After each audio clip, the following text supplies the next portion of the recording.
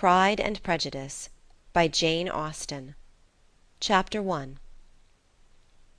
It is a truth universally acknowledged that a single man in possession of a good fortune must be in want of a wife.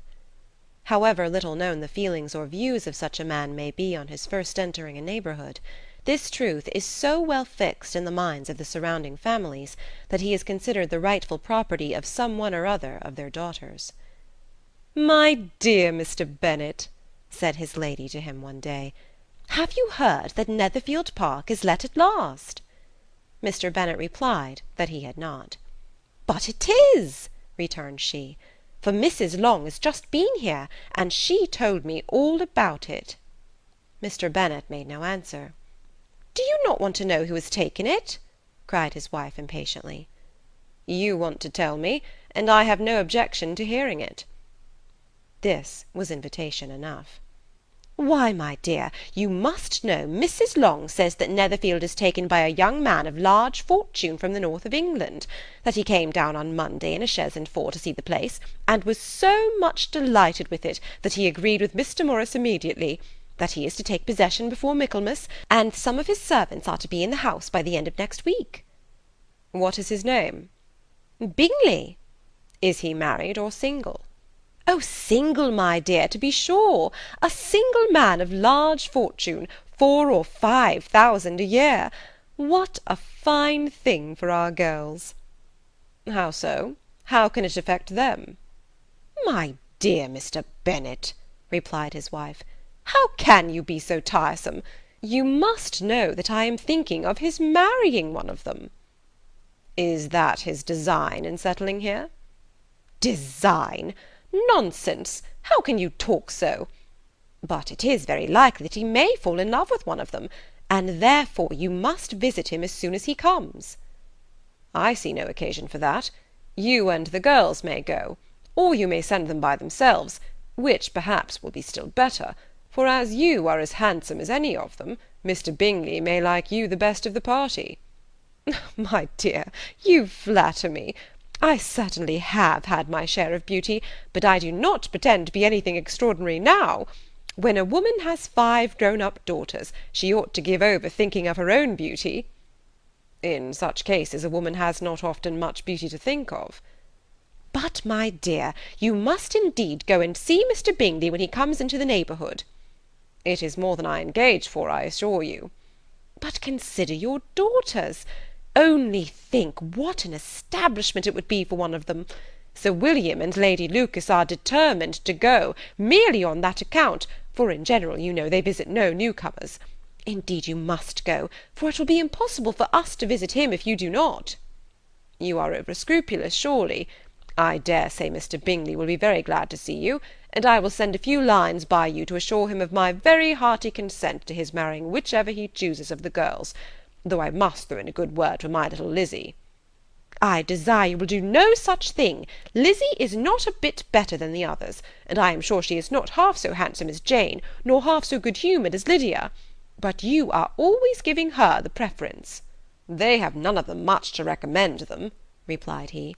"They are all silly and ignorant like other girls, but Lizzie has something more of quickness than her sisters."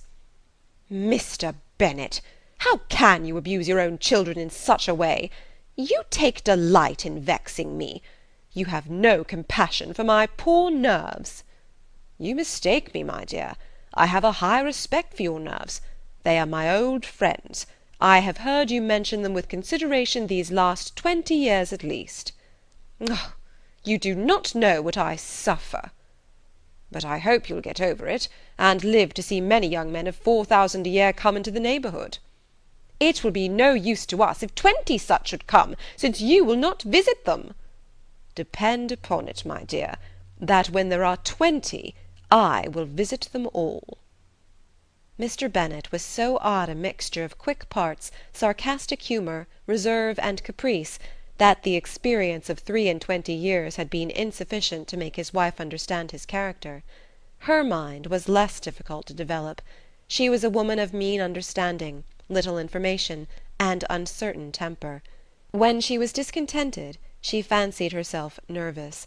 The business of her life was to get her daughters married, Its solace was visiting and news. End of Chapter 1. Chapter 2. Mr. Bennet was among the earliest of those who waited on Mr. Bingley. He had always intended to visit him, though to the last always assuring his wife that he should not go. Until the evening after the visit was paid, she had no knowledge of it. It was then disclosed in the following manner. Observing his second daughter employed in trimming a hat, he suddenly addressed her with, "I hope Mr. Bingley will like it, Lizzie." "We are not in a way to know what Mr. Bingley likes," said her mother resentfully, "since we are not to visit." "But you forget, mamma," said Elizabeth, "that we shall meet him at the assemblies, and that Mrs. Long promised to introduce him." "I do not believe Mrs. Long will do any such thing. She has 2 nieces of her own. She is a selfish, hypocritical woman, and I have no opinion of her." "No more have I," said Mr. Bennet, "and I am glad to find that you do not depend upon her serving you." Mrs. Bennet deigned not to make any reply, but, unable to contain herself, began scolding one of her daughters. "Don't keep coughing so, Kitty, for heaven's sake! Have a little compassion on my nerves. You tear them to pieces." "Kitty has no discretion in her coughs," said her father. "She times them ill." "I do not cough for my own amusement," replied Kitty fretfully.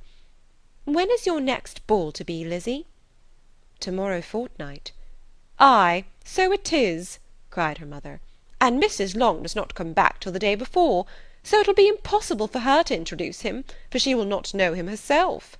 "Then, my dear, you may have the advantage of your friend, and introduce Mr. Bingley to her." "Impossible, Mr. Bennet, impossible, when I am not acquainted with him myself. How can you be so teasing?" "I honour your circumspection. A fortnight's acquaintance is certainly very little. One cannot know what a man really is by the end of a fortnight. But if we do not venture, somebody else will, and after all Mrs. Long and her daughters must stand their chance, and therefore, as she will think it an act of kindness, if you decline the office, I will take it on myself." The girls stared at their father. Mrs. Bennet said only, "Nonsense, nonsense!" "What can be the meaning of that emphatic exclamation?" cried he. "Do you consider the forms of introduction, and the stress that is laid on them, as nonsense? I cannot quite agree with you there. What say you, Mary? For you are a young lady of deep reflection, I know, and read great books, and make extracts." Mary wished to say something sensible, but knew not how. "While Mary is adjusting her ideas," he continued, "let us return to Mr. Bingley." "I am sick of Mr. Bingley," cried his wife. "I am sorry to hear that. But why did you not tell me that before? If I had known as much this morning, I certainly would not have called on him. It is very unlucky, but as I have actually paid the visit, we cannot escape the acquaintance now." The astonishment of the ladies was just what he wished, that of Mrs. Bennet perhaps surpassing the rest, though when the first tumult of joy was over, she began to declare that it was what she had expected all the while. "How good it was in you, my dear Mr. Bennet! But I knew I should persuade you at last. I was sure you loved your girls too well to neglect such an acquaintance. Well, how pleased I am! And it is such a good joke, too, that you should have gone this morning, and never said a word about it till now." "Now, Kitty, you may cough as much as you choose," said Mr. Bennet, and as he spoke he left the room, fatigued with the raptures of his wife. "What an excellent father you have, girls!" said she, when the door was shut. "I do not know how you will ever make him amends for his kindness, or me either, for that matter. At our time of life it is not so pleasant, I can tell you, to be making new acquaintances every day, but for your sakes we would do anything. Lydia, my love, though you are the youngest, I dare say Mr. Bingley will dance with you at the next ball." "Oh," said Lydia stoutly, "I am not afraid, for though I am the youngest, I'm the tallest." The rest of the evening was spent in conjecturing how soon he would return Mr. Bennet's visit, and determining when they should ask him to dinner. Chapter 3. Not all that Mrs. Bennet, however, with the assistance of her 5 daughters, could ask on the subject, was sufficient to draw from her husband any satisfactory description of Mr. Bingley. They attacked him in various ways, with barefaced questions, ingenious suppositions, and distant surmises; but he eluded the skill of them all, and they were at last obliged to accept the second-hand intelligence of their neighbour, Lady Lucas. Her report was highly favourable. Sir William had been delighted with him. He was quite young, wonderfully handsome, extremely agreeable, and, to crown the whole, he meant to be at the next assembly with a large party. Nothing could be more delightful. To be fond of dancing was a certain step towards falling in love, and very lively hopes of Mr. Bingley's heart were entertained. "If I can but see one of my daughters happily settled at Netherfield," said Mrs. Bennet to her husband, "and all the others equally well married, I shall have nothing to wish for." In a few days Mr. Bingley returned Mr. Bennet's visit, and sat about 10 minutes with him in his library. He had entertained hopes of being admitted to a sight of the young ladies, of whose beauty he had heard much, but he saw only the father. The ladies were somewhat more fortunate, for they had the advantage of ascertaining from an upper window that he wore a blue coat and rode a black horse. An invitation to dinner was soon afterwards dispatched, and already had Mrs. Bennet planned the courses that were to do credit to her housekeeping, when an answer arrived which deferred it all. Mr. Bingley was obliged to be in town the following day, and consequently unable to accept the honour of their invitation, etc. Mrs. Bennet was quite disconcerted. She could not imagine what business he could have in town so soon after his arrival in Hertfordshire, and she began to fear that he might be always flying about from one place to another, and never settled at Netherfield as he ought to be. Lady Lucas quieted her fears a little by starting the idea of his being gone to London only to get a large party for the ball, and a report soon followed that Mr. Bingley was to bring 12 ladies and 7 gentlemen with him to the assembly. The girls grieved over such a number of ladies, but were comforted the day before the ball by hearing that instead of 12 he brought only 6 with him from London, his 5 sisters and a cousin. And when the party entered the assembly room it consisted of only 5 altogether: Mr. Bingley, his 2 sisters, the husband of the eldest, and another young man. Mr. Bingley was good-looking and gentlemanlike. He had a pleasant countenance, and easy, unaffected manners. His sisters were fine women, with an air of decided fashion. His brother-in-law, Mr. Hurst, merely looked the gentleman, but his friend Mr. Darcy soon drew the attention of the room by his fine tall person, handsome features, noble mien, and the report which was in general circulation within 5 minutes after his entrance, of his having 10,000 a year. The gentlemen pronounced him to be a fine figure of a man.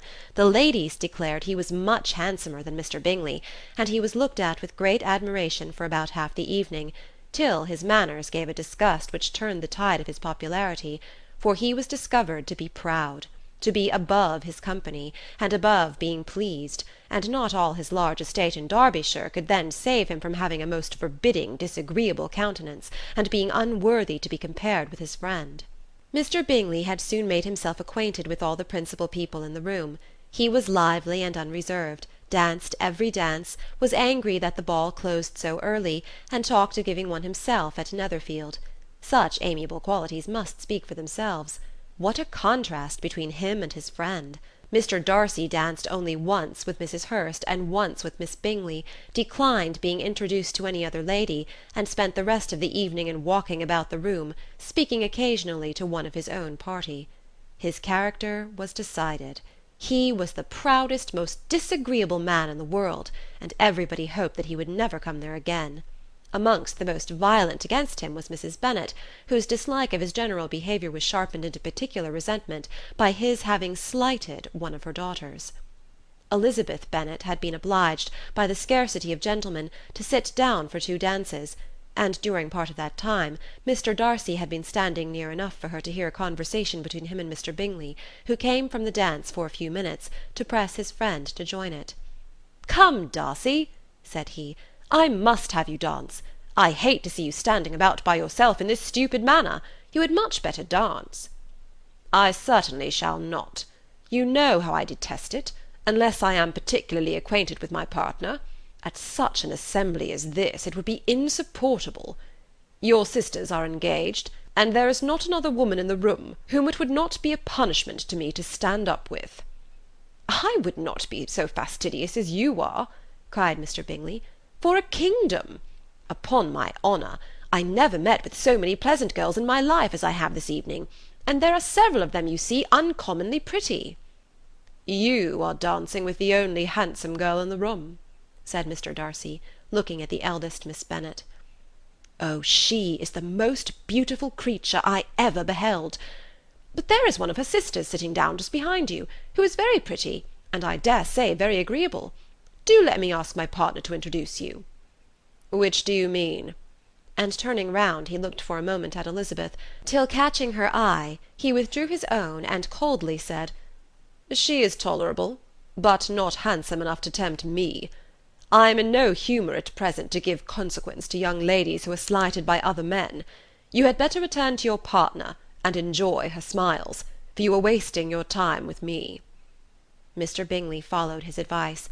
Mr. Darcy walked off, and Elizabeth remained with no very cordial feelings towards him. She told the story, however, with great spirit among her friends, for she had a lively, playful disposition, which delighted in anything ridiculous. The evening altogether passed off pleasantly to the whole family. Mrs. Bennet had seen her eldest daughter much admired by the Netherfield party. Mr. Bingley had danced with her twice, and she had been distinguished by his sisters. Jane was as much gratified by this as her mother could be, though in a quieter way. Elizabeth felt Jane's pleasure.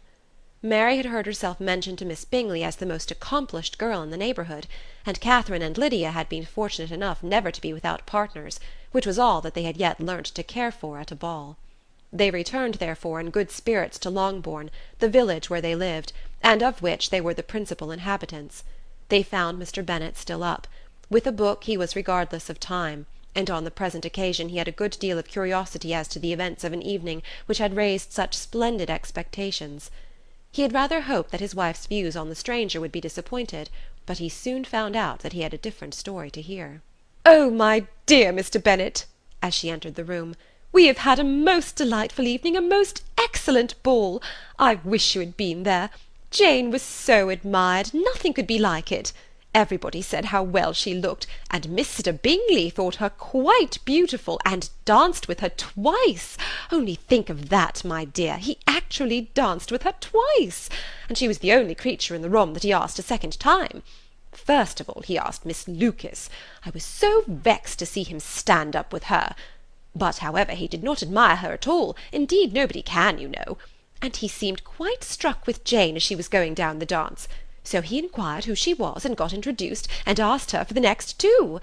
Then the 2/3 he danced with Miss King, and the 2/4 with Maria Lucas, and the 2/5 with Jane again, and the 2/6 with Lizzie, and the Boulanger—" "If he had any compassion for me," cried her husband impatiently, "he would not have danced half so much. For God's sake, say no more of his partners. Oh, that he had sprained his ankle in the first dance!" "Oh, my dear, I am quite delighted with him. He is so excessively handsome, and his sisters are charming women. I never in my life saw anything more elegant than their dresses. I dare say the lace upon Mrs. Hurst's gown—" Here she was interrupted again. Mr. Bennet protested against any description of finery. She was therefore obliged to seek another branch of the subject, and related, with much bitterness of spirit and some exaggeration, the shocking rudeness of Mr. Darcy. "But I can assure you," she added, "that Lizzie does not lose much by not suiting his fancy, for he is a most disagreeable, horrid man, not at all worth pleasing. So high and so conceited that there was no enduring him. He walked here and he walked there, fancying himself so very great, not handsome enough to dance with. I wish you had been there, my dear, to have given him one of your set-downs. I quite detest the man." End of Chapter 3. Chapter 4. When Jane and Elizabeth were alone, the former, who had been cautious in her praise of Mr. Bingley before, expressed to her sister just how very much she admired him. "He is just what a young man ought to be," said she, "sensible, good-humoured, lively, and I never saw such happy manners, so much ease, with such perfect good breeding." "He is also handsome," replied Elizabeth, "which a young man ought likewise to be if he possibly can. His character is thereby complete." "I was very much flattered by his asking me to dance a second time. I did not expect such a compliment." "Did not you? I did for you. But that is one great difference between us. Compliments always take you by surprise, and me never. What could be more natural than his asking you again? He could not help seeing that you were about 5 times as pretty as every other woman in the room. No thanks to his gallantry for that. Well, he certainly is very agreeable, and I give you leave to like him. You've liked many a stupider person." "Dear Lizzie." "Oh, you are a great deal too apt, you know, to like people in general. You never see a fault with anybody. All the world are good and agreeable in your eyes. I never heard you speak ill of a human being in your life." "I would not wish to be hasty in censuring any one, but I always speak what I think." "I know you do, and it is that which makes the wonder. With your good sense to be so honestly blind to the follies and nonsense of others. Affectation of candour is common enough, one meets with it everywhere. But to be candid without ostentation or design, to take the good of everybody's character and make it still better, and to say nothing of the bad, belongs to you alone. And so you like this man's sisters too, do you? Their manners are not equal to his." "Certainly not, at first. But they are very pleasing women when you converse with them. Miss Bingley is to live with her brother, and keep his house, and I am much mistaken if we shall not find a very charming neighbour in her." Elizabeth listened in silence, but was not convinced. Their behaviour at the assembly had not been calculated to please in general, and with more quickness of observation, and less pliancy of temper than her sister, and with a judgment too unassailed by any attention to herself, she was very little disposed to approve them. They were in fact very fine ladies, not deficient in good humour when they were pleased, nor in the power of making themselves agreeable when they chose it, but proud and conceited. They were rather handsome, had been educated in one of the first private seminaries in town, had a fortune of £20,000, were in the habit of spending more than they ought, and of associating with people of rank, and were therefore in every respect entitled to think well of themselves, and meanly of others. They were of a respectable family in the north of England, a circumstance more deeply impressed on their memories than that their brother's fortune and their own had been acquired by trade. Mr. Bingley inherited property to the amount of nearly £100,000 from his father, who had intended to purchase an estate, but did not live to do it. Mr. Bingley intended it likewise, and sometimes made choice of his county, but as he now was provided with a good house and the liberty of a manor, it was doubtful to many of those who best knew the easiness of his temper whether he might not spend the remainder of his days at Netherfield, and leave the next generation to purchase. His sisters were anxious for his having an estate of his own, but though he was now only established as a tenant, Miss Bingley was by no means unwilling to preside at his table, nor was Mrs. Hurst, who had married a man of more fashion than fortune, less disposed to consider his house as her home when it suited her. Mr. Bingley had not been of age 2 years, when he was tempted by an accidental recommendation to look at Netherfield House. He did look at it, and into it for half an hour, was pleased with the situation and the principal rooms, satisfied with what the owner said in its praise, and took it immediately. Between him and Darcy there was a very steady friendship, in spite of great opposition of character. Bingley was endeared to Darcy by the easiness, openness, and ductility of his temper, though no disposition could offer a greater contrast to his own, and though with his own he never appeared dissatisfied. On the strength of Darcy's regard, Bingley had the firmest reliance, and of his judgment the highest opinion. In understanding, Darcy was the superior. Bingley was by no means deficient, but Darcy was clever. He was at the same time haughty, reserved, and fastidious, and his manners, though well bred, were not inviting. In that respect his friend had greatly the advantage. Bingley was sure of being liked wherever he appeared. Darcy was continually giving offence. The manner in which they spoke of the Meryton assembly was sufficiently characteristic. Bingley had never met with more pleasant people or prettier girls in his life. Everybody had been most kind and attentive to him. There had been no formality, no stiffness. He had soon felt acquainted with all the room, and as to Miss Bennet, he could not conceive an angel more beautiful. Darcy, on the contrary, had seen a collection of people in whom there was little beauty and no fashion, for none of whom he had felt the smallest interest, and from none received either attention or pleasure. Miss Bennet he acknowledged to be pretty, but she smiled too much. Mrs. Hurst and her sister allowed it to be so, but still they admired her and liked her, and pronounced her to be a sweet girl, and one whom they would not object to know more of. Miss Bennet was therefore established as a sweet girl, and their brother felt authorized by such commendation to think of her as he chose. Chapter 5. Within a short walk of Longbourn lived a family with whom the Bennets were particularly intimate. Sir William Lucas had been formerly in trade in Meryton, where he had made a tolerable fortune, and risen to the honour of knighthood by an address to the king during his mayoralty. The distinction had perhaps been felt too strongly. It had given him a disgust to his business, and to his residence in a small market town, and in quitting them both he had removed with his family to a house about a mile from Meryton, denominated from that period Lucas Lodge, where he could think with pleasure of his own importance, and, unshackled by business, occupy himself solely in being civil to all the world. For, though elated by his rank, it did not render him supercilious. On the contrary, he was all attention to everybody. By nature inoffensive, friendly, and obliging, his presentation at St. James's had made him courteous. Lady Lucas was a very good kind of woman, not too clever to be a valuable neighbour to Mrs. Bennet. They had several children. The eldest of them, a sensible, intelligent young woman about 27, was Elizabeth's intimate friend. That the Miss Lucases and the Miss Bennet should meet to talk over a ball was absolutely necessary, and the morning after the assembly brought the former to Longbourn to hear and to communicate. "You began the evening well, Charlotte," said Mrs. Bennet with civil self-command to Miss Lucas. "You were Mr. Bingley's first choice." "Yes, but he seemed to like his second better." "Oh, you mean Jane, I suppose, because he danced with her twice. To be sure that it did seem as if he admired her. Indeed, I rather believe he did. I heard something about it, but I hardly know what. Something about Mr. Robinson." "Perhaps you mean what I overheard between him and Mr. Robinson. Did not I mention it to you? Mr. Robinson's asking him how he liked our Meryton assemblies, and whether he did not think there were a great many pretty women in the room, and which he thought the prettiest, and his answering immediately to the last question, 'Oh, the eldest, Miss Bennet, beyond a doubt. There cannot be two opinions on that point.'" "Upon my word! Well, that is very decided indeed. That does seem as if... But, however, it may all come to nothing, you know." "My overhearings were more to the purpose than yours, Eliza," said Charlotte. "Mr. Darcy is not so well worth listening to as his friend, is he? Poor Eliza! To be only just tolerable."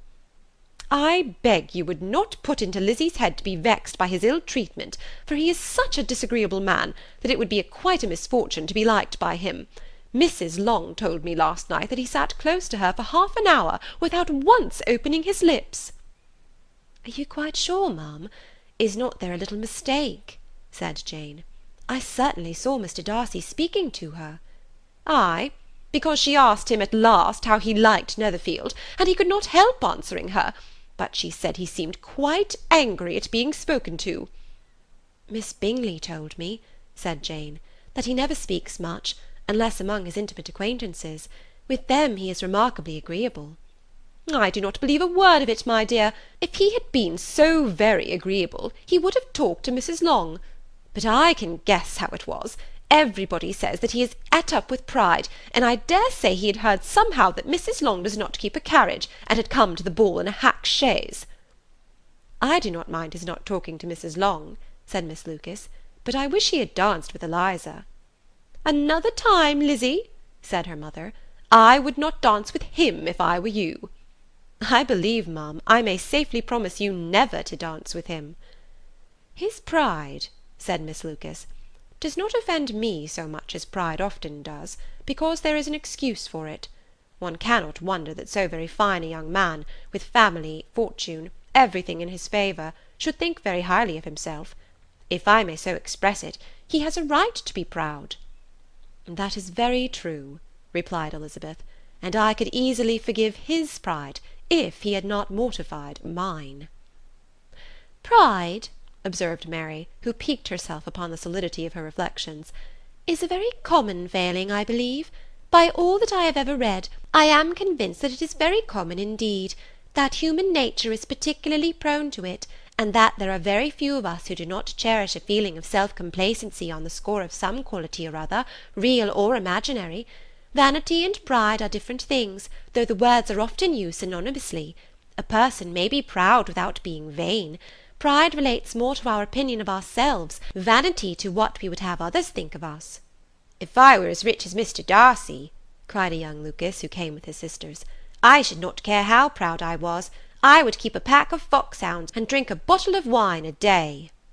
"Then you would drink a great deal more than you ought," said Mrs. Bennet, "and if I were to see you at it, I should take away your bottle directly." The boy protested that she should not. She continued to declare that she would, and the argument ended only with the visit. Chapter 6. The ladies of Longbourn soon waited on those of Netherfield. The visit was soon returned in due form. Miss Bennet's pleasing manners grew on the good will of Mrs. Hurst and Miss Bingley, and though the mother was found to be intolerable, and the younger sisters not worth speaking to, a wish of being better acquainted with them was expressed towards the two eldest.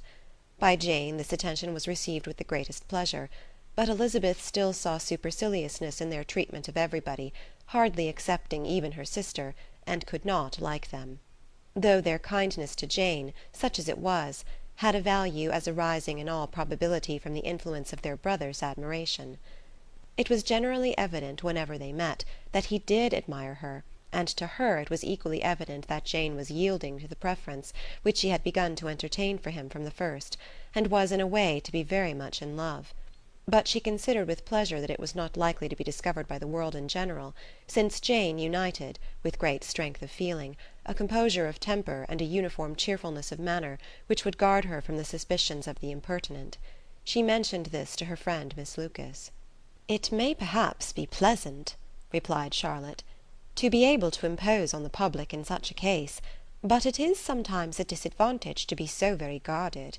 If a woman conceals her affection with the same skill from the object of it, she may lose the opportunity of fixing him, and it will then be but poor consolation to believe the world equally in the dark.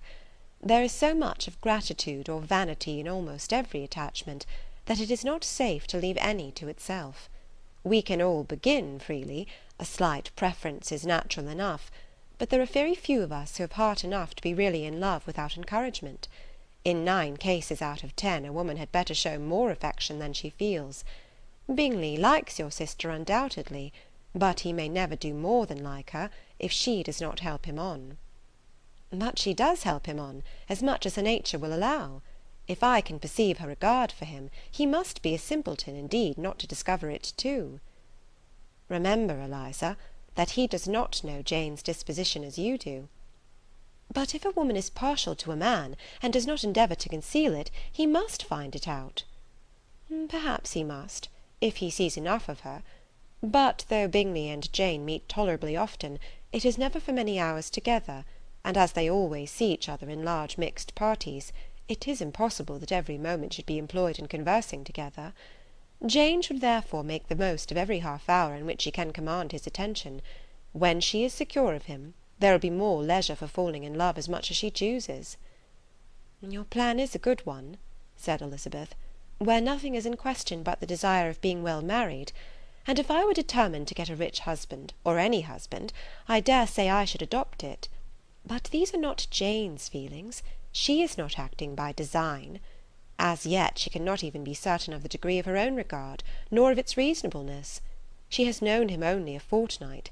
She danced 4 dances with him at Meryton. She saw him one morning at his own house, and has since dined with him in company 4 times. This is not quite enough to make her understand his character." "Not as you represent it. Had she merely dined with him, she might only have discovered whether he had a good appetite.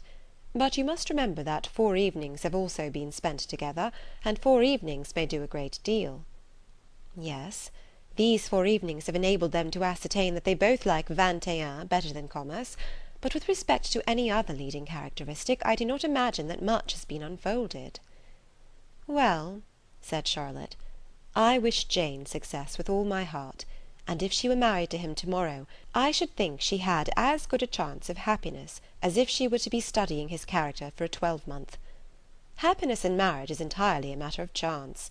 If the dispositions of the parties are ever so well known to each other, or ever so similar beforehand, it does not advance their felicity in the least. They always continue to grow sufficiently unlike afterwards to have their share of vexation, and it is better to know as little as possible of the defects of the person with whom you are to pass your life." "You make me laugh, Charlotte, but it is not sound. You know it is not sound, and that you would never act in this way yourself." Occupied in observing Mr. Bingley's attentions to her sister, Elizabeth was far from suspecting that she was herself becoming an object of some interest in the eyes of his friend. Mr. Darcy had at first scarcely allowed her to be pretty. He had looked at her without admiration at the ball, and when they next met, he looked at her only to criticise. But no sooner had he made it clear to himself and his friends that she hardly had a good feature in her face, than he began to find it was rendered uncommonly intelligent by the beautiful expression of her dark eyes. To this discovery succeeded some others equally mortifying. Though he had detected with a critical eye more than one failure of perfect symmetry in her form, he was forced to acknowledge her figure to be light and pleasing, and in spite of his asserting that her manners were not those of the fashionable world, he was caught by their easy playfulness. Of this she was perfectly unaware. To her he was only the man who made himself agreeable nowhere, and who had not thought her handsome enough to dance with. He began to wish to know more of her, and as a step towards conversing with her himself, attended to her conversation with others. His doing so drew her notice. It was at Sir William Lucas's, where a large party were assembled. "What does Mr. Darcy mean," said she to Charlotte, "by listening to my conversation with Colonel Forster?" "That is a question which only Mr. Darcy can answer." "But if he does it any more, I shall certainly let him know that I see what he is about. He has a very satirical eye, and if I do not begin by being impertinent myself, I shall soon grow afraid of him." On his approaching them soon afterwards, though without seeming to have any intention of speaking, Miss Lucas defied her friend to mention such a subject to him, which immediately provoking Elizabeth to do it, she turned to him and said, "Did you not think, Mr. Darcy, that I expressed myself uncommonly well just now, when I was teasing Colonel Forster to give us all a ball at Meryton?" "With great energy. But it is always a subject which makes a lady energetic." "You are severe on us." "It will be her turn soon to be teased," said Miss Lucas. "I am going to open the instrument, Eliza, and you know what follows." "You are a very strange creature by way of a friend, always wanting me to play and sing before anybody and everybody. If my vanity had taken a musical turn, you would have been invaluable. But as it is, I would really rather not sit down before those who must be in the habit of hearing the very best performers." On Miss Lucas's persevering, however, she added, "Very well, if it must be so, it must." And gravely glancing at Mr. Darcy, "There is a fine old saying, which everybody here is of course familiar with, 'Keep your breath to cool your porridge,' and I shall keep mine to swell my song." Her performance was pleasing, though by no means capital. After a song or two, and before she could reply to the entreaties of several that she would sing again, she was eagerly succeeded at the instrument by her sister Mary, who having, in consequence of being the only plain one in the family, worked hard for knowledge and accomplishments, was always impatient for display. Mary had neither genius nor taste, and though vanity had given her application, it had given her likewise a pedantic air and conceited manner, which would have injured a higher degree of excellence than she had reached. Elizabeth, easy and unaffected, had been listened to with much more pleasure, though not playing half so well; and Mary, at the end of a long concerto, was glad to purchase praise and gratitude by Scotch and Irish airs, at the request of her younger sisters, who, with some of the Lucases and 2 or 3 officers, joined eagerly in dancing at one end of the room.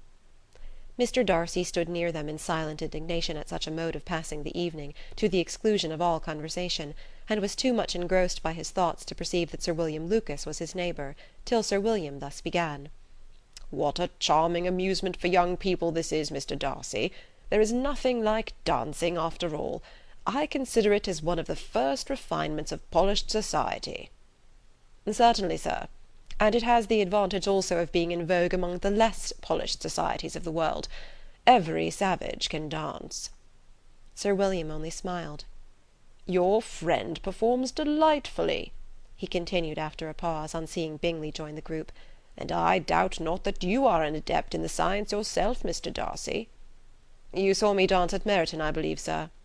"Yes, indeed, and received no inconsiderable pleasure from the sight. Do you often dance at St. James's?" "Never, sir." Do you not think it would be a proper compliment to the place?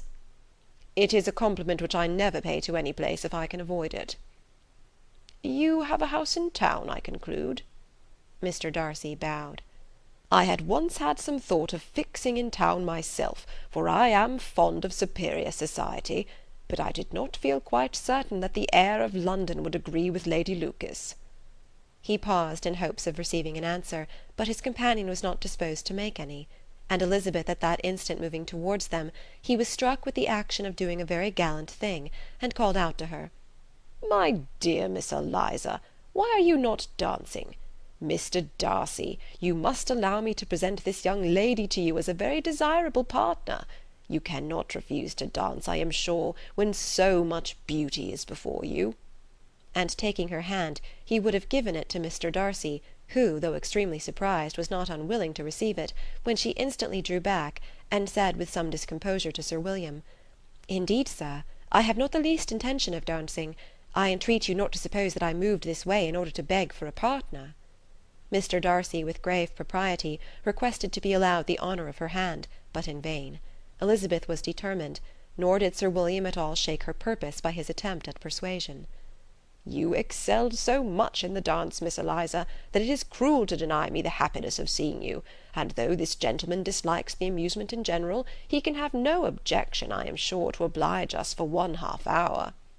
"Mr. Darcy is all politeness," said Elizabeth, smiling. "He is, indeed, but considering the inducement, my dear Miss Eliza, we cannot wonder at his complaisance, for who would object to such a partner?" Elizabeth looked archly, and turned away. Her resistance had not injured her with the gentleman, and he was thinking of her with some complacency, when thus accosted by Miss Bingley. "I can guess the subject of your reverie." "I should imagine not." "You are considering how insupportable it would be to pass many evenings in this manner, in such society, and indeed I am quite of your opinion. I was never more annoyed. The insipidity, and yet the noise, the nothingness, and yet the self-importance of all those people. What would I give to hear your strictures on them?" "Your conjecture is totally wrong, I assure you. My mind was more agreeably engaged. I have been meditating on the very great pleasure which a pair of fine eyes in the face of a pretty woman can bestow." Miss Bingley immediately fixed her eyes on his face, and desired he would tell her what lady had the credit of inspiring such reflections. Mr. Darcy replied with great intrepidity, "Miss Elizabeth Bennet." "Miss Elizabeth Bennet?" repeated Miss Bingley. "I am all astonishment. How long has she been such a favourite? And pray, when am I to wish you joy?" "That is exactly the question which I expected you to ask. A lady's imagination is very rapid. It jumps from admiration to love, from love to matrimony, in a moment. I knew you would be wishing me joy." "Nay, if you are serious about it, I shall consider the matter as absolutely settled. You will be having a charming mother-in-law indeed, and, of course, she will always be at Pemberley with you."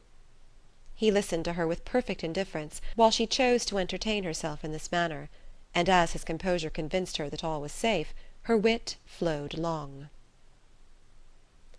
Chapter 7. Mr. Bennet's property consisted almost entirely in an estate of 2,000 a year, which, unfortunately for his daughters, was entailed, in default of heirs male, on a distant relation, and their mother's fortune, though ample for her situation in life, could but ill supply the deficiency of his. Her father had been an attorney in Meryton, and had left her 4,000 pounds. She had a sister married to a Mr. Phillips, who had been a clerk to their father and succeeded him in the business, and a brother settled in London in a respectable line of trade. The village of Longbourn was only 1 mile from Meryton, a most convenient distance for the young ladies, who were usually tempted thither 3 or 4 times a week, to pay their duty to their aunt, and to a milliner's shop just over the way.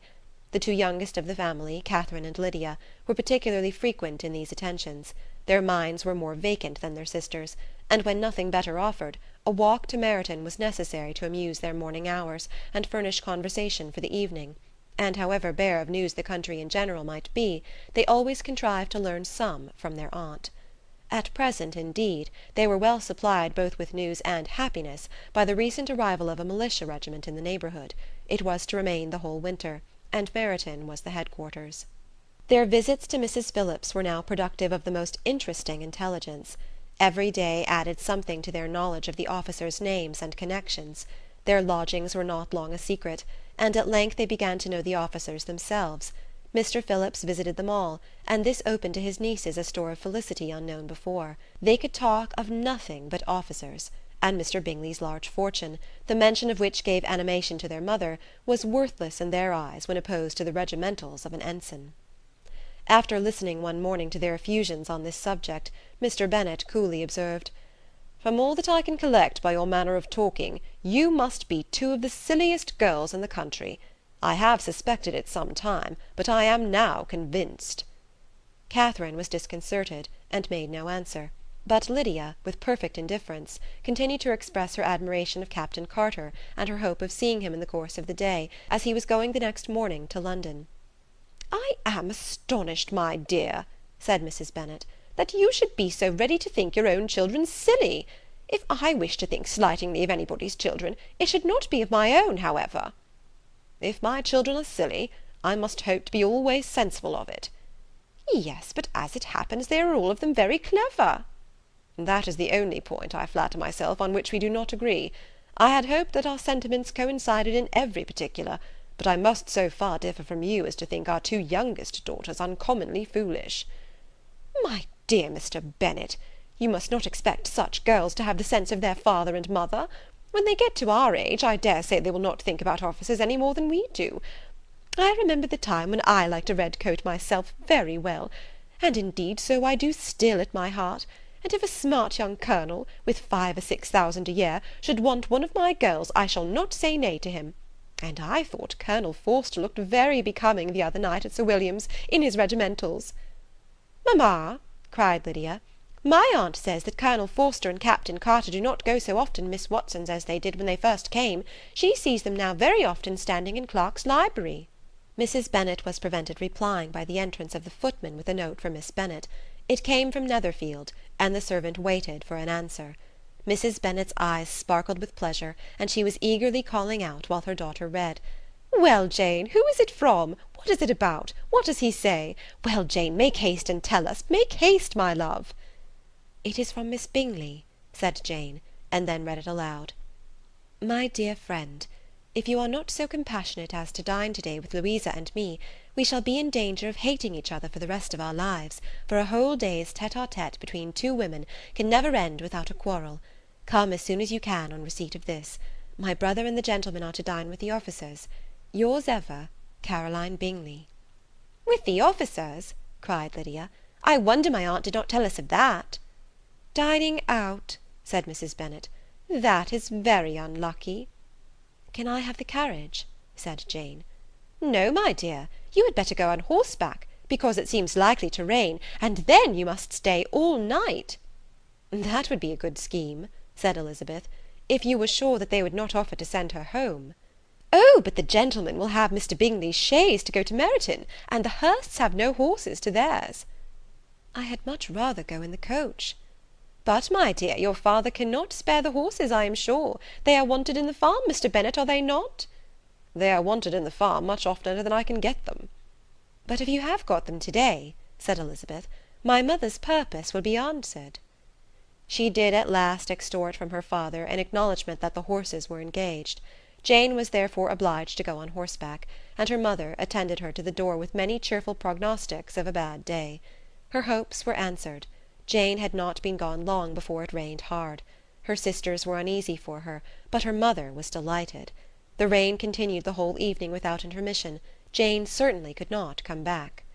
"This was a lucky idea of mine indeed," said Mrs. Bennet more than once, as if the credit of making it rain were all her own. Till the next morning, however, she was not aware of all the felicity of her contrivance. Breakfast was scarcely over when a servant from Netherfield brought the following note for Elizabeth. "My dearest Lizzy, I find myself very unwell this morning, which I suppose is to be imputed to my getting wet through yesterday. My kind friends will not hear of my returning till I am better. They insist also on my seeing Mr. Jones. Therefore do not be alarmed if you should hear of his having been to see me. and excepting a sore throat and headache, there is not much the matter with me. Yours, etc. Well, my dear, said Mr. Bennet, when Elizabeth had read the note aloud, if your daughter should have a dangerous fit of illness, if she should die, it would be a comfort to know that it was all in pursuit of Mr. Bingley, and under your orders. Oh, I am not afraid of her dying. People do not die of little trifling colds. She will be taken good care of. As long as she stays there, it is all very well. I would go and see her if I could have the carriage. Elizabeth, feeling really anxious, was determined to go to her, though the carriage was not to be had. And as she was no horsewoman, walking was her only alternative. She declared her resolution. "How can you be so silly," cried her mother, "as to think of such a thing in all this dirt? You will not be fit to be seen when you get there." "I shall be very fit to see Jane, which is all I want." "Is this a hint to me, Lizzie," said her father, "to send for the horses?" "No, indeed. I do not wish to avoid the walk. The distance is nothing when one has a motive, only 3 miles. I shall be back by dinner." "I admire the activity of your benevolence," observed Mary, "but every impulse of feeling should be guided by reason, and in my opinion exertion should always be in proportion to what is required." "We will go as far as Meryton with you," said Catherine and Lydia. Elizabeth accepted their company, and the 3 young ladies set off together. "If we make haste," said Lydia as they walked along, "perhaps we may see something of Captain Carter before he goes." In Meryton they parted. The 2 youngest repaired to the lodgings of one of the officers' wives, and Elizabeth continued her walk alone, crossing field after field at a quick pace, jumping over stiles and springing over puddles with impatient activity, and finding herself at last within view of the house, with weary ankles, dirty stockings, and a face glowing with the warmth of exercise. She was shown into the breakfast parlour, where all but Jane were assembled, and where her appearance created a great deal of surprise. That she should have walked 3 miles so early in the day, in such dirty weather, and by herself, was almost incredible to Mrs. Hurst and Miss Bingley, and Elizabeth was convinced that they held her in contempt for it. She was received, however, very politely by them, and in their brother's manners there was something better than politeness, there was good humour and kindness. Mr. Darcy said very little, and Mr. Hurst nothing at all. The former was divided between admiration of the brilliancy which exercise had given to her complexion, and doubt as to the occasions justifying her coming so far alone. The latter was thinking only of his breakfast. Her inquiries after her sister were not very favourably answered. Miss Bennet had slept ill, and though up, was very feverish, and not well enough to leave her room. Elizabeth was glad to be taken to her immediately, and Jane, who had only been withheld by the fear of giving alarm or inconvenience from expressing in her note how much she longed for such a visit, was delighted at her entrance. She was not equal, however, to much conversation, and when Miss Bingley left them together, could attempt little besides expressions of gratitude for the extraordinary kindness she was treated with. Elizabeth silently attended her. When breakfast was over they were joined by the sisters, and Elizabeth began to like them herself when she saw how much affection and solicitude they showed for Jane. The apothecary came, and having examined his patient, said, as might be supposed, that she had caught a violent cold, and that they must endeavour to get the better of it, advised her to return to bed, and promised her some draughts. The advice was followed readily, for the feverish symptoms increased, and her head ached acutely. Elizabeth did not quit her room for a moment, nor were the other ladies often absent. The gentlemen being out, they had, in fact, nothing to do elsewhere. When the clock struck 3, Elizabeth felt that she must go, and very unwillingly said so. Miss Bingley offered her the carriage, and she only wanted a little pressing to accept it, when Jane testified such concern in parting with her, that Miss Bingley was obliged to convert the offer of the chaise to an invitation to remain at Netherfield for the present. Elizabeth most thankfully consented, and a servant was dispatched to Longbourn to acquaint the family with her stay, and bring back a supply of clothes. Chapter 8. At 5 o'clock the 2 ladies retired to dress, and at 6:30 Elizabeth was summoned to dinner. To the civil inquiries which then poured in, and amongst which she had the pleasure of distinguishing the much superior solicitude of Mr. Bingley's, she could not make a very favourable answer. Jane was by no means better. The sisters, on hearing this, repeated 3 or 4 times how much they were grieved, how shocking it was to have a bad cold, and how excessively they disliked being ill themselves, and then thought no more of the matter, and their indifference towards Jane, when not immediately before them, restored Elizabeth to the enjoyment of all her former dislike. Their brother, indeed, was the only one of the party whom she could regard with any complacency. His anxiety for Jane was evident, and his attentions to herself most pleasing, and they prevented her feeling herself so much an intruder as she believed she was considered by the others. She had very little notice from any but him. Miss Bingley was engrossed by Mr. Darcy, her sister scarcely less so, and as for Mr. Hurst, by whom Elizabeth sat, he was an indolent man, who lived only to eat, drink, and play at cards, who, when he found her to prefer a plain dish to a ragout, had nothing to say to her. When dinner was over, she returned directly to Jane, and Miss Bingley began abusing her as soon as she was out of the room. Her manners were pronounced to be very bad indeed, a mixture of pride and impertinence. She had no conversation, no style, no beauty. Mrs. Hurst thought the same, and added, "She has nothing, in short, to recommend her, but being an excellent walker. I shall never forget her appearance this morning. She really looked almost wild." "She did indeed, Louisa. I could hardly keep my countenance. Very nonsensical to come at all. Why must she be scampering about the country, because her sister had a cold? Her hair so untidy, so blowsy. Oh, yes, and her petticoat. I hope you saw her petticoat. 6 inches deep in mud, I am absolutely certain, and the gown which had been let down to hide it not doing its office." "Your picture may be very exact, Louisa," said Bingley, "but all this was lost upon me. I thought Miss Elizabeth Bennet looked remarkably well when she came into the room this morning. Her dirty petticoat quite escaped my notice." "You observed it, Mr. Darcy, I am sure," said Miss Bingley, "and I am inclined to think that you would not wish to see your sister make such an exhibition." "Certainly not."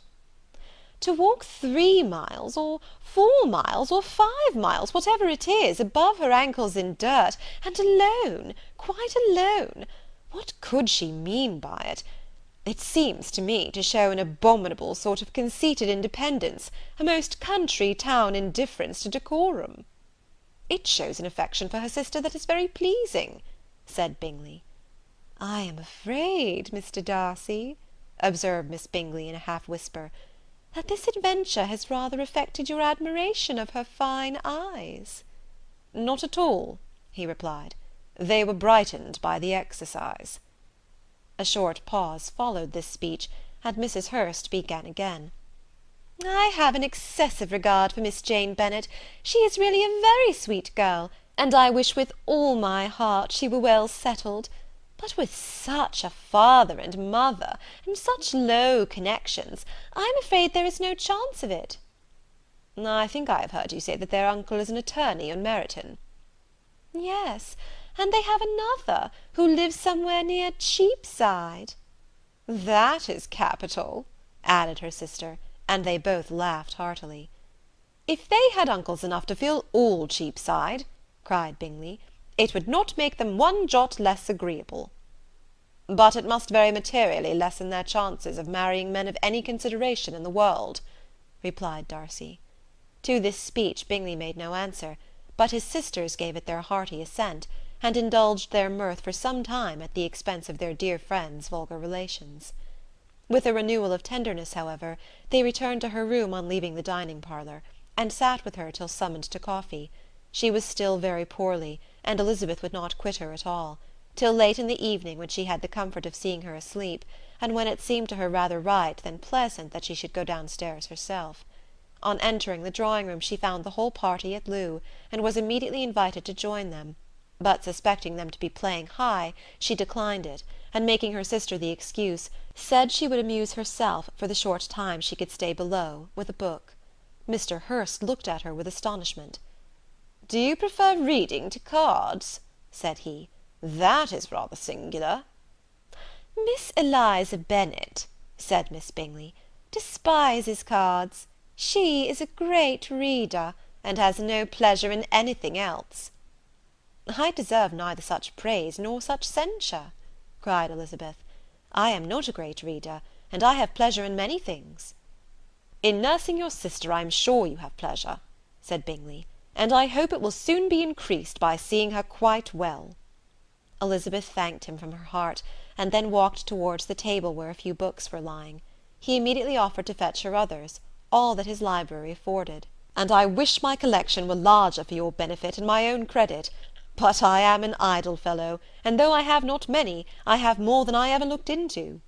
Elizabeth assured him that she could suit herself perfectly with those in the room. "I am astonished," said Miss Bingley, "that my father should have left so small a collection of books. What a delightful library you have at Pemberley, Mr. Darcy!" "It ought to be good," he replied. "It has been the work of many generations." "And then you have added so much to it yourself. You are always buying books." "I cannot comprehend the neglect of a family library in such days as these." "Neglect! I am sure you neglect nothing that can add to the beauties of that noble place. Charles, when you build your house, I wish it may be half as delightful as Pemberley." "I wish it may." "But I would really advise you to make your purchase in that neighbourhood, and take Pemberley for a kind of model. There is not a finer county in England than Derbyshire." "With all my heart. I will buy Pemberley itself, if Darcy will sell it." "I am talking of possibilities, Charles." "Upon my word, Caroline, I should think it more possible to get Pemberley by purchase than by imitation."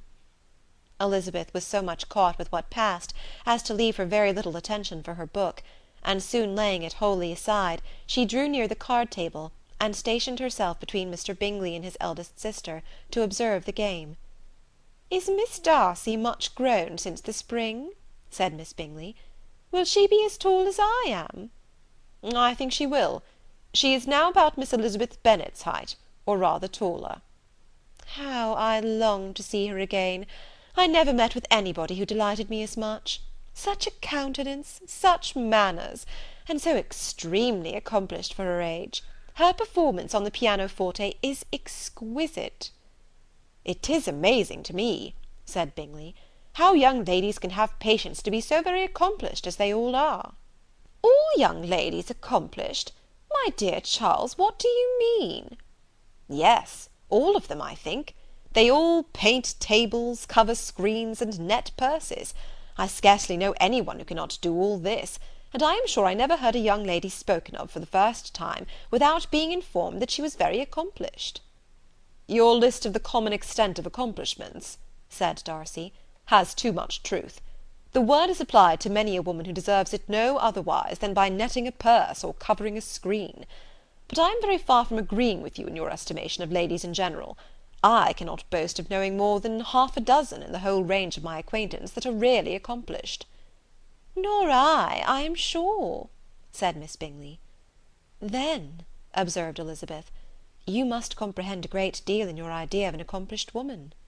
"Yes, I do comprehend a great deal in it." "Oh, certainly," cried his faithful assistant. "No one can really be esteemed accomplished who does not greatly surpass what is usually met with. A woman must have a thorough knowledge of music, singing, drawing, dancing, and the modern languages, to deserve the word. And besides all this, she must possess a certain something in her air and manner of walking, the tone of her voice, her address and expressions, or the word will be but half deserved."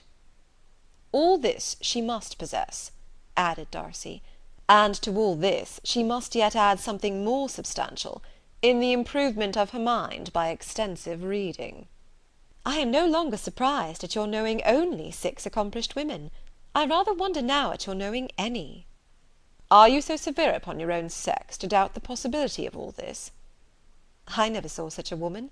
I never saw such capacity, and taste, and application, and elegance, as you describe united." Mrs. Hurst and Miss Bingley both cried out against the injustice of her implied doubt, and were both protesting that they knew many women who answered this description, when Mr. Hurst called them to order, with bitter complaints of their inattention to what was going forward. As all conversation was thereby at an end, Elizabeth soon afterwards left the room. "Elizabeth Bennet," said Miss Bingley, when the door was closed on her, "is one of those young ladies who seek to recommend themselves to the other sex by undervaluing their own, and with many men, I dare say, it succeeds. But, in my opinion, it is a paltry device, a very mean art." "Undoubtedly. replied Darcy, to whom this remark was chiefly addressed. "There is a meanness in all the arts which ladies sometimes condescend to employ for captivation. Whatever bears affinity to cunning is despicable." Miss Bingley was not so entirely satisfied with this reply as to continue the subject. Elizabeth joined them again, only to say that her sister was worse, and that she could not leave her. Bingley urged Mr. Jones being sent for immediately, while his sisters, convinced that no country advice could be of any service, recommended an express to town for one of the most eminent physicians. This she would not hear of, but she was not so unwilling to comply with their brother's proposal, and it was settled that Mr. Jones should be sent for early in the morning, if Miss Bennet were not decidedly better. Bingley was quite uncomfortable. His sisters declared that they were miserable. They solaced their wretchedness, however, by duets after supper, while he could find no better relief to his feelings than by giving his housekeeper directions that every attention might be paid to the sick lady and her sister. Chapter 9. Elizabeth passed the chief of the night in her sister's room, and in the morning had the pleasure of being able to send a tolerable answer to the inquiries which she very early received from Mr. Bingley by a housemaid, and some time afterwards from the two elegant ladies who waited on his sisters. In spite of this amendment, however, she requested to have a note sent to Longbourn, desiring her mother to visit Jane, and form her own judgment of her situation.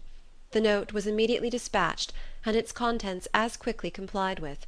Mrs. Bennet, accompanied by her two youngest girls, reached Netherfield soon after the family breakfast. Had she found Jane in any apparent danger, Mrs. Bennet would have been very miserable, but being satisfied on seeing her that her illness was not alarming, she had no wish of her recovering immediately, as her restoration to health would probably remove her from Netherfield. She would not listen, therefore, to her daughter's proposal of being carried home. Neither did the apothecary, who arrived about the same time, think it at all advisable. After sitting a little while with Jane, on Miss Bingley's appearance and invitation, the mother and three daughters all attended her into the breakfast parlour. Bingley met them with hopes that Mrs. Bennet had not found Miss Bennet worse than she expected. "Indeed I have, sir," was her answer.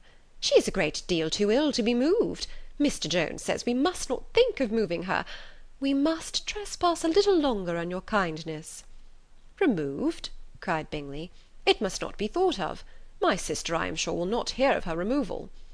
"You may depend upon it, madam," said Miss Bingley with cold civility, "that Miss Bennet will receive every possible attention while she remains with us." Mrs. Bennet was profuse in her acknowledgments. "I am sure," she added, "if it were not for such good friends, I do not know what would become of her, for she is very ill indeed, and suffers a vast deal, though with the greatest patience in the world, which is always the way with her, for she has, without exception, the sweetest temper I have ever met with.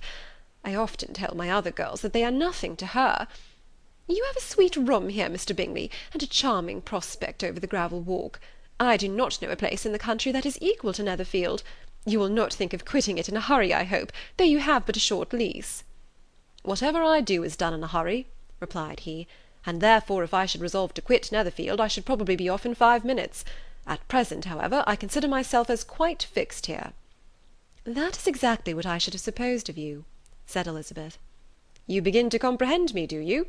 cried he, turning towards her. "Oh yes, I understand you perfectly." "I wish I might take this for a compliment, but to be so easily seen through, I am afraid, is pitiful." "That is as it happens. It does not follow that a deep, intricate character is more or less estimable than such a one as yours." "Lizzy," cried her mother, "remember where you are, and do not run on in the wild manner that you are suffered to do at home." "I did not know before," continued Bingley immediately, "that you were a studier of character. It must be an amusing study." "Yes, but intricate characters are the most amusing.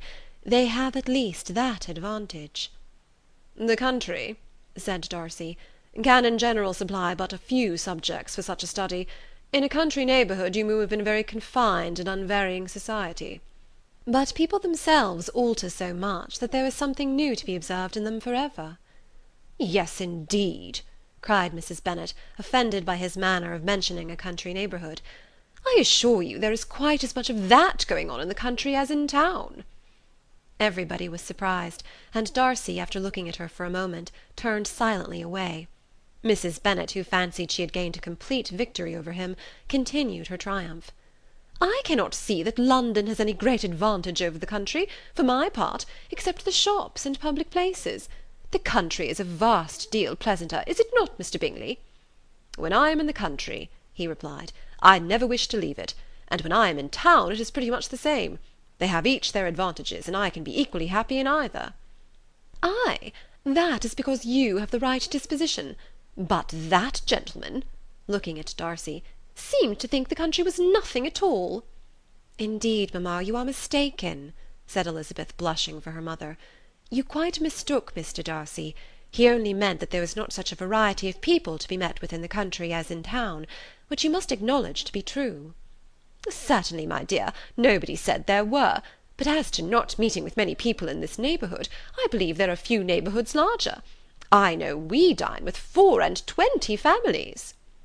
Nothing but concern for Elizabeth could enable Bingley to keep his countenance. His sister was less delicate, and directed her eyes towards Mr. Darcy with a very expressive smile. Elizabeth, for the sake of saying something that might turn her mother's thoughts, now asked her if Charlotte Lucas had been at Longbourn since her coming away. "Yes, she called yesterday with her father. What an agreeable man Sir William is, Mr. Bingley, is he not? So much the man of fashion, so genteel and easy.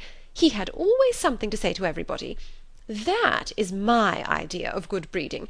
And those persons who fancy themselves very important and never open their mouths quite mistake the matter." "Did Charlotte dine with you?" "No, she would go home. I fancy she was wanted about the mince pies. For my part, Mr. Bingley, I always keep servants that can do their own work. My daughters are brought up very differently. But everybody is to judge for themselves, and the Lucases are a very good sort of girls, I assure you. It is a pity they are not handsome. Not that I think Charlotte so very plain, but then she is our particular friend." "She seems a very pleasant young woman."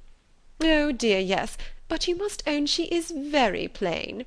Lady Lucas herself has often said so, and envied me Jane's beauty. I do not like to boast of my own child, but to be sure, Jane, one does not see often anybody better looking. It is what everybody says. I do not trust my own partiality. When she was only 15, there was a man at my brother Gardiner's in town so much in love with her that my sister-in-law was sure he would make her an offer before we came away. But, however, he did not. Perhaps he thought her too young. However, he wrote some verses on her, and very pretty they were." "And so ended his affection," said Elizabeth impatiently. "There has been many a one, I fancy, overcome in the same way. I wonder who first discovered the efficacy of poetry in driving away love." "I have been used to consider poetry as the food of love," said Darcy. "Of a fine, stout, healthy love it may. Everything nourishes what is strong already. But if it be only a slight, thin sort of inclination, I am convinced that one good sonnet will starve it entirely away." Darcy only smiled, and the general pause which ensued made Elizabeth tremble lest her mother should be exposing herself again. She longed to speak, but could think of nothing to say, and after a short silence Mrs. Bennet began repeating her thanks to Mr. Bingley for his kindness to Jane, with an apology for troubling him also with Lizzie. Mr. Bingley was unaffectedly civil in his answer, and forced his younger sister to be civil also, and say what the occasion required. She performed her part indeed without much graciousness, but Mrs. Bennet was satisfied, and soon afterwards ordered her carriage. Upon this signal, the youngest of her daughters put herself forward. The two girls had been whispering to each other during the whole visit, and the result of it was, that the youngest should tax Mr. Bingley with having promised on his first coming into the county to give a ball at Netherfield. Lydia was a stout, well-grown girl of 15, with a fine complexion and good-humoured countenance, a favourite with her mother, whose affection had brought her into public at an early age. She had high animal spirits, and a sort of natural self-consequence, which the attention of the officers, to whom her uncle's good dinners and her own easy manners recommended her, had increased into assurance. She was very equal, therefore, to address Mr. Bingley on the subject of the ball, and abruptly reminded him of his promise, adding that it would be the most shameful thing in the world if he did not keep it. His answer to this sudden attack was delightful to their mother's ear. "I am perfectly ready, I assure you, to keep my engagement, and when your sister is recovered, you shall, if you please, name the very day of the ball. But you would not wish to be dancing when she is ill." Lydia declared herself satisfied. "Oh yes, It would be much better to wait till Jane was well, and by that time most likely Captain Carter would be at Meryton again. And when you have given your ball," she added, "I shall insist on their giving one also. I shall tell Colonel Forster it will be quite a shame if he does not." Mrs. Bennet and her daughters then departed, and Elizabeth returned instantly to Jane, leaving her own and her relations' behaviour to the remarks of the two ladies and Mr. Darcy, the latter of whom, however, could not be prevailed on to join in their censure of her, in spite of all Miss Bingley's witticisms on fine eyes. Chapter 10. The day passed much as the day before had done. Mrs. Hurst and Miss Bingley had spent some hours of the morning with the invalid, who continued, though slowly, to mend, and in the evening Elizabeth joined their party in the drawing-room. The loo table, however, did not appear. Mr. Darcy was writing, and Miss Bingley, seated near him, was watching the progress of his letter and repeatedly calling off his attention by messages to his sister. Mr. Hurst and Mr. Bingley were at piquet, and Mrs. Hurst was observing their game. Elizabeth took up some needlework, and was sufficiently amused in attending to what passed between Darcy and his companion. The perpetual commendations of the lady, either on his handwriting, or on the evenness of the lines, or on the length of his letter, with the perfect unconcern with which her praises were received, formed a curious dialogue, and was exactly in union with her opinion of each. "How delighted Miss Darcy will be to receive such a letter!" He made no answer. "You write uncommonly fast." "You are mistaken. I write rather slowly." "How many letters you must have occasion to write in the course of a year! Letters of business, too! How odious I should think them!" "It is fortunate, then, that they fall to my lot instead of yours." "Pray tell your sister that I long to see her." "I have already told her so once by your desire." "I am afraid you do not like your pen. Let me mend it for you. I mend pens remarkably well." "Thank you, but I always mend my own." "How can you contrive to write so even?" He was silent. "Tell your sister I am delighted to hear of her improvement on the harp, and pray let her know that I am quite in raptures with her beautiful little design for a table, and I think it infinitely superior to Miss Grantley's." "Will you give me leave to defer your raptures till I write again? At present I have not room to do them justice." "Oh, it is of no consequence. I shall see her in January. But do you always write such charming long letters to her, Mr. Darcy?" "They are generally long, but whether always charming it is not for me to determine." "It is a rule with me that a person who can write a long letter with ease cannot write ill." "That will not do for a compliment to Darcy, Caroline," cried her brother, "because he does not write with ease. He studies too much for words of 4 syllables. Do not you, Darcy?" "My style of writing is very different from yours." "Oh!" cried Miss Bingley. "Charles writes in the most careless way imaginable. He leaves out half his words and blots the rest." "My ideas flow so rapidly that I have not time to express them, by which means my letters sometimes convey no ideas at all to my correspondents." "Your humility, Mr. Bingley," said Elizabeth, "must disarm reproof." "Nothing is more deceitful," said Darcy, "than the appearance of humility. It is often only carelessness of opinion, and sometimes an indirect boast." "And which of the two do you call my little recent piece of modesty?" "The indirect boast, for you really are proud of your defects in writing, because you consider them as proceeding from a rapidity of thought and carelessness of execution, which, if not estimable, you think at least highly interesting. The power of doing anything with quickness is always prized much by the possessor, and often without any attention to the imperfection of the performance. When you told Mrs. Bennet this morning that if you ever resolved upon quitting Netherfield you should be gone in 5 minutes, you meant it to be a sort of panegyric, of compliment to yourself. And yet what is there so very laudable in precipitance which must leave very necessary business undone, and can be of no real advantage to yourself or anybody else?" "Nay," cried Bingley, "this is too much, to remember at night all the foolish things that were said in the morning. And yet, upon my honour, I believe what I said of myself to be true, and I believe it at this moment. At least, therefore, I did not assume the character of needless precipitance merely to show off before the ladies." "I dare say you believed it, but I am by no means convinced that you would be gone with such celerity. Your conduct would be quite as dependent on chance as that of any man I know, And if, as you were mounting your horse, a friend were to say, "Bingley, you had better stay till next week," you would probably do it, you would probably not go, and at another word might stay a month. You have only proved by this, cried Elizabeth, that Mr. Bingley did not do justice to his own disposition. You have shown him off now much more than he did himself. I am exceedingly gratified, said Bingley, by your converting what my friend says into a compliment on the sweetness of my temper. But I am afraid that you are giving it a turn which that gentleman did by no means intend, for he would certainly think better of me, if under such a circumstance I were to give a flat denial and ride off as fast as I could. Would Mr. Darcy then consider the rashness of your original intentions as atoned for by your obstinacy in adhering to it?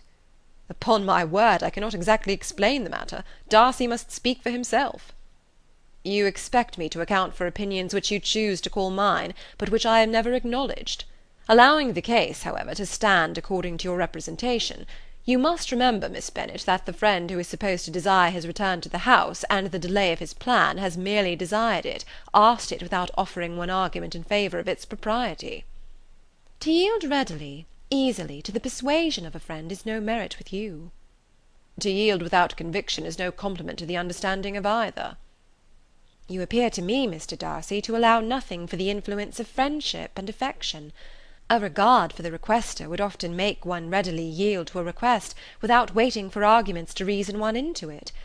I am not particularly speaking of such a case as you have supposed about Mr. Bingley.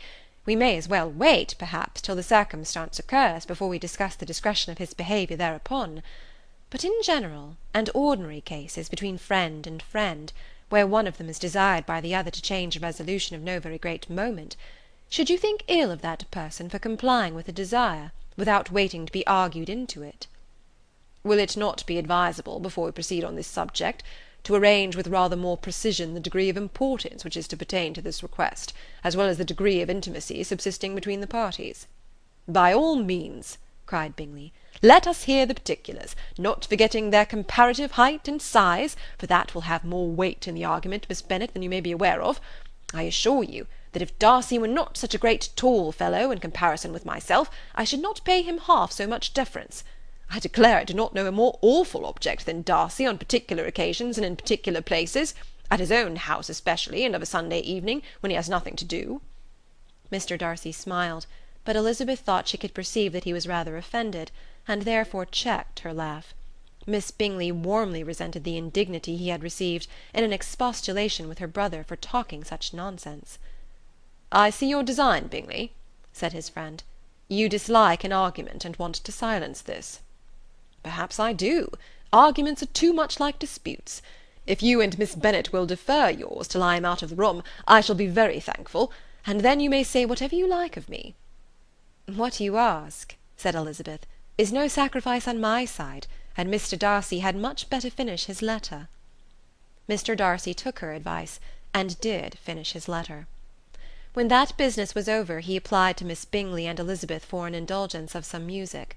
Miss Bingley moved with some alacrity to the pianoforte, and after a polite request that Elizabeth would lead the way, which the other as politely and more earnestly negatived, she seated herself. Mrs. Hurst sang with her sister, and while they were thus employed, Elizabeth could not help observing, as she turned over some music books that lay on the instrument, how frequently Mr. Darcy's eyes were fixed on her.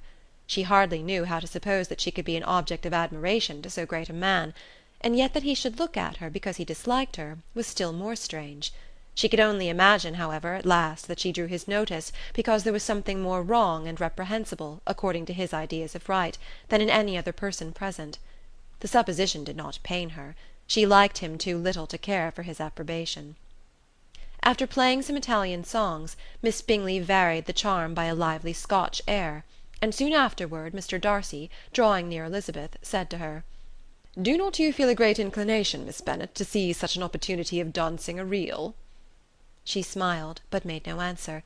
He repeated the question with some surprise at her silence. "Oh," said she, "I heard you before, but I could not immediately determine what to say in reply. You wanted me, I know, to say yes, that you might have the pleasure of despising my taste. But I always delight in overthrowing those kind of schemes, and cheating a person of their premeditated contempt. I have therefore made up my mind to tell you that I do not want to dance a reel at all.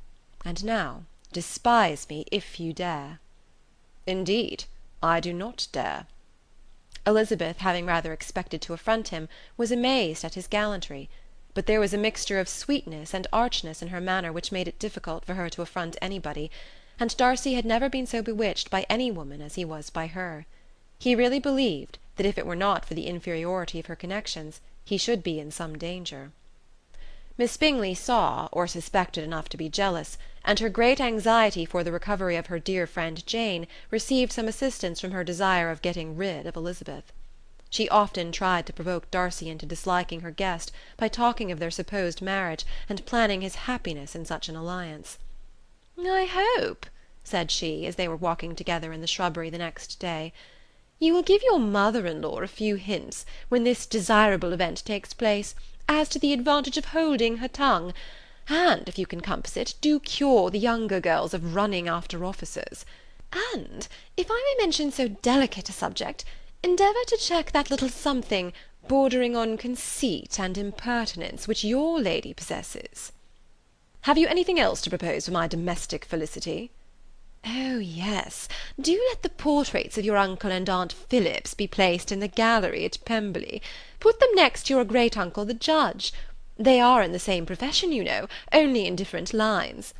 As for your Elizabeth's picture, you must not have it taken, for what painter could do justice to those beautiful eyes?" "It would not be easy indeed to catch their expression, but their colour and shape, and the eyelashes, so remarkably fine, might be copied." At that moment they were met from another walk by Mrs. Hurst and Elizabeth herself. "I did not know that you intended to walk," said Miss Bingley in some confusion, lest they had been overheard. "You used us abominably ill," answered Mrs. Hurst, "running away without telling us that you were coming out." Then, taking the disengaged arm of Mr. Darcy, she left Elizabeth to walk by herself. The path just admitted three. Mr. Darcy felt their rudeness, and immediately said, "This walk is not wide enough for our party. We had better go into the avenue." But Elizabeth, who had not the least inclination to remain with them, laughingly answered, "No, no, stay where you are. You are charmingly grouped, and appear to uncommon advantage. The picturesque would be spoilt by admitting a fourth. Good-bye." She then ran gaily off, rejoicing as she rambled about, in the hope of being at home again in a day or two. Jane was already so much recovered as to intend leaving her room for a couple of hours that evening. Chapter 11. When the ladies removed after dinner, Elizabeth ran up to her sister, and seeing her well guarded from cold, attended her into the drawing-room, where she was welcomed by her two friends with many professions of pleasure, and Elizabeth had never seen them so agreeable as they were during the hour which passed before the gentlemen appeared. Their powers of conversation were considerable. They could describe an entertainment with accuracy, relate an anecdote with humour, and laugh at their acquaintance with spirit. But when the gentlemen entered, Jane was no longer the first object. Miss Bingley's eyes were instantly turned toward Darcy, and she had something to say to him before he had advanced many steps. He addressed himself to Miss Bennet with a polite congratulation. Mr. Hurst also made her a slight bow, and said he was "very glad," but diffuseness and warmth remained for Bingley's salutation.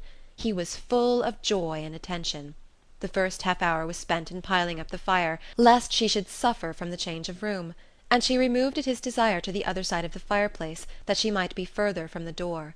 He then sat down by her, and talked scarcely to any one else.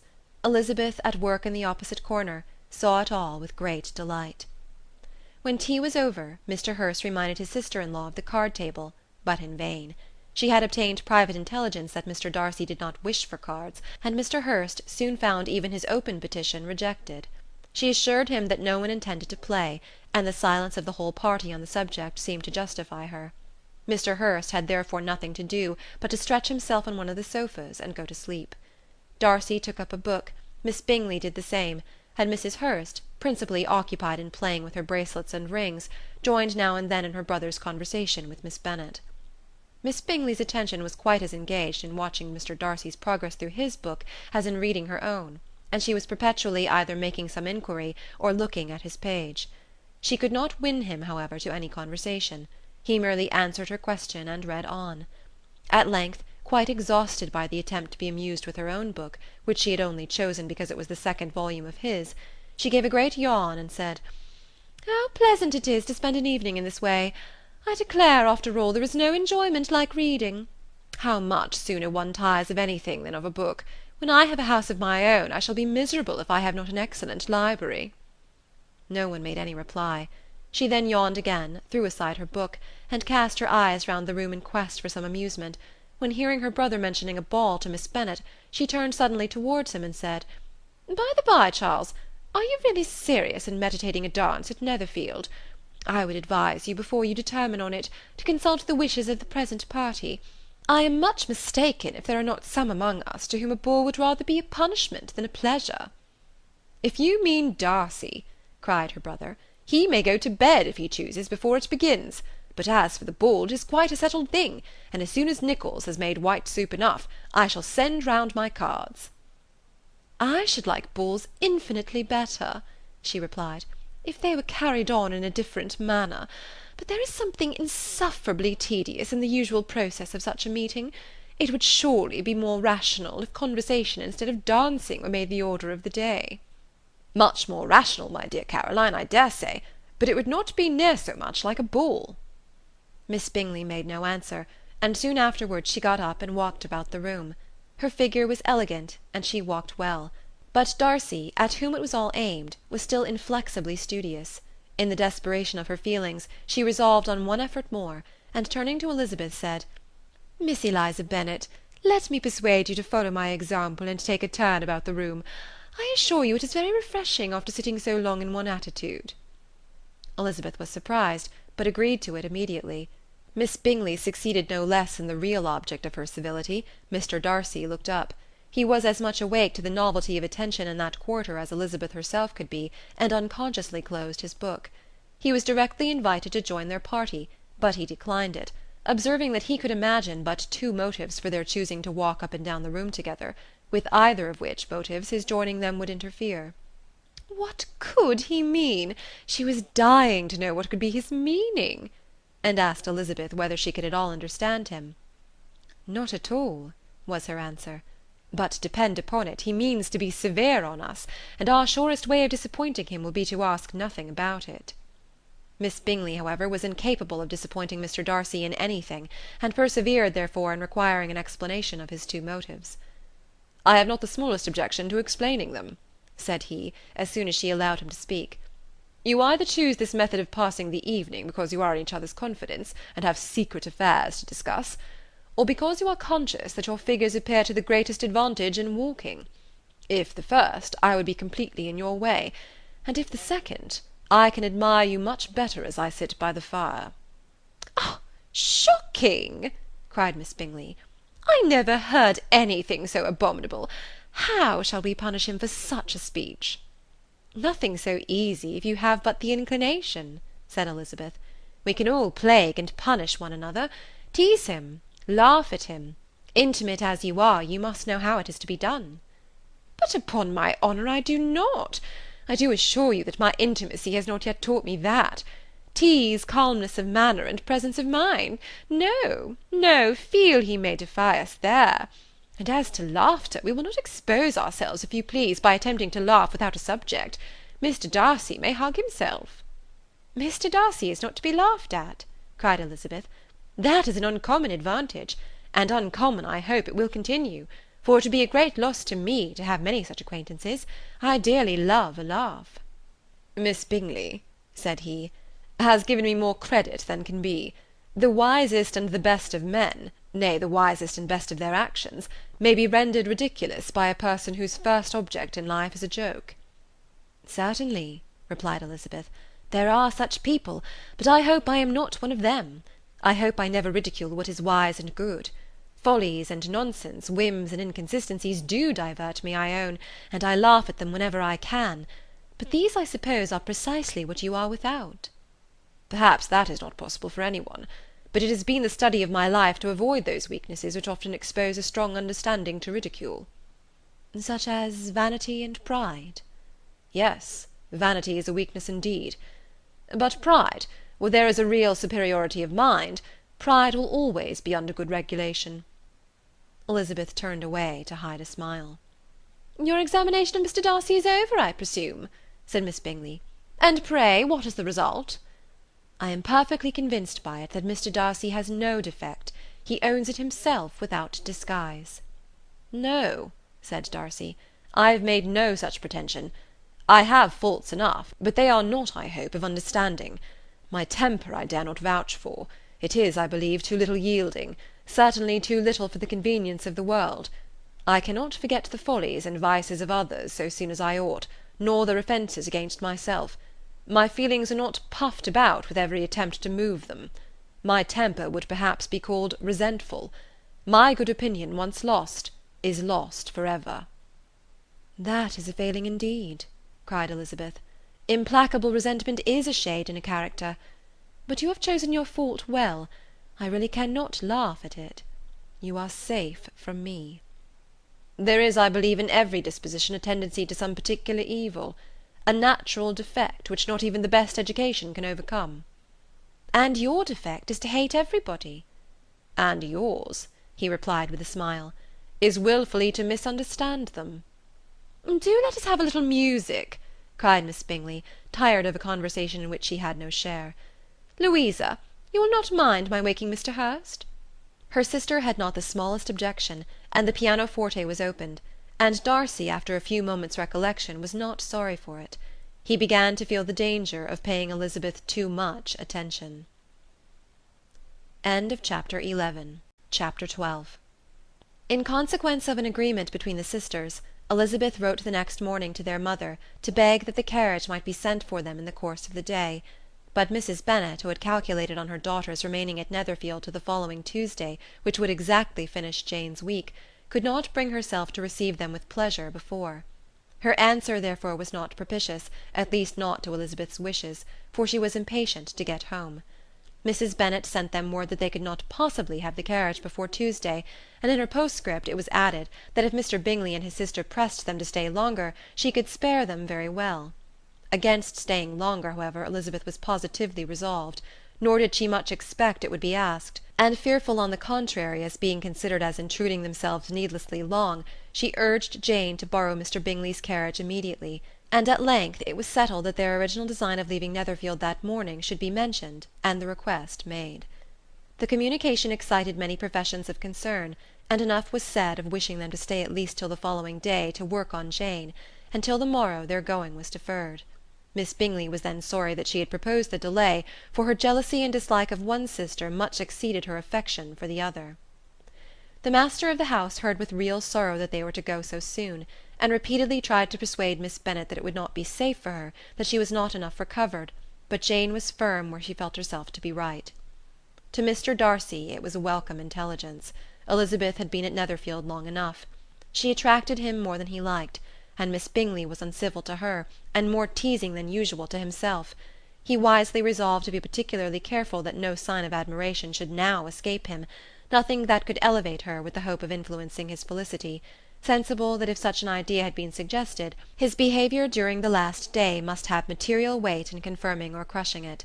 Steady to his purpose, he scarcely spoke 10 words to her through the whole of Saturday, and though they were at one time left by themselves for half an hour, he adhered most conscientiously to his book, and would not even look at her. On Sunday, after morning service, the separation, so agreeable to almost all, took place.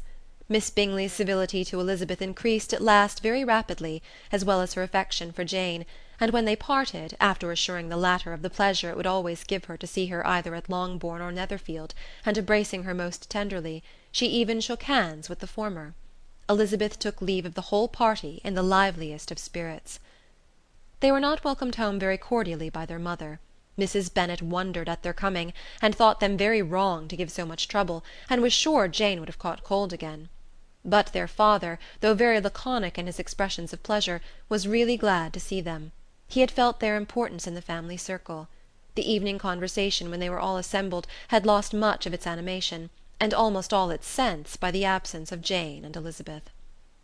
They found Mary as usual deep in the study of thorough base and human nature, and had some extracts to admire, and some new observations of threadbare morality to listen to.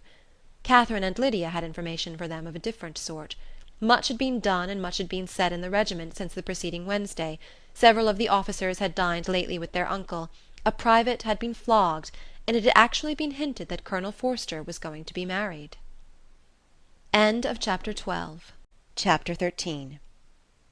"I hope, my dear," said Mr. Bennet to his wife as they were at breakfast the next morning, "that you have ordered a good dinner to-day, because I have reason to expect an addition to our family party."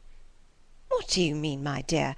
I know of nobody that is coming, I am sure, unless Charlotte Lucas should happen to call in, and I hope my dinners are good enough for her. I do not believe she often sees such at home." "The person of whom I speak is a gentleman, and a stranger." Mrs. Bennet's eyes sparkled. "A gentleman and a stranger! It is Mr. Bingley, I am sure. Well, I am sure I shall be extremely glad to see Mr. Bingley. But, good Lord, how unlucky! There is not a bit of fish to be got to-day. Lydia, my love, ring the bell. I must speak to Hill this moment." "It is not Mr. Bingley," said her husband. "It is a person whom I never saw in the whole course of my life." This roused a general astonishment, and he had the pleasure of being eagerly questioned by his wife and his 5 daughters at once. After amusing himself some time with their curiosity, he thus explained: "About a month ago I received this letter, and about a fortnight ago I answered it, for I thought it a case of some delicacy and requiring early attention. It is from my cousin, Mr. Collins, who, when I am dead, may turn you all out of this house as soon as he pleases." "Oh, my dear!" cried his wife, "I cannot bear to hear that mentioned. Pray do not talk of that odious man. I do think it is the harshest thing in the world that your estate should be entailed away from your own children, and I am sure if I had been you, I should have tried long ago to do something or other about it." Jane and Elizabeth tried to explain to her the nature of an entail. They had often attempted to do it before, but it was a subject on which Mrs. Bennet was beyond the reach of reason, and she continued to rail bitterly against the cruelty of settling an estate away from a family of 5 daughters, in favour of a man whom nobody cared anything about. "It certainly is a most iniquitous affair," said Mr. Bennet, "and nothing can clear Mr. Collins from the guilt of inheriting Longbourn. But if you will listen to his letter, you may perhaps be a little softened by his manner of expressing himself." "No, that I am sure I shall not, and I think it is very impertinent of him to write to you at all, and very hypocritical. I hate such false friends. Why could he not keep on quarrelling with you, as his father did before him?" "Why, indeed, he does seem to have had some filial scruples on that head, as you will hear." "Hunsford, near Westerham, Kent, 15th October.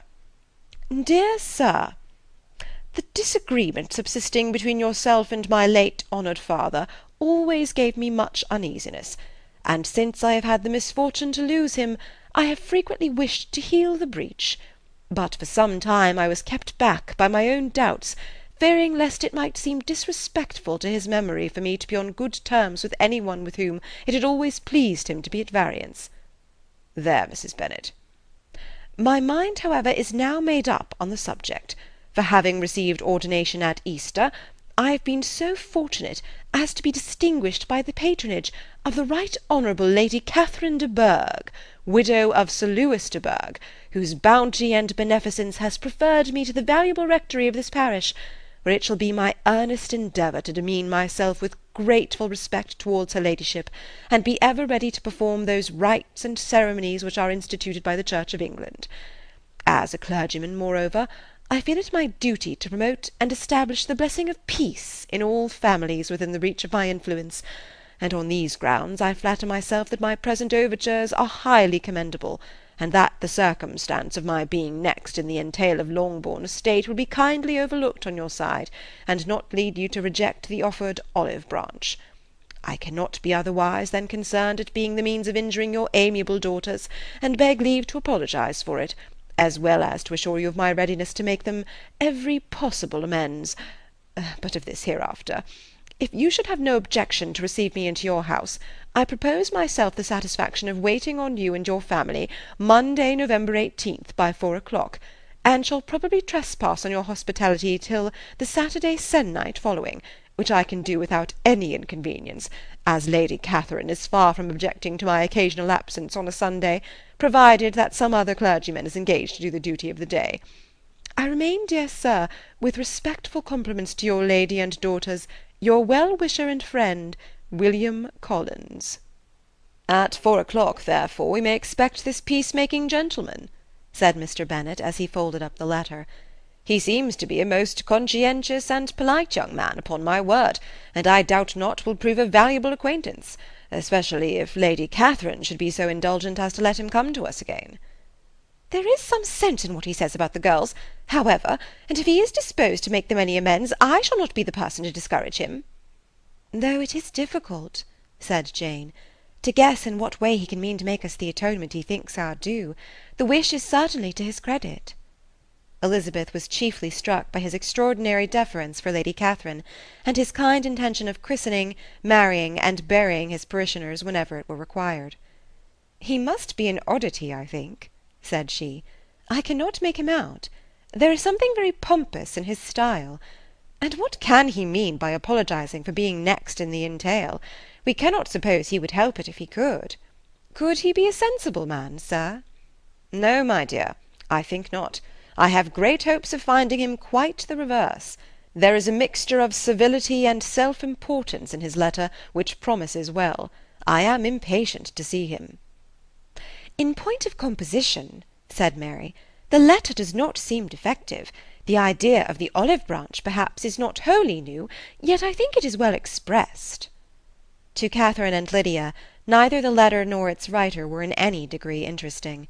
It was next to impossible that their cousin should come in a scarlet coat, and it was now some weeks since they had received pleasure from the society of a man in any other colour.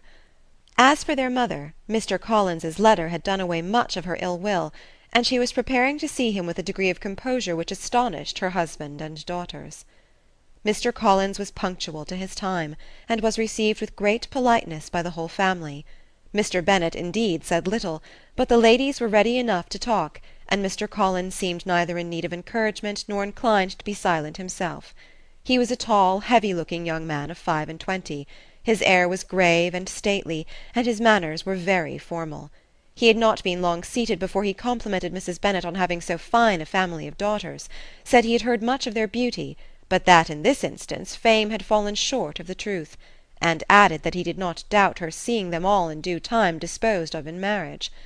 This gallantry was not much to the taste of some of his hearers, but Mrs. Bennet, who quarrelled with no compliments, answered most readily. You are very kind, I am sure, and I wish with all my heart it may prove so, for else they will be destitute enough. Things are settled so oddly. You allude, perhaps, to the entail of this estate. Ah, sir, I do indeed. It is a grievous affair to my poor girls, you must confess. Not that I mean to find fault with you, for such things I know are all chance in this world. There is no knowing how estates will go when once they come to be entailed. I am very sensible, madam, of the hardship to my fair cousins, and could say much on the subject, but that I am cautious of appearing forward and precipitate. But I can assure the young ladies that I come prepared to admire them. At present I will not say more, but perhaps when we are better acquainted—" He was interrupted by a summons to dinner, and the girls smiled on each other. They were not the only objects of Mr. Collins's admiration. The hall, the dining-room, and all its furniture, were examined and praised, and his commendation of everything would have touched Mrs. Bennet's heart, but for the mortifying supposition of his viewing it all as his own future property. The dinner, too, in its turn, was highly admired, and he begged to know to which of his fair cousins the excellency of its cooking was owing. But he was set right there by Mrs. Bennet, who assured him with some asperity that they were very well able to keep a good cook, and that her daughters had nothing to do in the kitchen. He begged pardon for having displeased her. In a softened tone she declared herself not at all offended, but he continued to apologize for about a quarter of an hour. Chapter 14. During dinner Mr. Bennet scarcely spoke at all, but when the servants were withdrawn, he thought it time to have some conversation with his guest, and therefore started a subject in which he expected him to shine, by observing that he seemed very fortunate in his patroness. Lady Catherine de Bourgh's attention to his wishes, and consideration for his comfort, appeared very remarkable. Mr. Bennet could not have chosen better. Mr. Collins was eloquent in her praise. The subject elevated him to more than usual solemnity of manner, and with a most important aspect he protested that He had never in his life witnessed such behaviour in a person of rank, such affability and condescension, as he had himself experienced from Lady Catherine. She had been graciously pleased to approve of both of the discourses which he had already had the honour of preaching before her. She had also asked him twice to dine at Rosings, and had sent for him only the Saturday before to make up her pool of quadrille in the evening. Lady Catherine was reckoned proud by many people he knew, but he had never seen anything but affability in her. She had always spoken to him as she would to any other gentleman. She made not the smallest objection to his joining in the society of the neighbourhood, nor to his leaving the parish occasionally for a week or two to visit his relations. She had even condescended to advise him to marry as soon as he could, provided he chose with discretion, and had once paid him a visit in his humble parsonage, where she had perfectly approved all the alterations he had been making, and had even vouchsafed to suggest some herself, some shelves in the closet upstairs. "That is all very proper and civil, I am sure," said Mrs. Bennet, "and I dare say she is a very agreeable woman. It is a pity that great ladies in general are not more like her. Does she live near you, sir?" "The garden in which stands my humble abode is separated only by a lane from Rosings Park, her ladyship's residence." "I think you said she was a widow, sir. Has she any family?" "She has only one daughter, the heiress of Rosings, and of very extensive property." "Ah," said Mrs. Bennet, shaking her head, "then she is better off than many girls. And what sort of young lady is she? Is she handsome?" "She is a most charming young lady indeed. Lady Catherine herself says that, in point of true beauty, Miss de Bourgh is far superior to the handsomest of her sex, because there is that in her features which marks the young lady of distinguished birth. She is unfortunately of a sickly constitution, which has prevented her from making that progress in many accomplishments which she could not have otherwise failed of, as I am informed by the lady who superintended her education, and who still resides with them. But she is perfectly amiable, and often condescends to drive by my humble abode in her little phaeton and ponies." "Has she been presented? I do not remember her name among the ladies at court." "Her indifferent state of health unhappily prevents her being in town, and by that means, as I told Lady Catherine one day, has deprived the British court of its brightest ornament. Her ladyship seemed pleased with the idea, and you may imagine that I am happy on every occasion to offer those little delicate compliments which are always acceptable to ladies. I have more than once observed to Lady Catherine that her charming daughter seemed born to be a duchess, and that the most elevated rank, instead of giving her consequence, would be adorned by her. These are the kind of little things which please her ladyship, and it is a sort of attention which I conceive myself peculiarly bound to pay." "You judge very properly," said Mr. Bennet, "and it is happy for you that you possess the talent of flattering with delicacy. May I ask whether these pleasing attentions proceed from the impulse of the moment, or are they the result of previous study?" "They arise chiefly from what is passing at the time, and though I sometimes amuse myself with suggesting and arranging such little elegant compliments as may be adapted to ordinary occasions, I always wish to give them as unstudied an air as possible." Mr. Bennet's expectations were fully answered. His cousin was as absurd as he had hoped, and he listened to him with the keenest enjoyment, maintaining at the same time the most resolute composure of countenance, and, except in an occasional glance at Elizabeth, requiring no partner in his pleasure. By tea-time, however, the dose had been enough, and Mr. Bennet was glad to take his guest into the drawing-room again, and when tea was over, glad to invite him to read aloud to the ladies. Mr. Collins readily assented, and a book was produced, but on beholding it, for everything announced it to be from a circulating library, he started back, and, begging pardon, protested that he never read novels. Kitty stared at him, and Lydia exclaimed. Other books were produced, and after some deliberation he chose Fordyce's Sermons. Lydia gaped as he opened the volume, and before he had, with very monotonous solemnity, read 3 pages, she interrupted him with, "Do you know, mamma, that my Uncle Phillips talks of turning away Richard, and if he does, Colonel Forster will hire him. My aunt told me so herself on Saturday. I shall walk to Meryton to-morrow to hear more about it, and to ask when Mr. Denny comes back from town." Lydia was bid by her 2 eldest sisters to hold her tongue, but Mr. Collins, much offended, laid aside his book and said, I have often observed how little young ladies are interested by books of a serious stamp, though written solely for their benefit. It amazes me, I confess, for certainly there can be nothing so advantageous to them as instruction. But I will no longer importune my young cousin." Then, turning to Mr. Bennet, he offered himself as his antagonist at backgammon. Mr. Bennet accepted the challenge, observing that he acted very wisely in leaving the girls to their own trifling amusements. Mrs. Bennet and her daughters apologized most civilly for Lydia's interruption, and promised that it should not occur again, if he would resume his book. But Mr. Collins, after assuring them that he bore his young cousin no ill will, and should never resent her behaviour as any affront, seated himself at another table with Mr. Bennet, and prepared for backgammon. Chapter 15.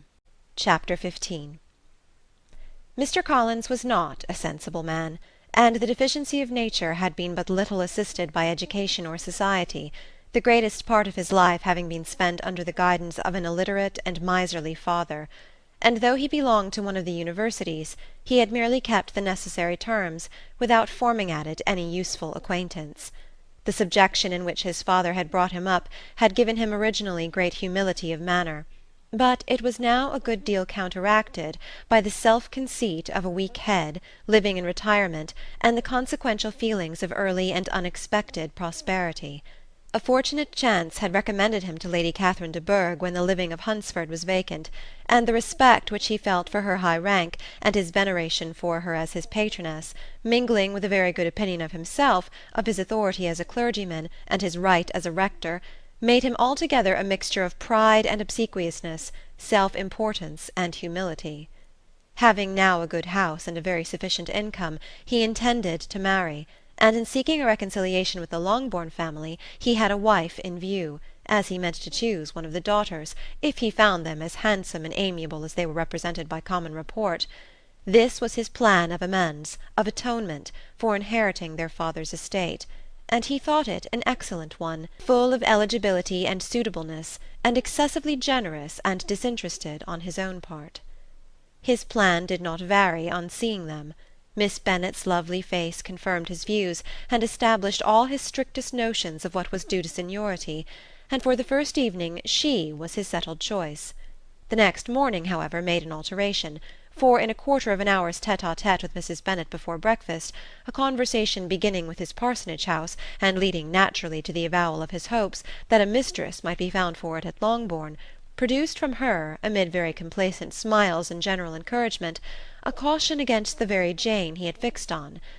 As to her younger daughters, she could not take upon her to say, she could not positively answer, but she did not know of any prepossession. Her eldest daughter, she must just mention, she felt it incumbent on her to hint, was likely to be very soon engaged. Mr. Collins had only to change from Jane to Elizabeth, and it was soon done while Mrs. Bennet was stirring the fire. Elizabeth, equally next to Jane in birth and beauty, succeeded her, of course. Mrs. Bennet treasured up the hint, and trusted that she might soon have 2 daughters married, and the man whom she could not bear to speak of the day before was now high in her good graces. Lydia's intention of walking to Meryton was not forgotten. Every sister except Mary agreed to go with her, and Mr. Collins was to attend them, at the request of Mr. Bennet, who was most anxious to get rid of him, and have his library to himself, for thither Mr. Collins had followed him after breakfast, and there he would continue, nominally engaged with one of the largest folios in the collection, but really talking to Mr. Bennet, with little cessation, of his house and garden at Hunsford. Such doings discomposed Mr. Bennet exceedingly.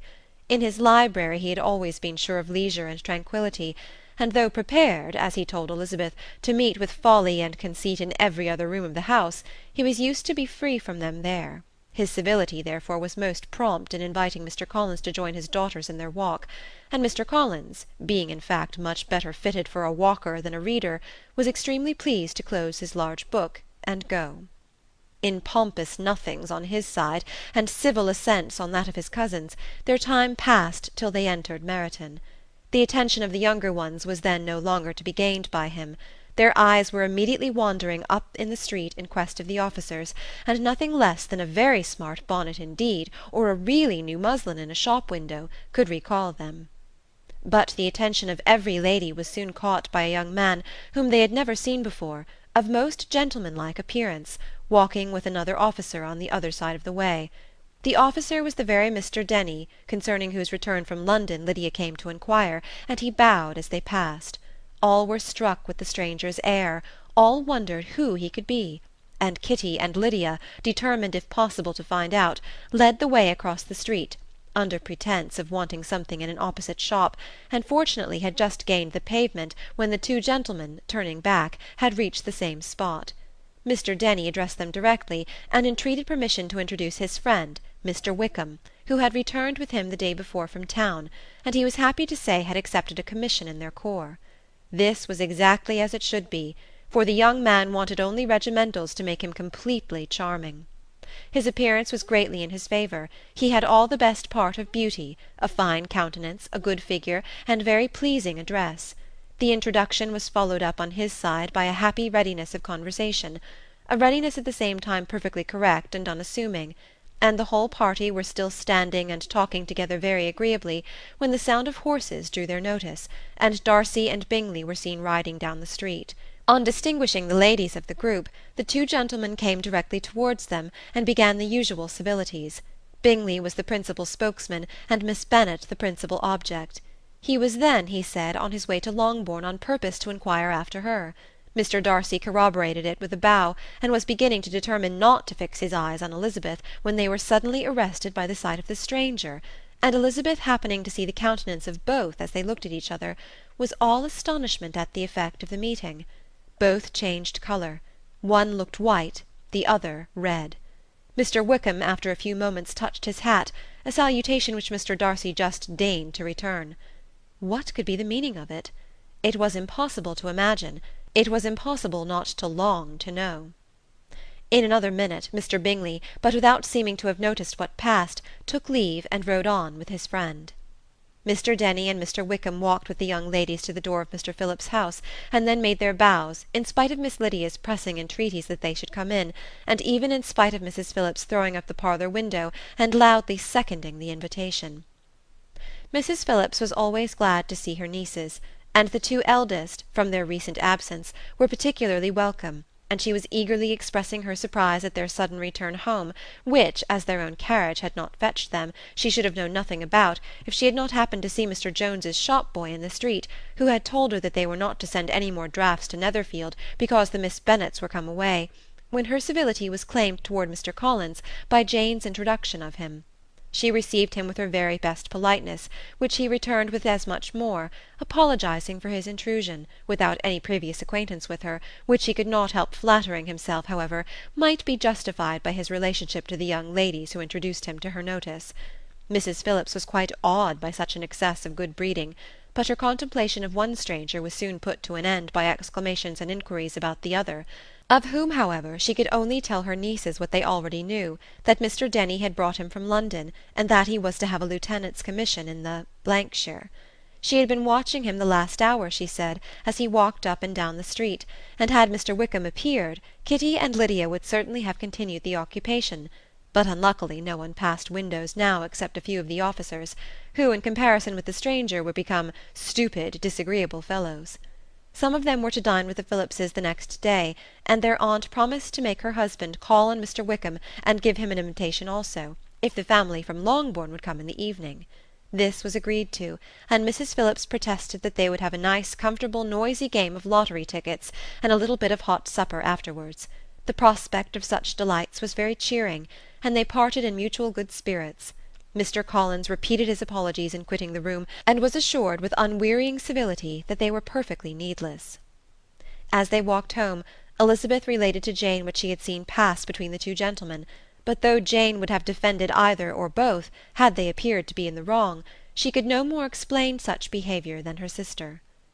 Mr. Collins, on his return, highly gratified Mrs. Bennet by admiring Mrs. Phillips's manners and politeness. He protested that, except Lady Catherine and her daughter, he had never seen a more elegant woman, for she had not only received him with the utmost civility, but even pointedly included him in her invitation for the next evening, although utterly unknown to her before. Something, he supposed, might be attributed to his connection with them, but yet he had never met with so much attention in the whole course of his life. End of Chapter 15. Chapter 16. As no objection was made to the young people's engagement with their aunt, and all Mr. Collins's scruples of leaving Mr. and Mrs. Bennet for a single evening during his visit were most steadily resisted, the coach conveyed him and his 5 cousins at a suitable hour to Meryton, and the girls had the pleasure of hearing, as they entered the drawing-room, that Mr. Wickham had accepted their uncle's invitation, and was then in the house. When this information was given, and they had all taken their seats, Mr. Collins was at leisure to look around him and admire, and he was so much struck with the size and furniture of the apartment that he declared he might almost have supposed himself in the small summer breakfast-parlour at Rosings, a comparison that did not at first convey much gratification. But when Mrs. Phillips understood from him what Rosings was, and who was its proprietor, when she had listened to the description of only one of Lady Catherine's drawing-rooms, and found that the chimney-piece alone had cost £800, she felt all the force of the compliment, and would hardly have resented a comparison with the housekeeper's room. In describing to her all the grandeur of Lady Catherine and her mansion, with occasional digressions in praise of his own humble abode, and the improvements it was receiving, he was happily employed until the gentlemen joined them, and he found in Mrs. Phillips a very attentive listener, whose opinion of his consequence increased with what she heard, and who was resolving to retail it all among her neighbours as soon as she could. To the girls, who could not listen to their cousin, and who had nothing to do but to wish for an instrument, and examine their own indifferent imitations of china on the mantelpiece, the interval of waiting appeared very long. It was over at last, however. The gentlemen did approach, and when Mr. Wickham walked into the room, Elizabeth felt that she had neither been seeing him before nor thinking of him since with the smallest degree of unreasonable admiration. The officers of the shire were in general a very creditable gentlemanlike set, and the best of them were of the present party, but Mr. Wickham was as far beyond them all in person, countenance, air, and walk, as they were superior to the broad-faced, stuffy Uncle Phillips, breathing port wine, who followed them into the room. Mr. Wickham was the happy man towards whom almost every female eye was turned, and Elizabeth was the happy woman by whom he finally seated himself, and the agreeable manner in which he immediately fell into conversation, though it was only on its being a wet night, made her feel that the commonest, dullest, most threadbare topic might be rendered interesting by the skill of the speaker. With such rivals for the notice of the fair as Mr. Wickham and the officers, Mr. Collins seemed to sink into insignificance. To the young ladies he certainly was nothing, but he had still at intervals a kind listener in Mrs. Phillips, and was, by her watchfulness, most abundantly supplied with coffee and muffin. When the card-tables were placed, he had the opportunity of obliging her in turn by sitting down to whist. "I know little of the game at present," said he, "but I shall be glad to improve myself, for in my situation in life—" Mrs. Phillips was very glad for his compliance, but could not wait for his reason. Mr. Wickham did not play at whist, and with ready delight was he received at the other table between Elizabeth and Lydia. At first there seemed danger of Lydia's engrossing him entirely, for she was a most determined talker, but being likewise extremely fond of lottery tickets, she soon grew too much interested in the game, too eager in making bets and exclaiming after prizes, to have attention for any one in particular. Allowing for the common demands of the game, Mr. Wickham was therefore at leisure to talk to Elizabeth, and she was very willing to hear him, though what she chiefly wished to hear she could not hope to be told, the history of his acquaintance with Mr. Darcy. She dared not even mention that gentleman. Her curiosity, however, was unexpectedly relieved. Mr. Wickham began the subject himself.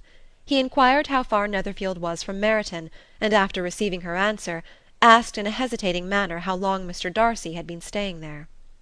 "About a month," said Elizabeth, and then, unwilling to let the subject drop, added, "He is a man of very large property in Derbyshire, I understand." "Yes," replied Mr. Wickham. "His estate there is a noble one, a clear 10,000 per annum. You could not have met with a person more capable of giving you certain information on that head than myself, for I have been connected with his family in a particular manner from my infancy." Elizabeth could not but look surprised. "You may well be surprised, Miss Bennet, at such an assertion, after seeing, as you probably might, the very cold manner of our meeting yesterday. Are you much acquainted with Mr. Darcy?" "As much as I ever wished to be," cried Elizabeth very warmly. "I have spent 4 days in the same house with him, and I think him very disagreeable." "I have no right to give my opinion," said Wickham, "as to his being agreeable or otherwise. I am not qualified to form one. I have known him too long and too well to be a fair judge. It is impossible for me to be impartial. But I believe your opinion of him would in general astonish, and perhaps you would not express it quite so strongly anywhere else. Here you are in your own family." "Upon my word, I say no more here than I might say in any house in the neighbourhood, except Netherfield. He is not at all liked in Hertfordshire. Everybody is disgusted with his pride. You will not find him more favourably spoken of by any one." "I cannot pretend to be sorry," said Wickham, after a short interruption, "that he or that any man should not be estimated beyond their deserts. But with him I believe it does not often happen. The world is blinded by his fortune and consequence, or frightened by his high and imposing manners, and sees him only as he chooses to be seen." "I should take him, even on my slight acquaintance, to be an ill-tempered man." Wickham only shook his head. "I wonder," said he, at the next opportunity of speaking, "whether he is likely to be in this country much longer?" "I do not at all know, but I heard nothing of his going away when I was at Netherfield. I hope your plans in favour of the Blankshire will not be affected by his being in the neighbourhood." "Oh no, it is not for me to be driven away by Mr. Darcy. If he wishes to avoid seeing me, he must go. We are not on friendly terms, and it always gives me pain to meet him, but I have no reason for avoiding him but what I might proclaim before all the world, a sense of very great ill-usage, and most painful regrets at his being what he is.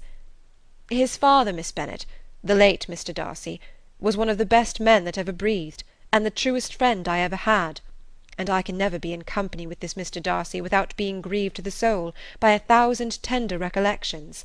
His behaviour to myself has been scandalous, but I verily believe I could forgive him anything and everything, rather than his disappointing the hopes and disgracing the memory of his father." Elizabeth found the interest of the subject increase, and listened with all her heart, but the delicacy of it prevented further inquiry. Mr. Wickham began to speak on more general topics, Meryton, the neighbourhood, the society, appearing highly pleased with all that he had yet seen, and speaking of the latter with gentle but very intelligible gallantry. "It was the prospect of constant society, and good society," he added, "which was my chief inducement to enter the Blankshire. I knew it to be a most respectable, agreeable corps, and my friend Denny tempted me further by his account of their present quarters, and the very great attentions and excellent acquaintances Meryton had procured them. Society, I own, is necessary to me. I have been a disappointed man, and my spirits will not bear solitude. I must have employment and society. A military life is not what I was intended for, but circumstances have now made it eligible. The church ought to have been my profession. I was brought up for the church, and I should at this time have been in possession of a most valuable living, had it pleased the gentleman we were speaking of just now." "Indeed?" "Yes. The late Mr. Darcy bequeathed me the next presentation of the best living in his gift. He was my godfather, and excessively attached to me. I cannot do justice to his kindness. He meant to provide for me amply, and thought he had done it, but when the living fell, it was given elsewhere." "Good heavens!" cried Elizabeth. "But how could that be? How could his will be disregarded? Why did not you seek legal redress?" "There was just such an informality in the terms of the bequest as to give me no hope from law. A man of honour could not have doubted the intention, but Mr. Darcy chose to doubt it, or to treat it as merely a conditional recommendation, and to assert that I had forfeited all claim to it by extravagance, imprudence, in short, anything or nothing. Certain it is that the living became vacant 2 years ago, exactly as I was of an age to hold it, and that it was given to another man, and no less certain is it that I cannot accuse myself of having really done anything to deserve to lose it. I have a warm, unguarded temper, and I may have spoken my opinion of him and to him too freely. I can recall nothing worse. But the fact is that we are very different sort of men, and that he hates me." "This is quite shocking. He deserves to be publicly disgraced." "Some time or other he will be, but it shall not be by me. Till I can forget his father, I can never defy or expose him." Elizabeth honoured him for such feelings, and thought him handsomer than ever as he expressed them. "But what," she said after a pause, "can have been his motive? What can have induced him to behave so cruelly?" A thorough determined dislike of me, a dislike which I cannot but attribute in some measure to jealousy. Had the late Mr. Darcy liked me less, his son might have borne with me better. But his father's uncommon attachment to me irritated him, I believe, very early in life. He had not a temper to bear the sort of competition in which we stood, the sort of preference which was often given me. I had not thought Mr. Darcy so bad as this, though I have never liked him. I had not thought so very ill of him. I had supposed him to be despising his fellow creatures in general, but did not suspect him of descending to such malicious revenge, such injustice, such inhumanity as this. After a few minutes' reflection, however, she continued, I do remember his boasting one day at Netherfield of the implacability of his resentments, of his having an unforgiving temper. His disposition must be dreadful. I will not trust myself on the subject, replied Wickham. I can hardly be just to him. Elizabeth was again deep in thought, and after a time exclaimed, To treat in such a manner the godson, the friend, the favourite of his father! She could have added, A young man, too, like you, whose very countenance may vouch for your being amiable. But she contented herself with, And one, too, who had probably been his companion from childhood, connected together, as I think you said, in the closest manner. We were born in the same parish, within the same park. The greatest part of our youth was passed together, inmates of the same house, sharing the same amusements, objects of the same parental care. My father began life in the profession which your uncle, Mr. Phillips, appears to do so much credit to, but he gave up everything to be of use to the late Mr. Darcy, and devoted all his time to the care of the Pemberley property. He was most highly esteemed by Mr. Darcy, a most intimate, confidential friend. Mr. Darcy often acknowledged himself to be under the greatest obligations to my father's active superintendence, and when, immediately before my father's death, Mr. Darcy gave him a voluntary promise of providing for me, I am convinced that he felt it to be as much a debt of gratitude to him as of his affection to myself. How strange! cried Elizabeth. How abominable! I wonder that the very pride of this Mr. Darcy has not made him just to you. If from no better motive, that he should not have been too proud to be dishonest, for dishonesty I must call it. It is wonderful, replied Wickham, for almost all his actions may be traced to pride, and pride had often been his best friend. It has connected him nearer with virtue than with any other feeling. But we are none of us consistent, and in his behaviour to me there were stronger impulses even than pride. Can such abominable pride as his have ever done him good?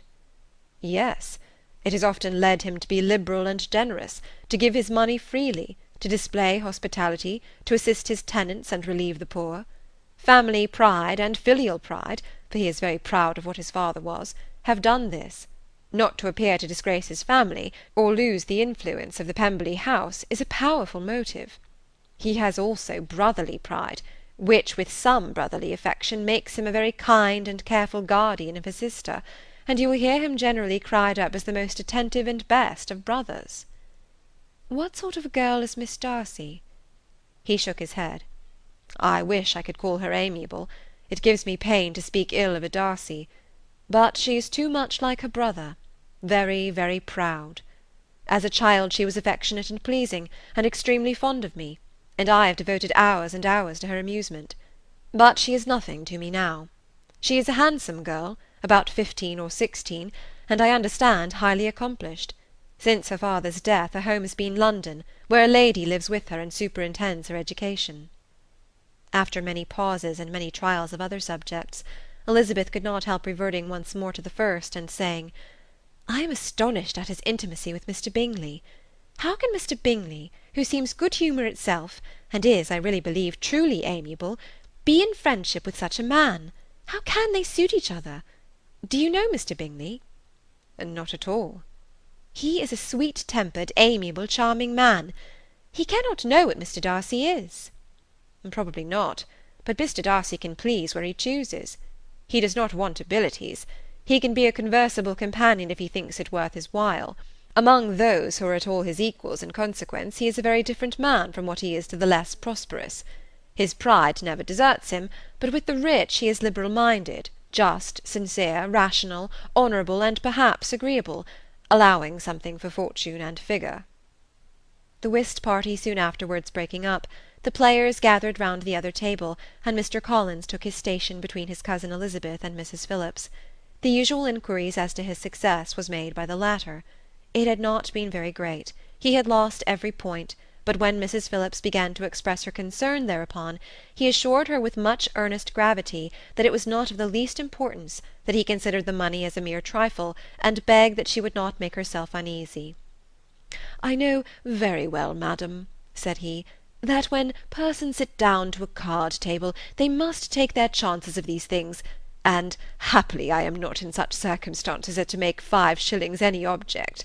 There are undoubtedly many who could not say the same, but, thanks to Lady Catherine de Bourgh, I am removed far beyond the necessity of regarding little matters."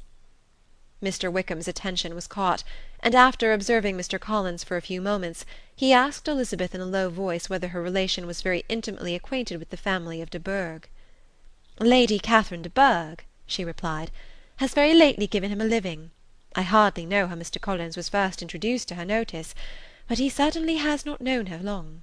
"You know, of course, that Lady Catherine de Bourgh and Lady Anne Darcy were sisters.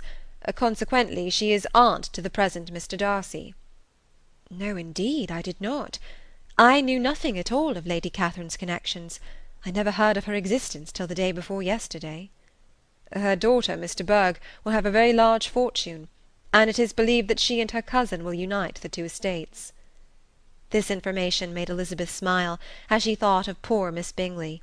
Vain indeed must be all her attentions, vain and useless her affection for his sister and her praise of himself, if he were already self-destined for another. "Mr. Collins," said she, "speaks highly both of Lady Catherine and her daughter, but from some particulars that he has related of her ladyship, I suspect his gratitude misleads him, and that in spite of her being his patroness, she is an arrogant, conceited woman." "I believe her to be both in a great degree," replied Wickham.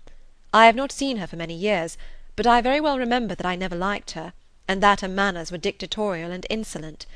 She has the reputation of being remarkably sensible and clever, but I rather believe she derives part of her abilities from her rank and fortune, part from her authoritative manner, and the rest from the pride for her nephew, who chooses that every one connected with him should have an understanding of the first class." Elizabeth allowed that he had given a very rational account of it, and they continued talking together, with mutual satisfaction, till supper put an end to cards, and gave the rest of the ladies their share of Mr. Wickham's attentions. There could be no conversation in the noise of Mrs. Phillips's supper-party, but his manners recommended him to everybody. Whatever he said was well said, and whatever he did, done gracefully. Elizabeth went away with her head full of him. She could think of nothing but of Mr. Wickham, and of what he had told her, all the way home. But there was not time for her even to mention his name as they went, for neither Lydia nor Mr. Collins were once silent. Lydia talked incessantly of lottery tickets, of the fish she had lost and the fish she had won, and Mr. Collins, in describing the civility of Mr. and Mrs. Phillips, protesting that he did not in the least regard his losses at whist, enumerating all the dishes at supper, and repeatedly fearing that he crowded his cousins, had more to say than he could well manage before the carriage stopped at Longbourn House. Chapter 17. Elizabeth related to Jane the next day what had passed between Mr. Wickham and herself. Jane listened with astonishment and concern. She knew not how to believe that Mr. Darcy could be so unworthy of Mr. Bingley's regard, and yet it was not in her nature to question the veracity of a young man of such amiable appearance as Wickham. The possibility of his having endured such unkindness was enough to interest all her tender feelings, and nothing remained therefore to be done but to think well of them both, to defend the conduct of each, and throw into the account of accident or mistake whatever could not be otherwise explained. "They have both," said she, "been deceived, I dare say, in some way or other, of which we can form no idea. Interested people have perhaps misrepresented each to the other. It is, in short, impossible for us to conjecture the causes or circumstances which may have alienated them, without actual blame on either side." "Very true indeed. And now, my dear Jane, what have you got to say on behalf of the interested people who have probably been concerned in the business? Do clear them too, or we shall be obliged to think ill of somebody." "Laugh as much as you choose, but you will not laugh me out of my opinion. My dearest Lizzie, but do consider in what a disgraceful light it places Mr. Darcy, to be treating his father's favourite in such a manner, one whom his father had promised to provide for. It is impossible. No man of common humanity, no man who had any value for his character, could be capable of it. Can his most intimate friends be so excessively deceived in him? Oh, no! I can much more easily believe Mr. Bingley's being imposed on, than that Mr. Wickham should invent such a history of himself as he gave me last night. Names, facts, everything mentioned without ceremony. If it be not so, let Mr. Darcy contradict it. Besides, there was truth in his looks. It is difficult indeed. It is distressing. One does not know what to think. I beg your pardon, one knows exactly what to think. But Jane could think with certainty on only one point, that Mr. Bingley, if he had been imposed on, would have much to suffer when the affair became public. The two young ladies were summoned from the shrubbery where this conversation passed, by the arrival of the very persons of whom they had been speaking.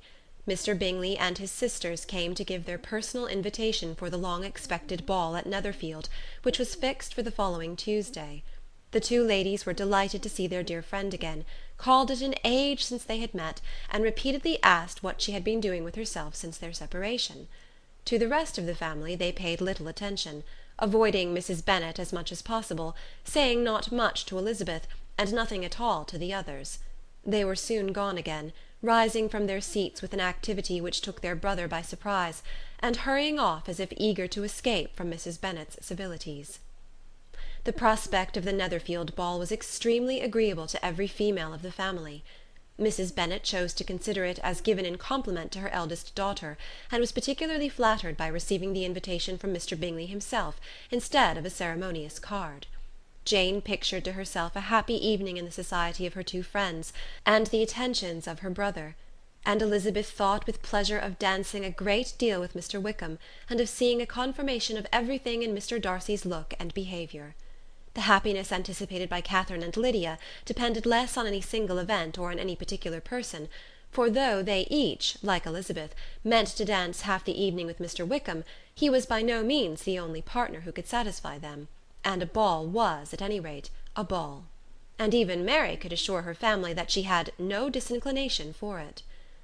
"While I can have my mornings to myself," said she, "it is enough. I think it is no sacrifice to join occasionally in evening engagements. Society has claims on us all, and I profess myself one of those who consider intervals of recreation and amusement as desirable for everybody." Elizabeth's spirits were so high on this occasion, that though she did not often speak unnecessarily to Mr. Collins, she could not help asking him whether he intended to accept Mr. Bingley's invitation, and if he did, whether he would think it proper to join in the evening's amusement, and she was rather surprised to find that he entertained no scruple whatever on that head, and was very far from dreading a rebuke, either from the Archbishop or Lady Catherine de Bourgh, by venturing to dance. "I am by no means of the opinion, I assure you," said he, "that a ball of this kind, given by a young man of character, to respectable people, can have any evil tendency.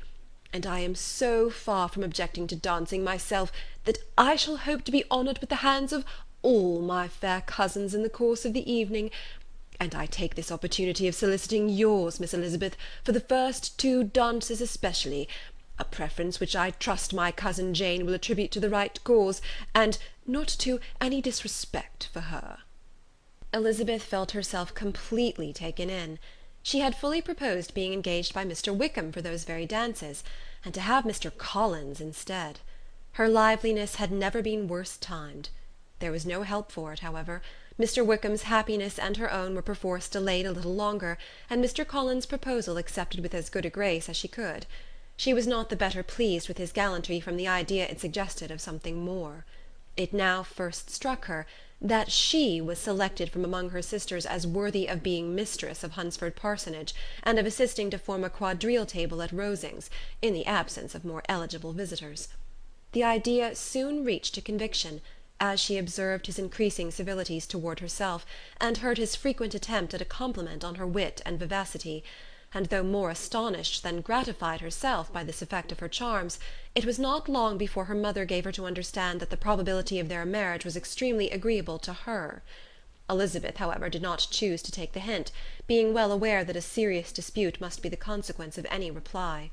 Mr. Collins might never make the offer, and till he did, it was useless to quarrel about him. If there had not been a Netherfield ball to prepare for and talk of, the younger Miss Bennets would have been in a very pitiable state at this time, for from the day of the invitation to the day of the ball there was such a succession of rain as prevented their walking to Meryton once.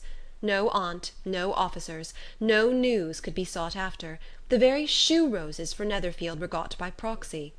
Even Elizabeth might have found some trial of her patience in weather which totally suspended the improvement of her acquaintance with Mr. Wickham, and nothing less than a dance on Tuesday could have made such a Friday, Saturday, Sunday, and Monday endurable to Kitty and Lydia. End of Chapter 17. Chapter 18. Till Elizabeth entered the drawing-room at Netherfield, and looked in vain for Mr. Wickham among the cluster of red coats there assembled, a doubt of his being present had never occurred to her. The certainty of meeting him had not been checked by any of those recollections that might not unreasonably have alarmed her.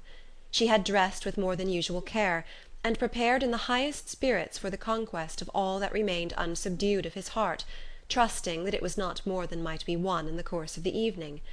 But in an instant rose the dreadful suspicion of his being purposely omitted for Mr. Darcy's pleasure in the Bingleys' invitation to the officers, and though this was not exactly the case, the absolute fact of his absence was pronounced by his friend Denny, to whom Lydia eagerly applied, and who told them that Wickham had been obliged to go to town on business the day before, and was not yet returned, adding, with a significant smile, "I do not imagine his business would have called him away just now, if he had not wanted to avoid a certain gentleman here." This part of his intelligence, although unheard by Lydia, was caught by Elizabeth, and as it assured her that Darcy was not less answerable for Wickham's absence than if her first surmise had been just, every feeling of displeasure against the former was so sharpened by immediate disappointment that she could hardly reply with tolerable civility to the polite inquiries which he directly afterwards approached to make. Attendance, forbearance, patience with Darcy, was injury to Wickham. She was resolved against any sort of conversation with him, and turned away with a degree of ill-humour which she could not wholly surmount even in speaking to Mr. Bingley, whose blind partiality provoked her. But Elizabeth was not formed for ill-humour, and though every prospect of her own was destroyed for the evening, it could not long dwell on her spirits, and having told all her griefs to Charlotte Lucas, whom she had not seen for a week, she was soon able to make a voluntary transition to the oddities of her cousin, and to point him out to her particular notice. The first 2 dances, however, brought a return of distress. They were dances of mortification. Mr. Collins, awkward and solemn, apologizing instead of attending, and often moving wrong without being aware of it, gave her all the shame and misery which a disagreeable partner for a couple of dances can give. The moment of her release from him was ecstasy. She danced next with an officer, and had the refreshment of talking of Wickham, and of hearing that he was universally liked. When those dances were over, she returned to Charlotte Lucas, and was in conversation with her, when she found herself suddenly addressed by Mr. Darcy, who took her so much by surprise in his application for her hand, that, without knowing what she did, she accepted him. He walked away again immediately, and she was left to fret over her own want of presence of mind. Charlotte tried to console her. "I dare say you will find him very agreeable." "Heaven forbid! That would be the greatest misfortune of all. To find a man agreeable whom one is determined to hate. Do not wish me such an evil." When the dancing recommenced, however, and Darcy approached to claim her hand, Charlotte could not help cautioning her in a whisper not to be a simpleton, and allow her fancy for Wickham to make her appear unpleasant in the eyes of a man of 10 times his consequence.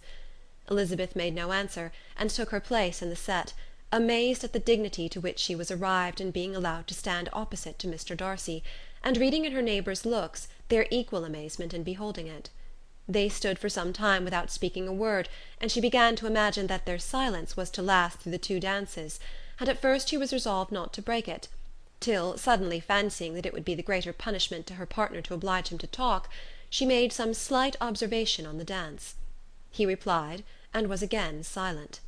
After a pause of some minutes, she addressed him a second time with, It is your turn to say something now, Mr. Darcy. I talked about the dance, and you ought to make some sort of remark on the size of the room, or the number of couples." He smiled, and assured her that whatever she wished him to say should be said. "Very well, that reply will do for the present. Perhaps by and by I may observe that private balls are much pleasanter than public ones. But now we may be silent." "Do you talk by rule, then, while you are dancing?" "Sometimes. One must speak a little, you know. It would look odd to be entirely silent for half an hour together, and yet for the advantage of some, conversation ought to be so arranged as they might have the trouble of saying as little as possible." "Are you consulting your own feelings in the present case, or do you imagine that you are gratifying mine?" "Both," replied Elizabeth archly, "for I have always seen a great similarity in the turn of our minds. We are each of an unsocial, taciturn disposition, unwilling to speak unless we expect to say something that will amaze the whole room, and be handed down to posterity with all the éclat of a proverb." "This is no very striking resemblance of your own character, I am sure," he said. "How near it may be to mine, I cannot pretend to say. You think it a faithful portrait, undoubtedly." "I must not decide on my own performance." He made no answer, and they were again silent till they had gone down the dance, when he asked her if she and her sisters did not very often walk to Meryton. She answered in the affirmative, and, unable to resist the temptation, added, "When you met us there the other day, we had just been forming a new acquaintance." The effect was immediate. A deeper shade of hauteur overspread his features, but he said not a word, and Elizabeth, though blaming herself for her own weakness, could not go on. At length Darcy spoke, and in a constrained manner said, "Mr. Wickham is blessed with such happy manners as may ensure his making friends. Whether he may be equally capable of retaining them is less certain." "He has been so unlucky as to lose your friendship," replied Elizabeth with emphasis, "and in a manner which he is likely to suffer from all his life." Darcy made no answer, and seemed desirous of changing the subject. At that moment Sir William Lucas appeared close to them, meaning to pass through the set to the other side of the room, but on perceiving Mr. Darcy, he stopped with a bow of superior courtesy to compliment him on his dancing and his partner. "I have been most highly gratified indeed, my dear sir. Such very superior dancing is not often seen. It is evident that you belong to the first circles. Allow me to say, however, that your fair partner does not disgrace you, and that I must hope to have this pleasure often repeated, especially when a certain desirable event, my dear Eliza," glancing at her sister and Bingley, "shall take place. What congratulations will then flow in! I appeal to Mr. Darcy. But let not me interrupt you, sir. You will not thank me for detaining you from the bewitching converse of that young lady, whose bright eyes are also upbraiding me." The latter part of this address was scarcely heard by Darcy, but Sir William's allusion to his friend seemed to strike him forcibly, and his eyes were directed with a very serious expression towards Bingley and Jane, who were dancing together. Recovering himself, however, shortly, he turned to his partner, and said, "Sir William's interruption has made me forget what we were talking of." "I do not think we were speaking at all. Sir William could not have interrupted two people in the room who had less to say for themselves. We have tried 2 or 3 subjects already without success, and what we are to talk of next I cannot imagine." "What think you of books?" said he, smiling. "Books? Oh, no. I am sure we never read the same, or not with the same feelings." "I am sorry you think so. But if that be the case, there can at least be no want of subject. We may compare our different opinions." "No, I cannot talk of books in a ball-room. My head is always full of something else." "The present always occupies you in such scenes, does it?" said he, with a look of doubt. "Yes, always," she replied, without knowing what she said, for her thoughts had wandered far from the subject, as soon afterwards appeared by her suddenly exclaiming, "I remember hearing you once say, Mr. Darcy, that you hardly ever forgave, that your resentment, once created, was unappeasable. You are very cautious, I suppose, as to its being created?" "I am," said he, with a firm voice. "And never allow yourself to be blinded by prejudice?" "I hope not." "It is particularly incumbent on those who never change their opinion, to be secure of judging properly at first." "May I ask to what these questions tend?" "Merely to the illustration of your character," said she, endeavouring to shake off her gravity. I am trying to make it out." "And what is your success?" She shook her head. "I do not get on at all. I hear such different accounts of you as to puzzle me exceedingly." "I can readily believe," answered he gravely, "that reports may vary greatly with respect to me, and I could wish, Miss Bennet, that you were not to sketch my character at the present moment, as there is reason for fear that the performance would reflect no credit on either." "But if I do not take your likeness now, I may never have another opportunity." "I would by no means suspend any pleasure of yours," he coldly replied. She said no more, and they went down the other dance and parted in silence, and on each side dissatisfied, though not to an equal degree; for in Darcy's breast there was a tolerable powerful feeling towards her, which soon procured her pardon, and directed all his anger against another. They had not long separated, when Miss Bingley came towards her, and with an expression of civil disdain accosted her. "So, Miss Eliza, I hear you are quite delighted with George Wickham. Your sister has been talking to me about him, and asking me 1,000 questions, and I find that the young man quite forgot to tell you, among his other communication, that he was the son of old Wickham, the late Mr. Darcy's steward.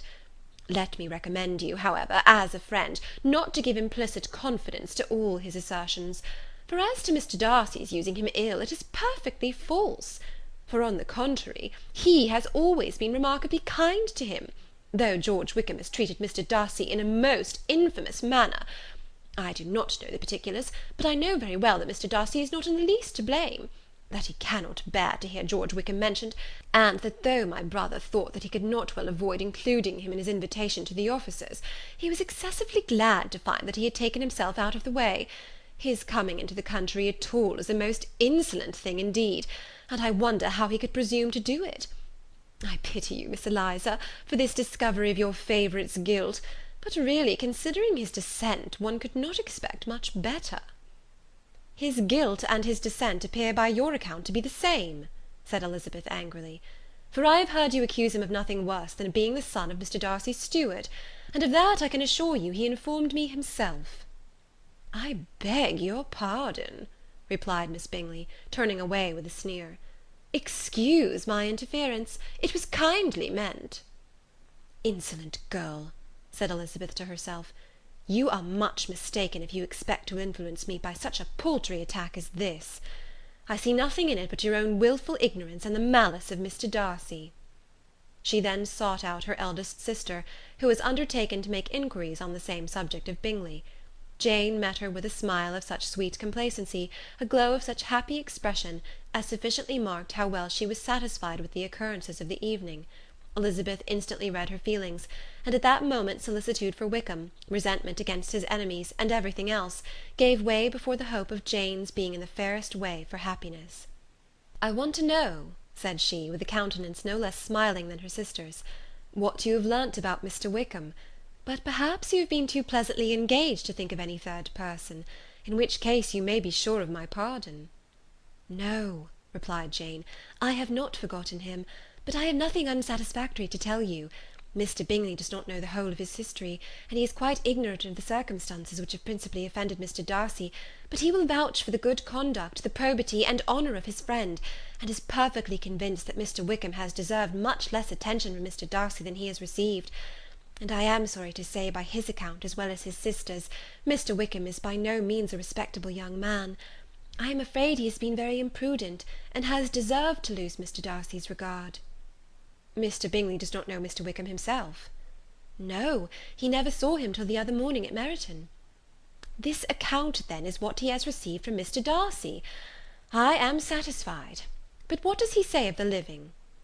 "He does not exactly recollect the circumstances, though he has heard them from Mr. Darcy more than once, but believes that it was left to him conditionally only."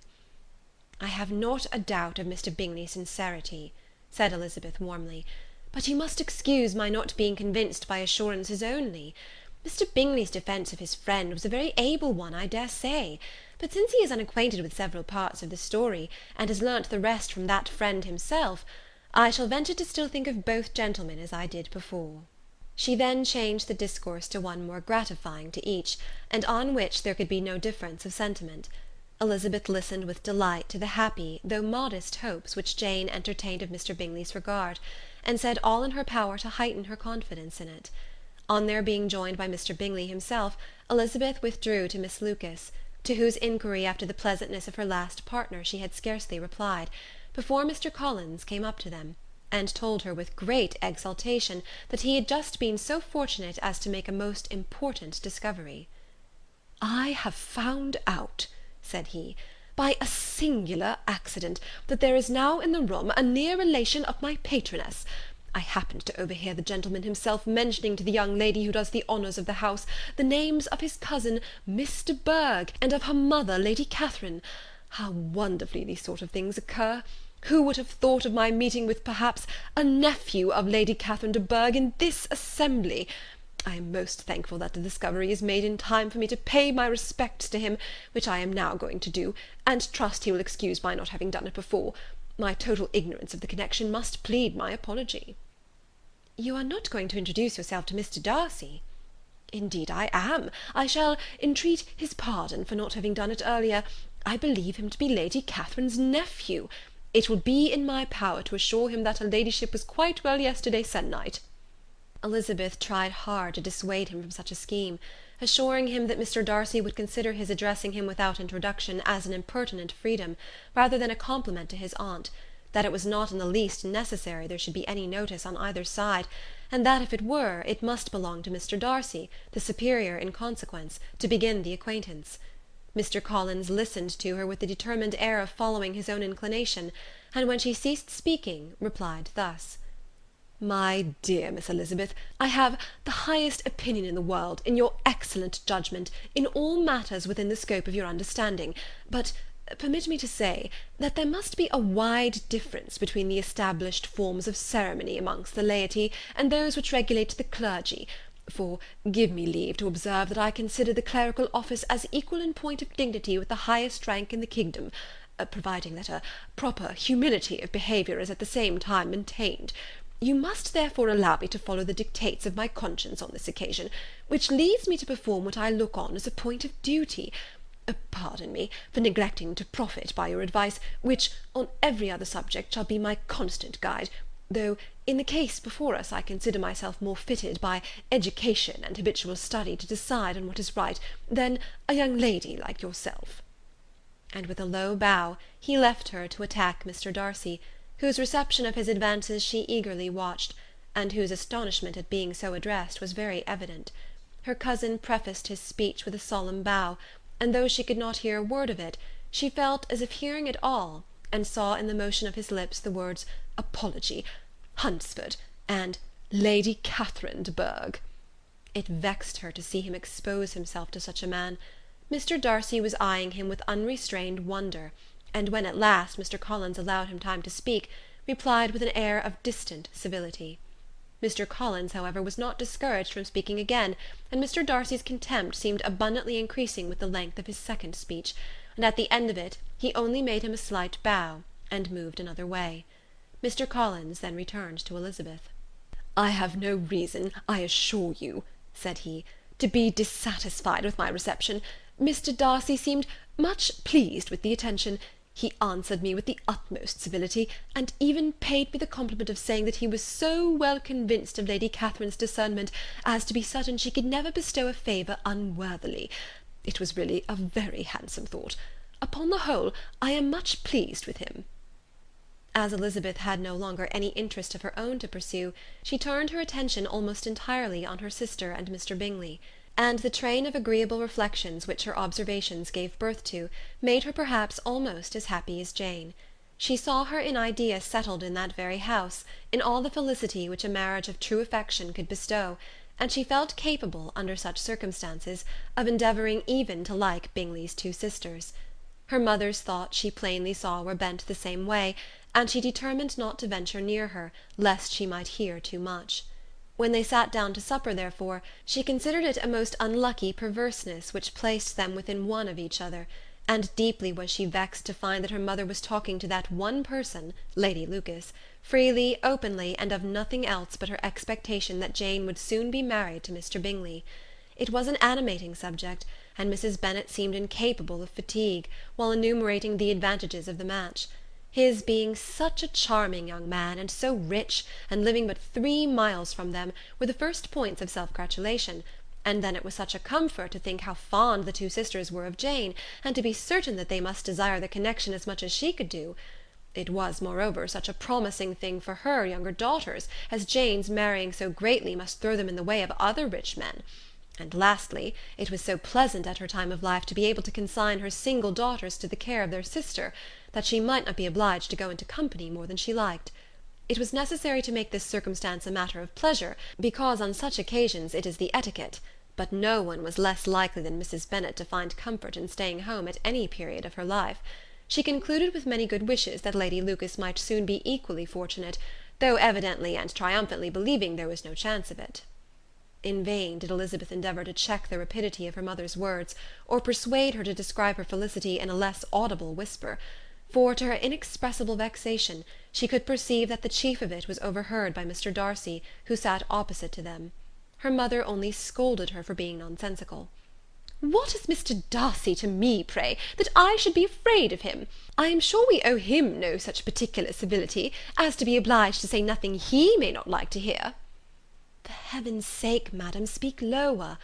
What advantage can it be for you to offend Mr. Darcy? You will never recommend yourself to his friend by so doing." Nothing that she could say, however, had any influence. Her mother would talk of her views in the same intelligible tone. Elizabeth blushed and blushed again with shame and vexation. She could not help frequently glancing her eye at Mr. Darcy, though every glance convinced her of what she dreaded, for though he was not always looking at her mother, she was convinced that his attention was invariably fixed on her. The expression of his face changed gradually from indignant contempt to a composed and steady gravity. At length, however, Mrs. Bennet had no more to say, and Lady Lucas, who had been long yawning at the repetition of delights which she saw no likelihood of sharing, was left to the comforts of cold ham and chicken. Elizabeth now began to revive, but not long was the interval of tranquillity, for when supper was over, singing was talked of, and she had the mortification of seeing Mary, after very little entreaty, preparing to oblige the company. By many significant looks and silent entreaties did she endeavour to prevent such a proof of complaisance, but in vain. Mary would not understand them. Such an opportunity of exhibiting was delightful to her, and she began her song. Elizabeth's eyes were fixed on her with most painful sensations, and she watched her progress through the several stanzas with an impatience which was very ill rewarded at their close. For Mary, on receiving, amongst the thanks of the table, the hint of a hope that she might be prevailed on to favour them again, after the pause of half a minute, began another.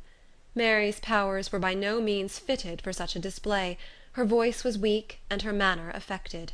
Elizabeth was in agonies. She looked at Jane, to see how she bore it, but Jane was very composedly talking to Bingley. She looked at his two sisters, and saw them making signs of derision at each other, and at Darcy, who continued, however, imperturbably grave. She looked at her father to entreat his interference, lest Mary should be singing all night. He took the hint, and when Mary had finished her second song, said aloud, "That will do extremely well, child. You have delighted us long enough. Let the other young ladies have time to exhibit." Mary, though pretending not to hear, was somewhat disconcerted, and Elizabeth, sorry for her, and sorry for her father's speech, was afraid her anxiety had done no good. Others of the party were now applied to. "If I," said Mr. Collins, "was so fortunate as to be able to sing, I should have great pleasure, I am sure, in obliging the company with an air, for I consider music as a very innocent diversion, and perfectly compatible with the profession of a clergyman. I do not mean, however, to assert that we can be justified in devoting too much of our time to music, for there are certainly other things to be attended to. The rector of a parish has much to do. In the first place, he must make such an agreement for tithes as may be beneficial to himself, and not offensive to his patron. He must write his own sermons, and the time that remains will not be too much for his parish duties, and the care and improvement of his dwelling, which he cannot be excused from making as comfortable as possible, and I do not think it of light importance that he should have attentive and conciliatory manner towards everybody, especially towards those to whom he owes his preferment. I cannot acquit him of that duty, nor could I think well of the man who should omit an occasion of testifying his respect towards anybody connected with the family." and with a bow to Mr. Darcy he concluded his speech, which had been spoken so loud as to be heard by half the room. Many stared, many smiled, but no one looked more amused than Mr. Bennet himself, while his wife seriously commended Mr. Collins for having spoken so sensibly, and observed in a half-whisper to Lady Lucas that he was a remarkably clever, good kind of young man. To Elizabeth it appeared that, had her family made an agreement to expose themselves as much as they could during the evening, it would have been impossible for them to play their parts with more spirit or finer success, and happy did she think it for Bingley and her sister that some of the exhibition had escaped his notice, and that his feelings were not of a sort to be much distressed by the folly which he must have witnessed. That his two sisters and Mr. Darcy, however, should have such an opportunity of ridiculing her relations was bad enough, and she could not determine whether the silent contempt of the gentlemen or the insolent smiles of the ladies were more intolerable. The rest of the evening brought her little amusement. She was teased by Mr. Collins, who continued most perseveringly by her side, and though he could not prevail on her to dance with him again, put it out of her power to dance with others. In vain did she entreat him to stand up with somebody else, and offer to introduce him to any young lady in the room. He assured her that as to dancing he was perfectly indifferent to it, that his chief object was by delicate attentions to recommend himself to her, and that he should therefore make a point of remaining close to her the whole evening. There was no arguing upon such a project. She owed her greatest relief to her friend Miss Lucas, who often joined them, and good-naturedly engaged Mr. Collins' conversation to herself. She was at least free from the offence of Mr. Darcy's further notice, though often standing within a very short distance of her, quite disengaged, he never came near enough to speak. She felt it to be the probable consequence of her allusions to Mr. Wickham, and rejoiced in it. The Longbourn party were the last of all the company to depart, and by a manoeuvre of Mrs. Bennet had to wait for their carriage a quarter of an hour after everybody else was gone, which gave them time to see how heartily they were wished away by some of the family. Mrs. Hurst and her sister scarcely opened their mouths, except to complain of fatigue, and were evidently impatient to have the house to themselves. They repulsed every attempt of Mrs. Bennet at conversation, and by doing so threw a languor over the whole party, which was very little relieved by the long speeches of Mr. Collins, who was complimenting Mr. Bingley and his sisters on the elegance of their entertainment, and the hospitality and politeness which had marked their behaviour to their guests. Darcy said nothing at all. Mr. Bennet, in equal silence, was enjoying the scene. Mr. Bingley and Jane were standing together, a little detached from the rest, and talked only to each other. Elizabeth preserved as steady a silence as either Mrs. Hurst or Miss Bingley, and even Lydia was too much fatigued to utter more than the occasional exclamation of "Lord, how tired I am!" accompanied by a violent yawn.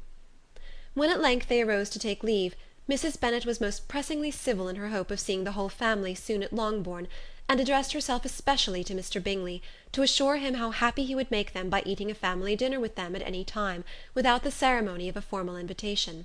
Bingley was all grateful pleasure, and he readily engaged for taking the earliest opportunity of waiting on her, after his return from London, whither he was obliged to go the next day for a short time.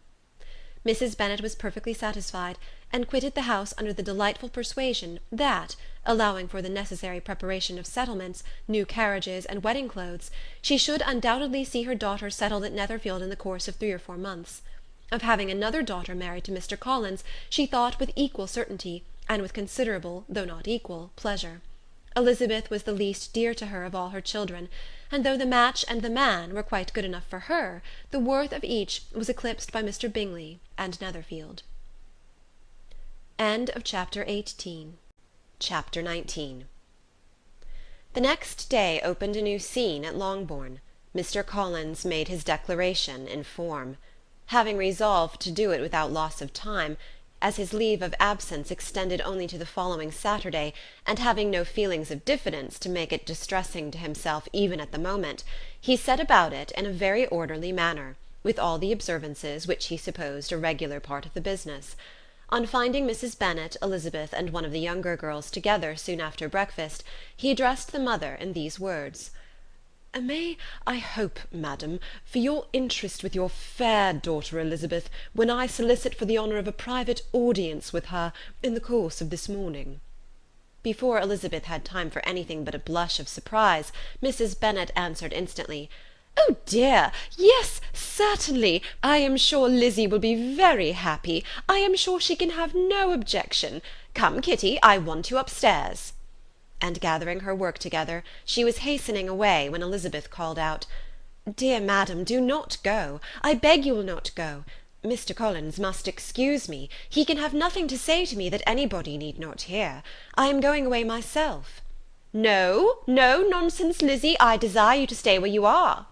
And upon Elizabeth seeming really with vexed and embarrassed looks about to escape, she added, "Lizzie, I insist upon your staying and hearing Mr. Collins." Elizabeth would not oppose such an injunction, and a moment's consideration making her also sensible that it would be wisest to get it over as soon and as quietly as possible, she sat down again and tried to conceal, by incessant employment, the feelings which were divided between distress and diversion. Mrs. Bennet and Kitty walked off, and as soon as they were gone, Mr. Collins began. "Believe me, my dear Miss Elizabeth, that your modesty, so far from doing you any disservice, rather adds to your other perfections. You would have been less amiable in my eyes had there not been this little unwillingness. But allow me to assure you that I have your respected mother's permission for this address. You can hardly doubt the purport of my discourse. However your natural delicacy may lead you to dissemble, my attentions have been too marked to be mistaken. Almost as soon as I entered the house, I singled you out as the companion of my future life. But before I am run away with by my feelings on this subject, perhaps it would be advisable for me to state my reasons for marrying, and moreover for coming into Hertfordshire with the design of selecting a wife, as I certainly did."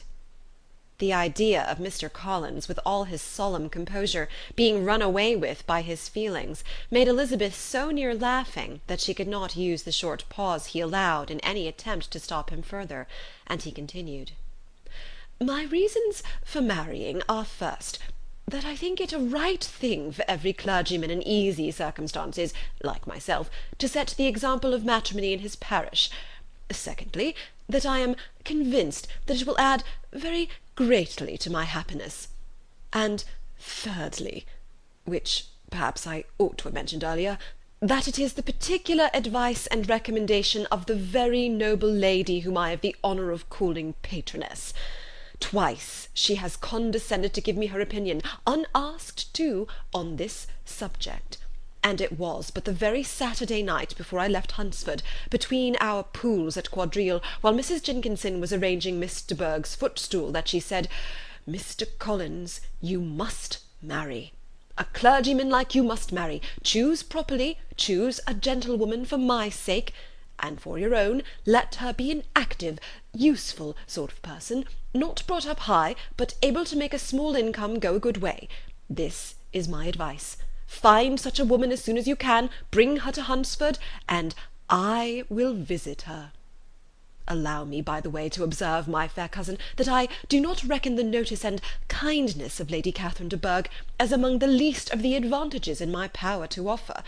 You will find her manners beyond anything I can describe, and your wit and vivacity, I think, must be acceptable to her, especially when tempered with this silence and respect, which her rank will inevitably excite. Thus much for my general intention in favour of matrimony.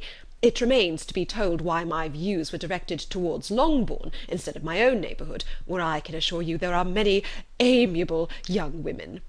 But the fact is, that being as I am to inherit this estate after the death of your honoured father, who, however, may live many years longer, I could not satisfy myself without resolving to choose a wife from among his daughters, that the loss to them might be as little as possible when the melancholy event takes place, which, however, as I have already said, may not be for several years. This has been my motive, my fair cousin, and I flatter myself it will not sink me in your esteem. And now nothing remains for me but to assure you in the most animated language of the violence of my affection. To fortune I am perfectly indifferent, and shall make no demand of that nature on your father, since I am well aware that it could not be complied with, and that £1,000 in the 4%, which will not be yours till after your mother's decease, is all that you may ever be entitled to. On that head, therefore, I shall be uniformly silent, and you may assure yourself that no ungenerous reproach shall ever pass my lips when we are married." It was absolutely necessary to interrupt him now. "You are too hasty, sir," she cried. "You forget that I have made no answer. Let me do it without further loss of time. Accept my thanks for the compliment you are paying me. I am very sensible of the honour of your proposals, but it is impossible for me to do otherwise than to decline them." "I am not now to learn," replied Mr. Collins, with a formal wave of the hand, "that it is usual with young ladies to reject the addresses of the man whom they secretly mean to accept when he first applies for their favour, and that sometimes the refusal is repeated a second or even a third time. I am therefore by no means discouraged by what you have just said, and shall hope to lead you to the altar ere long." "Upon my word, sir," cried Elizabeth, "your hope is rather an extraordinary one after my declaration.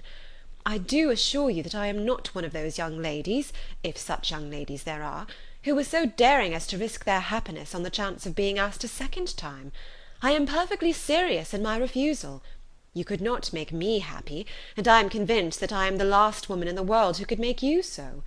Nay, were your friend Lady Catherine to know me, I am persuaded she would find me in every respect ill qualified for the situation." "Were it certain that Lady Catherine would think so," said Mr. Collins very gravely, "but I cannot imagine that her ladyship would at all disapprove of you, and you may be certain when I have the honour of seeing her again, I shall speak in the very highest terms of your modesty, economy, and other amiable qualifications." "Indeed, Mr. Collins, all praise of me will be unnecessary. You must give me leave to judge for myself, and pay me the compliment of believing what I say. I wish you very happy and very rich, and by refusing your hand do all in my power to prevent your being otherwise. In making me the offer, you must have satisfied the delicacy of your feelings with regard to my family, and may take possession of Longbourn estate wherever it falls, without any self-reproach. This matter may be considered, therefore, as finally settled." And rising as she thus spoke, she would have quitted the room, had Mr. Collins not thus addressed her.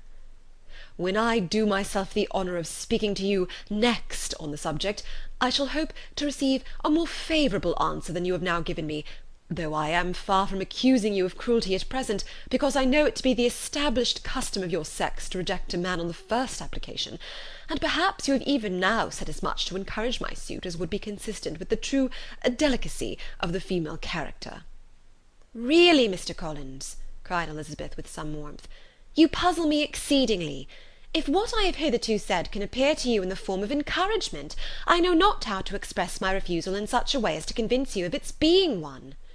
"You must give me leave to flatter myself, my dear cousin, that your refusal of my addresses is merely words, of course. My reasons for believing it are briefly these. It does not appear to me that my hand is unworthy your acceptance, or that the establishment I can offer would be any other than highly desirable. My situation in life, my connections with the family of de Bourgh, and my relationship to your own, are circumstances highly in my favour. And you should take it into further consideration, that in spite of your manifold attractions, it is by no means certain that another offer of marriage may ever be made you. Your portion is unhappily so small, that it will in all likelihood undo the effects of your loveliness and amiable qualifications. As I must therefore conclude that you are not serious in your rejection of me, I shall choose to attribute it to your wish of increasing my love by suspense, according to the usual practice of elegant females." "I do assure you, sir, that I have no pretensions whatever to that kind of elegance which consists in tormenting a respectable man. I would rather be paid the compliment of being believed sincere. I thank you again and again for the honour you have done me in your proposals, but to accept them is absolutely impossible. My feelings in every respect forbid it.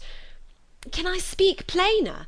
Do not consider me now as an elegant female intending to plague you, but as a rational creature, speaking the truth from her heart." "You are uniformly charming," cried he, with an air of awkward gallantry, "and I am persuaded that when sanctioned by the express authority of both your excellent parents, my proposal will not fail of being acceptable." To such perseverance in wilful self-deception Elizabeth would make no reply, and immediately and in silence withdrew.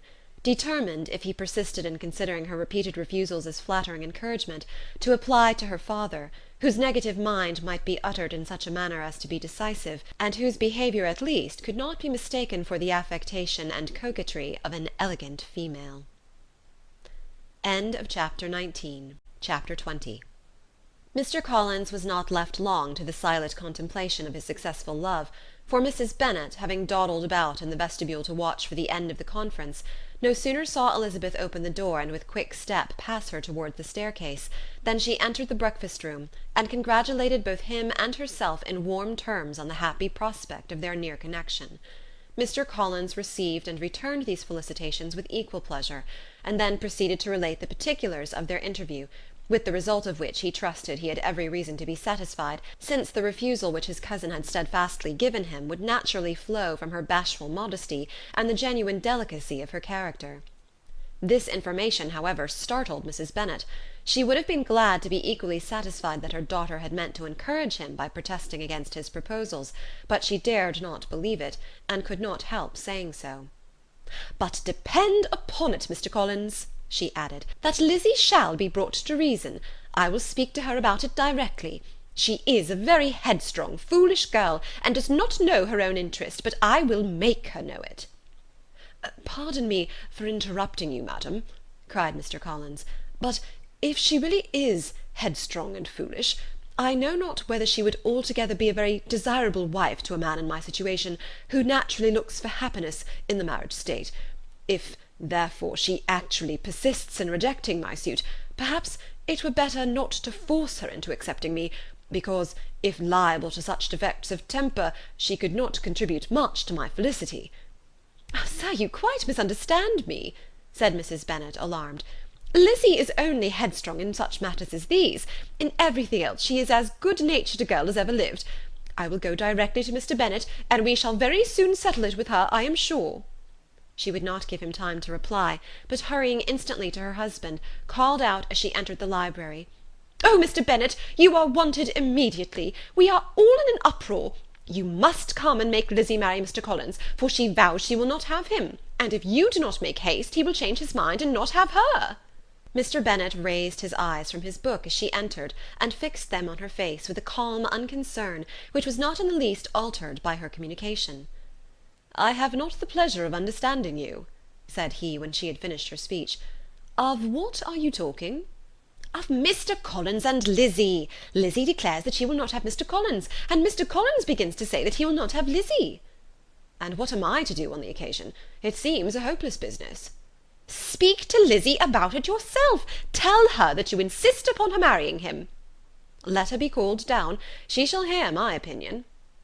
Mrs. Bennet rang the bell, and Miss Elizabeth was summoned to the library.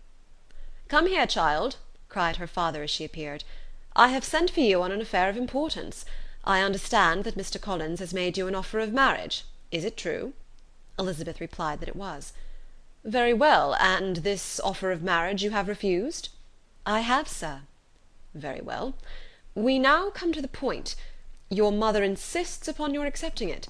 Is it not so, Mrs. Bennet?" "Yes, or I will never see her again." "An unhappy alternative is before you, Elizabeth. From this day you must be a stranger to one of your parents. Your mother will never see you again if you do not marry Mr. Collins, and I will never see you again if you do." Elizabeth could not but smile at such a conclusion of such a beginning, but Mrs. Bennet, who had persuaded herself that her husband regarded the affair as she wished, was excessively disappointed. "What do you mean, Mr. Bennet, in talking this way? You promised me to insist upon her marrying him." "My dear," replied her husband, "I have two small favours to request. First, that you allow me the free use of my understanding on the present occasion, and secondly, of my room. I shall be glad to have the library to myself as soon as may be." Not yet, however, in spite of her disappointment in her husband, did Mrs. Bennet give up the point. She talked to Elizabeth again and again, coaxed and threatened her by turns. She endeavoured to secure Jane in her interest, but Jane, with all possible mildness, declined interfering, and Elizabeth, sometimes with real earnestness and sometimes with playful gaiety, replied to her attacks. Though her manner varied, however, her determination never did. Mr. Collins, meanwhile, was meditating in solitude on what had passed. He thought too well of himself to comprehend on what motives his cousin could refuse him, and though his pride was hurt, he suffered in no other way. His regard for her was quite imaginary, and the possibility of her deserving her mother's reproach prevented his feeling any regret. While the family were in this confusion, Charlotte Lucas came to spend the day with them. She was met in the vestibule by Lydia, who, flying to her, cried in a half-whisper, "I am glad you are come, for there is such fun here. What do you think has happened this morning? Mr. Collins has made an offer to Lizzie, and she will not have him." Charlotte hardly had time to answer before they were joined by Kitty, who came to tell the same news, and no sooner had they entered the breakfast-room, where Mrs. Bennet was alone, than she likewise began on the subject, calling on Miss Lucas for her compassion, and entreating her to persuade her friend Lizzie to comply with the wishes of all her family. "Pray do, my dear Miss Lucas," she added in a melancholy tone, "for nobody is on my side, nobody takes part with me. I am cruelly used, nobody feels for my poor nerves." Charlotte's reply was spared by the entrance of Jane and Elizabeth. "Ay, there she comes," continued Mrs. Bennet, "looking as unconcerned as may be, and caring no more for us than if we were at York, provided she can have her own way. But I tell you, Miss Lizzie, if you take it into your head to go on refusing every offer of marriage in this way, you will never get a husband at all, and I am sure I do not know who is to maintain you when your father is dead. I shall not be able to keep you, and so I warn you. I have done with you from this very day. I told you in the library, you know, that I should never speak to you again, and you will find me as good as my word. I have no pleasure in talking to undutiful children. Not that I have much pleasure indeed in talking to anybody. People who suffer as I do from nervous complaints can have no great inclination for talking. Nobody can tell what I suffer, but it is always so. Those who do not complain are never pitied." Her daughters listened in silence to this effusion, sensible that any attempt to reason with her or soothe her would only increase the irritation. She talked on, therefore, without interruption from any of them, till they were joined by Mr. Collins, who entered the room with an air more stately than usual, and on perceiving whom, she said to the girls, "Now I do insist upon it that you all of you hold your tongues, and let me and Mr. Collins have a little conversation together." Elizabeth passed quietly out of the room, Jane and Kitty following, but Lydia stood her ground, determined to hear all she could, and Charlotte, detained first by the civility of Mr. Collins, whose inquiries after herself and all her family were very minute, and then by a little curiosity, satisfied herself with walking to the window and pretending not to hear. In a doleful voice Mrs. Bennet began the projected conversation. "Oh, Mr. Collins!" "My dear madam," replied he, "let us be for ever silent on this point. Far be it from me," he presently continued, in a voice that marked his displeasure, "to resent the behaviour of your daughter. Resignation to inevitable evils is the evil duty of us all, the peculiar duty of a young man who has been so fortunate as I have been in early preferment, and I trust I am resigned. Perhaps not the less so far from feeling a doubt of my positive happiness, had my fair cousin honoured me with her hand, for I have often observed that resignation is never so perfect as when the blessing denied begins to lose somewhat of its value in our estimation. You will not, I hope, consider me as showing any disrespect to your family, my dear madam, by thus withdrawing my pretensions to your daughter's favour, without having paid yourself and Mr. Bennet the compliment of requesting you to interpose your authority in my behalf. My conduct may, I fear, be objectionable in having accepted my dismission from your daughter's lips instead of your own, but we are all liable to error. I have certainly meant well through the whole affair. My object has been to secure an amiable companion for myself, with due consideration for the advantage of all your family, and if my manner has been at all reprehensible, I here beg leave to apologize. End of Chapter 20. Chapter 21. The discussion of Mr. Collins's offer was now nearly at an end, and Elizabeth had only to suffer from the uncomfortable feelings necessarily attending it, and occasionally from some peevish allusions of her mother. As for the gentleman himself, his feelings were chiefly expressed, not by embarrassment or dejection, or by trying to avoid her, but by stiffness of manner and resentful silence. He scarcely ever spoke to her, and the assiduous attentions which he had been so sensible of himself were transferred for the rest of the day to Miss Lucas, whose civility in listening to him was a seasonable relief to them all, and especially to her friend. The morrow produced no abatement of Mrs. Bennet's ill humour or ill health. Mr. Collins was also in the same state of angry pride. Elizabeth had hoped that his resentment might shorten his visit, but his plan did not appear in the least affected by it. He was always to have gone on Saturday, and to Saturday he meant to stay. After breakfast the girls walked to Meryton to inquire if Mr. Wickham were returned, and to lament over his absence from the Netherfield ball. He joined them on their entering the town, and attended them to their aunt's, where his regret and vexation, and the concern of everybody, was well talked over. To Elizabeth, however, he voluntarily acknowledged that the necessity of his absence had been self-imposed.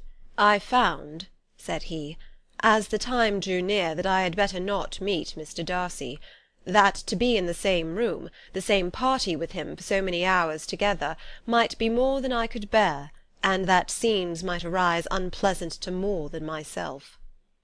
She highly approved his forbearance, and they had leisure for a full discussion of it, and for all the commendation which they civilly bestowed on each other, as Wickham and another officer walked back with them to Longbourn, and during the walk he particularly attended to her. His accompanying them was a double advantage. She felt all the compliment it offered to herself, and it was most acceptable as an occasion of introducing him to her father and mother. Soon after their return a letter was delivered to Miss Bennet. It came from Netherfield. The envelope contained a sheet of elegant little hot-pressed paper, well covered with a lady's fair flowing hand, and Elizabeth saw her sister's countenance change as she read it, and saw her dwelling intently on some particular passages. Jane recollected herself soon, and putting the letter away, tried to join with her usual cheerfulness in the general conversation. But Elizabeth felt an anxiety on the subject which drew off her attention even from Wickham, and no sooner had he and his companion taken leave than a glance from Jane invited her to follow her upstairs. When they had gained their own room, Jane, taking out the letter, said, "This is from Caroline Bingley. What it contains has surprised me a good deal. The whole party have left Netherfield by this time, and are on their way to town, and without any intention of coming back again. You shall hear what she says." She then read the first sentence aloud, which comprised the information of their having just resolved to follow their brother to town directly, and of their meaning to dine in Grosvenor Street, where Mr. Hurst had a house. The next was in these words: "I do not pretend to regret anything I shall leave in Hertfordshire, except your society, my dearest friend, but we will hope, at some future period, to enjoy many returns of that delightful intercourse we have known, and in the meanwhile may lessen the pain of separation by a very frequent and most unreserved correspondence. I depend on you for that." To these high-flown expressions Elizabeth listened with all the insensibility of distrust, and though the suddenness of their removal surprised her, she saw nothing in it really to lament. It was not to be supposed that their absence from Netherfield would prevent Mr. Bingley's being there, and as to the loss of their society, she was persuaded that Jane must cease to regard it in the enjoyment of his. "It is unlucky," said she, after a short pause, "that you should not be able to see your friends before they leave the country. But may we not hope that the period of future happiness to which Miss Bingley looks forward may arrive earlier than she is aware, and that the delightful intercourse you have known as friends will be renewed with yet greater satisfaction as sisters? Mr. Bingley will not be detained in London by them." "Caroline decidedly says that none of the party will return into Hertfordshire this winter. I will read it to you. When my brother left us yesterday, he imagined that the business which took him to London might be concluded in 3 or 4 days, but as we are certain it cannot be so, and at the same time convinced that when Charles gets to town he will be in no hurry to leave it again, we have determined on following him thither, that he may not be obliged to spend his vacant hours in a comfortless hotel. Many of my acquaintances are already there for the winter. I wish that I could hear that you, my dearest friend, had any intention of making one of the crowd, but of that I despair. I sincerely hope your Christmas in Hertfordshire may abound in the gaieties which that season generally brings, and that your beaux will be so numerous as to prevent your feeling the loss of the 3 whom we shall deprive you." "It is evident by this," added Jane, "that he comes back no more this winter." "It is only evident that Miss Bingley does not mean that he should." "Why will you think so? It must be his own doing. He is his own master. But you do not know all. I will read you the passage which particularly hurts me. I will have no reserves from you." Mr. Darcy is impatient to see his sister, and, to confess the truth, we are scarcely less eager to meet her again. I really do not think Georgiana Darcy has her equal for beauty, elegance, and accomplishments, and the affection she inspires in Louisa and myself is heightened into something still more interesting from the hope we dare entertain of her being hereafter our sister. I do not know whether I ever before mentioned to you my feelings on this subject, but I will not leave the country without confiding them, and I trust you will not esteem them unreasonable. My brother admires her greatly already. He will have frequent opportunity now of seeing her on the most intimate footing. Her relations all wish the connection as much as his own, and a sister's partiality is not misleading me, I think, when I call Charles most capable of engaging any woman's heart. With all these circumstances to favour an attachment, and nothing to prevent it, am I wrong, my dearest Jane, in indulging the hope of an event which will secure the happiness of so many? What do you think of this sentence, my dear Lizzie? Said Jane as she finished it. Is it not clear enough? Does it not expressly declare that Caroline neither expects nor wishes me to be her sister, that she is perfectly convinced of her brother's indifference, and that if she suspects the nature of my feelings for him, she means most kindly to put me on my guard? Can there be any other opinion on the subject? Yes, there can, for mine is totally different. Will you hear it? Most willingly. You shall have it in a few words. Miss Bingley sees that her brother is in love with you, and wants him to marry Miss Darcy. She follows him to town in hope of keeping him there, and tries to persuade you that he does not care about you. Jane shook her head.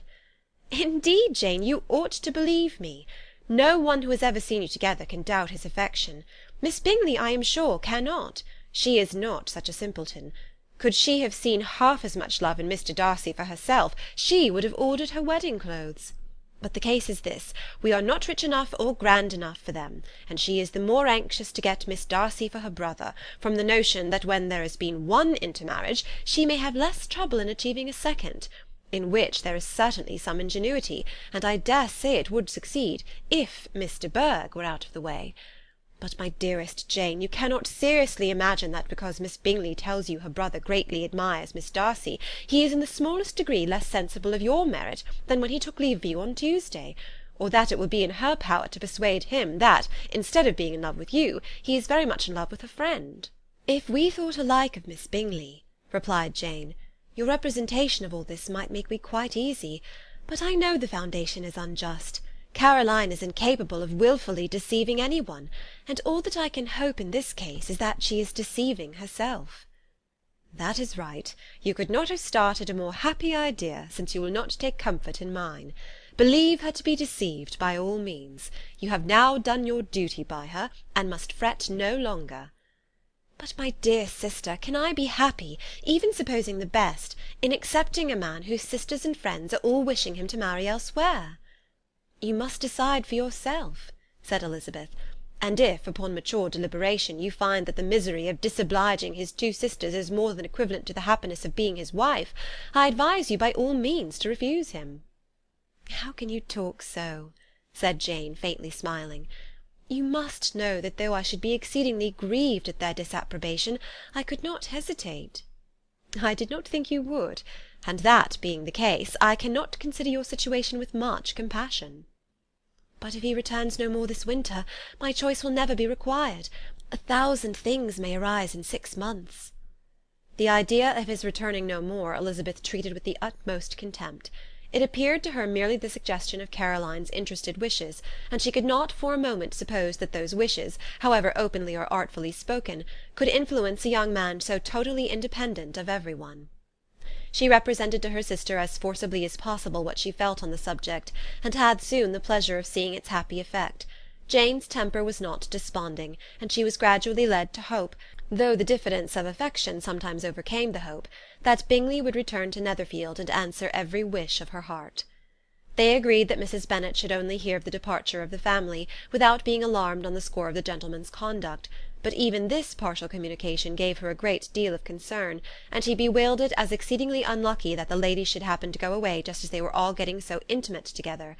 After lamenting it, however, at some length, she had the consolation that Mr. Bingley would soon be down again, and soon dining at Longbourn, and the conclusion of all was the comfortable declaration that though he had been invited only to a family dinner, she would take care to have 2 full courses.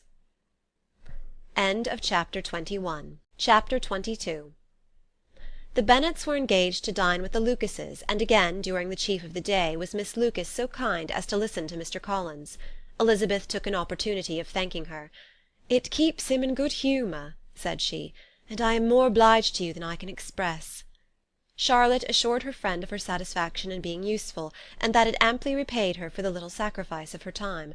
This was very amiable, but Charlotte's kindness extended farther than Elizabeth had any conception of. Its object was nothing else than to secure her from any return of Mr. Collins' addresses by engaging them towards herself. Such was Miss Lucas's scheme, and appearances were so favourable that when they parted at night she would have felt almost secure of success if he had not been to leave Hertfordshire so very soon. But here she did injustice to the fire and independence of his character, for it led him to escape out of Longbourn House the next morning with admirable slyness, and hasten to Lucas Lodge to throw himself at her feet. He was anxious to avoid the notice of his cousins, from a conviction that if they saw him depart they could not fail to conjecture his design, and he was not willing to have the attempt known till its success might be known likewise. For though feeling almost secure, and with reason, for Charlotte had been tolerably encouraging, he was comparatively diffident since the adventure of Wednesday. His reception, however, was of the most flattering kind. Miss Lucas perceived him from an upper window as he walked towards the house, and instantly set out to meet him accidentally in the lane. But little had she dared to hope that so much love and eloquence awaited her there. In as short a time as Mr. Collins' long speeches would allow, everything was settled between them to the satisfaction of both, and as they entered the house he earnestly entreated her to name the day that was to make him the happiest of men. And though such a solicitation must be waived for the present, the lady felt no inclination to trifle with his happiness. The stupidity with which he was favoured by nature must guard his courtship from any charm that could make a woman wish for its continuance, and Miss Lucas, who accepted him solely from the pure and disinterested desire of an establishment, cared not how soon that establishment were gained. Sir William and Lady Lucas were speedily applied to for their consent, and it was bestowed with a most joyful alacrity.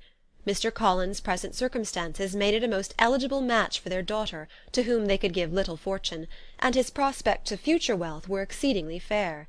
Lady Lucas began directly to calculate, with more interest than the matter had ever excited before, how many years longer Mr. Bennet was likely to live, and Sir William gave it as his decided opinion that whenever Mr. Collins should be in possession of the Longbourn estate, it would be highly expedient that both he and his wife should make their appearance at St. James's.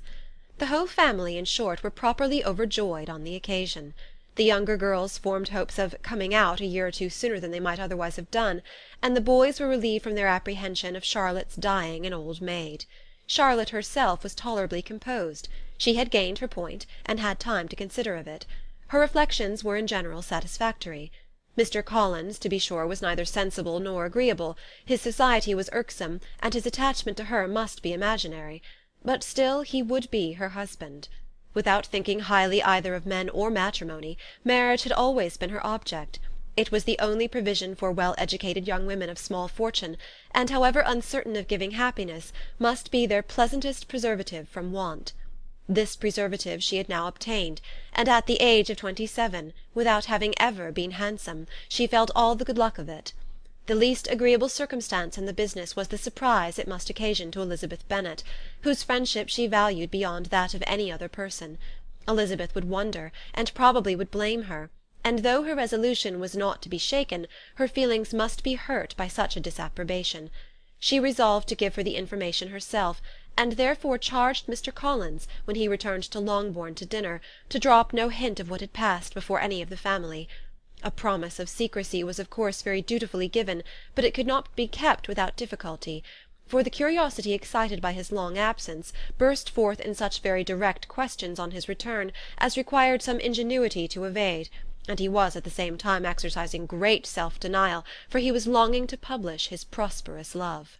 As he was to begin his journey too early on the morrow to see any of the family, the ceremony of leave-taking was performed when the ladies moved for the night, and Mrs. Bennet, with great politeness and cordiality, said how happy they should be to see him at Longbourn again, whenever his engagements might allow him to visit them. "My dear madam," he replied. "This invitation is particularly gratifying, because it is what I have been hoping to receive, and you may be very certain that I shall avail myself of it as soon as possible." They were all astonished, and Mr. Bennet, who could by no means wish for so speedy a return, immediately said, "But is there not danger of Lady Catherine's disapprobation here, my good sir? You had better neglect your relations than run the risk of offending your patroness." "My dear sir," replied Mr. Collins, "I am particularly obliged to you for this friendly caution, and you may depend upon my not taking so material a step without her ladyship's concurrence." "You cannot be too much upon your guard. Risk anything rather than her displeasure, and if you find it likely to be raised by your coming to us again, which I should think exceedingly probable, stay quietly at home, and be satisfied that we shall take no offence." "Believe me, my dear sir, my gratitude is warmly excited by such affectionate attention, and depend upon it, you will speedily receive from me a letter of thanks for this, and for every other mark of your regard during my stay in Hertfordshire. As for my fair cousins, though my absence may not be long enough to render it necessary, I shall now take the liberty of wishing them health and happiness, not excepting my cousin Elizabeth." With proper civilities the ladies then withdrew, all of them equally surprised that he meditated a quick return. Mrs. Bennet wished to understand by it that he thought of paying his addresses to one of her younger girls, and Mary might have been prevailed on to accept him.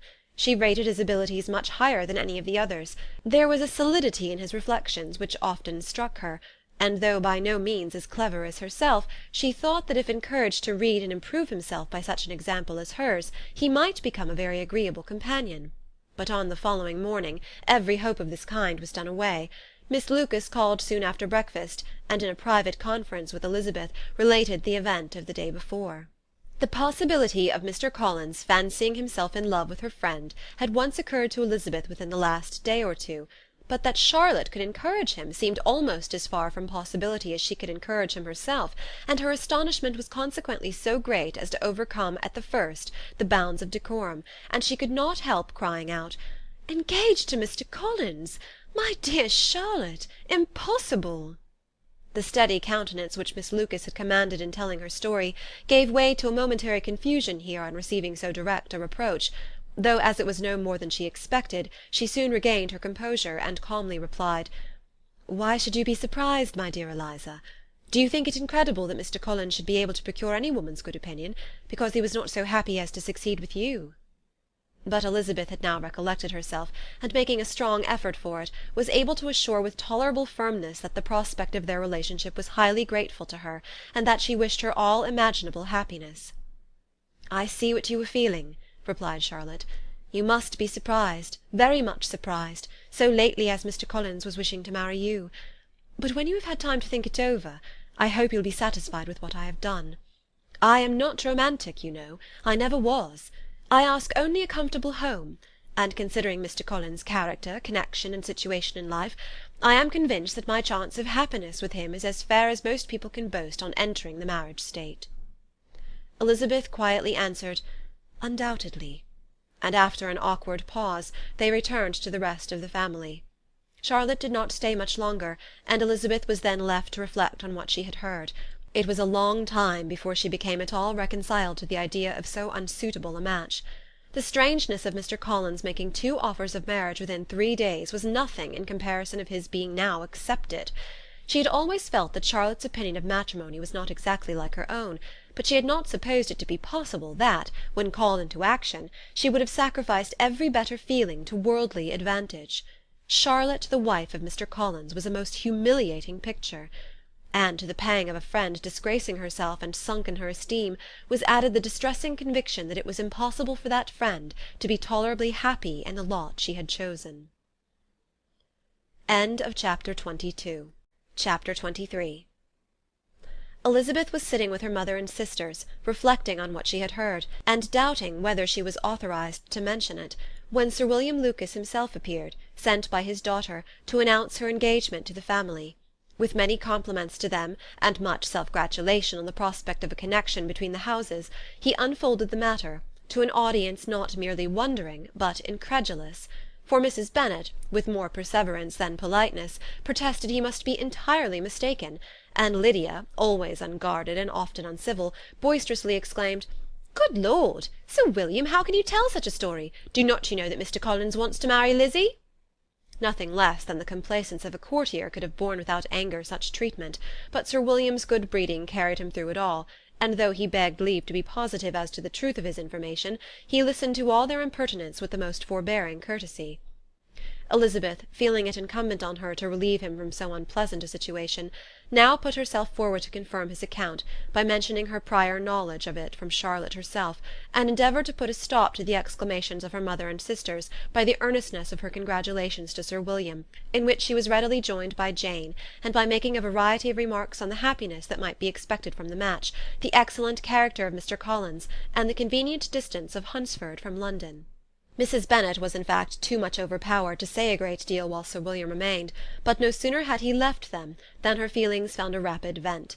In the first place, she persisted in disbelieving the whole of the matter. Secondly, she was very sure that Mr. Collins had been taken in. Thirdly, she trusted that they would never be happy together. And fourthly, that the match might be broken off. Two inferences, however, were plainly deduced from the whole. One, that Elizabeth was the real cause of the mischief, and the other that she herself had been barbarously misused by them all, and on these 2 points she principally dwelt during the rest of the day. Nothing could console and nothing could appease her, nor did that day wear out her resentment.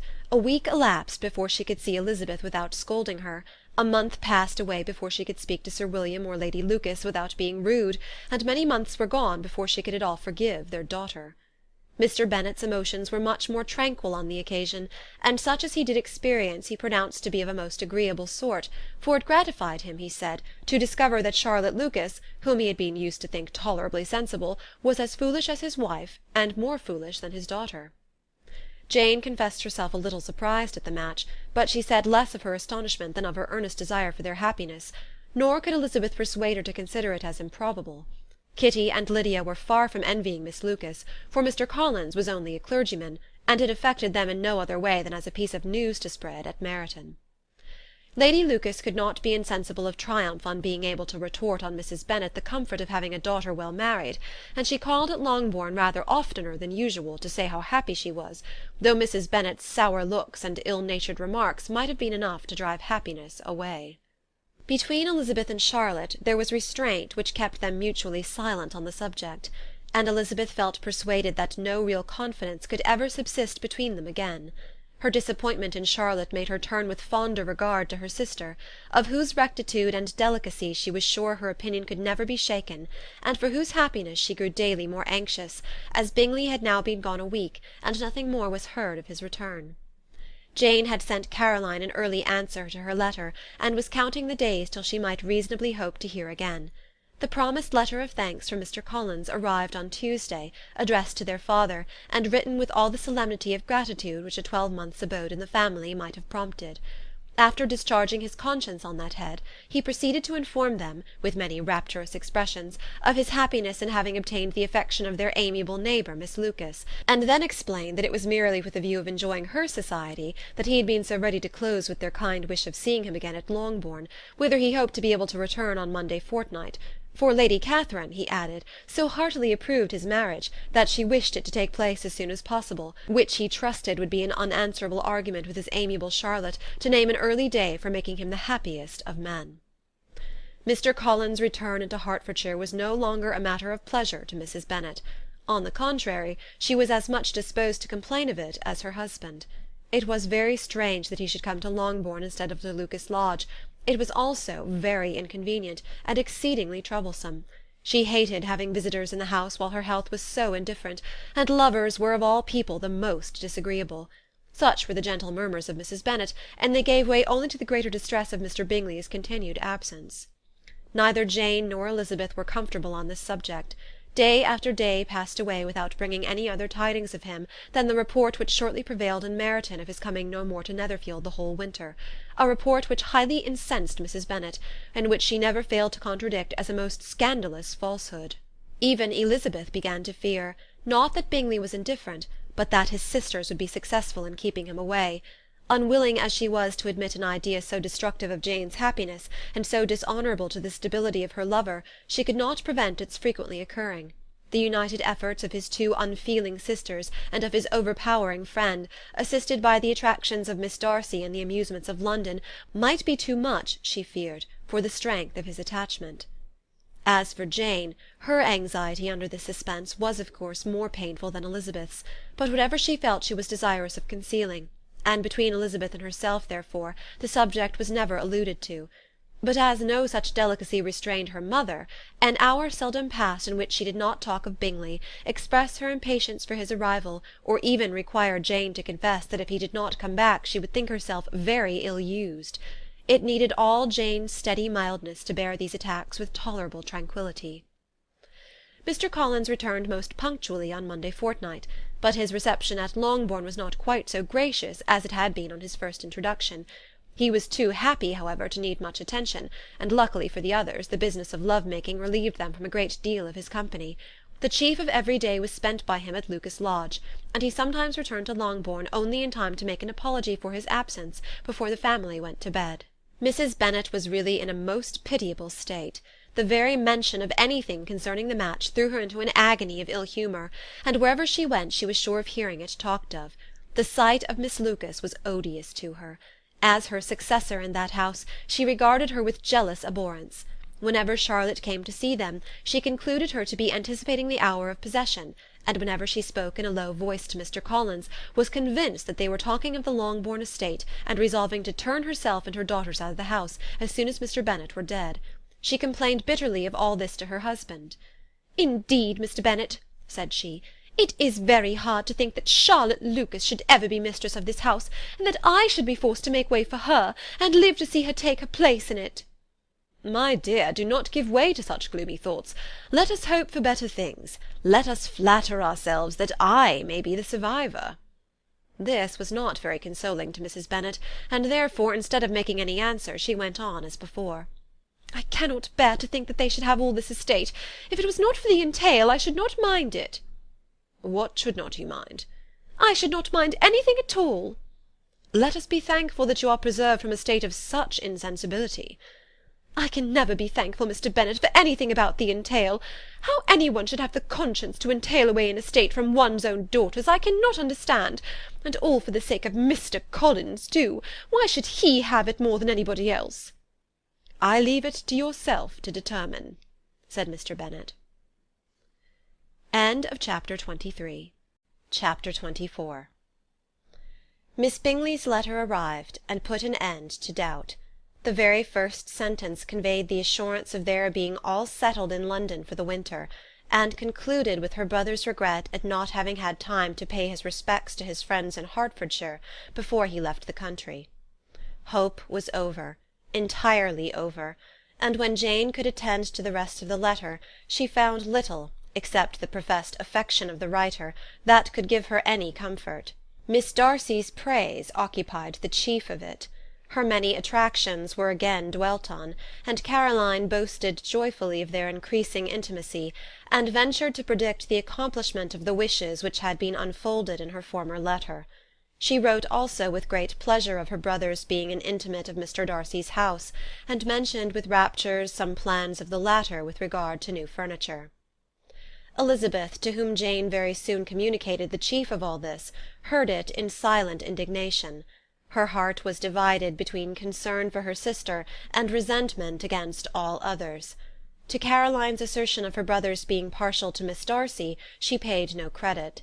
That he was really fond of Jane she doubted no more than she had ever done, and much as she had always been disposed to like him, she could not think without anger, hardly without contempt, on that easiness of temper, that want of proper resolution, which now made him the slave of his designing friends, and led him to sacrifice of his own happiness to the caprice of their inclination.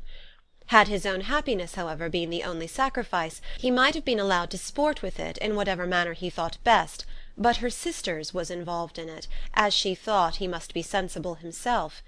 It was a subject, in short, on which reflection would be long indulged, and must be unavailing. She could think of nothing else, and yet whether Bingley's regard had really died away, or were suppressed by his friend's interference, Whether he had been aware of Jane's attachment, or whether it had escaped his observation, whatever were the case, though her opinion of him must be materially affected by the difference, her sister's situation remained the same, her peace equally wounded.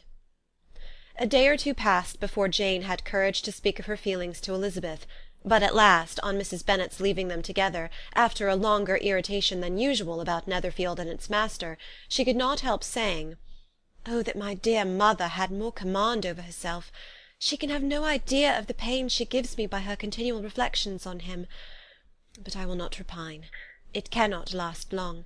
He will be forgot, and we shall be as we were before." Elizabeth looked at her sister with incredulous solicitude, but said nothing.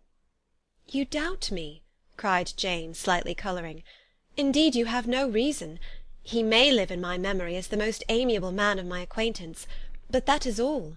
I have nothing either to hope or fear, and nothing to reproach him with. Thank God, I have not that pain. A little time, therefore, I shall certainly try to get the better." With a stronger voice she soon added, "I have this comfort immediately, that it has not been more than an error of fancy on my side, and that it has done no harm to any one but myself." "My dear Jane," exclaimed Elizabeth, "you are too good. Your sweetness and disinterestedness are really angelic. I do not know what to say to you. I feel as if I had never done you justice, or loved you as you deserve." Miss Bennet eagerly disclaimed all extraordinary merit, and threw back the praise on her sister's warm affection. "Nay," said Elizabeth, "this is not fair. You wish to think all the world respectable, and are hurt if I speak ill of anybody. I only want to think you perfect, and you set yourself against it. Do not be afraid of my running into any excess, of my encroaching on your privilege of universal goodwill. You need not.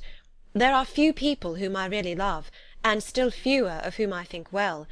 The more I see of the world, the more am I dissatisfied with it, and every day confirms my belief of the inconsistency of all human characters, and of the little dependence that can be placed on the appearance of merit or sense. I have met with 2 instances lately. One I will not mention, the other is Charlotte's marriage. It is unaccountable. In every view it is unaccountable." "My dear Lizzy, do not give way to such feelings as these. They will ruin your happiness. You do not make allowance enough for difference of situation and temper. Consider Mr. Collins's respectability, and Charlotte's steady, prudent character. Remember that she is one of a large family, that, as to fortune, it is a most eligible match, and be ready to believe, for everybody's sake, that she may feel something like regard and esteem for our cousin." "To oblige you, I would try to believe almost anything, but no one else could be benefited by such a belief as this. For were I persuaded that Charlotte had any real regard for him, I should only think worse of her understanding than I now do of her heart. My dear Jane, Mr. Collins is a conceited, pompous, narrow-minded, silly man. You know he is, as well as I do. And you must feel, as well as I do, that the woman who married him cannot have a proper way of thinking. You shall not defend her, though it is Charlotte Lucas. You shall not, for the sake of one individual, change the meaning of principle and integrity, nor endeavour to persuade yourself or me that selfishness is prudence, and insensibility of danger security for happiness." "I must think your language too strong in speaking of both," replied Jane, "and I hope you'll be convinced of it by seeing them happy together. But enough of this. You alluded to something else. You mentioned 2 instances. I cannot misunderstand you, but I entreat you, dear Lizzy, not to pain me by thinking that person to blame, and saying your opinion of him is sunk. We must not be so ready to fancy ourselves intentionally injured. We must not expect a lively young man to be always so guarded and circumspect. It is very often nothing but our own vanity that deceives us. Women fancy admiration means more than it does." "And men take care that they should." "If it is designedly done, they cannot be justified, but I have no idea of there being so much design in the world as some persons imagine." "I am far from attributing any part of Mr. Bingley's conduct to design," said Elizabeth, "but without scheming to do wrong, or to make others unhappy, there may be error, and there may be misery. Thoughtlessness, want of attention to other people's feelings, and want of resolution will do the business." "And do you impute it to either of those?" "Yes, to the last. But if I go on, I shall displease you by saying what I think of persons you esteem. Stop me whilst you can." "You persist, then, in supposing his sisters influence him?" "Yes, in conjunction with his friend." "I cannot believe it. Why should they try to influence him? They can only wish his happiness, and if he is attached to me, no other woman can secure it." "Your first position is false. They may wish many things besides his happiness. They may wish his increase of wealth and consequence. They may wish him to marry a girl who has all the importance of money, great connections, and pride." "Beyond a doubt they do wish him to choose Miss Darcy," replied Jane, "but this may be from better feelings than you are supposing. They have known her much longer than they have known me. No wonder if they love her better. But whatever may be their own wishes, it is very unlikely that they should have opposed their brothers. What sister would think herself at liberty to do it, unless there was something very objectionable? If they believed him attached to me, they would not try to part us. If he were so, they could not succeed. By supposing such an affection, you make everybody acting unnaturally and wrong, and me most unhappy. Do not distress me by the idea.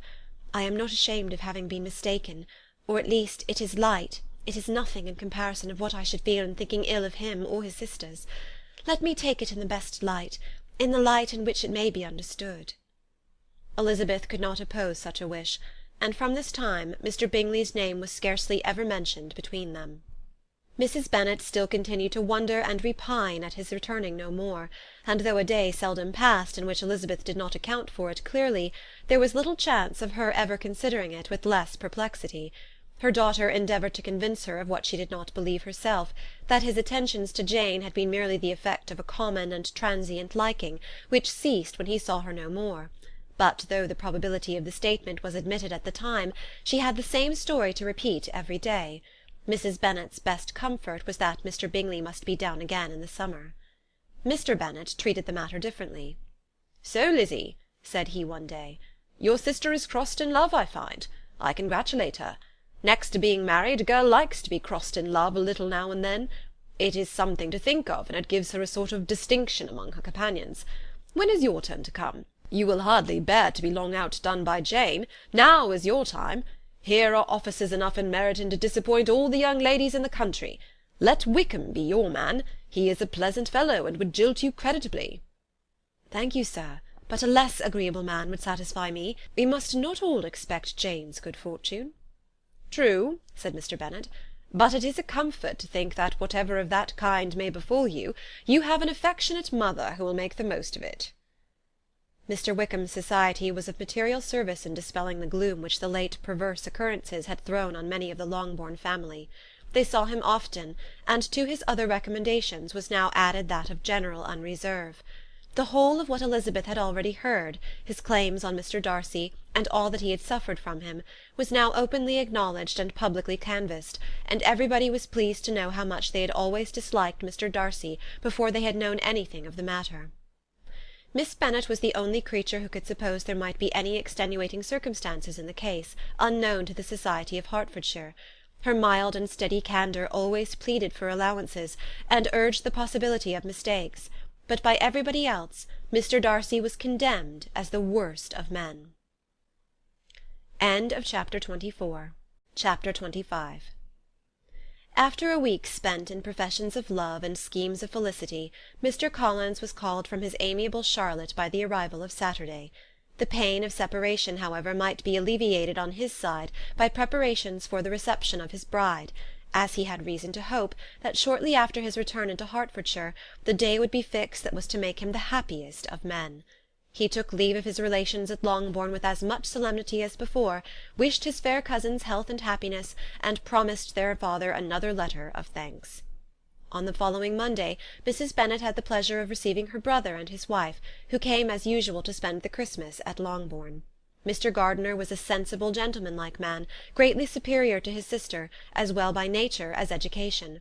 The Netherfield ladies would have had difficulty in believing that a man who lived by trade, and within view of his own warehouses, could have been so well bred and agreeable. Mrs. Gardiner, who was several years younger than Mrs. Bennet and Mrs. Phillips, was an amiable, intelligent, elegant woman, and a great favourite with all her Longbourn nieces. Between the two eldest and herself especially there subsisted a particular regard. They had frequently been staying with her in town. The first part of Mrs. Gardiner's business on her arrival was to distribute her presents and describe the newest fashions. When this was done she had a less active part to play. It became her turn to listen. Mrs. Bennet had many grievances to relate, and much to complain of.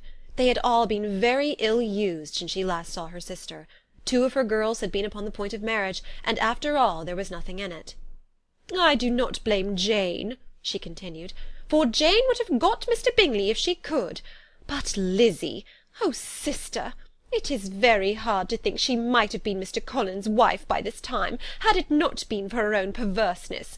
He made her an offer in this very room, and she refused him. The consequence of it is that Lady Lucas will have a daughter married before I have, and that the Longbourn estate is just as much entailed as ever. The Lucases are very artful people indeed, sister. They are all for what they can get. I am sorry to say it of them, but so it is. It makes me very nervous and poorly to be thwarted so in my own family, and to have neighbours who think of themselves before anybody else. However, your coming just at this time is the greatest of comforts, and I am very glad to hear what you tell us of long sleeves." Mrs. Gardiner, to whom the chief of this news had been given before, in the course of Jane and Elizabeth's correspondence with her, made her sister a slight answer, and in compassion to her nieces, turned the conversation. When alone with Elizabeth afterwards, she spoke more on the subject. "It seems likely to have been a desirable match for Jane," said she. "I am sorry it went off, but these things happen so often. A young man, such as you describe Mr. Bingley, so easily falls in love with a pretty girl for a few weeks, and when accident separates them, so easily forgets her, that these sort of inconsistencies are very frequent." "An excellent consolation in its way," said Elizabeth, "but it will not do for us. We do not suffer by accident. It does not often happen that the interference of friends will persuade a young man of independent fortune to think no more of a girl whom he was violently in love with only a few days before." "But that expression of violently in love is so hackneyed, so doubtful, so indefinite, that it gives me very little idea. It is as often applied to feelings which arise from a half-hour's acquaintance, as to a real strong attachment. Pray, how violent was Mr. Bingley's love?" "I never saw a more promising inclination. He was growing quite inattentive to other people, and wholly engrossed by her. Every time they met it was more decided and remarkable. At his own ball he offended 2 or 3 young ladies by not asking them to dance, and I spoke to him twice myself without receiving an answer. Could there be finer symptoms? Is not general incivility the very essence of love?" "Oh, yes, of that kind of love which I suppose him to have felt. Poor Jane! I am sorry for her, because with her disposition she may not get over it immediately. It had better have happened to you, Lizzie. You would have laughed yourself out of it sooner. But do you think she would be prevailed upon to go back with us? Change of scene might be of service, and perhaps a little relief from home may be as useful as anything." Elizabeth was exceedingly pleased with this proposal, and felt persuaded of her sister's ready acquiescence. "I hope," added Mrs. Gardiner, "that no consideration with regard to this young man will influence her. We live in so different a part of town, all our connections are so different, and as you well know, we go out so little, that it is very improbable that they should meet at all, unless he really comes to see her." "And that is quite impossible, for he is now in the custody of his friend, and Mr. Darcy would no more suffer him to call on Jane in such a part of London. My dear aunt, how could you think of it? Mr. Darcy may perhaps have heard of such a place as Gracechurch Street, but he would hardly think a month's ablution enough to cleanse him from its impurities, were he once to enter it, and depend upon it, Mr. Bingley never stirs without him." "So much the better. I hope they will not meet at all. But does not Jane correspond with his sister? She will not be able to help calling." "She will drop the acquaintance entirely." But in spite of the certainty in which Elizabeth affected to place this point, as well as the still more interesting one of Bingley's being withheld from seeing Jane, she felt a solicitude on the subject which convinced her, on examination, that she did not consider it entirely hopeless. It was possible, and sometimes she thought it probable, that his affection might be reanimated, and the influence of his friends successfully combated by the more natural influence of Jane's attractions. Miss Bennet accepted her aunt's invitation with pleasure, and the Bingleys were no otherwise in her thoughts at the same time than as she hoped by Caroline's not living in the same house with her brother, she might occasionally spend a morning with her, without any danger of seeing him. The Gardiners stayed a week at Longbourn, and what with the Phillipses, the Lucases, and the officers, there was not a day without its engagement. Mrs. Bennet had so carefully provided for the entertainment of her brother and sister that they did not once sit down to a family dinner. When the engagement was for home, some of the officers always made part of it, of which officers Mr. Wickham was sure to be one, and on these occasions Mrs. Gardiner, rendered suspicious by Elizabeth's warm commendation, narrowly observed them both. Without supposing them, from what she saw, to be very seriously in love, their preference of each other was plain enough to make her a little uneasy, and she resolved to speak to Elizabeth on the subject before she left Hertfordshire, and represent to her the imprudence of encouraging such an attachment. To Mrs. Gardiner, Wickham had one means of affording pleasure, unconnected with his general powers. About 10 or a dozen years ago, before her marriage, she had spent a considerable time in that very part of Derbyshire to which he belonged. They had therefore many acquaintances in common, and though Wickham had been little there since the death of Darcy's father, it was yet in his power to give her fresher intelligence of her former friends than she had been in the way of procuring. Mrs. Gardiner had seen Pemberley, and known the late Mr. Darcy by character perfectly well. Here consequently was an inexhaustible subject of discourse. In comparing her recollection of Pemberley with the minute description which Wickham could give, and in bestowing her tribute of praise on the character of its late possessor, she was delighting both him and herself. On being made acquainted with the present Mr. Darcy's treatment of him, she tried to remember some of that gentleman's reputed disposition when quite a lad, which might agree with it, and was confident at last that she recollected having heard Mr. Fitzwilliam Darcy formerly spoken of as a very proud, ill-natured boy. Chapter 26. Mrs. Gardiner's caution to Elizabeth was punctually and kindly given on the first favourable opportunity of speaking to her alone. After honestly telling her what she thought, she thus went on. "You are too sensible a girl, Lizzie, to fall in love merely because you are warned against it, and therefore I am not afraid of speaking openly. Seriously, I would have you be on your guard. Do not involve yourself, or endeavour to involve him, in an affection which the want of fortune would make so very imprudent. I have nothing to say against him. He is a most interesting young man, and if he had the fortune he ought to have, I should think you could not do better. But as it is, you must not let your fancy run away with you. You have sense, and we all expect you to use it. Your father would depend on your resolution and good conduct, I am sure. You must not disappoint your father." "My dear aunt, this is being serious indeed." "Yes, and I hope to engage you to be serious likewise." "Well, then, you need not be under any alarm. I will take care of myself, and of Mr. Wickham too. He shall not be in love with me, if I can prevent it." "Elizabeth, you are not serious now." "I beg your pardon, I will try again. At present I am not in love with Mr. Wickham. No, I certainly am not. But he is, beyond all comparison, the most agreeable man I ever saw. And if he becomes really attached to me, I believe it will be better that he should not. I see the imprudence of it. Oh, that abominable Mr. Darcy! My father's opinion of me does me the greatest honour, and I should be miserable to forfeit it. My father, however, is partial to Mr. Wickham. In short, my dear aunt, I should be very sorry to be the means of making any of you unhappy. But since we see every day that where there is affection, young people are seldom withheld by immediate want of fortune from entering into engagements with each other, how can I promise to be wiser than so many of my fellow creatures if I am tempted? Or how am I even to know that it would be wisdom to resist? All that I can promise you, therefore, is not to be in a hurry. I will not be in a hurry to believe myself his first object. When I am in company with him, I will not be wishing. In short, I will do my best." "Perhaps it will be as well if you discourage his coming here so very often. At least you should not remind your mother of inviting him." "As I did the other day," said Elizabeth with a conscious smile. "Very true, it will be wise in me to refrain from that. But do not imagine that he is always here so often. It is on your account that he has been so frequently invited this week. You know my mother's ideas as to the necessity of constant company for her friends. But really, and upon my honour, I will try to do what I think to be the wisest. And now I hope you are satisfied." Her aunt assured her that she was, and Elizabeth having thanked her for the kindness of her hints, they parted, a wonderful instance of advice being given on such a point, without being resented.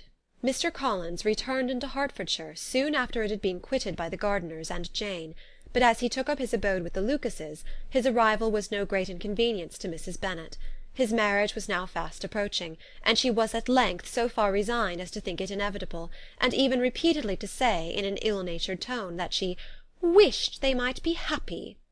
Thursday was to be the wedding day, and on Wednesday Miss Lucas paid her farewell visit, and when she rose to take leave, Elizabeth, ashamed of her mother's ungracious and reluctant good wishes, sincerely affected herself, accompanied her out of the room. As they went downstairs together, Charlotte said, "I shall depend on hearing from you very often, Eliza." "That you certainly shall." "And I have another favour to ask you. Will you come and see me?" "We shall often meet, I hope, in Hertfordshire." "I am not likely to leave Kent for some time. Promise me, therefore, to come to Hunsford." Elizabeth could not refuse, though she foresaw little pleasure in the visit. "My father and Maria are coming to me in March," added Charlotte, "and I hope you will consent to be of the party. Indeed, Eliza, you will be as welcome as either of them." The wedding took place. The bride and bridegroom set off for Kent from the church door, and everybody had as much to say or to hear on the subject as usual. Elizabeth soon heard from her friend, and their correspondence was as regular and frequent as it had ever been. That it should be equally unreserved was impossible.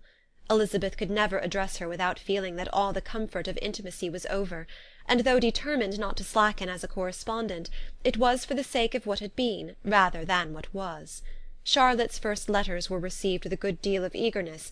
There could not but be curiosity to know how she would speak of her new home, how she would like Lady Catherine, and how happy she would dare pronounce herself to be; though, when the letters were read, Elizabeth felt that Charlotte expressed herself on every point exactly as she might have foreseen.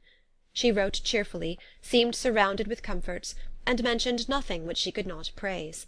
The house, furniture, and neighbourhood and roads were all to her taste, and Lady Catherine's behaviour was most friendly and obliging. It was Mr. Collins's picture of Hunsford and Rosings rationally softened, and Elizabeth perceived that she must wait for her own visit there to know the rest. Jane had already written a few lines to her sister to announce their safe arrival in London, and when she wrote again, Elizabeth hoped it would be in her power to say something of the Bingleys. Her impatience for this second letter was as well rewarded as impatience generally is. Jane had been a week in town without either seeing or hearing from Caroline. She accounted for it, however, by supposing that her last letter to her friend from Longbourn had by some accident been lost. "My aunt," she continued, "is going to-morrow into that part of the town, and I shall take the opportunity of calling in Grosvenor Street." She wrote again when the visit was paid, and she had seen Miss Bingley. "I did not think Caroline in spirits," were her words, "but she was very glad to see me, and reproached me for giving her no notice of my coming to London. I was right, therefore, my last letter had never reached her. I inquired after their brother, of course. He was well, but so much engaged with Mr. Darcy that they scarcely ever saw him. I found that Miss Darcy was expected to dinner. I wish I could see her. My visit was not long, as Caroline and Mrs. Hurst were going out. I dare say I shall see them soon here." Elizabeth shook her head over this letter. It convinced her that accident only could discover to Mr. Bingley her sister's being in town. 4 weeks passed away, and Jane saw nothing of him. She endeavoured to persuade herself that she did not regret it, but she could no longer be blind to Miss Bingley's inattention. After waiting at home every morning for a fortnight, and inventing every evening a fresh excuse for her, the visitor did at last appear, but the shortness of her stay, and yet more, the alteration of her manner would allow Jane to deceive herself no longer. The letter which she wrote on this occasion to her sister will prove what she felt. My dearest Lizzy will, I am sure, be incapable of triumphing in her better judgment at my expense, when I confess myself to have been entirely deceived in Miss Bingley's regard for me. But, my dear sister, though the event has proved you right, do not think me obstinate if I still assert that, considering what her behaviour was, my confidence was as natural as your suspicion.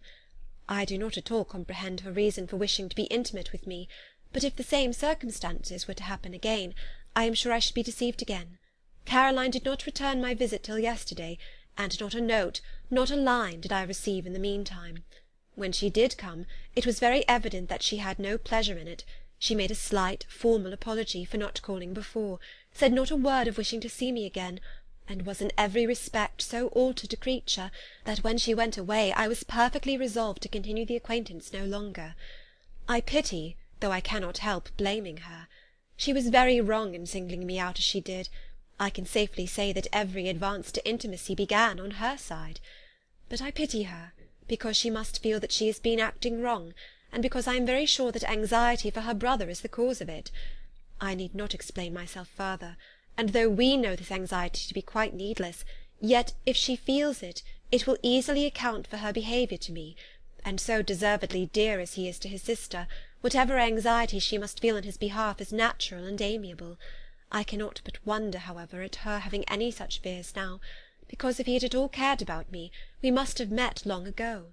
He knows of my being in town, I am certain, from something she said herself, and yet it would seem, by her manner of talking, as if she wanted to persuade herself that he is really partial to Miss Darcy. I cannot understand it. If I were not afraid of judging harshly, I should be almost tempted to say that there is a strong appearance of duplicity in all this. But I will endeavour to banish every painful thought, and think only of what will make me happy, your affection, and the invariable kindness of my dear aunt and uncle. Let me hear from you very soon. Miss Bingley said something of his never returning to Netherfield again, of giving up the house, but not with any certainty. We had better not mention it. I am extremely glad that you have such pleasant accounts from our friends at Hunsford. Pray go to see them with Sir William and Maria. I am sure you'll be very comfortable there. Yours, etc. This letter gave Elizabeth some pain, but her spirits returned as she considered that Jane would be no longer duped by the sister at least. All expectation from the brother was now absolutely over. She would not even wish for a renewal of his attentions. His character sunk on every review of it, and as a punishment for him, as well as a possible advantage to Jane, she seriously hoped that he might really soon marry Mr. Darcy's sister, as, by Wickham's account, she would make him abundantly regret what he had thrown away. Mrs. Gardiner about this time reminded Elizabeth of her promise concerning that gentleman, and required information, and Elizabeth had such to send as might rather give contentment to her aunt than to herself. His apparent partiality had subsided, his attentions were over, he was the admirer of some one else. Elizabeth was watchful enough to see it all, but she could see it and write of it without material pain. Her heart had been but slightly touched, and her vanity was satisfied with believing that she would have been his only choice, had fortune permitted it. The sudden acquisition of £10,000 was the most remarkable charm of the young lady to whom he was now rendering himself agreeable, but Elizabeth, less clear-sighted perhaps in this case than in Charlotte's, did not quarrel with him for his wish of independence. Nothing, on the contrary, could be more natural, and while able to suppose that it cost him a few struggles to relinquish her, she was ready to allow it a wise and desirable measure for both, and could very sincerely wish him happy. All this was acknowledged to Mrs. Gardiner, and after relating the circumstances, she thus went on. "I am now convinced, my dear aunt, that I have never been much in love, for had I really experienced that pure and elevating passion, I should at present detest his very name, and wish him all manner of evil. But my feelings are not only cordial towards him, they are even impartial towards Miss King. I cannot find out that I hate her at all, or that I am in the least unwilling to think her a very good sort of girl. There can be no love in all this. My watchfulness has been effectual, and though I certainly should be a more interesting object to all my acquaintances were I distractedly in love with him, I cannot say that I regret my comparative insignificance. Importance may sometimes be purchased too dearly. Kitty and Lydia take his defection much more to heart than I do. They are young in the ways of the world, and not yet open to the mortifying conviction that handsome young men must have something to live on as well as the plain." End of chapter 26.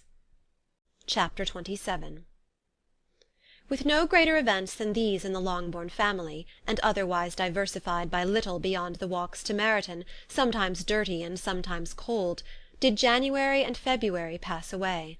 March was to take Elizabeth to Hunsford. She had not at first thought very seriously of going thither, but Charlotte, she soon found, was depending on the plan, and she gradually learned to consider it herself with greater pleasure as well as greater certainty.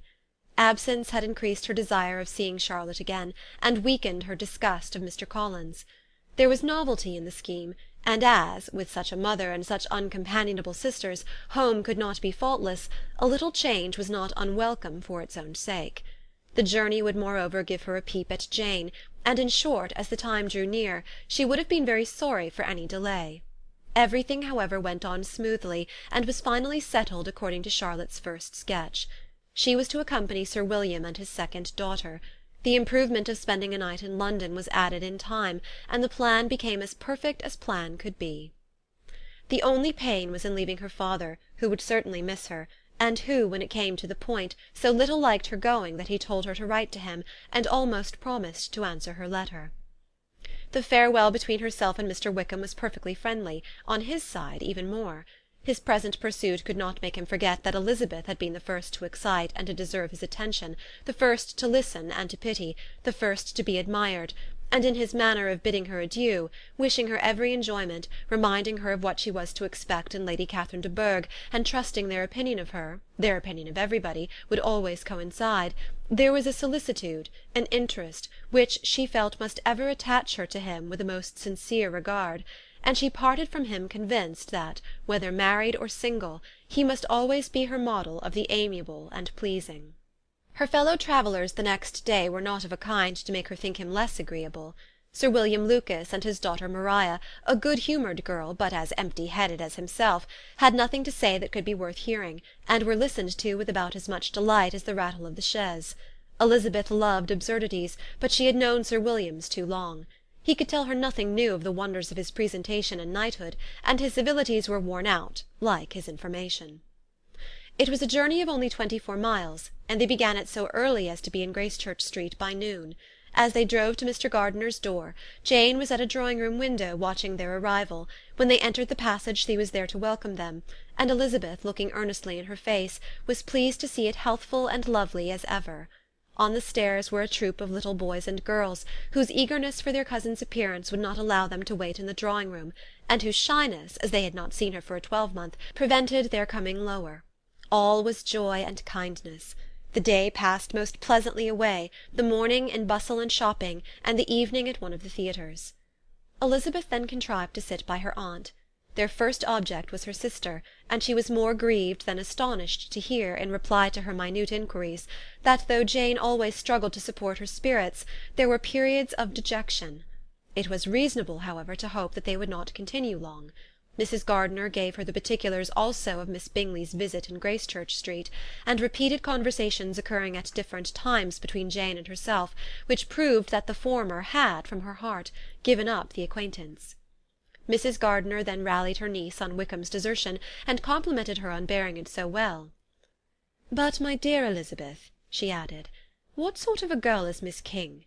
I should be sorry to think our friend mercenary." "Pray, my dear aunt, what is the difference in matrimonial affairs between the mercenary and the prudent motive? Where does discretion end and avarice begin? Last Christmas you were afraid of his marrying me because it would be imprudent, and now, because he is trying to get a girl with only £10,000, you want to find out that he is mercenary. If you will only tell me what sort of girl Miss King is, I shall know what to think."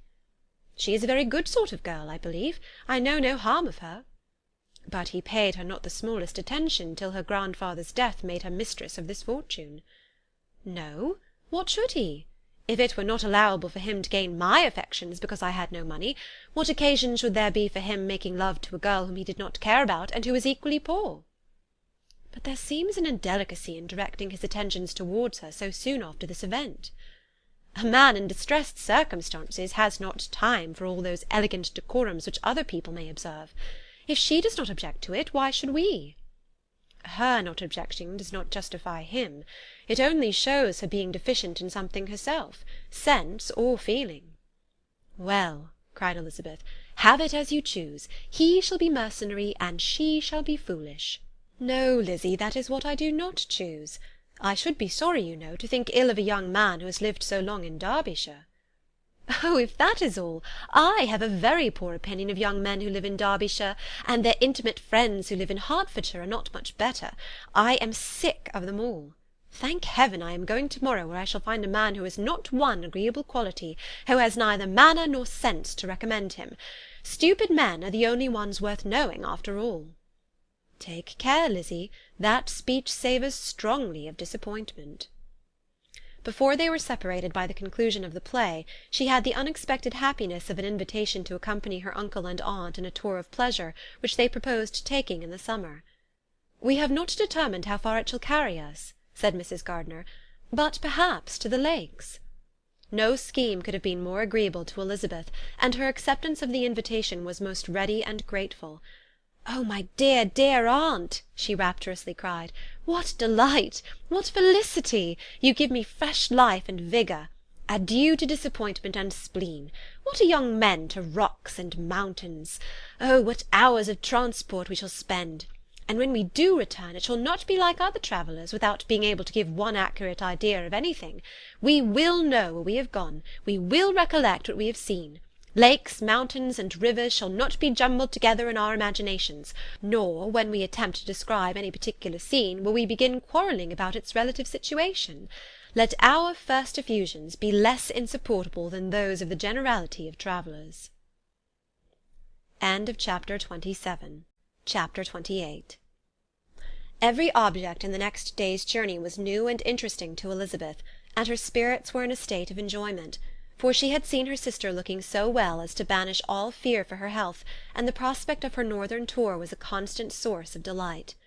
When they left the high-road for the lane to Hunsford, every eye was in search of the parsonage, and every turning expected to bring it in view. The palings of Rosings Park was their boundary on one side. Elizabeth smiled at the recollection of all that she had heard of its inhabitants. At length the parsonage was discernible. The garden sloping to the road, the house standing in it, the green pales, and the laurel hedge, everything declared they were arriving. Mr. Collins and Charlotte appeared at the door, and the carriage stopped at the small gate which led by a short gravel walk to the house, amidst the nods and smiles of the whole party. In a moment they were all out of the chaise, rejoicing at the sight of each other.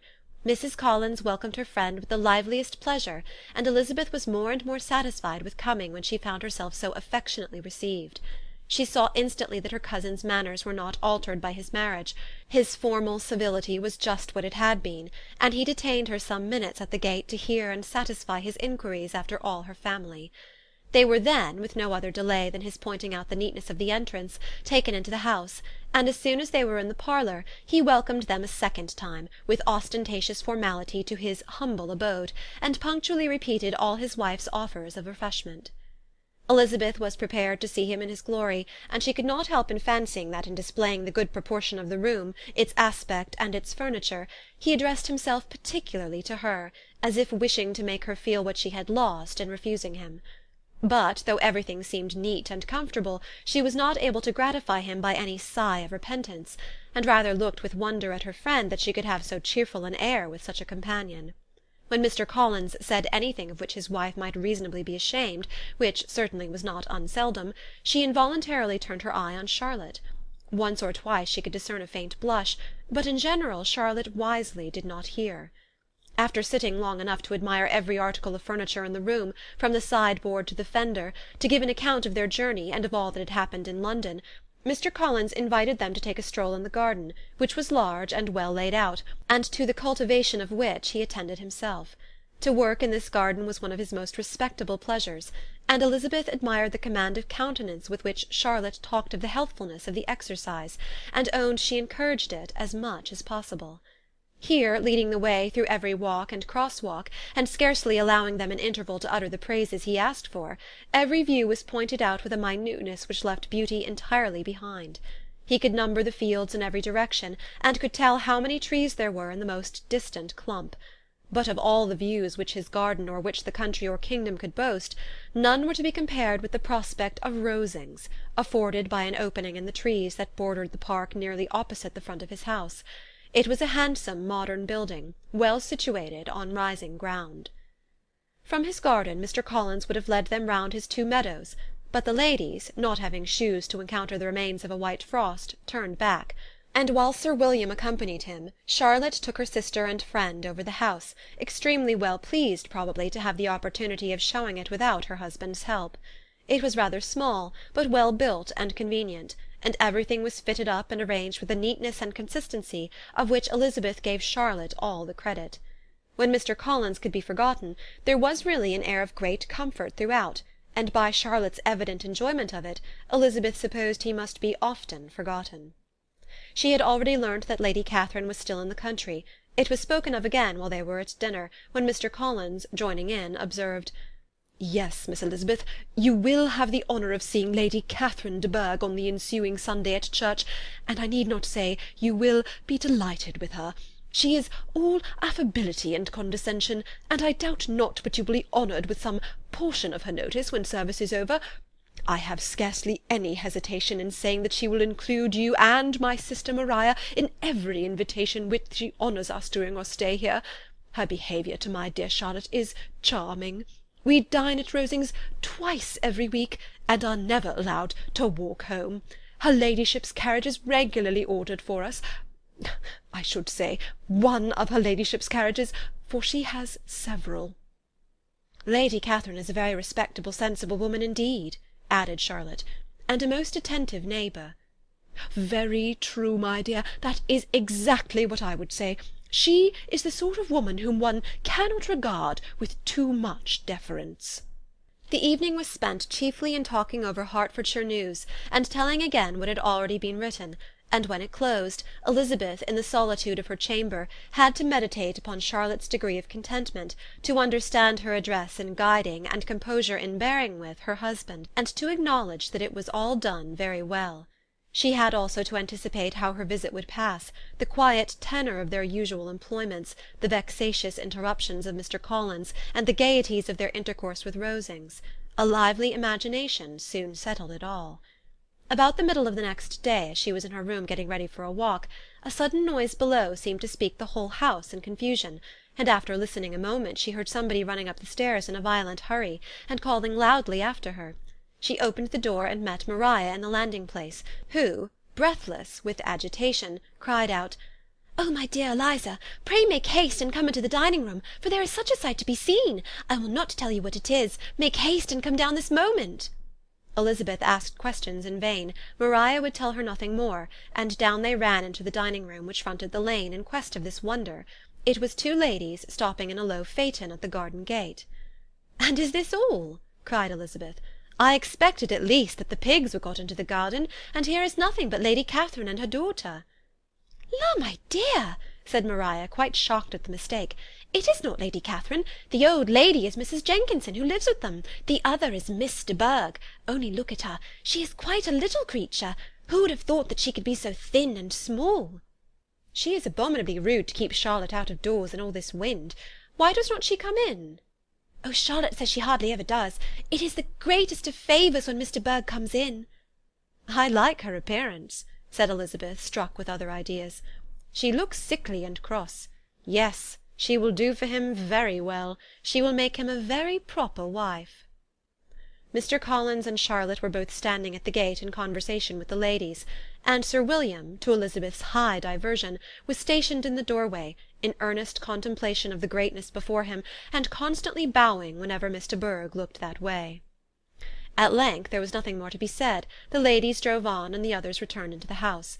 Mr. Collins no sooner saw the two girls than he began to congratulate them on their good fortune, which Charlotte explained by letting them know that the whole party was asked to dine at Rosings the next day.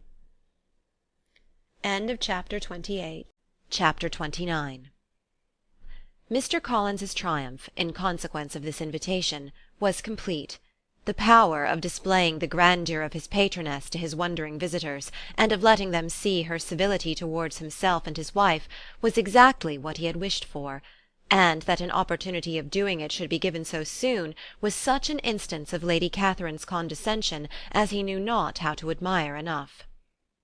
"I confess," said he, "that I should not have been at all surprised by her ladyship's asking us on Sunday to drink tea and spend the evening at Rosings. I rather expected, from my knowledge of her affability, that it would happen. But who could have foreseen such an attention as this? Who could have imagined that we should receive an invitation to dine there? An invitation, moreover, including the whole party, so immediately after your arrival?" "I am the less surprised at what has happened," replied Sir William, "from that knowledge of what the manners of the great really are, which my situation in life has allowed me to acquire. About the court, such instances of elegant breeding are not uncommon." Scarcely anything was talked of the whole day or next morning but their visit to Rosings. Mr. Collins was carefully instructing them in what they were to expect, that the sight of such rooms, so many servants, and so splendid a dinner, might not wholly overpower them. When the ladies were separating for the toilette, he said to Elizabeth, Do not make yourself uneasy, my dear cousin, about your apparel. Lady Catherine is far from requiring that elegance of dress in us which becomes herself and her daughter. I would advise you merely to put on whatever of your clothes is superior to the rest. There is no occasion for anything more. Lady Catherine will not think the worse of you for being simply dressed. She likes to have the distinction of rank preserved."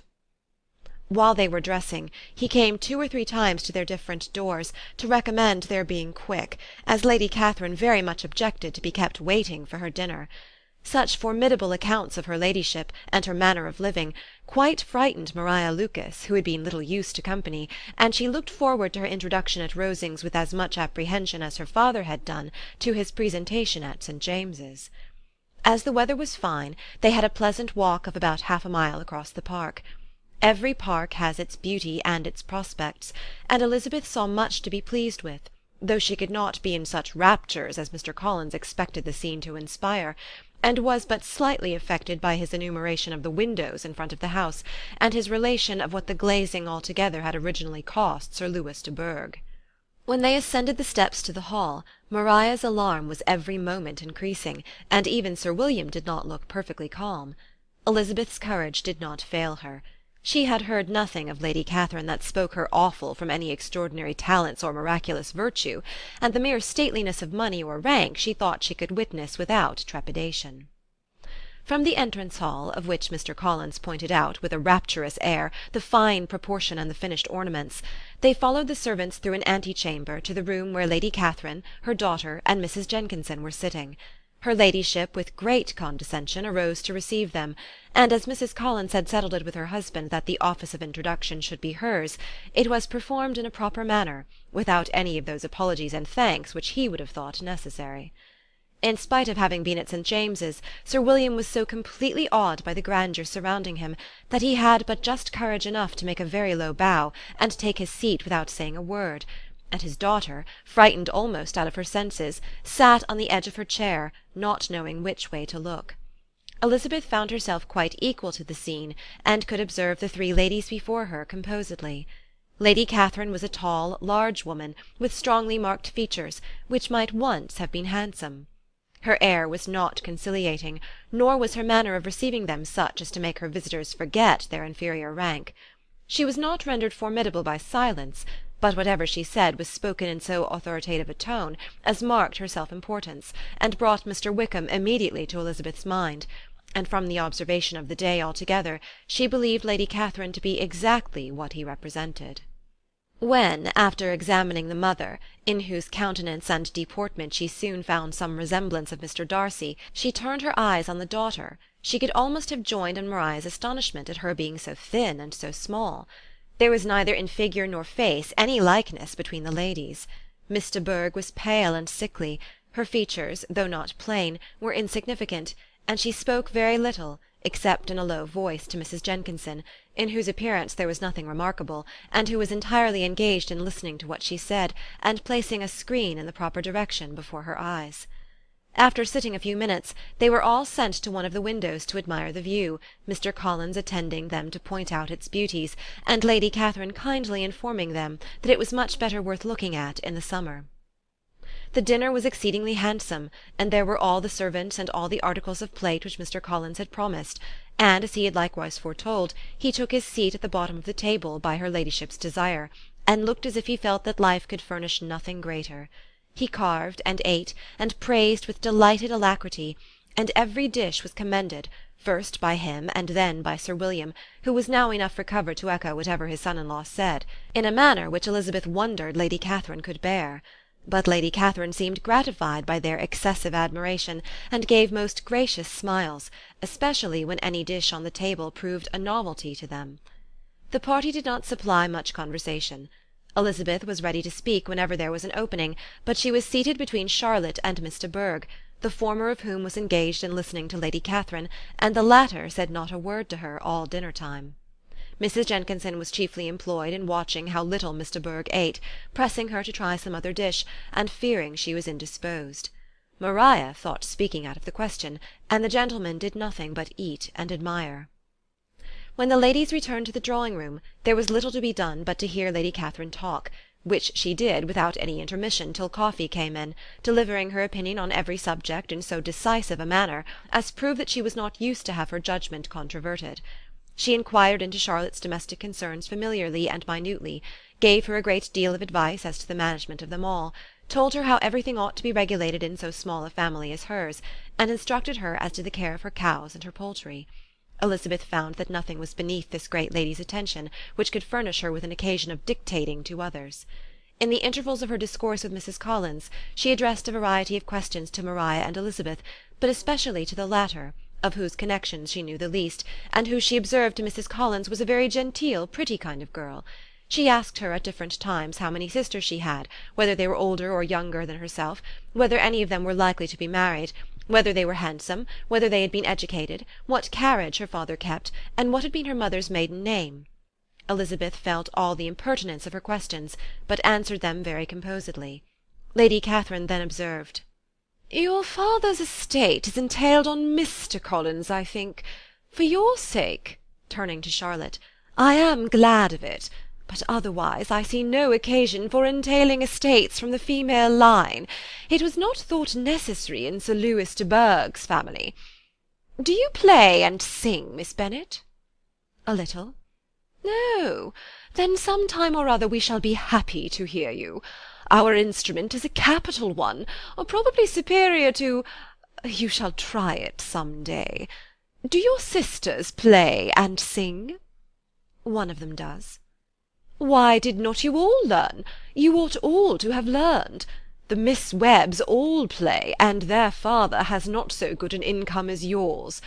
Do you draw?" "No, not at all." "What? None of you?" "Not one." "That is very strange. But I suppose you had no opportunity. Your mother should have taken you to town every spring for the benefit of masters." "My mother would have had no objection, but my father hates London." "Has your governess left you?" "We never had any governess." "No governess? How was that possible? 5 daughters brought up at home without a governess! I never heard of such a thing. Your mother must have been quite a slave to your education." Elizabeth could hardly help smiling as she assured her that that had not been the case. "Then who taught you? Who attended to you? Without a governess you must have been neglected." "Compared with some families, I believe we were, but such of us as wished to learn never wanted the means. We were always encouraged to read, and had all the masters that were necessary. Those who chose to be idle certainly might." "Ay, no doubt, but that is what a governess will prevent, and if I had known your mother, I should have advised her most strenuously to engage one. I always say that nothing is to be done in education without steady and regular instruction, and nobody but a governess can give it. It is wonderful how many families I have been the means of supplying in that way. I am always glad to get a young person well placed out. 4 nieces of Mrs. Jenkinson are most delightfully situated through my means, and it was but the other day that I recommended another young person, who was merely accidentally mentioned to me, and the family are quite delighted with her. Mrs. Collins, did I tell you of Lady Metcalfe's calling yesterday to thank me? She finds Miss Pope a treasure. 'Lady Catherine,' said she, 'you have given me a treasure.' Are any of your younger sisters out, Miss Bennet?" "Yes, ma'am, all." "All? What, all 5 out at once? Very odd. And you only the second. The younger ones out before the elder ones are married.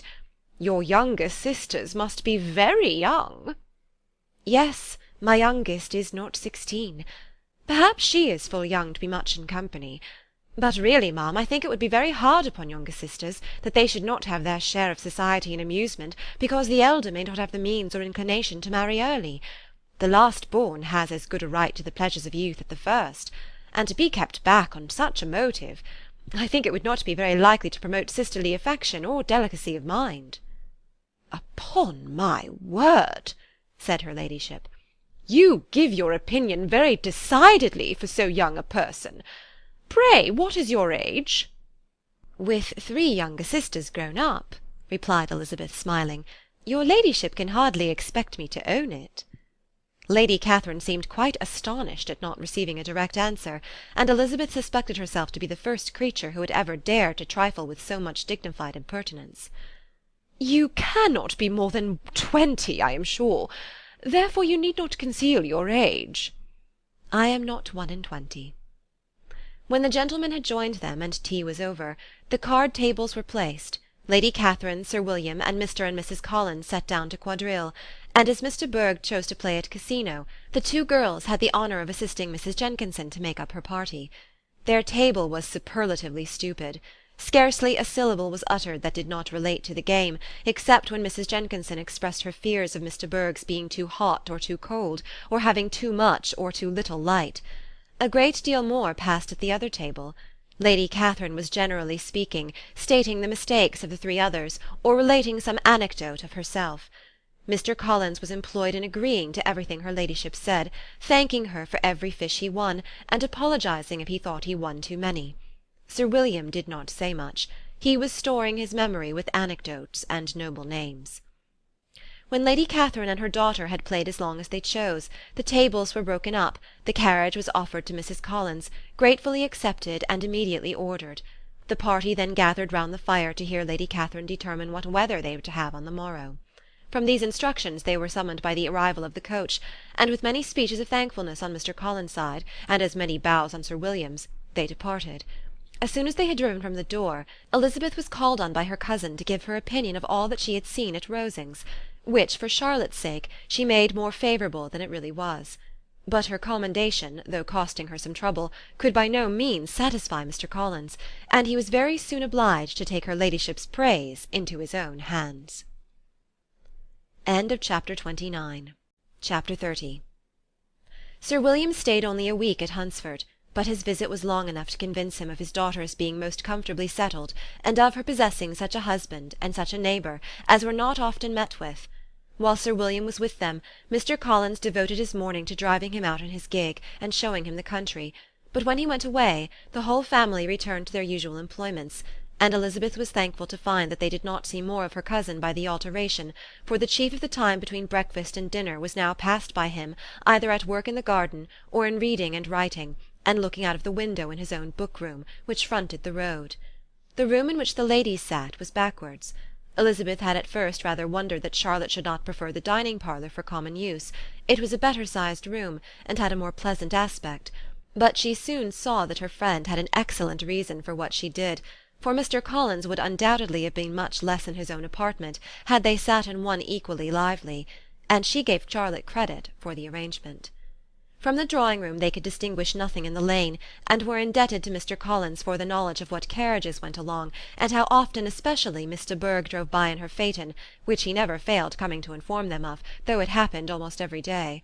She not unfrequently stopped at the parsonage, and had a few minutes' conversation with Charlotte, but was scarcely ever prevailed upon to get out.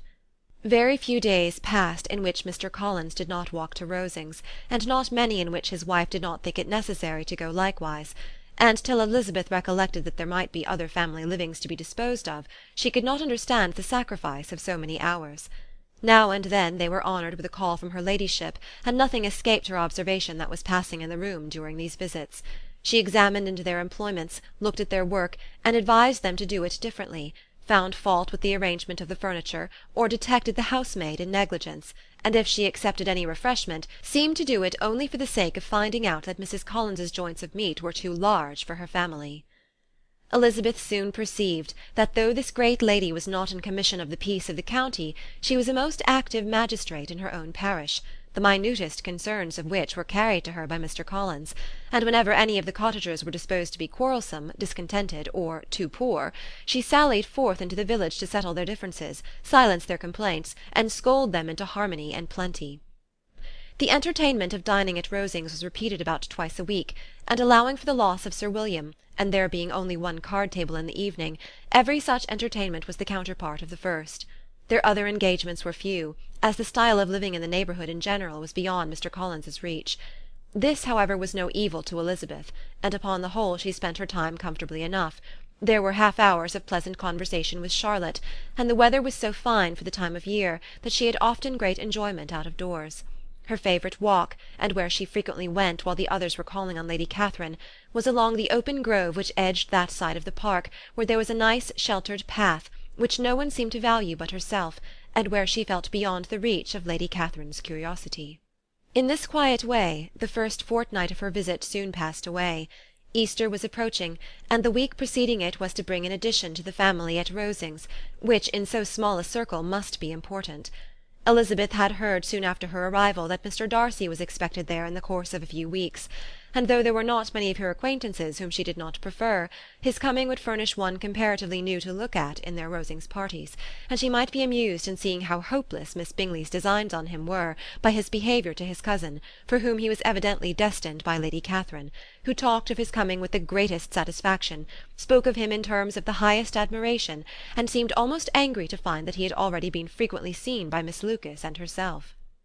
His arrival was soon known at the parsonage, for Mr. Collins was walking the whole morning within view of the lodges opening into Hunsford Lane, in order to have the earliest assurance of it, and after making his bow as the carriage turned into the park, hurried home with the great intelligence. On the following morning he hastened to Rosings to pay his respects. There were 2 nephews of Lady Catherine to require them, for Mr. Darcy had brought with him a Colonel Fitzwilliam, the younger son of his uncle, Lord Blank, and to the great surprise of all the party, when Mr. Collins returned, the gentlemen accompanied him. Charlotte had seen them from her husband's room, crossing the road, and immediately running into the other, told the girls what an honour they might expect, adding, "I may thank you, Eliza, for this piece of civility. Mr. Darcy would never have come so soon to wait upon me." Elizabeth had scarcely time to disclaim all right to the compliment before their approach was announced by the door-bell, and shortly afterwards the 3 gentlemen entered the room. Colonel Fitzwilliam, who led the way, was about 30, not handsome, but in person and address most truly the gentleman. Mr. Darcy looked just as he had been used to look in Hertfordshire, paid his compliments, with his usual reserve, to Mrs. Collins, and whatever might be his feelings toward her friend, met her with every appearance of composure. Elizabeth merely curtsied to him without saying a word. Colonel Fitzwilliam entered into conversation directly with the readiness and ease of a well-bred man, and talked very pleasantly, but his cousin, after having addressed a slight observation on the house and garden to Mrs. Collins, sat for some time without speaking to anybody. At length, however, his civility was so far awakened as to inquire of Elizabeth after the health of her family. She answered him in the usual way, and after a moment's pause added, "My eldest sister has been in town these 3 months. Have you never happened to see her there?" She was perfectly sensible that he never had, but she wished to see whether he would betray any consciousness of what had passed between the Bingleys and Jane, and she thought he looked a little confused as he answered that he had never been so fortunate as to meet Miss Bennet. The subject was pursued no farther, and the gentlemen soon afterwards went away. Chapter 31. Colonel Fitzwilliam's manners were very much admired at the parsonage, and the ladies all felt that he must add considerably to the pleasures of their engagements at Rosings. It was some days, however, before they received any invitation thither, for while there were visitors in the house they could not be necessary, and it was not till Easter Day, almost a week after the gentlemen's arrival, that they were honoured by such an attention, and then they were merely asked on leaving church to come there in the evening. For the last week they had seen very little of Lady Catherine or her daughter. Colonel Fitzwilliam had called at the parsonage more than once during the time, but Mr. Darcy they had only seen at church. The invitation was accepted, of course, and at a proper hour they joined the party in Lady Catherine's drawing-room. Her ladyship received them civilly, but it was plain that their company was by no means so acceptable as when she could get nobody else, and she was, in fact, almost engrossed by her nephews, speaking to them, especially to Darcy, much more than to any other person in the room. Colonel Fitzwilliam seemed really glad to see them. Anything was a welcome relief to him at Rosings, and Mrs. Collins' pretty friend had moreover caught his fancy very much. He now seated himself by her, and talked so agreeably of Kent and Hertfordshire, of travelling and staying at home, of new books and music, that Elizabeth had never been half so well entertained in that room before. And they conversed with so much spirit and flow as to draw the attention of Lady Catherine herself, as well as of Mr. Darcy. His eyes had been soon and repeatedly turned towards them with a look of curiosity, and that her ladyship after a while shared the feeling was more openly acknowledged, for she did not scruple to call out, "What is it that you are saying, Fitzwilliam? What is it you are talking of? What are you telling, Miss Bennet? Let me hear what it is." "We are speaking of music, madam," said he, when no longer able to avoid a reply. "Of music? Then pray speak aloud. It is of all subjects my delight. I must have my share in the conversation, if you are speaking of music. There are few people in England, I suppose, who have more true enjoyment of music than myself, or of a better natural taste. If I had ever learnt, I should have been a great proficient, and so would Anne, if her health had allowed her to apply. I am confident that she would have performed delightfully. How does Georgiana get on, Darcy?" Mr. Darcy spoke with affectionate praise of his sister's proficiency. "I am very glad to hear such a good account of her," said Lady Catherine, "and pray tell her from me that she cannot expect to excel if she does not practise a good deal." "I assure you, madam," he replied, "that she does not need such advice. She practises very constantly." "So much the better. It cannot be done too much, and when I next write to her, I shall charge her not to neglect it on any account. I often tell young ladies that no excellence in music is to be acquired without constant practice. I have told Miss Bennet several times that she will never play really well unless she practises more, and though Mrs. Collins has no instrument, she is very welcome, as I have often told her, to come to Rosings every day and play on the pianoforte in Mrs. Jenkinson's room. She would be in nobody's way, you know, in that part of the house." Mr. Darcy looked a little ashamed of his aunt's ill-breeding, and made no answer. When coffee was over, Colonel Fitzwilliam reminded Elizabeth of having promised to play to him, and she sat down directly to the instrument. He drew a chair near her. Lady Catherine listened to half a song, and then talked as before to the other nephew, till the latter walked away from her, and making with his usual deliberation towards the pianoforte, stationed himself so as to command a full view of the fair performer's countenance. Elizabeth saw what he was doing, and at the first convenient pause, turned to him with an arch smile, and said, "You mean to frighten me, Mr. Darcy, by coming in all this state to hear me? I will not be alarmed, though your sister does play so well. There is a stubbornness about me that never can bear to be frightened at the will of others. My courage always rises at every attempt to intimidate me." "I shall not say you are mistaken," he replied, "because you could not really believe me to entertain any design of alarming you, and I have had the pleasure of your acquaintance long enough to know that you find great enjoyment in occasionally professing opinions which in fact are not your own." Elizabeth laughed heartily at this picture of herself, and said to Colonel Fitzwilliam, "Your cousin will give you a very pretty notion of me, and teach you not to believe a word I say. I am particularly unlucky in meeting with a person so able to expose my real character, in a part of the world where I had hoped to pass myself off with some degree of credit. Indeed, Mr. Darcy, it is very ungenerous in you to mention all that you knew to my disadvantage in Hertfordshire, and give me leave to say, very impolitic too, for it is provoking me to retaliate, and such things may come out as will shock your relations to hear."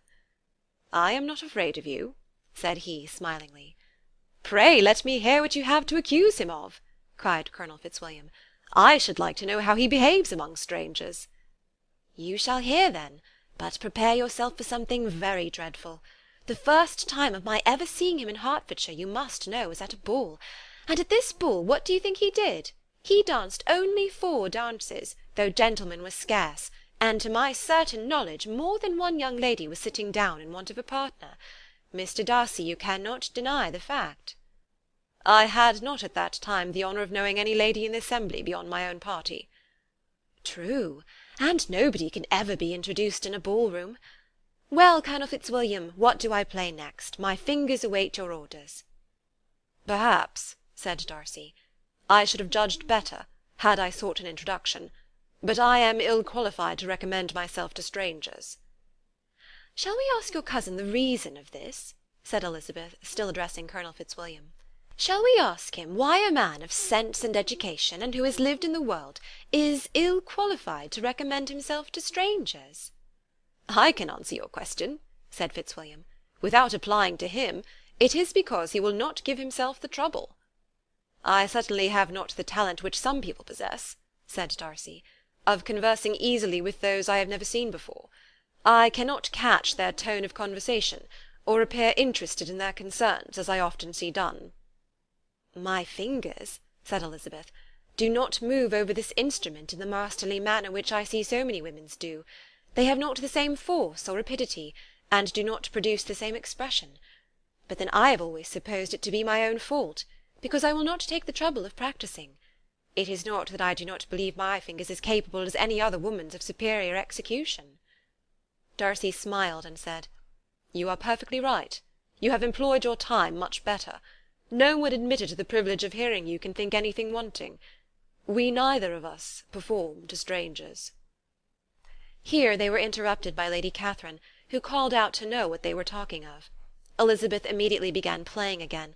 Lady Catherine approached, and after listening for a few minutes, said to Darcy, "Miss Bennet would not play at all amiss if she practised more, and could have the advantage of a London master.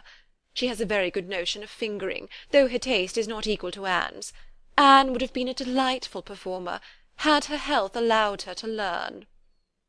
Elizabeth looked at Darcy to see how cordially he assented to his cousin's praise, but neither at that moment, nor at any other, could she discern any symptom of love, and from the whole of his behaviour to Miss de Bourgh she derived this comfort for Miss Bingley, that he might have been just as likely to marry her had she been his relation. Lady Catherine continued her remarks on Elizabeth's performance, mixing with them many instructions on execution and taste. Elizabeth received them with all the forbearance of civility, and at the request of the gentlemen, remained at the instrument till her ladyship's carriage was ready to take them all home. Chapter 32.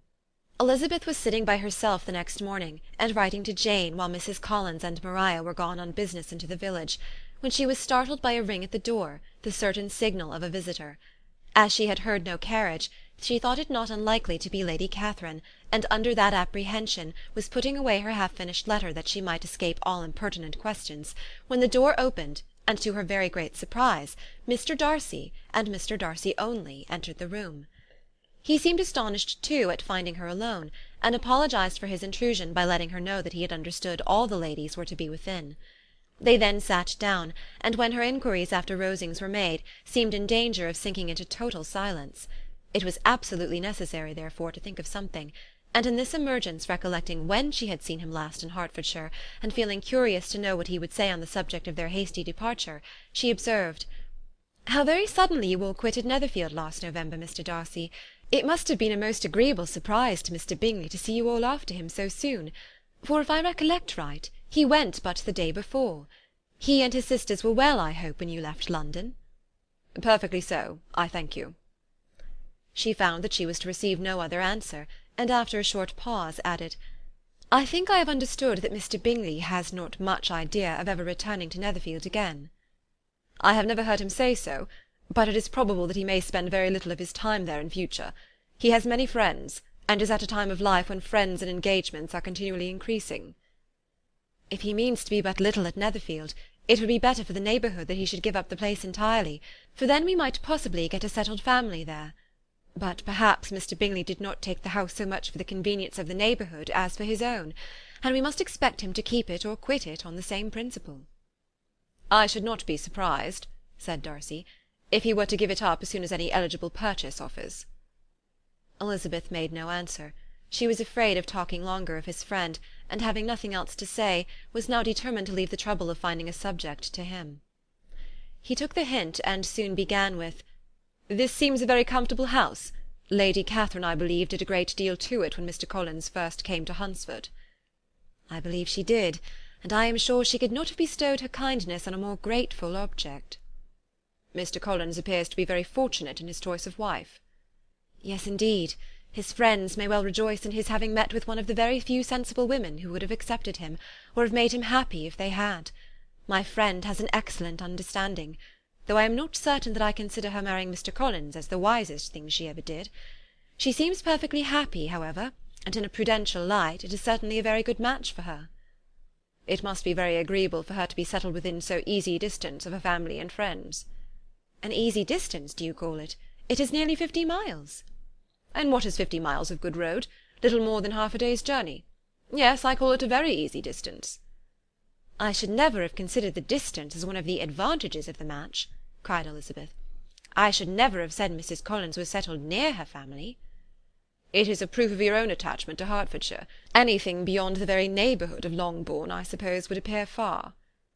As he spoke there was a sort of smile which Elizabeth fancied she understood.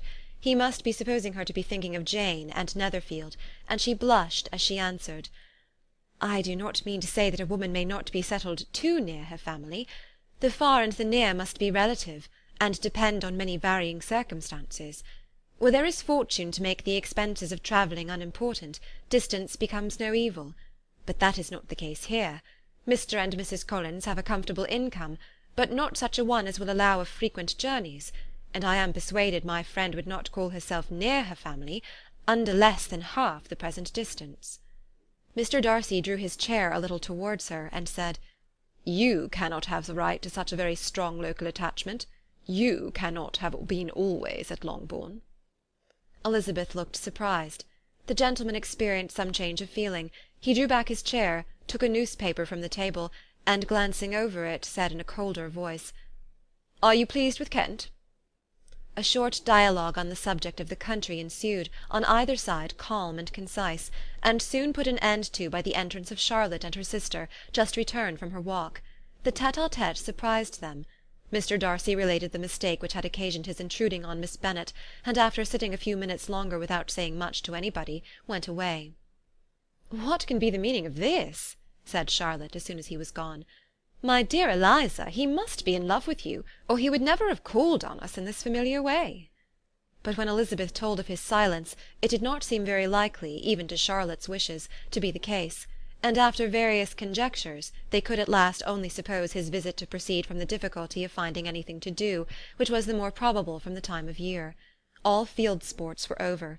Within doors there was Lady Catherine, books, and a billiard table, but a gentleman cannot always be within doors, and in the nearness of the parsonage, or the pleasantness of the walk to it, or of the people who lived in it, the two cousins found a temptation from this period of walking thither almost every day. They called at various times of the morning, sometimes separately, sometimes together, and now and then accompanied by their aunt.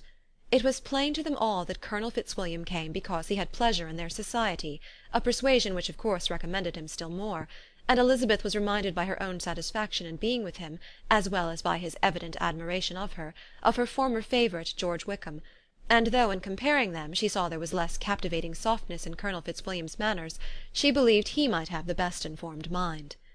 But why Mr. Darcy came so often to the parsonage it was more difficult to understand. It could not be for society, as he frequently sat there 10 minutes together without opening his lips, and when he did speak it seemed the effect of necessity rather than of choice, a sacrifice to propriety, not a pleasure to himself. He seldom appeared really animated. Mrs. Collins knew not what to make of him. Colonel Fitzwilliam's occasionally laughing at his stupidity proved that he was generally different, which her own knowledge of him could not have told her, and as she would like to have believed this change the effect of love, and the object of that love her friend Eliza, she set herself seriously at work to find it out. She watched him whenever they were at Rosings, and whenever he came to Hunsford, but without much success. He certainly looked at her friend a great deal, but the expression of that look was disputable. It was an earnest, steadfast gaze, but she often doubted whether there were much admiration in it, and sometimes it seemed nothing but absence of mind. She had once or twice suggested to Elizabeth the possibility of his being partial to her, but Elizabeth always laughed at the idea, and Mrs. Collins did not think it right to press the subject, from the danger of raising expectations which might only end in disappointment, for in her opinion it admitted not of a doubt that all her friend's dislike would vanish if she could suppose him to be in her power. In her kind schemes for Elizabeth she sometimes planned her marrying Colonel Fitzwilliam. He was beyond comparison the most pleasant man, he certainly admired her, and his situation in life was most eligible, but, to counterbalance these advantages, Mr. Darcy had considerable patronage in the church, and his cousin could have none at all. Chapter 33. More than once did Elizabeth, in her ramble within the park, unexpectedly meet Mr. Darcy. She felt all the perverseness of the mischance that should bring him where no one else was brought, and, to prevent its ever happening again, took care to inform him at first that it was a favourite haunt of hers. How it could occur a second time, therefore, was very odd. Yet it did, and even a third. It seemed like wilful ill-nature, or a voluntary penance, for on these occasions it was not merely a few formal inquiries and an awkward pause and then away, but he actually thought it necessary to turn back and walk with her. He never said a good deal, nor did she give herself the trouble of talking or of listening much, but it struck her in the course of their third rencontre that he was asking some odd, unconnected questions, about her pleasure in being at Hunsford, her love of solitary walks, and her opinion of Mr. and Mrs. Collins's happiness, and that in speaking of Rosings, and her not perfectly understanding the house, he seemed to expect that whenever she came into Kent again, she would be staying there too. His words seemed to imply it. Could he have Colonel Fitzwilliam in his thoughts? She supposed if he meant anything, he must mean an allusion to what might arise in that quarter. It distressed her a little, and she was quite glad to find herself at the gate in the pales opposite the parsonage. She was engaged one day as she walked in perusing Jane's last letter, and dwelling on some passages which proved that Jane had not written in spirits, when, instead of being again surprised by Mr. Darcy, she saw on looking up that Colonel Fitzwilliam was meeting her. Putting away her letter immediately, and forcing a smile, she said, "I did not know before that you ever walked this way." "I have been making the tour of the park," he replied, "as I generally do every year, and intend to close it with a call at the parsonage. Are you going much further?" "No, I should have turned in a moment." And accordingly she did turn, and they walked towards the parsonage together. "Do you certainly leave Kent on Saturday?" she said. "Yes, if Darcy does not put it off again, but I am at his disposal. He arranges the business just as he pleases." "And if not able to please himself in the arrangement, he has at least pleasure in the great power of choice. I do not know anybody who seems more to enjoy the power of doing what he likes than Mr. Darcy." "He likes to have his own way very well," replied Colonel Fitzwilliam, "but so we all do. It is only that he has better means of having it than many others, because he is rich, and many others are poor. I speak feelingly. A younger son, you know, must be inured to self-denial and dependence." "In my opinion, the younger son of an earl can know very little of either. Now, seriously, what have you ever known of self-denial and dependence? When have you been prevented by want of money from going wherever you chose, or procuring anything you had a fancy for?" "These are home questions, and perhaps I cannot say that I have experienced many hardships of that nature. But in matters of greater weight I may suffer from want of money. Younger sons cannot marry where they like." "Unless where they like women of fortune, which I think very often they do." "Our habits of expense make us too dependent, and there are not many in my rank of life who can afford to marry without some attention to money." "Is this," thought Elizabeth, "meant for me?" And she coloured at the idea, but recovering herself, said in a lively tone, "And pray, what is the usual price of an earl's younger son? Unless the elder brother is very sickly, I suppose you would not ask above 50,000 pounds." He answered her in the same style, and the subject dropped. To interrupt a silence which might make him fancy her affected with what had passed, she soon afterwards said, "I imagine your cousin brought you down with him chiefly for the sake of having someone at his disposal. I wonder he does not marry, to secure a lasting convenience of that kind.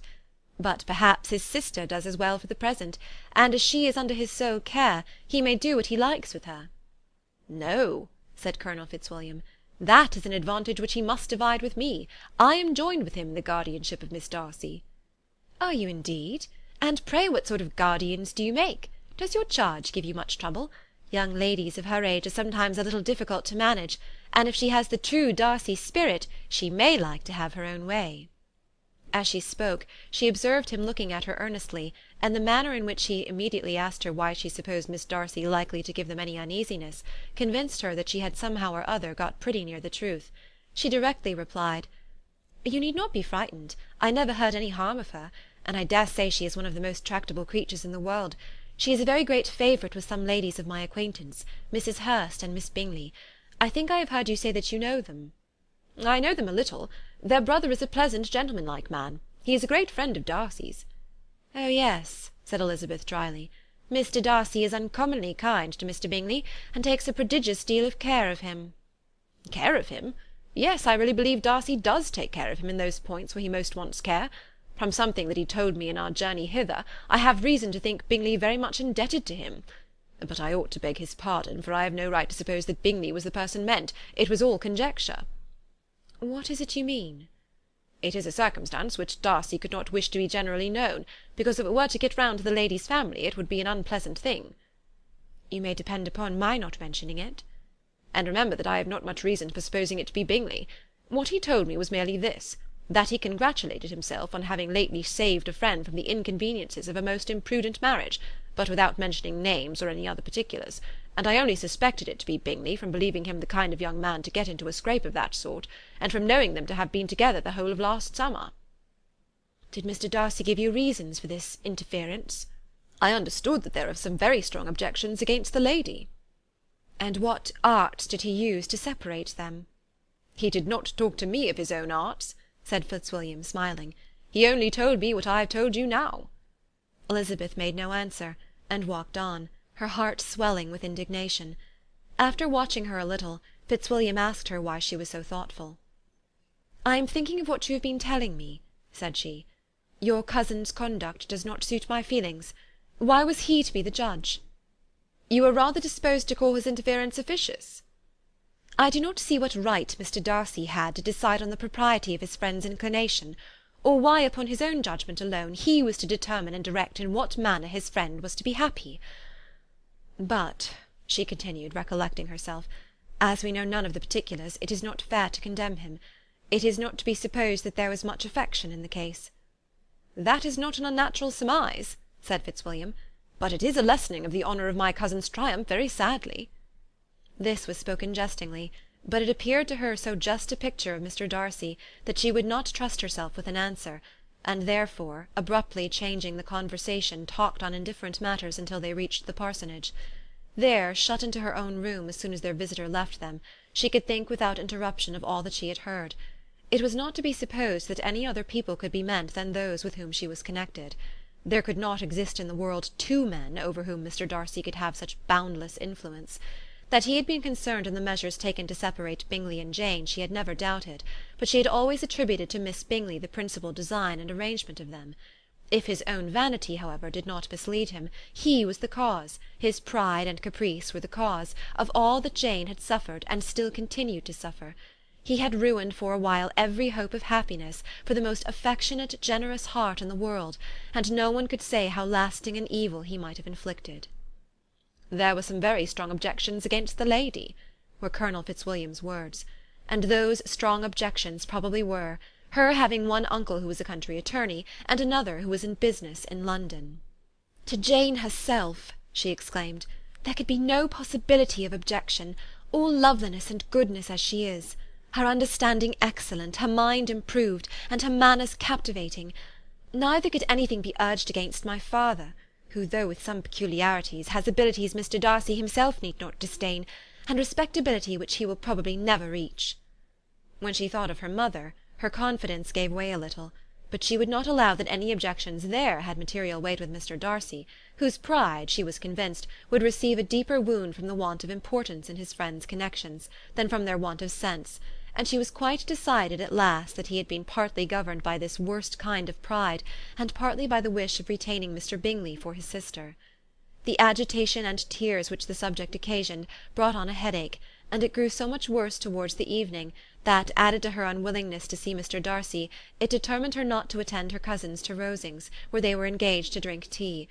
Mrs. Collins, seeing that she was really unwell, did not press her to go, and as much as possible prevented her husband from pressing her, but Mr. Collins could not conceal his apprehension of Lady Catherine's being rather displeased by her staying at home. Chapter 34. When they were gone, Elizabeth, as if intending to exasperate herself as much as possible against Mr. Darcy, chose for her employment the examination of all the letters which Jane had written to her since her being in Kent. They contained no actual complaint, nor was there any revival of past occurrences, or any communication of present suffering. But in all, and in almost every line of each, there was a want of that cheerfulness which had been used to characterize her style, and which, proceeding from the serenity of a mind at ease with itself, and kindly disposed towards every one, had been scarcely ever clouded. Elizabeth noticed every sentence conveying the idea of uneasiness, with an attention which it had hardly received on the first perusal. Mr. Darcy's shameful boast of what misery he had been able to inflict gave her a keener sense of her sister's sufferings. It was some consolation to think that his visit to Rosings was to end on the day after the next, and a still greater, that in less than a fortnight she should herself be with Jane again, and enabled to contribute to the recovery of her spirits by all that affection could do. She could not think of Darcy's leaving Kent without remembering that his cousin was to go with him, But Colonel Fitzwilliam had made it clear that he had no intentions at all, and agreeable as he was, she did not mean to be unhappy about him. While settling this point, she was suddenly roused by the sound of the door-bell, and her spirits were a little fluttered by the idea of its being Colonel Fitzwilliam himself, who had once before called late in the evening, and might now come to inquire particularly after her. But the idea was soon banished, and her spirits were very differently affected, when, to her utter amazement, she saw Mr. Darcy walk into the room. In an hurried manner he immediately began an inquiry after her health, imputing his visit to a wish of hearing that she were better. She answered him with cold civility. He sat down for a few moments, and then getting up, walked about the room. Elizabeth was surprised, but said not a word. After a silence of several minutes, he came towards her in an agitated manner, and thus began. "In vain I have struggled. It will not do. My feelings will not be repressed. You must allow me to tell you how ardently I admire and love you." Elizabeth's astonishment was beyond expression.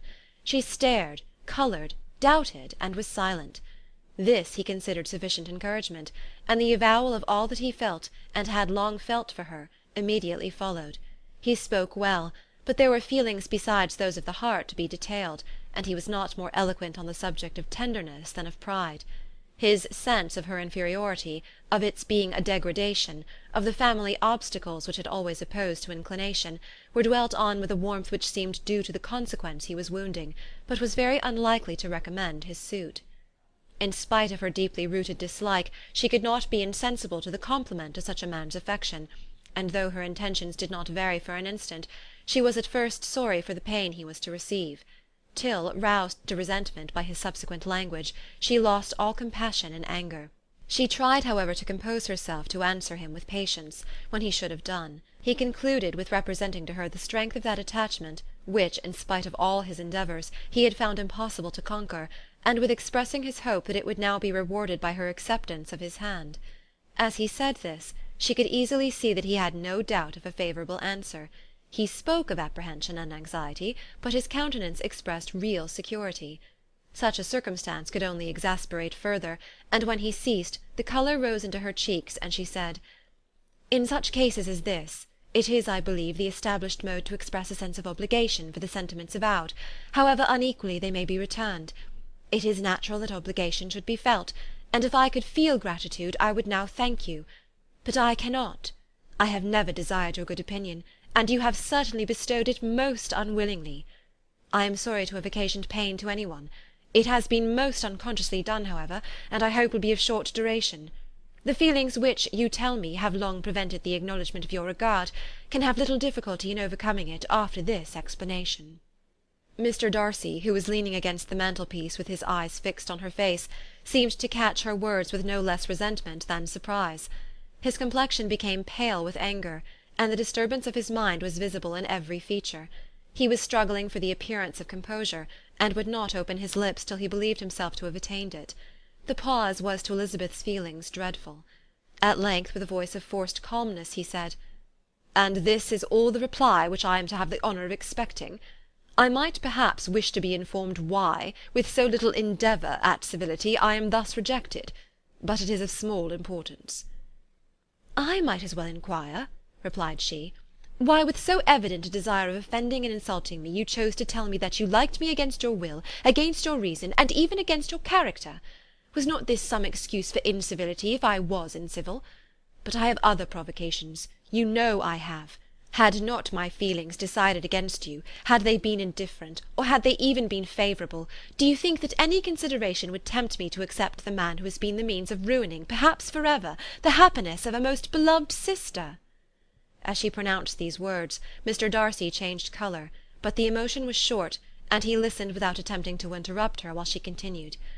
"I have every reason in the world to think ill of you. No motive can excuse the unjust and ungenerous part you acted there.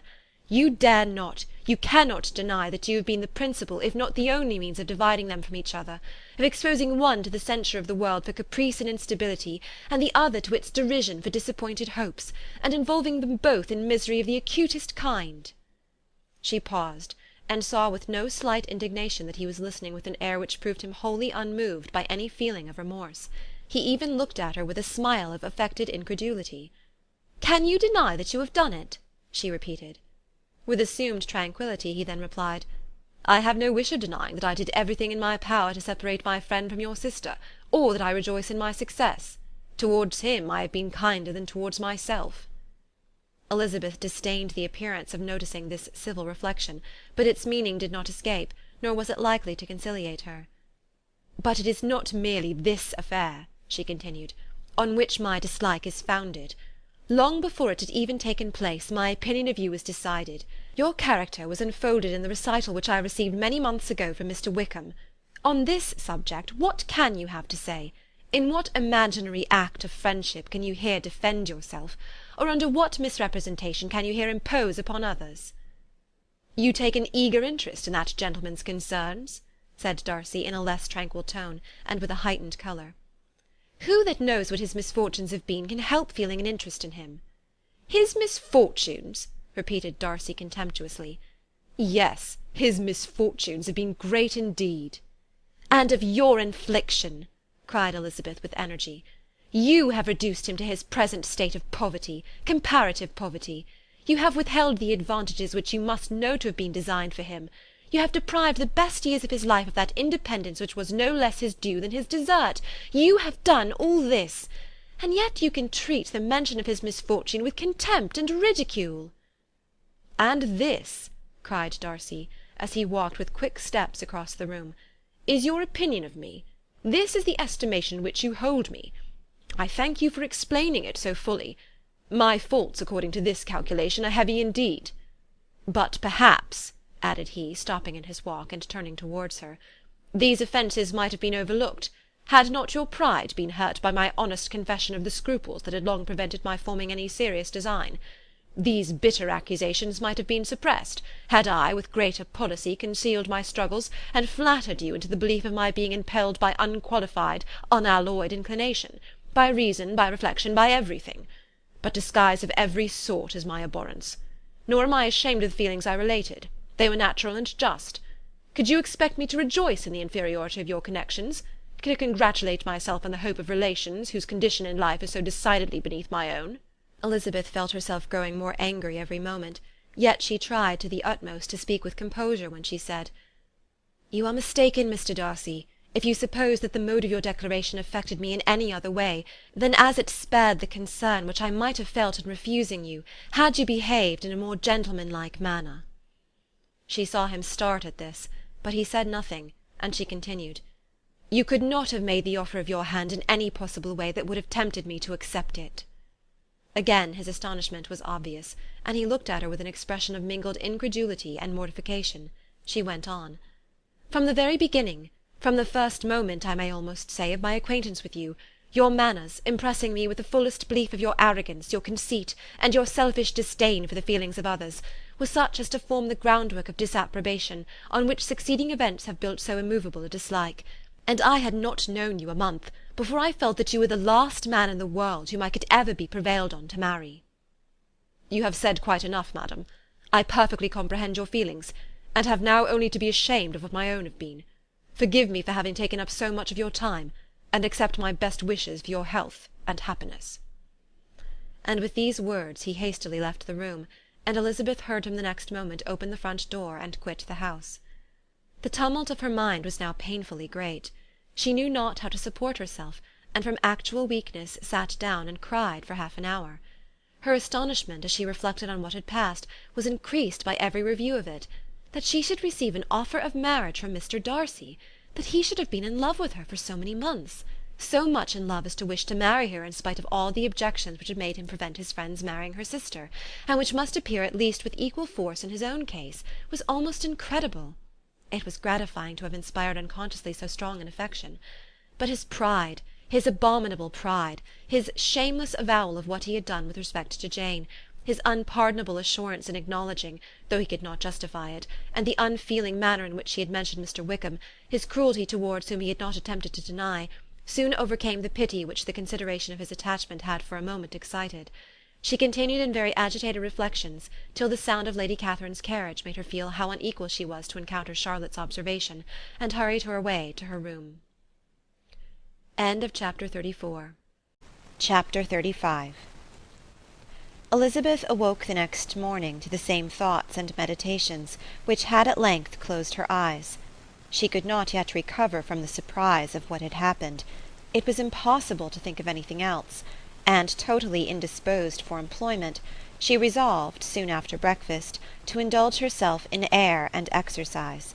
She was proceeding directly to her favourite walk, when the recollection of Mr. Darcy's sometimes coming there stopped her, and instead of entering the park, she turned up the lane which led farther from the turnpike road.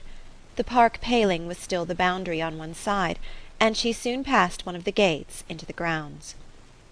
After walking 2 or 3 times along that part of the lane, she was tempted, by the pleasantness of the morning, to stop at the gates and look into the park. The 5 weeks which she had now passed in Kent had made a great difference in the country, and every day was adding to the verdure of the early trees. She was on the point of continuing her walk, when she caught a glimpse of a gentleman within the sort of grove which edged the park. He was moving that way, and fearful of its being Mr. Darcy, she was directly retreating. But the person who advanced was now near enough to see her, and stepping forward with eagerness, pronounced her name. She had turned away, but on hearing herself called, though in a voice which proved it to be Mr. Darcy, she moved again towards the gate. He had by that time reached it also, and holding out a letter which she instinctively took, said with a look of haughty composure, "I have been walking in the grove some time in the hope of meeting you. Will you do me the honour of reading that letter?" And then, with a slight bow, turned again into the plantation, and was soon out of sight. With no expectation of pleasure, but with the strongest curiosity, Elizabeth opened the letter, and to her still increasing wonder, perceived an envelope containing 2 sheets of letter paper, written quite through in a very close hand. The envelope itself was likewise full. Pursuing her way along the lane, she then began it. It was dated from Rosings at 8 o'clock in the morning, and was as follows. "Be not alarmed, madam, on receiving this letter, by the apprehension of its containing any repetition of those sentiments or renewal of those offers which were last night so disgusting to you. I write without any intention of paining you, or humbling myself, by dwelling on wishes which, for the happiness of both, cannot be too soon forgotten, and the effort which the formation and perusal of this letter must occasion should have been spared, had not my character required it to be written and read. You must, therefore, pardon the freedom with which I demand your attention. Your feelings, I know, will bestow it unwillingly, but I demand it of your justice. 2 offences of a very different nature, and by no means of equal magnitude, you last night laid to my charge.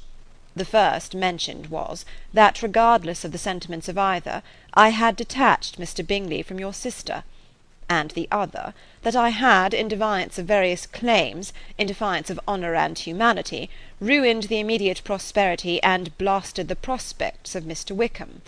Wilfully and wantonly to have thrown off the companion of my youth, the acknowledged favourite of my father, a young man who had scarcely any other dependence than on our patronage, and who had been brought up to expect its exertion, would be a depravity, to which the separation of 2 young persons, whose affection could be the growth of only a few weeks, could bear no comparison. But from the severity of that blame which was last night so liberally bestowed, respecting each circumstance, I shall hope to be in the future secured, when the following account of my actions and their motives has been read. If, in the explanation of them, which is due to myself, I am under the necessity of relating feelings which may be offensive to yours, I can only say that I am sorry. The necessity must be obeyed, and further apology would be absurd. I had not long been in Hertfordshire, before I saw, in common with others, that Bingley preferred your elder sister to any other young woman in the country. But it was not till the evening of the dance at Netherfield that I had any apprehension of his feeling a serious attachment. I had often seen him in love before. At that ball, while I had the honour of dancing with you, I was first made acquainted, by Sir William Lucas's accidental information, that Bingley's attentions to your sister had given rise to a general expectation of their marriage. He spoke of it as a certain event of which the time alone could be undecided. From that moment I observed my friend's behaviour attentively, and I could then perceive that his partiality for Miss Bennet was beyond what I had ever witnessed in him. Your sister I also watched. Her look and manners were open, cheerful, and engaging as ever, but without any symptom of peculiar regard. and I remained convinced from the evening's scrutiny that though she received his attentions with pleasure, she did not invite them by any participation of sentiment. If you have not been mistaken here, I must have been in error. Your superior knowledge of your sister must make the latter probable. If it be so, if I have been misled by such error to inflict pain on her, your resentment has not been unreasonable. But I shall not scruple to assert that the serenity of your sister's countenance and air was such as might have given the most acute observer a conviction that, however amiable her temper, her heart was not likely to be easily touched. That I was desirous of believing her indifferent is certain, but I will venture to say that my investigation and decisions are not usually influenced by my hopes or fears. I did not believe her to be indifferent because I wished it. I believed it on impartial conviction, as truly I wished it in reason. My objections to the marriage were not merely those which I last night acknowledged to have the utmost force of passion to put aside, in my own case. The want of connection could not be so great an evil to my friend as to me. But there were other causes of repugnance, causes which, though still existing, and existing to an equal degree in both instances, I had myself endeavoured to forget, because they were not immediately before me. These causes must be stated, though briefly. The situation of your mother's family, though objectionable, was nothing in comparison to that total want of propriety so frequently, so almost uniformly betrayed by herself, by your 3 younger sisters, and occasionally even by your father. Pardon me. It pains me to offend you, but amidst your concern for the defects of your nearest relations, and your displeasure at this representation of them, let it give you consolation to consider that, to have conducted yourselves so as to avoid any share of the like censure, is praise no less generally bestowed on you and your elder sister, than it is honourable to the sense and disposition of both.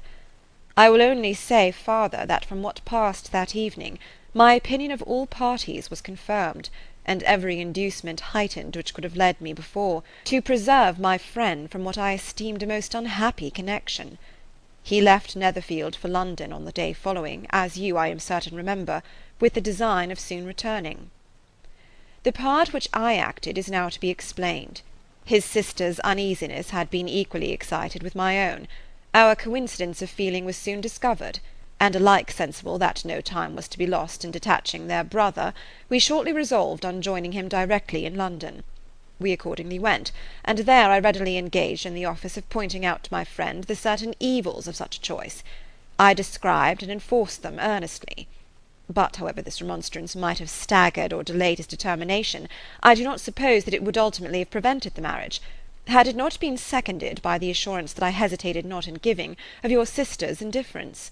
He had before believed her to return his affection with sincere, if not with equal regard. But Bingley has a great natural modesty, with a stronger dependence on my judgment than on his own. To convince him, therefore, that he had deceived himself was no very difficult point. To persuade him against returning into Hertfordshire, when that conviction had been given, was scarcely the work of a moment. I cannot blame myself for having done thus much. There is but one part of my conduct in the whole affair on which I do not reflect with satisfaction. It is that I condescended to adopt the measures of art so far as to conceal from him your sister's being in town. I knew it myself, as it was known to Miss Bingley, but her brother is even yet ignorant of it. That they might have met without ill consequence is perhaps probable, but his regard did not appear to me enough extinguished for him to see her without some danger.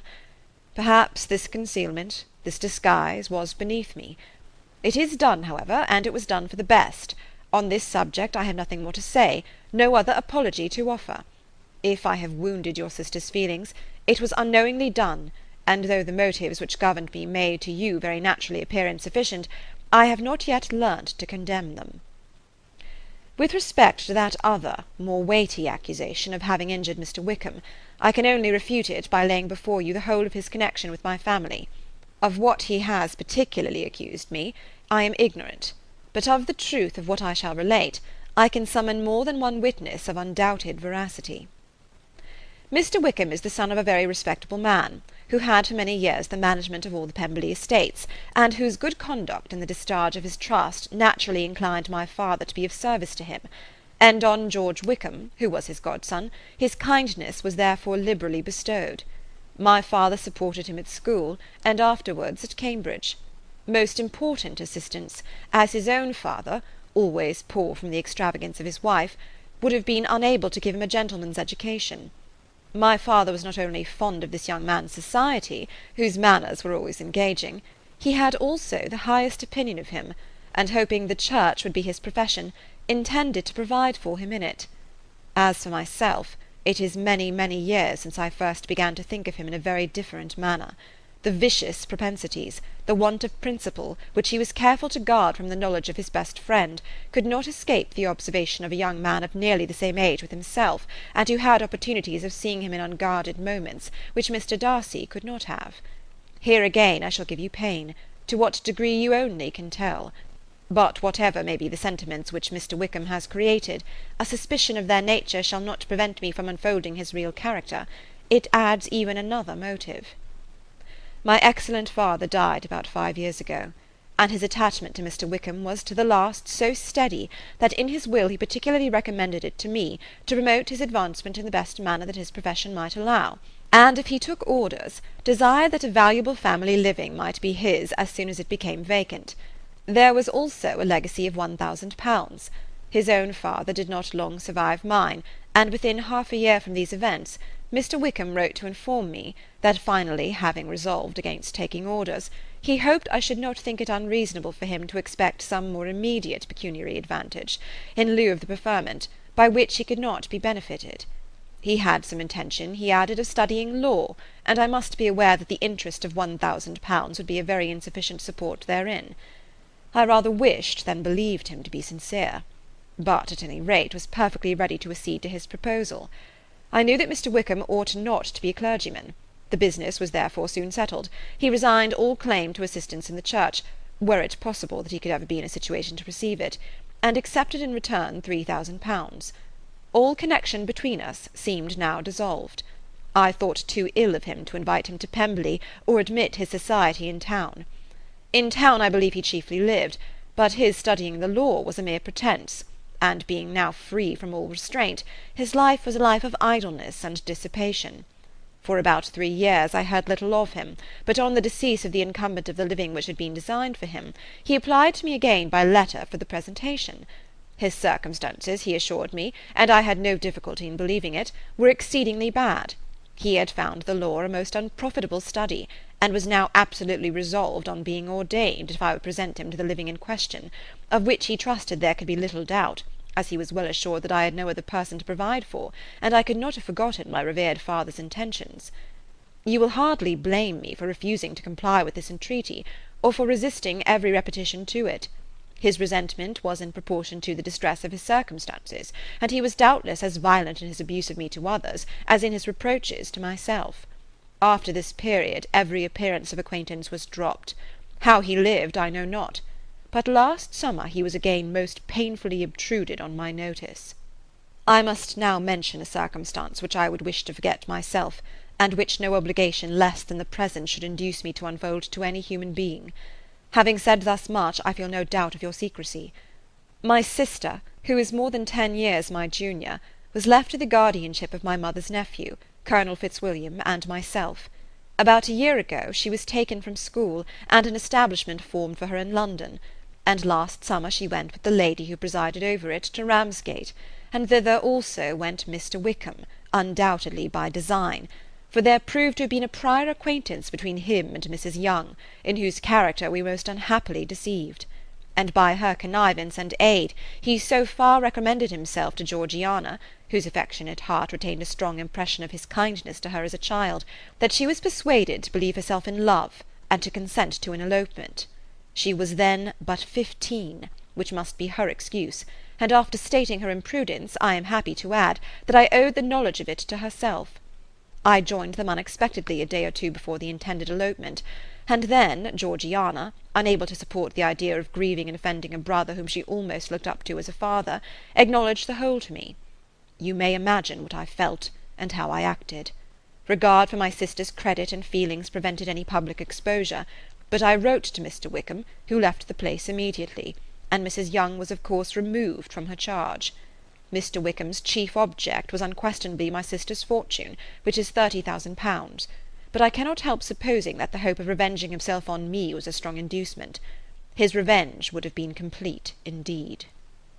This, madam, is a faithful narrative of every event in which we have been concerned together, and if you do not absolutely reject it as false, you will, I hope, acquit me henceforth of cruelty towards Mr. Wickham. I know not in what manner, under what form of falsehood he had imposed on you, but his success is not perhaps to be wondered at. Ignorant as you previously were of everything concerning either, detection could not be in your power, and suspicion certainly not in your inclination. You may possibly wonder why all this was not told you last night, but I was not then master enough of myself to know what could or ought to be revealed. For the truth of everything here related, I can appeal more particularly to the testimony of Colonel Fitzwilliam, who, from our near relationship and constant intimacy, and still more as one of the executors of my father's will, has been unavoidably acquainted with every particular of these transactions. If your abhorrence of me should make my assertions valueless, you cannot be prevented by the same cause from confiding in my cousin, and that there may be the possibility of consulting him, I shall endeavour to find some opportunity of putting this letter in your hands in the course of the morning.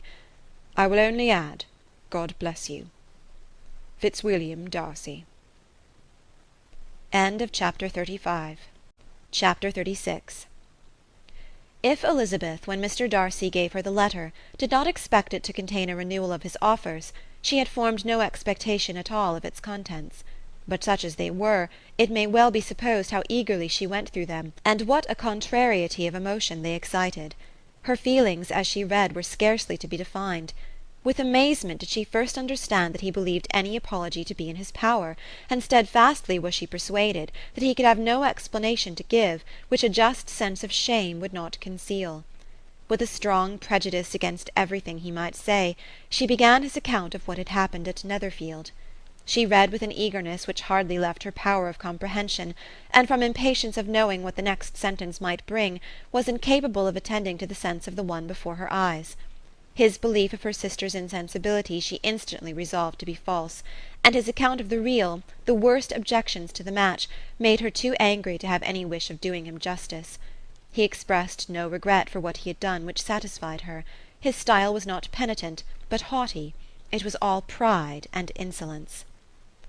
But when this subject was succeeded by his account of Mr. Wickham, when she read with somewhat clearer attention a relation of events which, if true, must overthrow every cherished opinion of his worth, and which bore so alarming an affinity to his own history of himself, her feelings were yet more acutely painful and more difficult of definition. Astonishment, apprehension, and even horror oppressed her. She wished to discredit it entirely, repeatedly exclaiming, "This must be false! This cannot be! This must be the grossest falsehood!" And when she had gone through the whole letter, though scarcely knowing anything of the last page or two, put it hastily away, protesting that she would not regard it, that she would never look in it again. In this perturbed state of mind, with thoughts that could not rest on anything, she walked on, but it would not do. In half a minute the letter was unfolded again, and collecting herself as well as she could, she again began the mortifying perusal of all that related to Wickham, and commanded herself so far as to examine the meaning of every sentence. The account of his connection with the Pemberley family was exactly what he had related himself, and the kindness of the late Mr. Darcy, though she had not before known its extent, agreed equally well with his own words. So far each recital confirmed the other, but when she came to the will, the difference was great. What Wickham had said of the living was fresh in her memory, and as she recalled his very words, it was impossible not to feel that there was gross duplicity on one side or the other, and for a few moments she flattered herself that her wishes did not err. But when she read and re-read with the closest attention the particulars immediately following of Wickham's resigning all pretences to the living, of his receiving in lieu so considerable a sum as £3,000, again was she forced to hesitate. She put down the letter, weighed every circumstance with what she meant to be impartiality, deliberated on the probability of each statement, but with little success. On both sides it was only assertion. Again she read on, but every line proved more clearly that the affair, which she had believed it impossible that any contrivance could so represent as to render Mr. Darcy's conduct in it less than infamous, was capable of a turn which must make him entirely blameless throughout the whole. The extravagance and general profligacy which he scrupled not to lay at Mr. Wickham's charge exceedingly shocked her, the more so as she could bring no proof of its injustice. She had never heard of him before his entrance into the Blankshire militia, in which he had engaged at the persuasion of the young man who, on meeting him accidentally in town, had there renewed a slight acquaintance. Of his former way of life nothing had been known in Hertfordshire but what he told himself. As to his real character, had information been in her power, she had never felt a wish of inquiring. His countenance, voice, and manner had established him at once in the possession of every virtue. She tried to recollect some instance of goodness, some undistinguished trait of integrity or benevolence, that might rescue him from the attacks of Mr. Darcy, or at least, by the predominance of virtue, atone for those casual errors under which she would endeavour to class what Mr. Darcy had described as the idleness and vice of many years' continuance. But no such recollection befriended her. She could see him instantly before her, in every charm of air and address, but she could remember no more substantial good than the general approbation of the neighbourhood, and the regard which his social powers had gained him in the mess. After pausing on this point a considerable while, she once more continued to read. But alas! the story which followed, of his designs on Miss Darcy, received some confirmation from what had passed between Colonel Fitzwilliam and herself only the morning before, and at last she was referred for the truth of every particular to Colonel Fitzwilliam himself, from whom she had previously received the information of his near concern in all his cousin's affairs, and whose character she had no reason to question. At one time she had almost resolved on applying to him, but the idea was checked by the awkwardness of the application, and at length wholly banished by the conviction that Mr. Darcy would never have hazarded such a proposal if he had not been well assured of his cousin's corroboration. She perfectly remembered everything that had passed in conversation between Wickham and herself, in their first evening at Mr. Phillips's. Many of his expressions were still fresh in her memory. She was now struck with the impropriety of such communications to a stranger, and wondered it had escaped her before. She saw the indelicacy of putting himself forward as he had done, and the inconsistency of his professions with his conduct. She remembered that he had boasted of having no fear of seeing Mr. Darcy, that Mr. Darcy might leave the country, but that he should stand his ground. Yet he had avoided the Netherfield ball the very next week. She remembered also that, till the Netherfield family had quitted the country, he had told his story to no one but herself, and that after their removal it had been everywhere discussed, that he had then no reserves, no scruples in sinking Mr. Darcy's character, though he had assured her that respect for the father would always prevent his exposing the son. How differently did everything now appear in which he was concerned! His attentions to Miss King were now the consequence of views solely and hatefully mercenary, and the mediocrity of her fortune proved no longer the moderation of his wishes, but his eagerness to grasp at anything. His behaviour to herself could now have had no tolerable motive.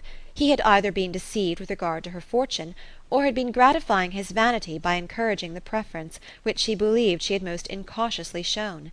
Every lingering struggle in his favour grew fainter and fainter, and in farther justification of Mr. Darcy, she could not but allow Mr. Bingley, when questioned by Jane, had long ago asserted his blamelessness in the affair, that proud and repulsive as were his manners, she had never, in the whole course of their acquaintance, an acquaintance which had latterly brought them much together, and given her a sort of intimacy with his ways, seen anything that betrayed him to be unprincipled or unjust, anything that spoke him of irreligious or immoral habits, that among his own connections he was esteemed and valued, that even Wickham had allowed him merit as a brother, and that she had often heard him speak so affectionately of his sister as to prove him capable of some amiable feeling, that had his actions been what Mr. Wickham represented them, so gross a violation of everything right could hardly have been concealed from the world, and that friendship between a person capable of it and such an amiable man as Mr. Bingley was incomprehensible. She grew absolutely ashamed of herself. Of neither Darcy nor Wickham could she think without feeling she had been blind, partial, prejudiced, absurd. "How despicably have I acted!" she cried. "I who prided myself on my discernment, I who have valued myself on my abilities, who have often disdained the generous candour of my sister, and gratified my vanity in useless or blamable mistrust. How humiliating is this discovery! Yet how just a humiliation! Had I been in love, I could not have been more wretchedly blind. But vanity, not love, has been my folly. Pleased with the preference of one, and offended by the neglect of the other, on the very beginning of our acquaintance, I have courted prepossession and ignorance, and driven reason away, where either were concerned. Till this moment I never knew myself." From herself to Jane, from Jane to Bingley, her thoughts were in a line which soon brought to her recollection that Mr. Darcy's explanation there had appeared very insufficient, and she read it again. Widely different was the effect of a second perusal. How could she deny that credit to his assertions in one instance, which she had been obliged to give it in the other? He declared himself to be totally unsuspicious of her sister's attachment, and she could not help remembering what Charlotte's opinion had always been. Neither could she deny the justice of his description of Jane. She felt that Jane's feelings, though fervent, were little displayed, and that there was a constant complacency in her air and manner not often united with great sensibility. When she came to that part of the letter in which her family were mentioned in terms of such mortifying yet merited reproach, her sense of shame was severe. The justice of the charge struck her too forcibly for denial, and the circumstances to which he particularly alluded as having passed at the Netherfield ball, and as confirming all his first disapprobation, could not have made a stronger impression on his mind than on hers. The compliment to herself and her sister was not unfelt. It soothed but could not console her for the contempt which had thus been self-attracted by the rest of her family, and as she considered that Jane's disappointment had in fact been the work of her nearest relations, and reflected how materially the credit of both must be hurt by such impropriety of conduct, she felt depressed beyond anything she had ever known before.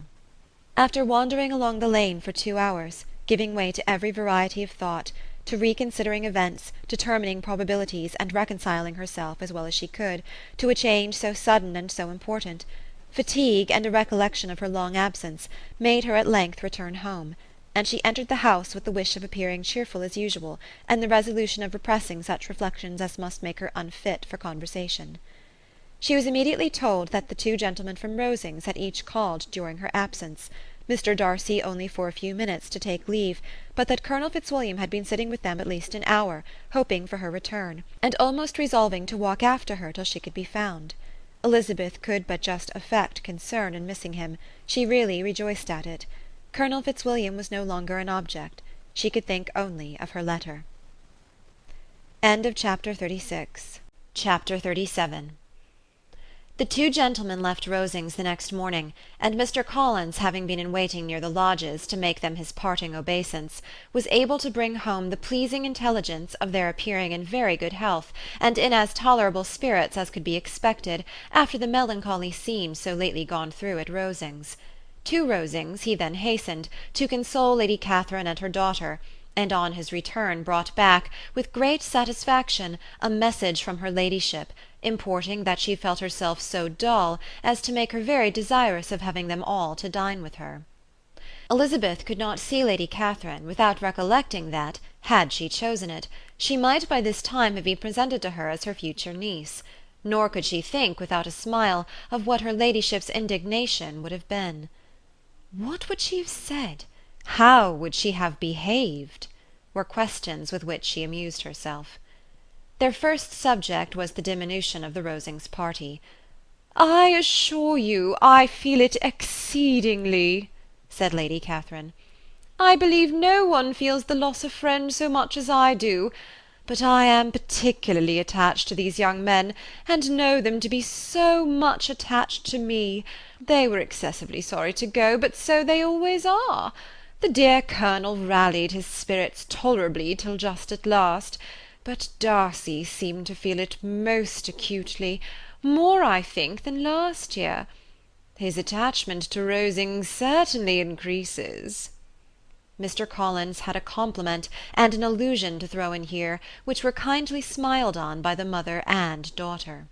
Lady Catherine observed after dinner that Miss Bennet seemed out of spirits, and immediately accounting for it by herself, by supposing that she did not like to go home again so soon, she added, "But if that is the case, you must write to your mother and beg that you may stay a little longer. Mrs. Collins will be very glad of your company, I am sure."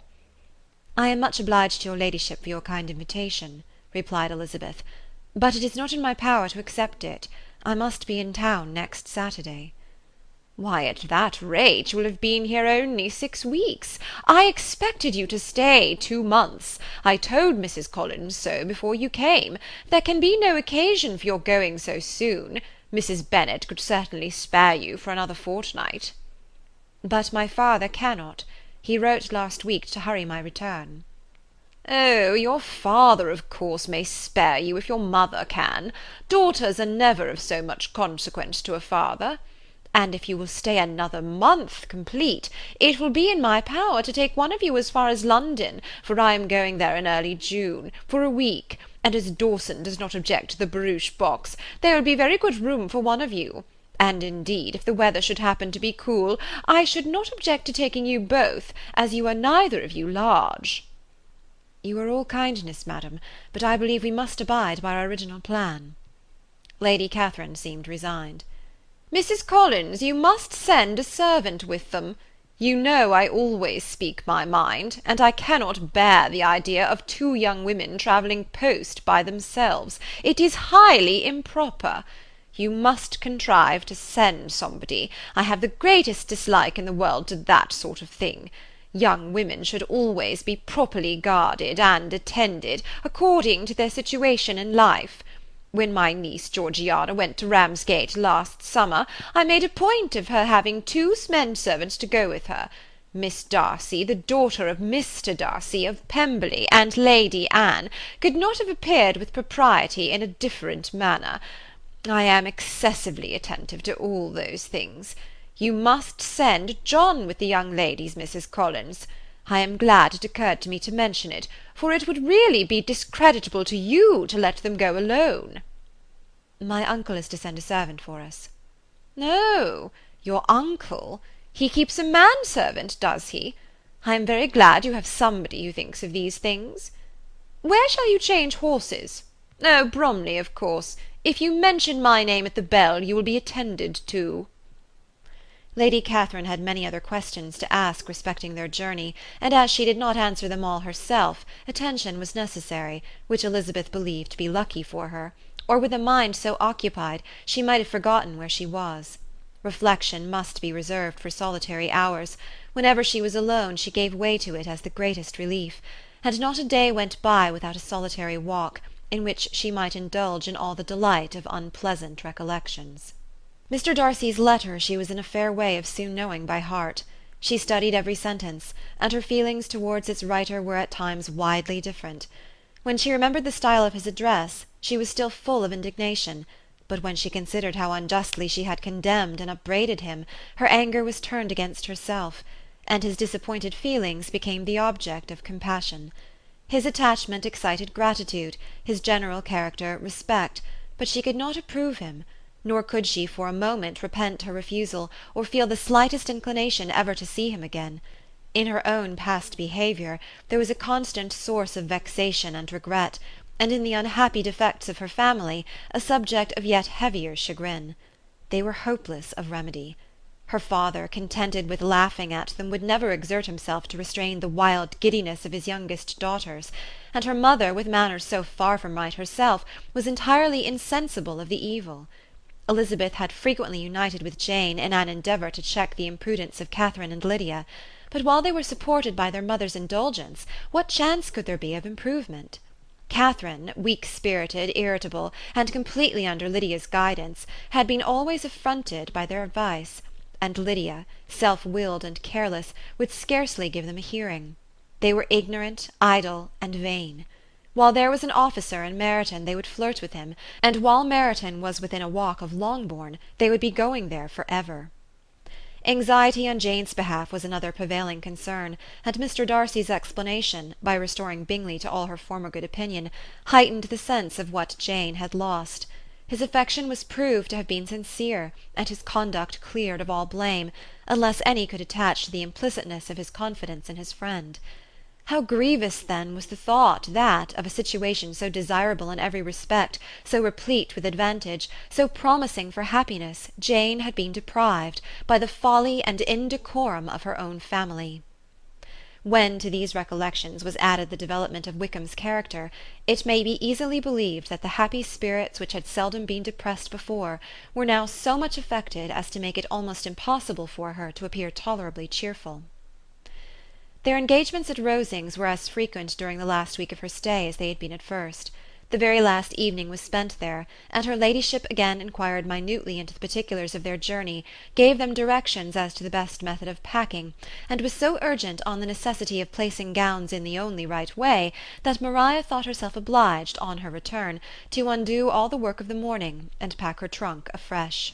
When they parted, Lady Catherine, with great condescension, wished them a good journey, and invited them to come to Hunsford again next year, and Miss de Bourgh exerted herself so far as to curtsy and hold out her hand to both.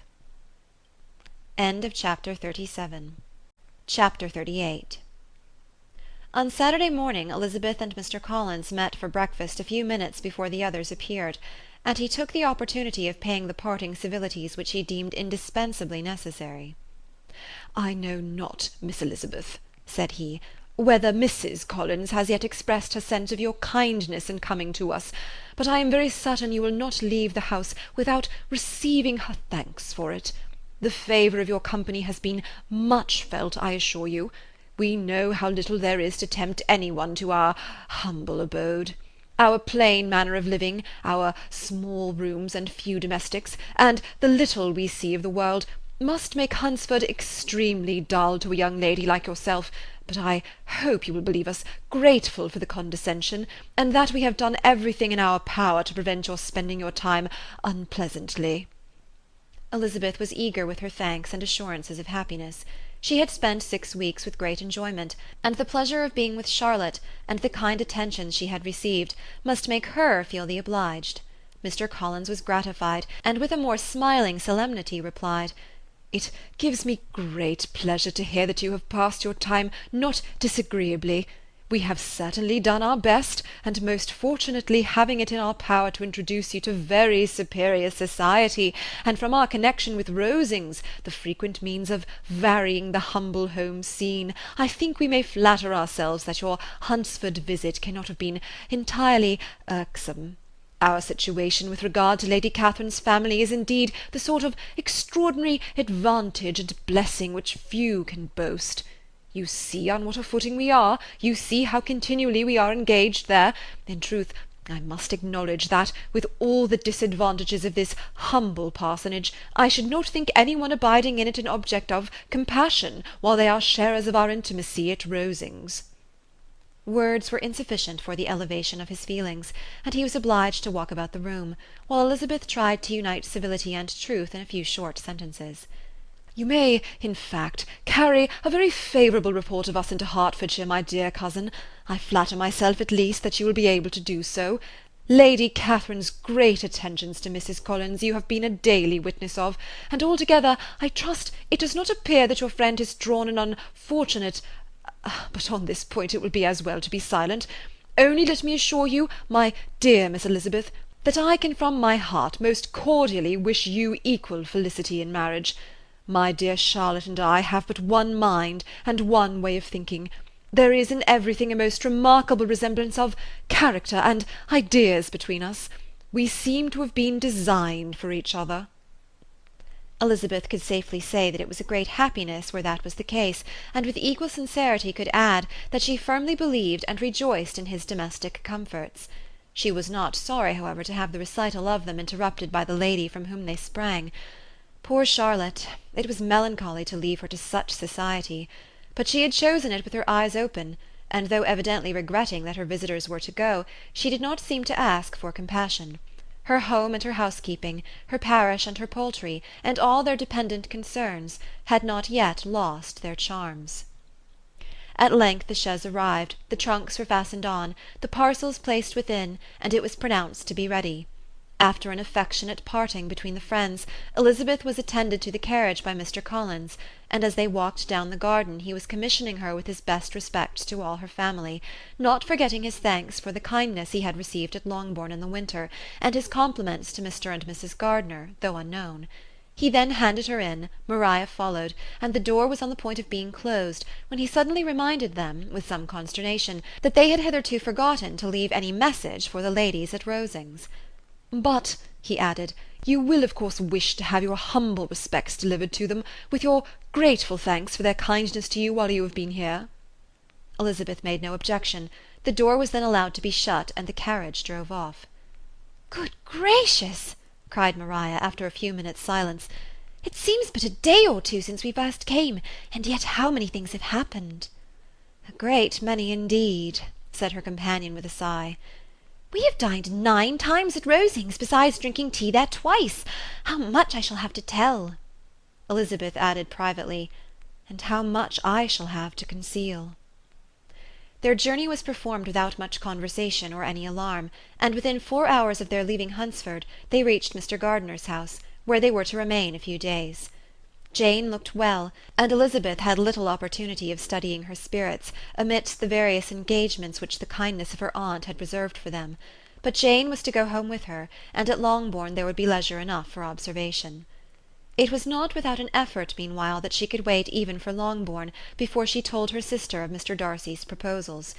To know that she had the power of revealing what would so exceedingly astonish Jane, and must at the same time so highly gratify whatever of her own vanity she had not yet been able to reason away, was such a temptation to openness as nothing could have conquered with the state of indecision in which she remained as to the extent of what she should communicate, and her fear, if she once entered on the subject, of being hurried into repeating something of Bingley, which might only grieve her sister further. Chapter 39. It was the second week in May, in which the 3 young ladies set out together from Gracechurch Street for the town of Blank, in Hertfordshire, and as they drew near the appointed inn where Mr. Bennet's carriage was to meet them, they quickly perceived, in token of the coachman's punctuality, both Kitty and Lydia looking out of a dining-room upstairs. These 2 girls had been above an hour in the place, happily employed in visiting an opposite milliner, watching the sentinel on guard, and dressing a salad and cucumber. After welcoming their sisters, they triumphantly displayed a table set out with such cold meat as an inn larder usually affords, exclaiming, "Is not this nice? Is not this an agreeable surprise?"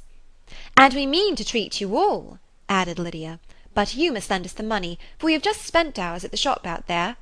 Then showing her purchases, "Look here, I've bought this bonnet. I do not think it is very pretty, but I thought I might as well buy it as not.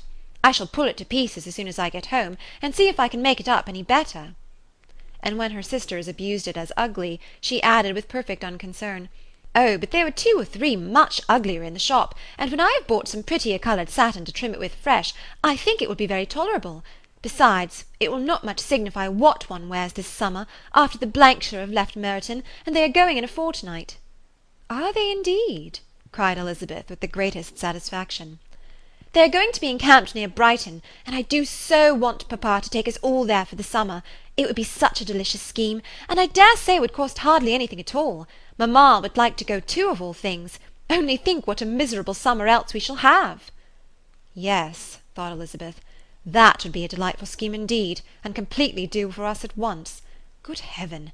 Brighton, and a whole campful of soldiers to us, who have been overset already by one poor regiment of militia and the monthly balls of Meryton. "Now I have got some news for you," said Lydia, as they sat down at table. "What do you think? It is excellent news, capital news, and about a certain person we all like." Jane and Elizabeth looked at each other, and the waiter was told he need not stay. Lydia laughed and said, "Ay, that is just like your formality and discretion. You thought the waiter must not hear, as if he cared. I dare say he often hears worse things said than I am going to say. But he is an ugly fellow. I am glad he's gone. I never saw such a long chin in my life. Well, but now for my news. It is about dear Wickham. Too good for the waiter, is it not? There is no danger of Wickham's marrying Mary King. There's for you. She is gone down to her uncle at Liverpool, gone to stay. Wickham is safe." "And Mary King is safe," added Elizabeth, "safe from a connection imprudent as to fortune." "She is a great fool for going away if she liked him." "But I hope there is no strong attachment on either side," said Jane. "I am sure there is not on his. I will answer for it, he never cared 3 straws about her. Who could, about such a nasty, freckled little thing?" Elizabeth was shocked to think that, however incapable of such coarseness of expression herself, the coarseness of the sentiment was little other than her own breast had harboured and fancied liberal. As soon as all had ate, and the elder ones paid, the carriage was ordered, and after some contrivance, the whole party, with all their boxes, work-bags, and parcels, and the unwelcome addition of Kitty and Lydia's purchases, were seated in it. "How nicely we are all crammed in!" cried Lydia.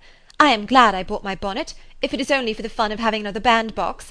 Well, now let us be quite comfortable and snug, and talk and laugh all the way home. And in the first place, let us hear what has happened to you all since you went away. Have you seen any pleasant men? Have you had any flirting? I was in great hopes that one of you'd have got a husband before you came back. Jane will be quite an old maid soon, I declare. She's almost 23. Lord, how ashamed I should be of not being married before 23. My Aunt Phillips wants you so to get husbands, you can't think. She says Lizzie had better have taken Mr. Collins, but I do not think there would have been any fun in it. Lord, how I should like to be married before any of you, and then I would chaperone you about to all the balls. Dear me, we had such a good piece of fun the other day at Colonel Forster's. Kitty and me were to spend the day there, and Mrs. Forster promised to have a little dance in the evening. By the by, Mrs. Forster and me are such friends, and so she asked the two Harringtons to come, but Harriet was ill, and so Pen was forced to come by herself. And then what do you think we did? We dressed up Chamberlain in women's clothes on purpose to pass for a lady. Only think what fun! Not a soul knew of it but Colonel and Mrs. Forster and Kitty and me, except my aunt, for we were forced to borrow one of her gowns, and you cannot imagine how well he looked. When Denny and Wickham and Pratt and 2 or 3 more of the men came in, they did not know him in the least. Lord, how I laughed, and so did Mrs. Forster. I thought I should have died, and that made the men suspect something, and then they soon found out what was the matter. With such kinds of histories and their parties and good jokes, did Lydia, assisted by Kitty's hints and additions, endeavour to amuse her companions all the way to Longbourn. Elizabeth listened as little as she could, but there was no escaping the frequent mention of Wickham's name. Their reception at home was most kind. Mrs. Bennet rejoiced to see Jane in undiminished beauty, and more than once during dinner did Mr. Bennet say voluntarily to Elizabeth, "I am glad you are come back, Lizzie." Their party in the dining-room was large, for almost all the Lucases came to meet Maria and hear the news, and various were the subjects that occupied them. Lady Lucas was inquiring of Maria after the welfare and poultry of her eldest daughter. Mrs. Bennet was doubly engaged, on the one hand collecting an account of the present fashions from Jane, who sat some way below her, and on the other retailing them all to the younger Lucases; and Lydia, in a voice rather louder than any other person's, was enumerating the various pleasures of the morning to anybody who would hear her. "Oh, Mary," said she, "I wish you had gone with us, for we had such fun. As we went along, Kitty and I drew up the blinds, and pretended there was nobody in the coach, and I should have gone so all the way, if Kitty had not been sick, and when we got to the George, I do think we behaved very handsomely, for we treated the other 3 with the nicest cold luncheon in the world, and if you would have gone, we would have treated you too. And then we came away, it was such fun, I thought we never should have got into the coach, I was ready to die of laughter. And then we were so merry all the way home. We talked and laughed so loud that anybody might have heard us 10 miles off." To this, Mary very gravely replied, "Far be it from me, my dear sister, to depreciate such pleasures. They would doubtless be congenial with the generality of female minds, but I confess they would have no charms for me. I should infinitely prefer a book." But of this answer Lydia heard not a word. She seldom listened to anybody for more than half a minute, and never attended to Mary at all. In the afternoon Lydia was urgent with the rest of the girls to walk to Meryton, and to see how everybody went on, but Elizabeth steadily opposed the scheme. It should not be said that the Miss Bennets could not be at home half a day before they were in pursuit of the officers. There was another reason too for her opposition. She dreaded seeing Mr. Wickham again, and was resolved to avoid it as long as possible. The comfort to her of the regiment's approaching removal was indeed beyond expression. In a fortnight they were to go, and once gone, she hoped there could be nothing more to plague her on his account. She had not been many hours at home before she found that the Brighton scheme, of which Lydia had given them a hint at the inn, was under frequent discussion between her parents. Elizabeth saw directly that her father had not the smallest intention of yielding, but his answers were at the same time so vague and equivocal that her mother, though often disheartened, had never yet despaired of succeeding at last. Chapter 40. Elizabeth's impatience to acquaint Jane with what had happened could no longer be overcome, and at length, resolving to suppress every particular in which her sister was concerned, and preparing her to be surprised, she related to her the next morning the chief of the scene between Mr. Darcy and herself. Miss Bennet's astonishment was soon lessened by the strong sisterly partiality which made any admiration of Elizabeth appear perfectly natural, and all surprise was shortly lost in other feelings. She was sorry that Mr. Darcy should have delivered his sentiments in a manner so little suited to recommend them, but still more was she grieved for the unhappiness which her sister's refusal must have given him. "His being so sure of succeeding was wrong," said she, "and certainly ought not to have appeared, but consider how much it must increase his disappointment." "Indeed," replied Elizabeth, "I am heartily sorry for him, But he has other feelings which will probably soon drive away his regard for me. You do not blame me, however, for refusing him?" "Blame you? Oh, no." "But you blame me for having spoken so warmly of Wickham?" "No, I do not know that you were wrong in saying what you did." "But you will know it when I tell you what happened the very next day." She then spoke of the letter, repeating the whole of its contents as far as they concerned George Wickham. What a stroke was this for poor Jane! Who would willingly have gone through the world without believing that so much wickedness existed in the whole race of mankind as was here collected in one individual? Nor was Darcy's vindication, though grateful to her feelings, capable of consoling her for such discovery. Most earnestly did she labour to prove the probability of error, and seek to clear the one without involving the other. "This will not do," said Elizabeth. "You will never be able to make both of them good for anything. Take your choice, but you must be satisfied with only one. There is but such a quantity of merit between them, just enough to make one good sort of man, and of late it has been shifting about pretty much. For my part, I am inclined to believe it all Darcy's, but you shall do as you choose." It was some time, however, before a smile could be extorted from Jane. "I do not know when I have been more shocked," said she. "Wickham so very bad! It is almost past belief. And poor Mr. Darcy! Dear Lizzy, only consider what he must have suffered. Such a disappointment! And with the knowledge of your ill opinion too, and having to relate such a thing of his sister. It is really too distressing. I am sure you must feel it so." "Oh no, my regret and compassion are all done away by seeing you so full of both. I know you will do him such ample justice that I am growing every moment more unconcerned and indifferent. Your profusion makes me saving, and if you lament over him much longer, my heart will be as light as a feather." "Poor Wickham! There is such an expression of goodness in his countenance, such an openness and gentleness in his manner." "There certainly was some great mismanagement in the education of those two young men. One has got all the goodness, and the other all the appearance of it." "I never thought Mr. Darcy so deficient in the appearance of it as you used to do." "And yet I meant to be uncommonly clever in taking so decided a dislike to him without any reason. It is such a spur to one's genius, such an opening for wit, to have a dislike of that kind. One may be continually abusive without saying anything just, but one cannot be always laughing at a man without now and then stumbling on something witty." "Lizzy, when you first read that letter, I am sure you could not treat the matter as you do now." "Indeed, I could not. I was uncomfortable enough, I may say unhappy, and with no one to speak to about what I felt, no Jane to comfort me and say that I had not been so very weak and vain and nonsensical as I knew I had. Oh, how I wanted you! How unfortunate that you should have used so very strong expressions in speaking of Wickham to Mr. Darcy, for now they do appear so wholly undeserved." "Certainly. But the misfortune of speaking with bitterness is a most natural consequence of the prejudices I had been encouraging.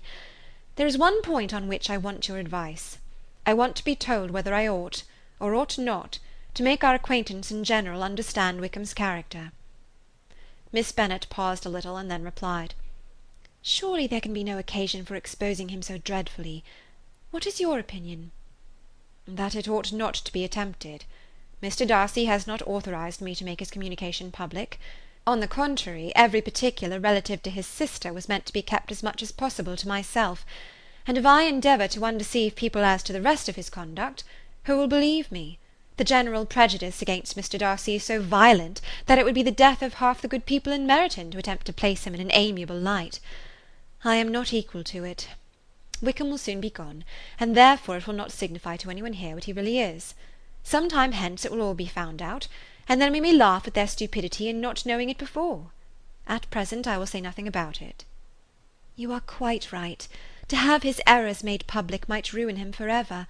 He is now perhaps sorry for what he has done, and anxious to re-establish a character. We must not make him desperate." The tumult of Elizabeth's mind was allayed by this conversation. She had got rid of two of the secrets which had weighed on her for a fortnight, and was certain of a willing listener in Jane, whenever she might wish to talk again of either. But there was still something lurking behind, of which prudence forbade the disclosure. She dared not relate the other half of Mr. Darcy's letter, nor explain to her sister how sincerely she had been valued by her friend. Here was knowledge in which no one could partake, and she was sensible that nothing less than a perfect understanding between the parties could justify her in throwing off this last encumbrance of mystery. "And then," said she, "if that very improbable event should ever take place, I shall merely be able to tell what Bingley may tell in a much more agreeable manner himself. The liberty of communication cannot be mine till it has lost all its value." She was now, on being settled at home, at leisure to observe the real state of her sister's spirits. Jane was not happy. She still cherished a very tender affection for Bingley.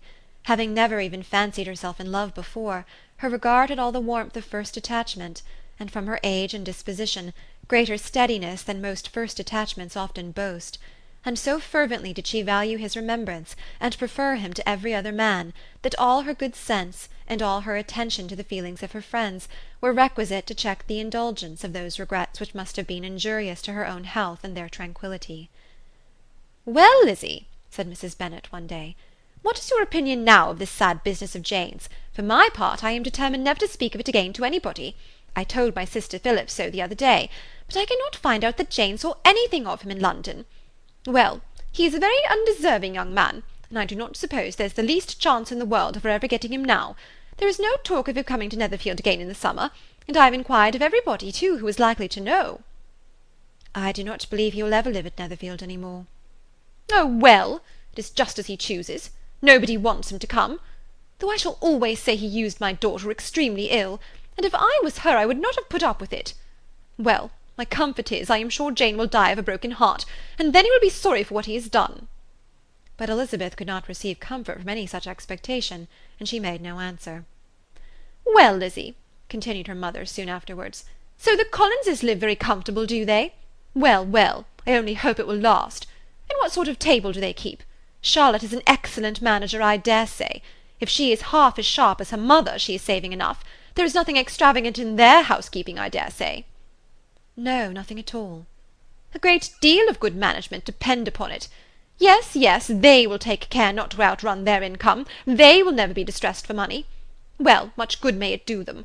And so, I suppose, they often talk of having Longbourn when your father is dead. They look upon it quite as their own, I dare say, whenever that happens." "It was a subject which they could not mention before me." "No, it would have been strange if they had, but I make no doubt they often talk of it between themselves. Well, if they can be easy with an estate that is not lawfully their own, so much the better. I should be ashamed of having one that was only entailed on me." Chapter 41. The first week of their return was soon gone. The second began. It was the last of the regiment's stay in Meryton, and all the young ladies in the neighbourhood were drooping apace. The dejection was almost universal. The elder Miss Bennets alone were still able to eat, drink, and sleep, and pursue the usual course of their employments. Very frequently were they reproached for this insensibility by Kitty and Lydia, whose own misery was extreme, and who could not comprehend such hard-heartedness in any of the family. "Good heaven!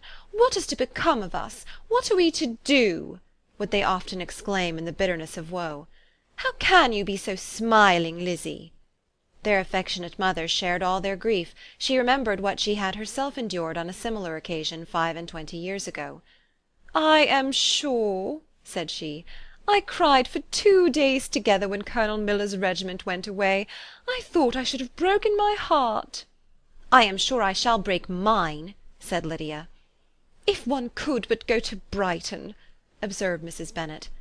"Oh, yes, if one could but go to Brighton, but papa is so disagreeable." "A little sea-bathing would set me up for ever." "And my aunt Phillips is sure it would do me a great deal of good," added Kitty. Such were the kind of lamentations resounding perpetually through Longbourn House. Elizabeth tried to be diverted by them, but all sense of pleasure was lost in shame. She felt anew the justice of Mr. Darcy's objections, and never had she been so much disposed to pardon his interference in the views of his friend. But the gloom of Lydia's prospect was shortly cleared away, for she received an invitation from Mrs. Forster, the wife of the colonel of the regiment, to accompany her to Brighton. This invaluable friend was a very young woman, and very lately married. A resemblance in good humour and good spirits had recommended her and Lydia to each other, and out of their 3 months' acquaintance they had been intimate 2. The rapture of Lydia on this occasion, her adoration of Mrs. Forster, the delight of Mrs. Bennet, and the mortification of Kitty, are scarcely to be described. Wholly inattentive to her sister's feelings, Lydia flew about the house in restless ecstasy, calling for every one's congratulations, and laughing and talking with more violence than ever, whilst the luckless Kitty continued in the parlour repined at her fate in terms as unreasonable as her accent was peevish. "I cannot see why Mrs. Forster should not ask me as well as Lydia," said she. "Though I am not her particular friend, I have just as much right to be asked as she has, and more too, for I am 2 years older." In vain did Elizabeth attempt to make her reasonable, and Jane to make her resigned. As for Elizabeth herself, this invitation was so far from exciting in her the same feelings as in her mother and Lydia, that she considered it as the death warrant of all possibility of common sense for the latter, and detestable as such a step must make her were it known, she could not help secretly advising her father not to let her go. She represented to him all the improprieties of Lydia's general behaviour, the little advantage she could derive from the friendship of such a woman as Mrs. Forster, and the probability of her being yet more imprudent with such a companion at Brighton, where the temptations must be greater than at home. He heard her attentively, and then said, "Lydia will never be easy until she has exposed herself in some public place or other, and we can never expect her to do it with so little expense or inconvenience to her family as under the present circumstances." "If you were aware," said Elizabeth, "of the very great disadvantage to us all which must arise from the public notice of Lydia's unguarded and imprudent manner, nay, which has already arisen from it, I am sure you would judge differently in this affair." "Already arisen?" repeated Mr. Bennet. "What, has she frightened away some of your lovers? Poor little Lizzie! But do not be cast down. Such squeamish youths as cannot bear to be connected with a little absurdity are not worth a regret. Come, let me see the list of pitiful fellows who have been kept aloof by Lydia's folly." "Indeed you are mistaken. I have no such injuries to resent. It is not of particular, but of general evils which I am now complaining. Our importance, our respectability in the world must be affected by the wild volatility, the assurance and disdain of all restraint which marks Lydia's character. Excuse me, for I must speak plainly. If you, my dear father, will not take the trouble of checking her exuberant spirits, and of teaching her that her present pursuits are not to be to the business of her life, she will soon be beyond the reach of amendment. Her character will be fixed, and she will at 16 be the most determined flirt that ever made herself or her family ridiculous. A flirt, too, in the worst and meanest degree of flirtation, without any attraction beyond youth and a tolerable person, and from the ignorance and emptiness of her mind, wholly unable to ward off any portion of that universal contempt which her rage for admiration will excite. In this danger Kitty also is comprehended. She will follow wherever Lydia leads. Vain, ignorant, idle, and absolutely uncontrolled. Oh, my dear father, can you suppose it possible that they will not be censured and despised wherever they are known, and that their sisters will not be often involved in the disgrace?" Mr. Bennet saw that her whole heart was in the subject, and affectionately taking her hand, said in reply, "Do not make yourself uneasy, my love. Wherever you and Jane are known, you must be respected and valued, and you will not appear to less advantage for having a couple of, or I may say 3, very silly sisters. We shall have no peace at Longbourn if Lydia does not go to Brighton. Let her go, then. Colonel Forster is a sensible man, and will keep her out of any real mischief, and she is luckily too poor to be an object of prey to anybody. At Brighton she will be of less importance even as a common flirt than she has been here. The officers will find women better worth their notice. Let us hope, therefore, that her being there may teach her her own insignificance. At any rate, she cannot grow many degrees worse, without authorizing us to lock her up for the rest of her life." With this answer Elizabeth was forced to be content, but her own opinion continued the same, and she left him disappointed and sorry. It was not in her nature, however, to increase her vexations by dwelling on them. She was confident of having performed her duty, and to fret over unavoidable evils, or augment them by anxiety, was no part of her disposition. Had Lydia and her mother known the substance of her conference with their father, their indignation would hardly have found expression in their united volubility. In Lydia's imagination, a visit to Brighton comprised every possibility of earthly happiness. She saw with the creative eye of fancy the streets of that gay bathing-place covered with officers. She saw herself the object of attention to tens and scores of them at present unknown. She saw all the glories of the camp, its tents stretched forth in beauteous uniformity of lines, crowded with the young and the gay, and dazzling with scarlet. And to complete the view, she saw herself seated beneath a tent, tenderly flirting with at least 6 officers at once. Had she known her sister sought to tear her from such prospects and such realities as these, what would have been her sensations? They could have been only understood by her mother, who might have felt nearly the same. Lydia's going to Brighton was all that consoled her for her melancholy conviction of her husband's never intending to go there himself.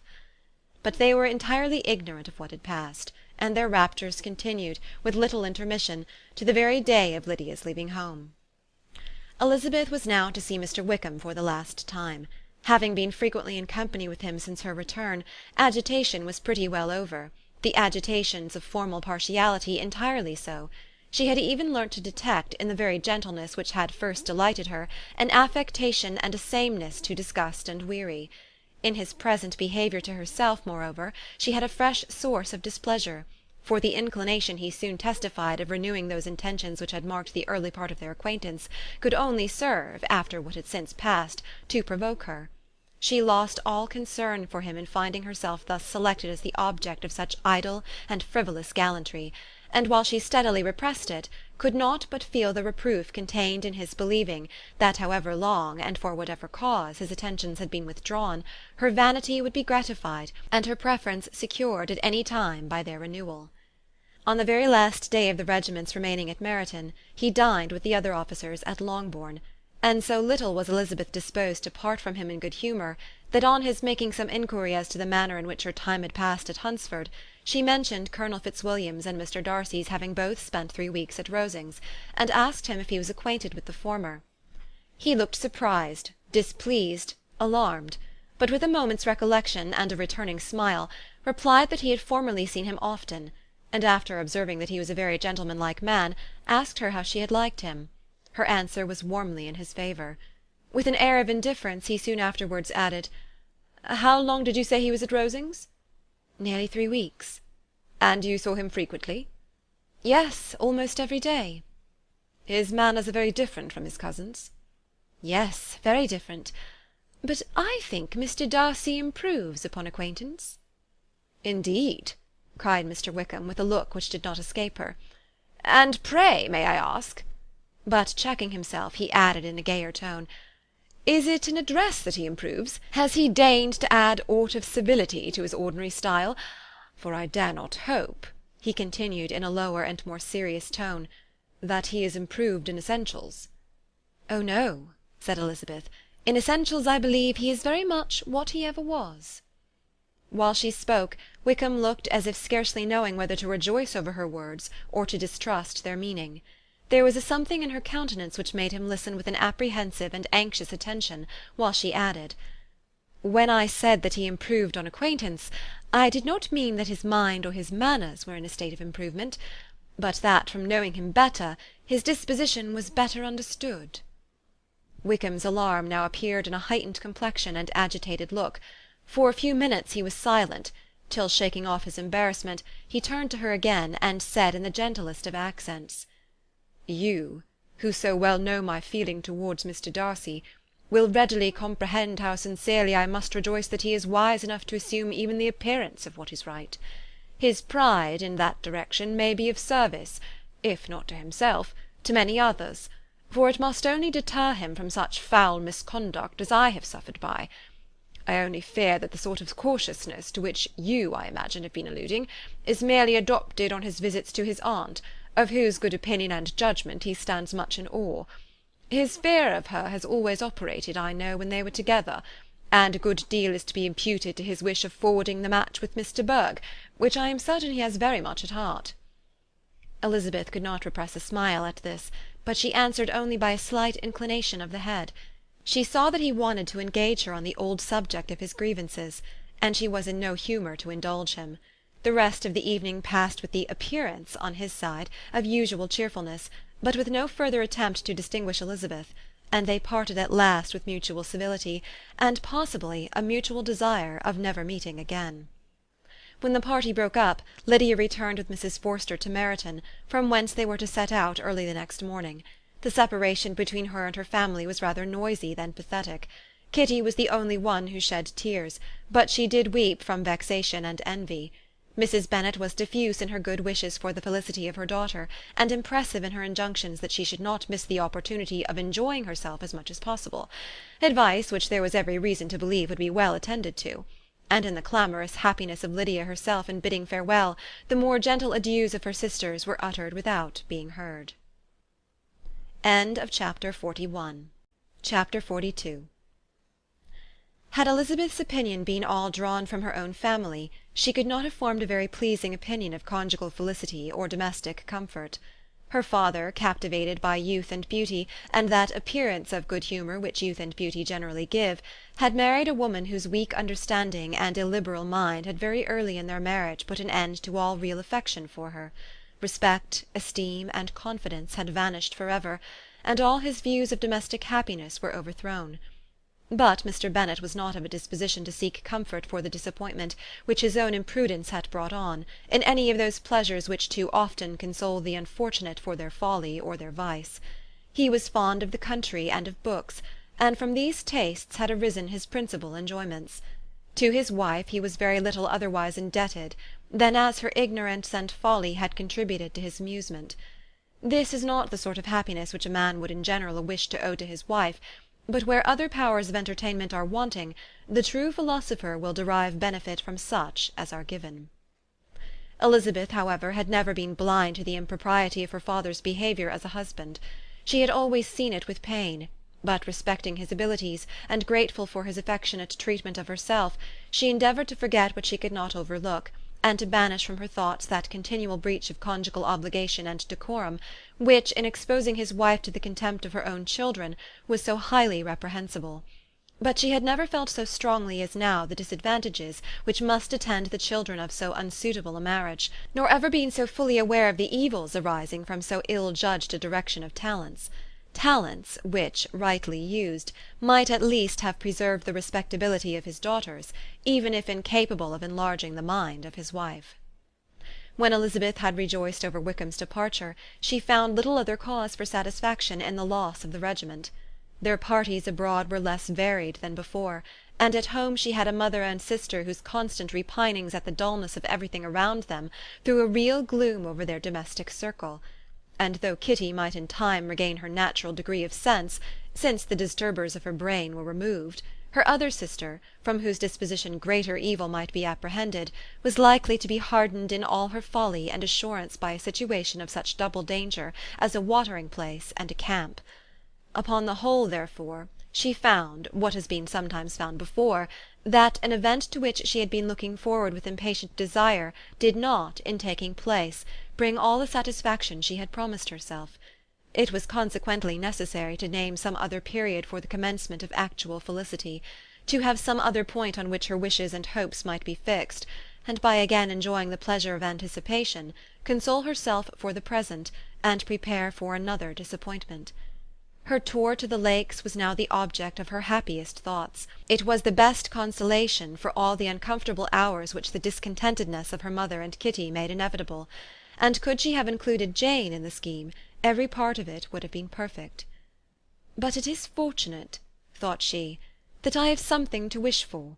Were the whole arrangement complete, my disappointment would be certain. But here, by carrying with me one ceaseless source of regret in my sister's absence, I may reasonably hope to have all my expectations of pleasure realized. A scheme of which every part promises delight can never be successful, and general disappointment is only warded off by the defence of some little peculiar vexation. When Lydia went away, she promised to write very often and very minutely to her mother and Kitty, but her letters were always long expected, and always very short. Those to her mother contained little else than that they were just returned from the library, where such and such officers had attended them, and where she had seen such beautiful ornaments as made her quite wild, that she had a new gown, or a new parasol, which she would have described more fully, but was obliged to leave off in a violent hurry, as Mrs. Forster called her, and they were going off to the camp, and from her correspondence with her sister there was still less to be learnt, for her letters to Kitty, though rather longer, were much too full of lines under the words to be made public. After the first fortnight or 3 weeks of her absence, health, good humour, and cheerfulness began to reappear at Longbourn. Everything wore a happier aspect. The families who had been in town for the winter came back again, and summer finery and summer engagements arose. Mrs. Bennet was restored to her usual querulous serenity, and by the middle of June Kitty was so much recovered as to be able to enter Meryton without tears, an event of such happy promise as to make Elizabeth hope that by the following Christmas she might be so tolerably reasonable as to not mention an officer above once a day, unless by some cruel and malicious arrangement at the War Office another regiment should be quartered in Meryton. The time fixed for the beginning of their northern tour was now fast approaching, and a fortnight only was wanting of it, when a letter arrived from Mrs. Gardiner, which at once delayed its commencement and curtailed its extent. Mr. Gardiner would be prevented by business from setting out till a fortnight later in July, and must be in London again within a month, and as that left too short a period for them to go so far and see so much as they had proposed, or at least to see it with the leisure and comfort they had built on, they were obliged to give up the Lakes, and substitute a more contracted tour, and according to the present plan were to go no farther northwards than Derbyshire. In that country there was enough to be seen to occupy the chief of their 3 weeks, and to Mrs. Gardiner it had a peculiarly strong attraction.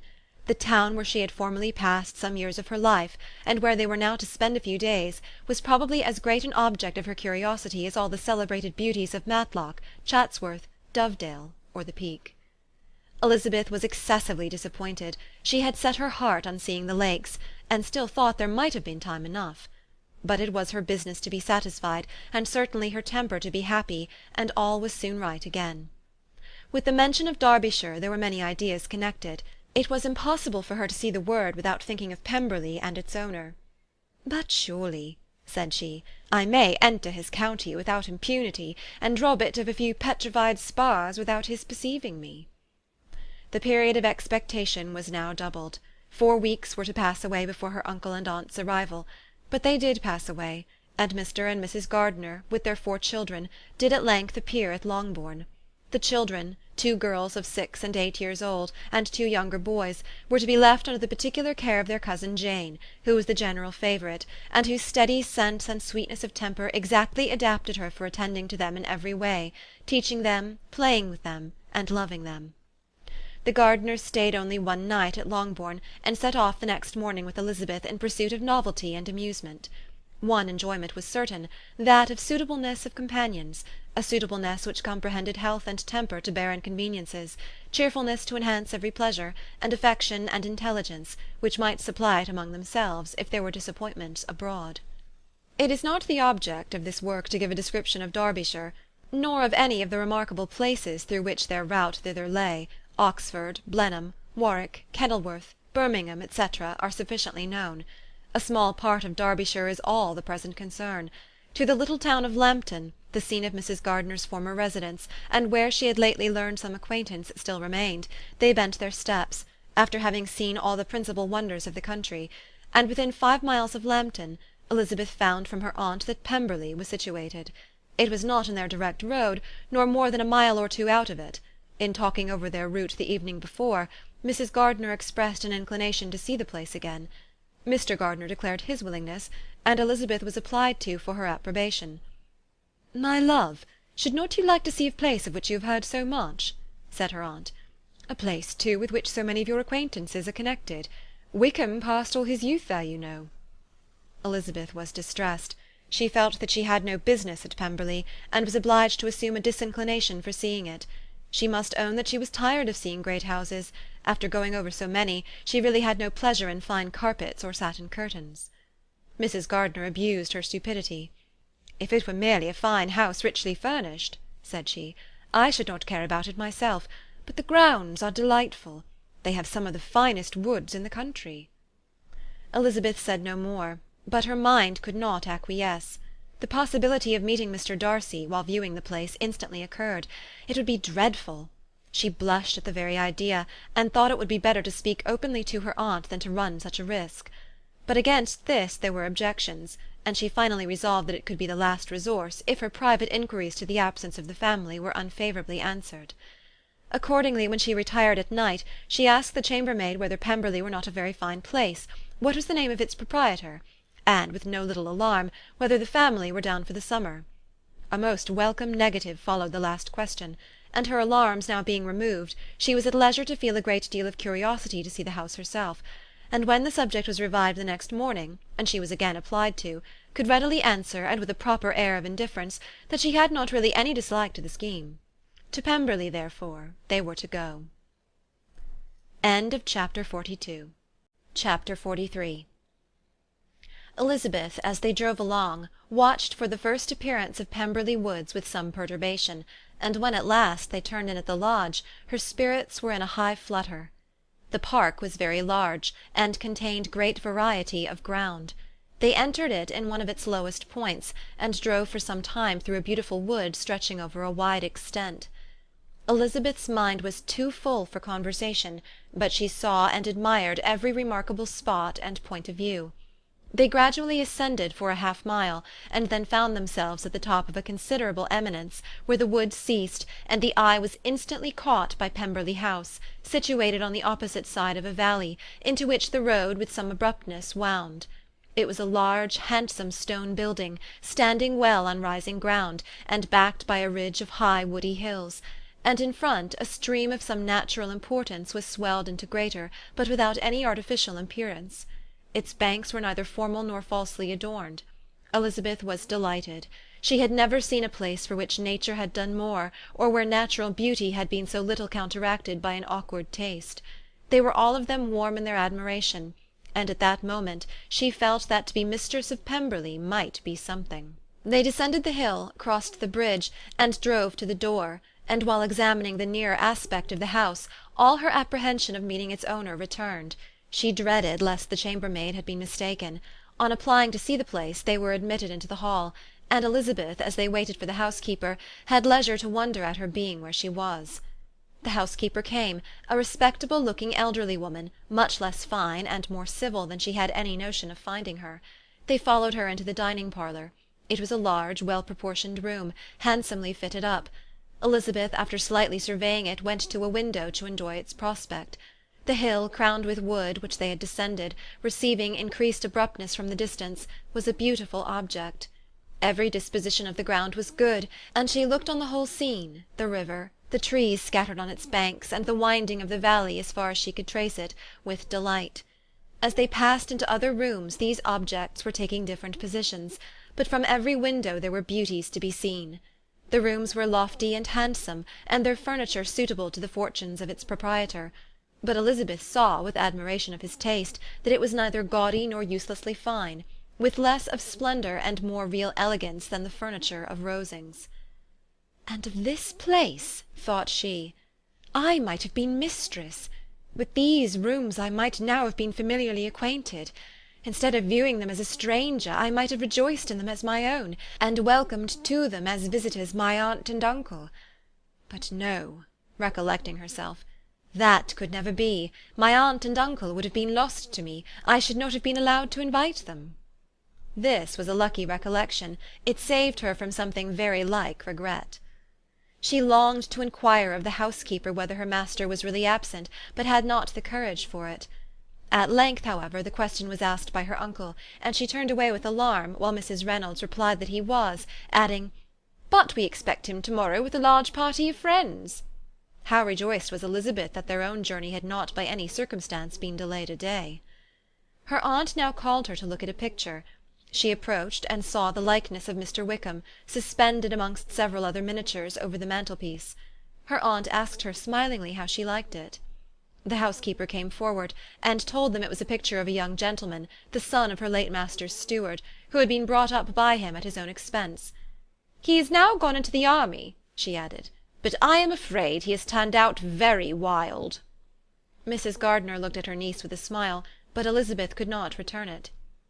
"And that," said Mrs. Reynolds, pointing to another of the miniatures, "is my master, and very like him. It was drawn at the same time as the other, about 8 years ago." "I have heard much of your master's fine person," said Mrs. Gardiner, looking at the picture. "It is a handsome face. But, Lizzie, you can tell us whether it is like or not." Mrs. Reynolds' respect for Elizabeth seemed to increase on this intimation of her knowing her master. "Does that young lady know Mr. Darcy?" Elizabeth coloured and said, "A little." "And do you not think him a very handsome gentleman, ma'am?" "Yes, very handsome." "I am sure I know none so handsome, but in the gallery upstairs you will see a finer, larger picture of him than this. This room was my late master's favourite room, and these miniatures are just as they used to be then. He was very fond of them." This accounted to Elizabeth for Mr. Wickham's being among them.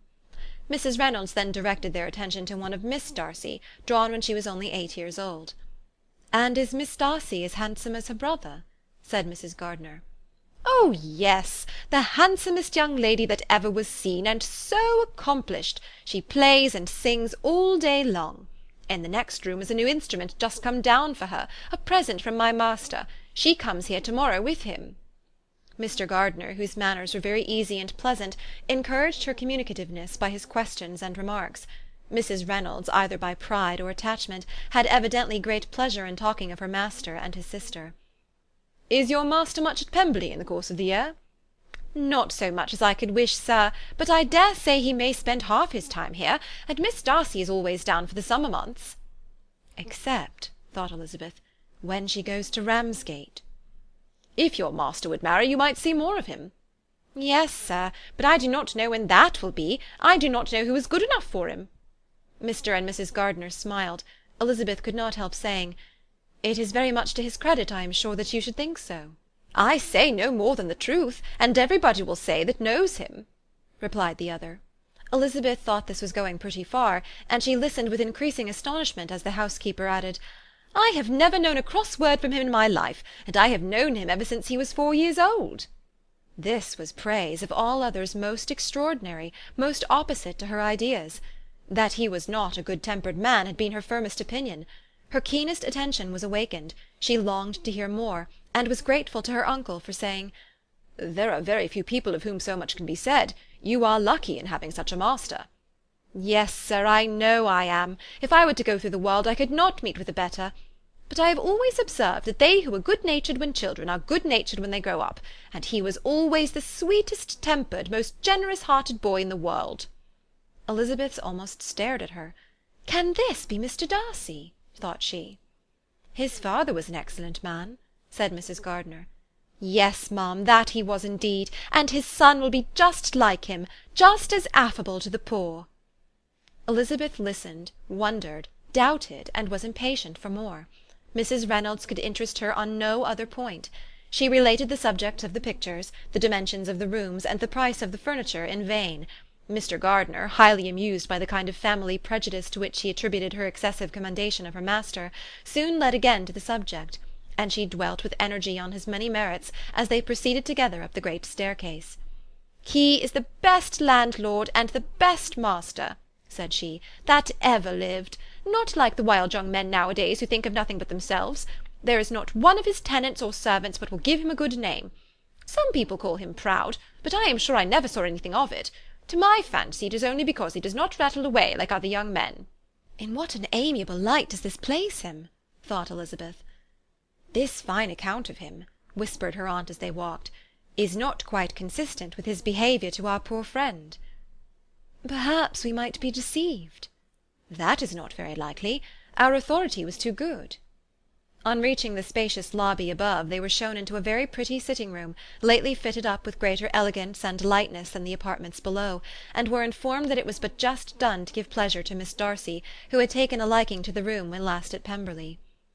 "He is certainly a good brother," said Elizabeth as she walked towards one of the windows. Mrs. Reynolds anticipated Miss Darcy's delight when she should enter the room.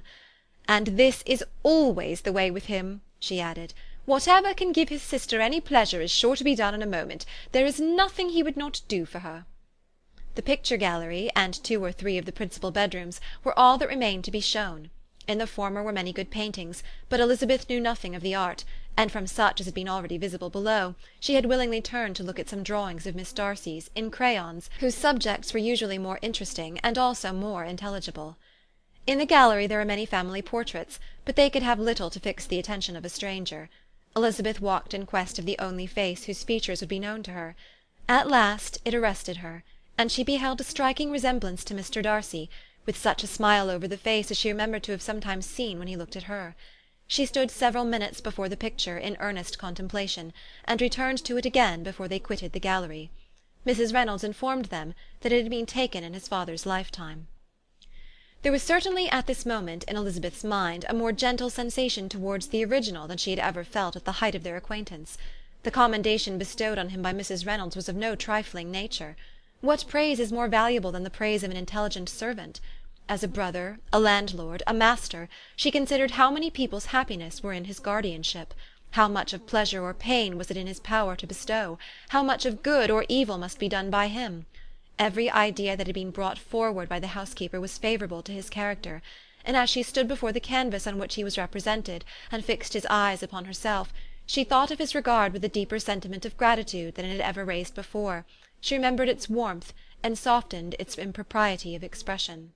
When all of the house that was open to general inspection had been seen, they returned downstairs, and taking leave of the housekeeper, were consigned over to the gardener, who met them at the hall door.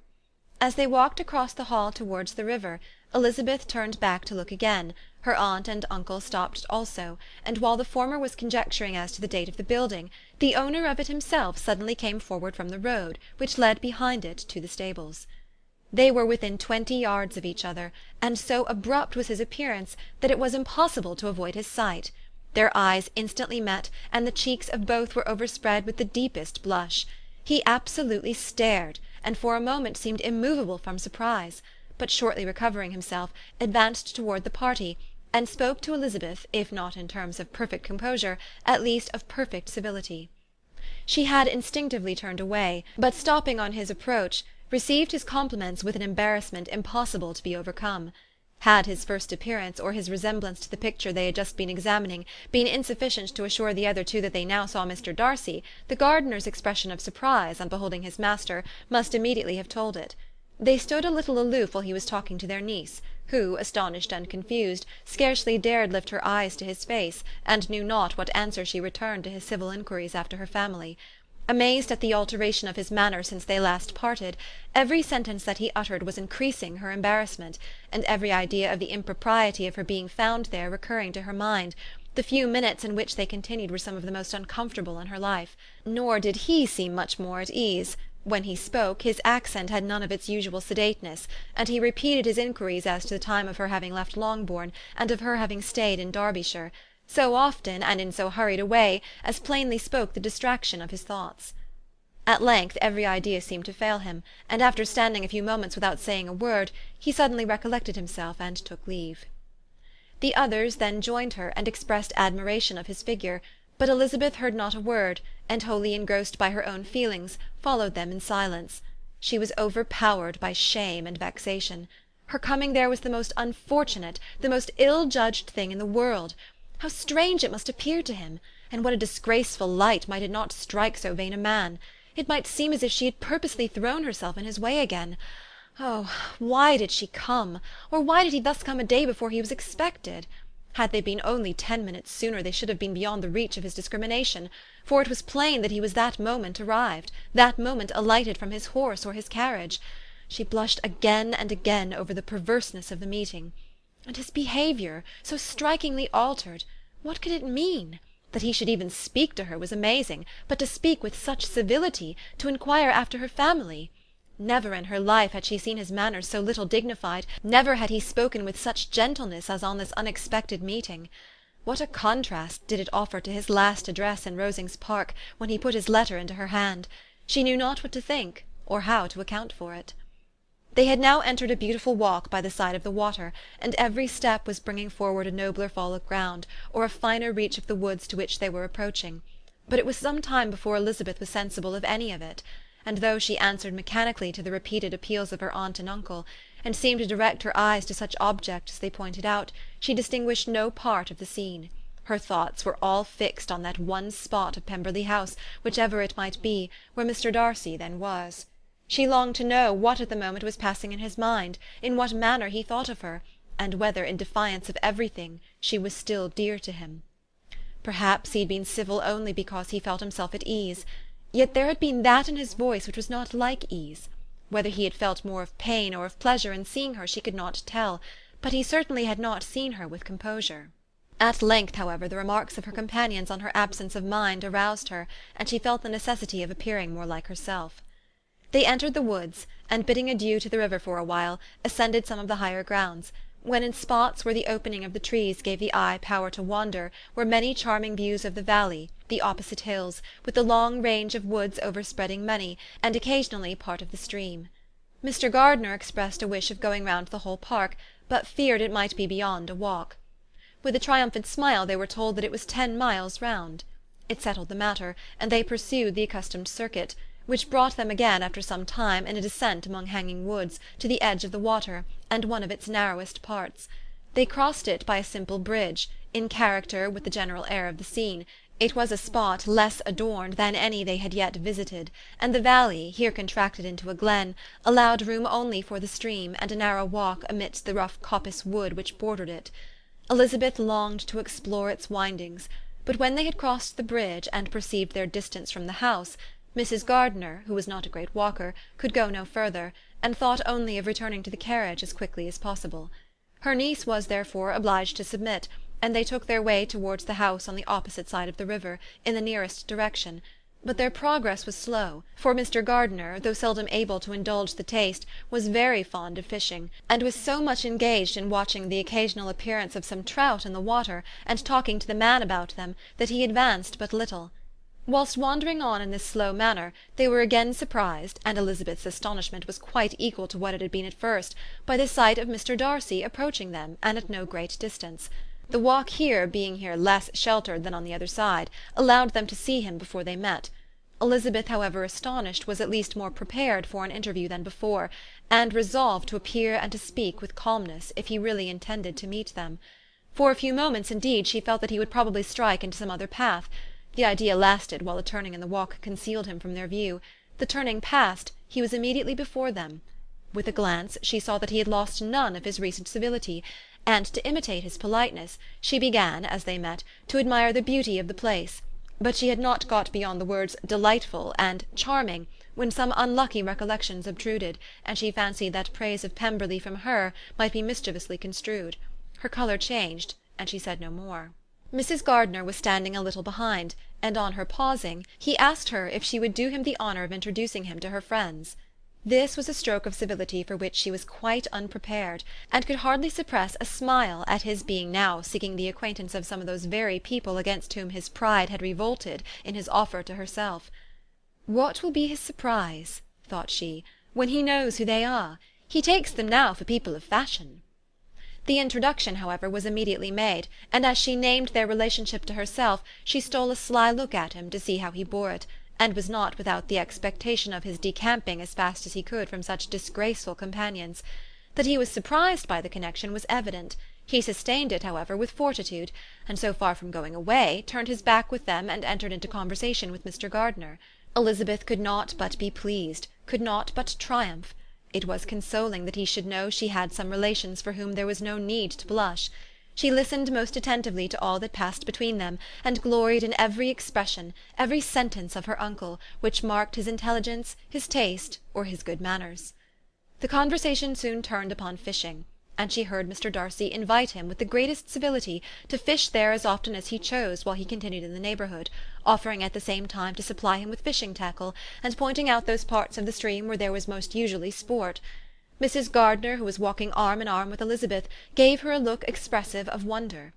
Elizabeth said nothing, but it gratified her exceedingly. The compliment must be all for herself. Her astonishment, however, was extreme, and continually was she repeating, "Why is he so altered? From what can it proceed? It cannot be for me, it cannot be for my sake that his manners are thus softened. My reproofs at Hunsford could not work such a change as this. It is impossible that he should still love me." After walking some time in this way, the 2 ladies in front, the 2 gentlemen behind, on resuming their places, after descending to the brink of the river for the better inspection of some curious water plant, there chanced to be a little alteration. It originated in Mrs. Gardiner, who, fatigued by the exercise of the morning, found Elizabeth's arm inadequate to her support, and consequently preferred her husband's. Mr. Darcy took her place by her niece, and they walked on together. After a short silence the lady first spoke. She wished him to know that she had been assured of his absence before she came to the place, and accordingly began by observing that his arrival had been very unexpected.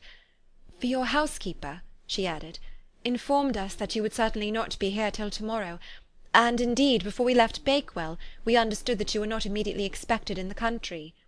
He acknowledged the truth of it all, and said that business with his steward had occasioned his coming forward a few hours before the rest of the party with whom he had been travelling. "They will join me early to-morrow," he continued, "and among them are some who will claim an acquaintance with you, Mr. Bingley and his sisters." Elizabeth answered only by a slight bow. Her thoughts were instantly driven back to the time when Mr. Bingley's name had been the last mentioned between them, and if she might judge by his complexion, his mind was not very differently engaged.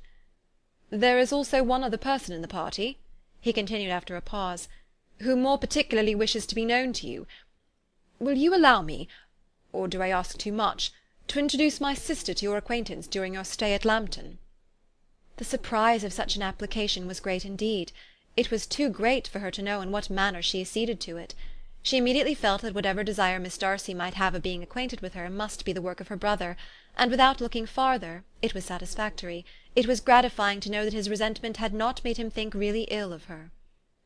They now walked on in silence, each of them deep in thought. Elizabeth was not comfortable, that was impossible, but she was flattered and pleased. His wish of introducing his sister to her was a compliment of the highest kind.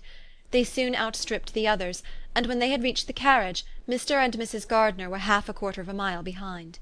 He then asked her to walk into the house, but she declared herself not tired, and they stood together on the lawn. At such a time much might have been said, and silence was very awkward. She wanted to talk, but there seemed to be an embargo on every subject. At last she recollected that she had been travelling, and they talked of Matlock and Dovedale with great perseverance. Yet time and her aunt moved slowly, and her patience and her ideas were nearly worn out before the tete-a-tete was over. On Mr. and Mrs. Gardiner's coming up, they were all pressed to go into the house and take some refreshment, but this was declined, and they parted on each side with utmost politeness. Mr. Darcy handed the ladies into the carriage, and when it drove off, Elizabeth saw him walking slowly towards the house. The observations of her uncle and aunt now began, and each of them pronounced him to be infinitely superior to anything they had expected. "He is perfectly well behaved, polite and unassuming," said her uncle. "There is something a little stately in him, to be sure," replied her aunt, "but it is confined to his air, and is not unbecoming. I can now say with the housekeeper, that though some people may call him proud, I have seen nothing of it." "I was never more surprised than by his behaviour to us. It was more than civil, it was really attentive, and there was no necessity for such attention. His acquaintance with Elizabeth was very trifling." "To be sure, Lizzie," said her aunt, "he is not so handsome as Wickham, or rather he has not Wickham's countenance, for his features are perfectly good. But how came you to tell me that he was so disagreeable?" Elizabeth excused herself as well as she could, said that she had liked him better when they had met in Kent than before, and that she had never seen him so pleasant as this morning. "But perhaps he may be a little whimsical in his civilities," replied her uncle. "Your great men often are, and I shall not take him at his word, as he might change his mind another day and warn me off his grounds." Elizabeth felt that they had entirely misunderstood his character, but said nothing. "From what we have seen of him," continued Mrs. Gardiner, "I really should not have thought that he could have behaved in so cruel a way by anybody as he has done by poor Wickham. He has not an ill-natured look. On the contrary, there is something pleasing about his mouth when he speaks, and there is something of dignity in his countenance that would not give one an unfavourable idea of his heart. But, to be sure, the good lady who showed us his house did give him a most flaming character. I could hardly help laughing aloud sometimes. But he is a liberal master, I suppose, and that in the eye of a servant comprehends every virtue." Elizabeth here felt herself called on to say something in vindication of his behaviour to Wickham, and therefore gave them to understand, in as guarded a manner as she could, that by what she had heard from his relations in Kent, his actions were capable of a very different construction, and that his character was by no means so faulty, nor Wickham's so amiable as they had been considered in Hertfordshire. In confirmation of this, she related the particulars of all the pecuniary transactions in which they had been connected, without actually naming her authority, but stating it to be such as might be relied on. Mrs. Gardiner was surprised and concerned, but as they were now approaching the scene of her former pleasures, every idea gave way to the charm of recollection, and she was too much engaged in pointing out to her husband all the interesting spots in its environs to think of anything else. Fatigued as she had been by the morning's walk, they had no sooner dined than she set off again in quest of her former acquaintance, and the evening was spent in the satisfactions of an intercourse renewed after many years' discontinuance. The occurrences of the day were too full of interest to leave Elizabeth much attention for any of these new friends, and she could do nothing but think, and think with wonder, of Mr. Darcy's civility, and above all, of his wishing her to be acquainted with his sister. Chapter 44. Elizabeth had settled it that Mr. Darcy would bring his sister to visit her the very day after her reaching Pemberley, and was consequently resolved not to be out of sight of the inn the whole of that morning. But her conclusion was false, for on the very morning after their arrival at Lambton these visitors came. They had been walking about the place with some of their new friends, and were just returning to the inn to dress themselves for dining with the same family, when the sound of a carriage drew them to the window, and they saw a gentleman and a lady in a curricle driving up the street. Elizabeth, immediately recognizing the livery, guessed what it meant, and imparted no small degree of her surprise to her relations by acquainting them with the honour which she expected. Her uncle and aunt were all amazement, and the embarrassment of her manner as she spoke, joined to the circumstance itself, and many of the circumstances of the preceding day, opened to them a new idea on the business. Nothing had ever suggested it before, but they felt that there was no other way of accounting for such attentions from such a quarter than by supposing a partiality for their niece. While these newly born notions were passing in their heads, the perturbation of Elizabeth's feelings was at every moment increasing. She was quite amazed at her own discomposure, but amongst other causes of disquiet, she dreaded lest the partiality of the brother should have said too much in her favour, and more than commonly anxious to please, she naturally suspected that every power of pleasing would fail her. She retreated from the window, fearful of being seen, and as she walked up and down the room, endeavouring to compose herself, saw such looks of inquiring surprise in her uncle and aunt as made everything worse. Miss Darcy and her brother appeared, and this formidable introduction took place. With astonishment did Elizabeth see that her new acquaintance was at least as much embarrassed as herself. Since her being at Lambton, she had heard that Miss Darcy was exceedingly proud, but the observation of a very few minutes convinced her that she was only exceedingly shy. She found it difficult to obtain even a word from her beyond a monosyllable. Miss Darcy was tall, and on a larger scale than Elizabeth, and though little more than 16, her figure was formed and her appearance womanly and graceful. She was less handsome than her brother, but there was sense and good humour in her face, and her manners were perfectly unassuming and gentle. Elizabeth, who had expected to find in her as acute and unembarrassed an observer as ever Mr. Darcy had been, was much relieved by discerning such different feelings.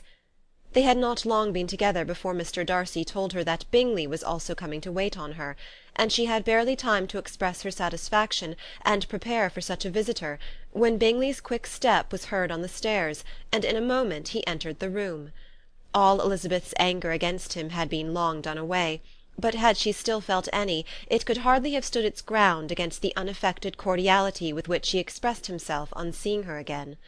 He inquired in a friendly, though general way, after her family, and looked and spoke with the same good-humoured ease that he had ever done. To Mr. and Mrs. Gardiner he was scarcely a less interesting personage than to herself. They had long wished to see him. The whole party before them, indeed, excited a lively attention. The suspicions which had just arisen of Mr. Darcy and their niece directed their observation towards each with an earnest though guarded inquiry, and they soon drew from those inquiries the full conviction that one of them at least knew what it was to love. Of the ladies' sensations they remained a little in doubt, but that the gentleman was overflowing with admiration was evident enough. Elizabeth, on her side, had much to do. She wanted to ascertain the feelings of each of her visitors, she wanted to compose her own, and to make herself agreeable to all, and in the latter object, where she feared most to fail, she was most sure of success, for those to whom she endeavoured to give pleasure were prepossessed in her favour. Bingley was ready, Georgiana was eager, and Darcy determined to be pleased. In seeing Bingley her thoughts naturally flew to her sister, and oh, how ardently did she long to know whether any of his were directed in a like manner. Sometimes she could fancy that he talked less than on former occasions, and once or twice pleased herself with the notion that, as he looked at her, he was trying to trace a resemblance. But though this might be imaginary, she could not be deceived as to his behaviour to Miss Darcy, who had been set up as a rival to Jane. No look appeared on either side that spoke particular regard. Nothing occurred between them that could justify the hopes of his sister. On this point she was soon satisfied, and 2 or 3 little circumstances occurred ere they parted, which in her anxious interpretation denoted a recollection of Jane not untinctured by tenderness, and a wish of saying more that might lead to the mention of her, had he dared. He observed to her at a moment when the others were talking together, and in a tone which had something of real regret, that "it was a very long time since he had had the pleasure of seeing her," and before she could reply he added, "It is above 8 months. We have not met since the 26th of November, when we were all dancing together at Netherfield." Elizabeth was pleased to find his memory so exact, and he afterwards took occasion to ask her, when unattended to by any of the rest, whether all her sisters were at Longbourn.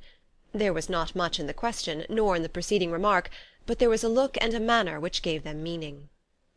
It was not often that she could turn her eyes on Mr. Darcy himself, but whenever she did catch a glimpse, she saw an expression of general complaisance, and in all that he said she heard an accent so removed from hauteur or disdain of his companions, as convinced her that the improvement of manners which she had yesterday witnessed, however temporary its existence might prove, had at least outlived one day.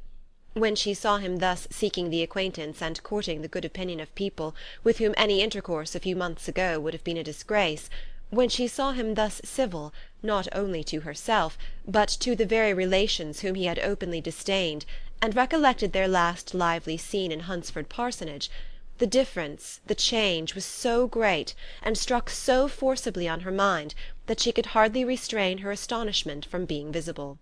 Never, even in the company of his dear friends at Netherfield, or his dignified relations at Rosings, had she seen him so desirous to please, so free from self-consequence or unbending reserve, as now, when no importance could result from the success of his endeavours, and when even the acquaintance of those to whom his attentions were addressed would draw down the ridicule and censure of the ladies both of Netherfield and Rosings. Their visitor stayed with them above half an hour, and when they arose to depart, Mr. Darcy called on his sister to join him in expressing their wish of seeing Mr. and Mrs. Gardiner and Miss Bennet to dinner at Pemberley before they left the country. Miss Darcy, though with a diffidence which marked her little in the habit of giving invitations, readily obeyed.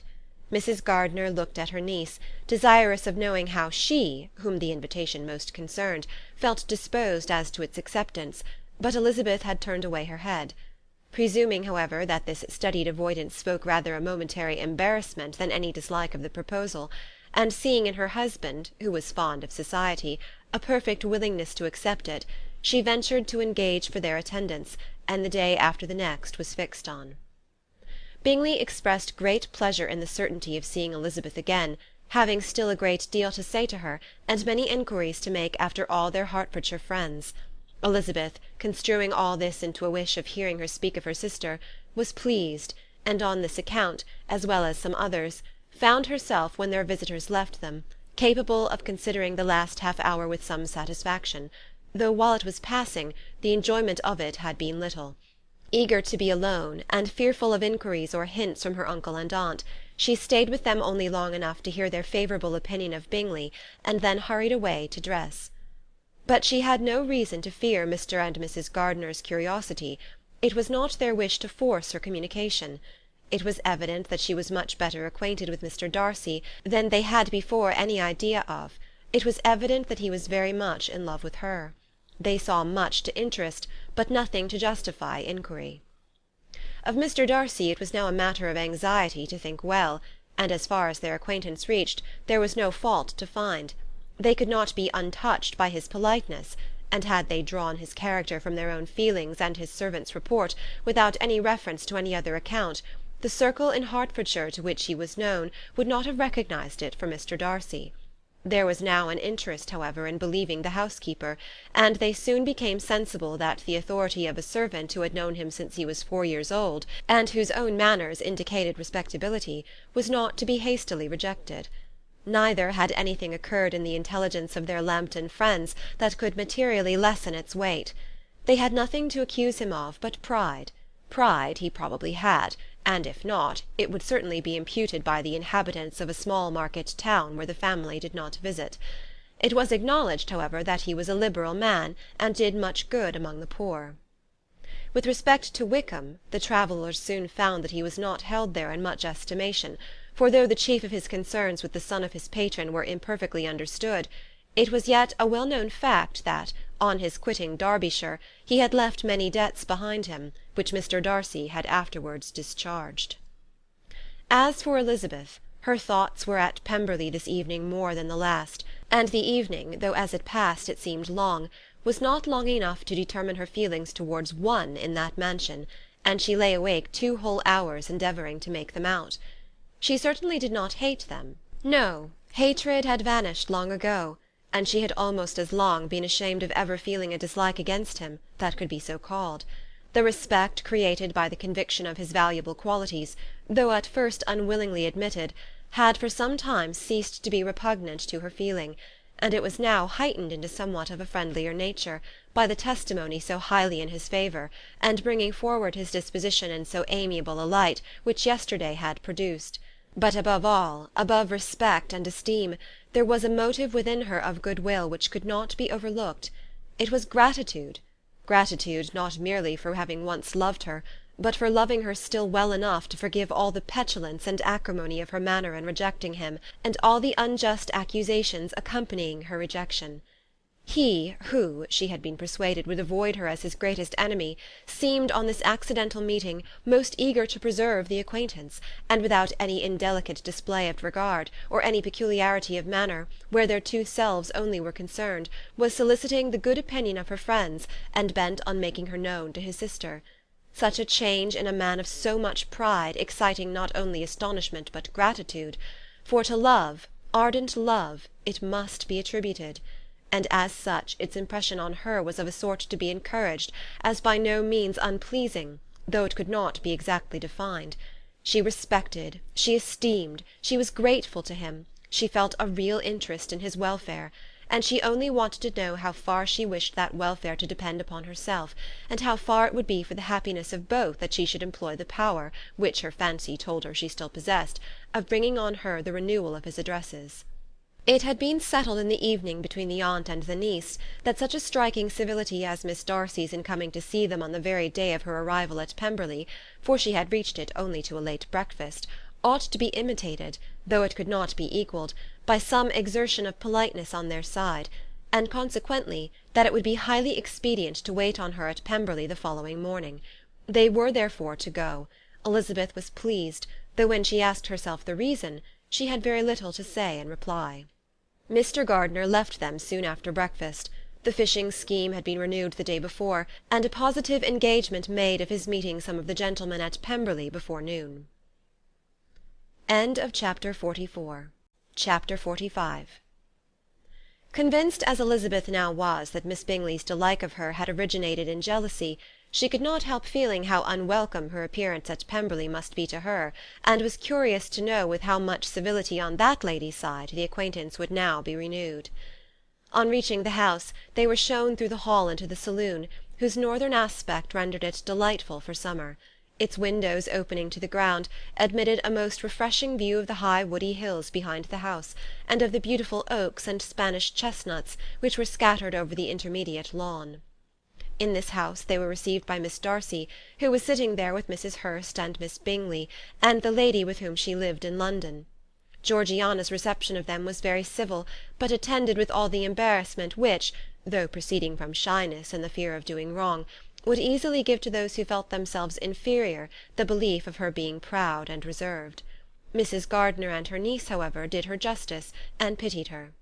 By Mrs. Hurst and Miss Bingley they were noticed only by a curtsy, and on their being seated, a pause, awkward as such pauses must always be, succeeded for a few moments. It was first broken by Mrs. Annesley, a genteel, agreeable-looking woman, whose endeavour to introduce some kind of discourse proved her to be more truly well-bred than either of the others, and between her and Mrs. Gardiner, with occasional help from Elizabeth, the conversation was carried on.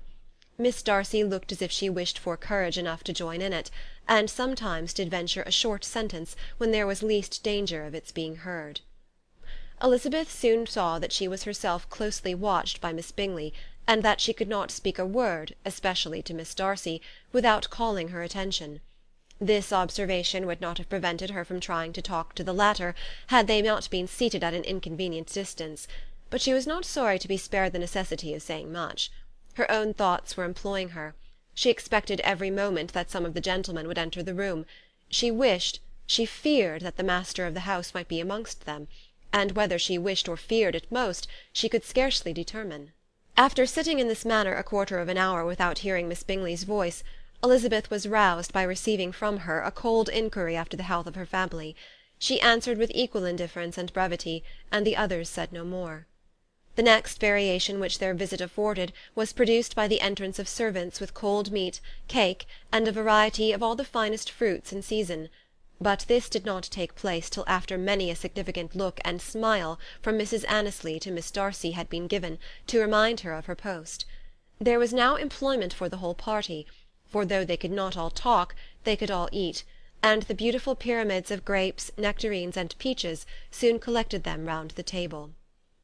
While thus engaged, Elizabeth had a fair opportunity of deciding whether she most feared or wished for the appearance of Mr. Darcy, by the feelings which prevailed on his entering the room, and then, though but a moment before she had believed her wishes to predominate, she began to regret that he came. He had been some time with Mr. Gardiner, who, with 2 or 3 other gentlemen from the house, was engaged by the river, and had left him only on learning that the ladies of the family intended a visit to Georgiana that morning. No sooner did he appear than Elizabeth wisely resolved to be perfectly easy and unembarrassed, a resolution the more necessary to be made, but perhaps not the more easily kept, because she saw that the suspicions of the whole party were awakened against them, and that there was scarcely an eye which did not watch his behaviour when he first came into the room. In no countenance was attentive curiosity so strongly marked as in Miss Bingley's, in spite of the smiles which overspread her face whenever she spoke to one of its objects, for jealousy had not yet made her desperate, and her attentions to Mr. Darcy were by no means over. Miss Darcy, on her brother's entrance, exerted herself much more to talk, and Elizabeth saw that he was anxious for his sister and herself to get acquainted, and forwarded as much as possible every attempt at conversation on either side. Miss Bingley saw all this likewise, and in the imprudence of anger, took the first opportunity of saying, with sneering civility, "Pray, Miss Eliza, are not the Blankshire militia removed from Meryton? They must be a great loss to your family." In Darcy's presence she dared not mention Wickham's name, but Elizabeth instantly comprehended that he was uppermost in her thoughts, and the various recollections connected with him gave her a moment's distress, but exerting herself vigorously to repel the ill-natured attack, she presently answered the question in a tolerably detached tone. While she spoke, an involuntary glance showed her Darcy, with a heightened complexion, earnestly looking at her, and his sister overcome with confusion, and unable to lift up her eyes. Had Miss Bingley known what pain she was then giving her beloved friend, she undoubtedly would have refrained from the hint, but she had merely intended to discompose Elizabeth by bringing forward the idea of a man to whom she believed her partial, and to make her betray a sensibility which might injure her in Darcy's opinion, and perhaps to remind the latter of all the follies and absurdities by which some part of her family were connected with that corps. Not a syllable had ever reached her of Miss Darcy's meditated elopement. To no creature had it been revealed, where secrecy was possible, except to Elizabeth, and from all Bingley's connections her brother was particularly anxious to conceal it, from the very wish which Elizabeth had long ago attributed to him, of their becoming hereafter her own. He had certainly formed such a plan, and without meaning that it should affect his endeavour to separate him from Miss Bennet, it is probable that it might add something to his lively concern for the welfare of his friend. Elizabeth's collected behaviour, however, soon quieted his emotion, and as Miss Bingley, vexed and disappointed, dared not approach nearer to Wickham, Georgiana also recovered in time, though not enough to be able to speak any more. Her brother, whose eyes she feared to meet, scarcely recollected her interest in the affair, and the very circumstance which had been designed to turn his thoughts from Elizabeth seemed to have fixed them on her more and more cheerfully. Their visit did not continue long after the question and answer above mentioned, and while Mr. Darcy was attending them to their carriage, Miss Bingley was venting her feelings in criticisms on Elizabeth's person, behaviour, and dress. But Georgiana would not join her. Her brother's recommendation was enough to ensure her favour. His judgment could not err. and as he had spoken in such terms of Elizabeth as to leave Georgiana without the power of finding her otherwise than lovely and amiable. When Darcy returned to the saloon, Miss Bingley could not help repeating to him some part of what she had been saying to his sister. "How very ill Miss Eliza Bennet looks this morning, Mr. Darcy," she cried. "I never in my life saw anyone so much altered as she is since the winter. She is grown so brown and coarse. Louisa and I were agreeing that we should not have known her again." However little Mr. Darcy might have liked such an address, he contented himself with coolly replying that he perceived no other alteration than her being rather tanned, no miraculous consequence of travelling in the summer. "For my own part," she rejoined, "I must confess that I never saw any beauty in her. Her face is too thin, her complexion has no brilliancy, and her features are not at all handsome. Her nose wants character, there is nothing marked in its lines. Her teeth are tolerable, but not out of the common way. And as for her eyes, which have sometimes been called so fine, I could never see anything extraordinary in them. They have a sharp, shrewish look, which I do not like at all, and in her air altogether there is a self-sufficiency without fashion which is intolerable." Persuaded as Miss Bingley was that Darcy admired Elizabeth, this was not the best method of recommending herself, but angry people are not always wise, and in seeing him at last look somewhat nettled, she had all the success she expected. He was resolutely silent, however, and from a determination of making him speak, she continued, "I remember, when we first knew her in Hertfordshire, how amazed we all were to find that she was a reputed beauty, and I particularly recollect your saying one night, after they had been dining at Netherfield, 'She a beauty! I should as soon call her mother a wit.' But afterwards she seemed to improve on you, and I believe you thought her rather pretty at one time." "Yes," replied Darcy, who could contain himself no longer, "but that was only when I first saw her, for it is many months since I have considered her as one of the handsomest women of my acquaintance." He then went away, and Miss Bingley was left to all the satisfaction of having forced him to say what gave no one any pain but herself. Mrs. Gardiner and Elizabeth talked of all that had occurred during their visit, as they returned, except what had particularly interested them both. The look and behaviour of everybody they had seen were discussed, except of the person who had mostly engaged their attention. They talked of his sister, his friends, his house, his fruit, of everything but himself, yet Elizabeth was longing to know what Mrs. Gardiner thought of him, and Mrs. Gardiner would have been highly gratified by her niece's beginning the subject. Chapter 46. Elizabeth had been a good deal disappointed in not finding a letter from Jane on their first arrival at Lambton, and this disappointment had been renewed on each of the mornings that had now been spent there, but on the third her repining was over, and her sister justified, by the receipt of 2 letters from her at once, on one of which was marked that it had been missent elsewhere. Elizabeth was not surprised at it, as Jane had written the direction remarkably ill. They had just been preparing to walk as the letters came in, and her uncle and aunt, leaving her to enjoy them in quiet, set off by themselves. The one missent must first be attended to. It had been written 5 days ago. The beginning contained an account of all their little parties and engagements, with such news as the country afforded, but the latter half, which was dated a day later, and written in evident agitation, gave more important intelligence. It was to this effect: "Since writing the above, dearest Lizzie, something has occurred of a most unexpected and serious nature, but I am afraid of alarming you. Be assured that we are all well. What I have to say relates to poor Lydia. An express came at 12 last night, just as we were all gone to bed, from Colonel Forster, to inform us that she was gone off to Scotland with one of his officers, to own the truth, with Wickham. Imagine our surprise. To Kitty, however, it does not seem so wholly unexpected. I am very, very sorry. So imprudent a match on both sides. But I am willing to hope the best, and that his character has been misunderstood. Thoughtless and indiscreet, I can easily believe him, but this step, and let us rejoice over it, marks nothing bad at heart. His choice is disinterested at least, for he must know my father can give her nothing. Our poor mother is sadly grieved. My father bears it better. How thankful am I that we never let them know what has been said against him. We must forget it ourselves. They were off Saturday night about 12, as is conjectured, but were not missed till yesterday morning at 8. The express was sent off directly. My dear Lizzie, they must have passed within 10 miles of us. Colonel Forster gives us reason to expect him here soon. Lydia left a few lines for his wife, informing her of their intention. I must conclude, for I cannot be long from our poor mother. I am afraid you will not be able to make it out, but I hardly know what I have written." Without allowing herself time for consideration, and scarcely knowing what she felt, Elizabeth, on finishing this letter, instantly seized the other, and opening it with the utmost impatience, read as follows. It had been written a day later than the conclusion of the first. "By this time, my dearest sister, you have received my hurried letter. I wish this may be more intelligible, but though not confined for time, my head is so bewildered that I cannot answer for being coherent. Dearest Lizzie, I hardly know what I would write, but I have bad news for you, and it cannot be delayed.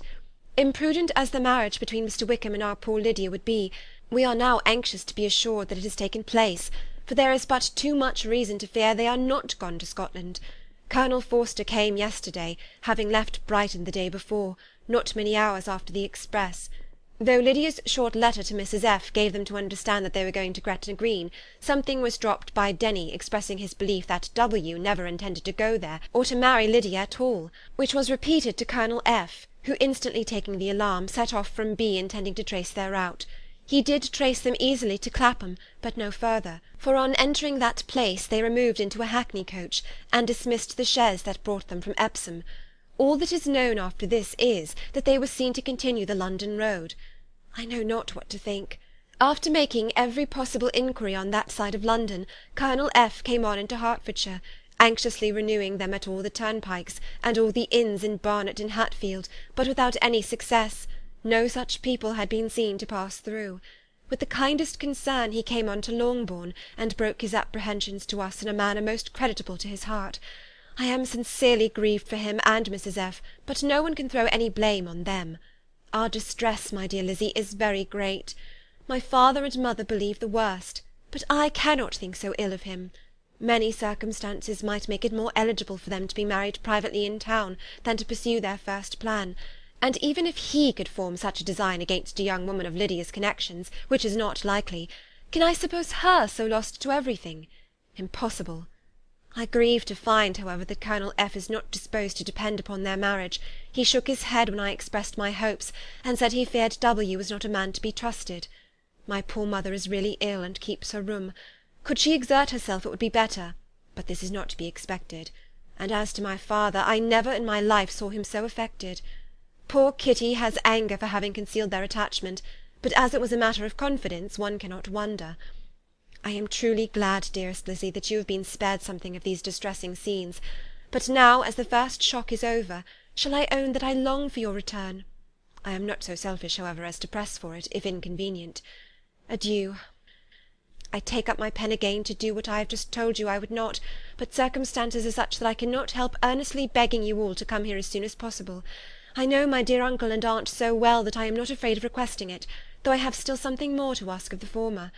My father is going to London with Colonel Forster instantly to try to discover her. What he means to do I am sure I know not, but his excessive distress will not allow him to pursue any measure in the best and safest way, and Colonel Forster is obliged to be at Brighton again to-morrow evening. In such an exigence, my uncle's advice and assistance would be everything in the world. He will immediately comprehend what I must feel, and I rely upon his goodness. "Oh, where is my uncle?" cried Elizabeth, darting from her seat as she finished the letter, in eagerness to follow him, without losing a moment of time so precious. But as she reached the door it was opened by a servant, and Mr. Darcy appeared. Her pale face and impetuous manner made him start, and before he could recover himself to speak, she, in whose mind every idea was superseded by Lydia's situation, hastily exclaimed, "I beg your pardon, but I must leave you. I must find Mr. Gardiner this moment, on business that cannot be delayed. I have not an instant to lose." "Good God, what is the matter?" cried he, with more feeling than politeness. Then, recollecting himself, "I will not detain you a minute, but let me or let the servant go after Mr. and Mrs. Gardiner. You are not well enough, you cannot go yourself." Elizabeth hesitated, but her knees trembled under her, and she felt how little would be gained by her attempting to pursue them. Calling back the servant, therefore, she commissioned him, though in so breathless an accent as made her almost unintelligible, to fetch his master and mistress home instantly. On his quitting the room she sat down, unable to support herself, and looking so miserably ill that it was impossible for Darcy to leave her, or to refrain from saying, in a tone of gentleness and commiseration, "Let me call your maid. Is there nothing you could take to give you present relief? A glass of wine? Shall I get you one? You are very ill." "No, I thank you," she replied, endeavouring to recover herself. "There is nothing the matter with me. I am quite well. I am only distressed by some dreadful news which I have just received from Longbourn." She burst into tears as she alluded to it, and for a few minutes could not speak another word.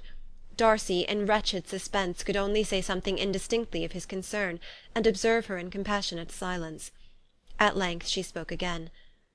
"I have just had a letter from Jane, with such dreadful news. It cannot be concealed from any one.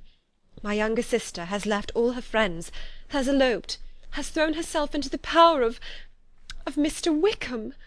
They are gone off together from Brighton. You know him too well to doubt the rest. She has no money, no connections, nothing that can tempt him. She is lost for ever." Darcy was fixed in astonishment. "When I consider," she added in a yet more agitated voice, "that I might have prevented it, I who knew what he was. Had I but explained some part of it only, some part of what I learnt to my own family, had his character been known, this could not have happened. But it is all too late now." "I am grieved indeed," cried Darcy. "Grieved, shocked. But is it certain, absolutely certain?" "Oh, yes. They left Brighton together on Sunday night, and were traced almost to London, but not beyond. They are certainly not gone to Scotland." "And what has been done, what has been attempted to recover her?" "My father has gone to London, and Jane has written to beg my uncle's immediate assistance, and we shall be off, I hope, in half an hour. But nothing can be done. I know very well that nothing can be done. How is such a man to be worked on? How are they even to be discovered? I have not the smallest hope. It is every way horrible." Darcy shook his head in silent acquiescence. "When my eyes were opened to his real character, oh, had I known what I ought, what I dared to do! But I knew not. I was afraid of doing too much. Wretched, wretched mistake!" Darcy made no answer. He seemed scarcely to hear her, and was walking up and down the room in earnest meditation, his brow contracted, his air gloomy. Elizabeth soon observed, and instantly understood it. Her power was sinking. Everything must sink under such a proof of family weakness, such an assurance of the deepest disgrace. She could neither wonder nor condemn, but the belief of his self-conquest brought nothing consolatory to her bosom, afforded no palliation of her distress. It was, on the contrary, exactly calculated to make her understand her own wishes, and never had she so honestly felt that she could have loved him as now, when all love must be in vain.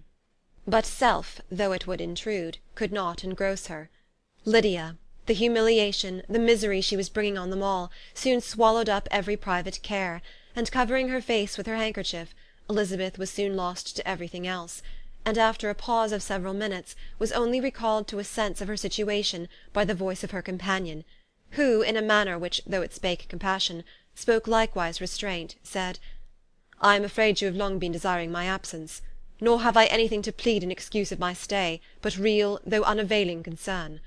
Would to heaven that anything could be either said or done on my part that might offer consolation to such distress. But I will not torment you with vain wishes, which may seem purposely to ask for your thanks. This unfortunate affair will, I fear, prevent my sister's having the pleasure of seeing you at Pemberley to-day." "Oh, yes. Be so kind as to apologize for us to Miss Darcy. Say that urgent business calls us home immediately. Conceal the unhappy truth as long as it is possible. I know it cannot be long."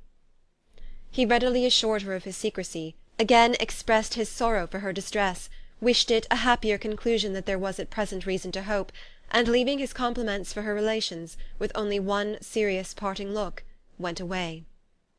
As he quitted the room, Elizabeth felt how improbable it was that they should ever see each other again on such terms of cordiality as had marked their several meetings in Derbyshire, and as she threw a retrospective glance over the whole of their acquaintance, so full of contradictions and varieties, sighed at the perverseness of those feelings which would have now promoted its continuance, and would formerly have rejoiced in its termination.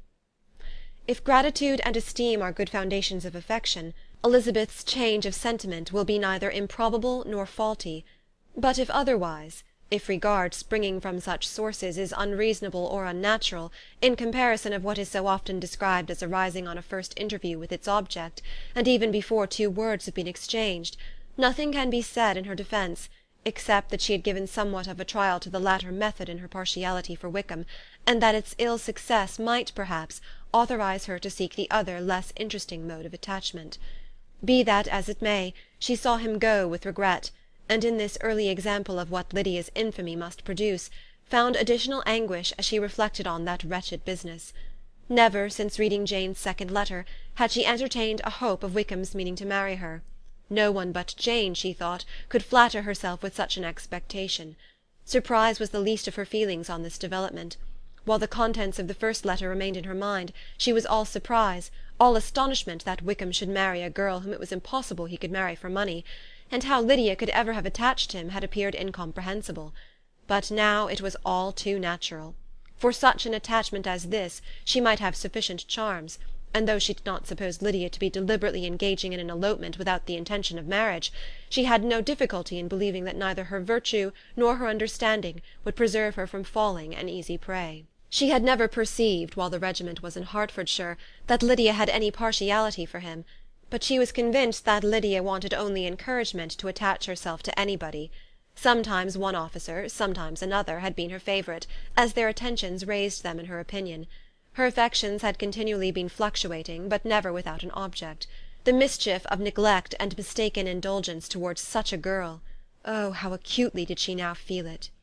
She was wild to be at home, to hear, to see, to be upon the spot to share with Jane in the cares that must now fall wholly upon her, in a family so deranged, a father absent, a mother incapable of exertion and requiring constant attendance; and though almost persuaded that nothing could be done for Lydia, her uncle's interference seemed of the utmost importance, and till he entered the room her impatience was severe.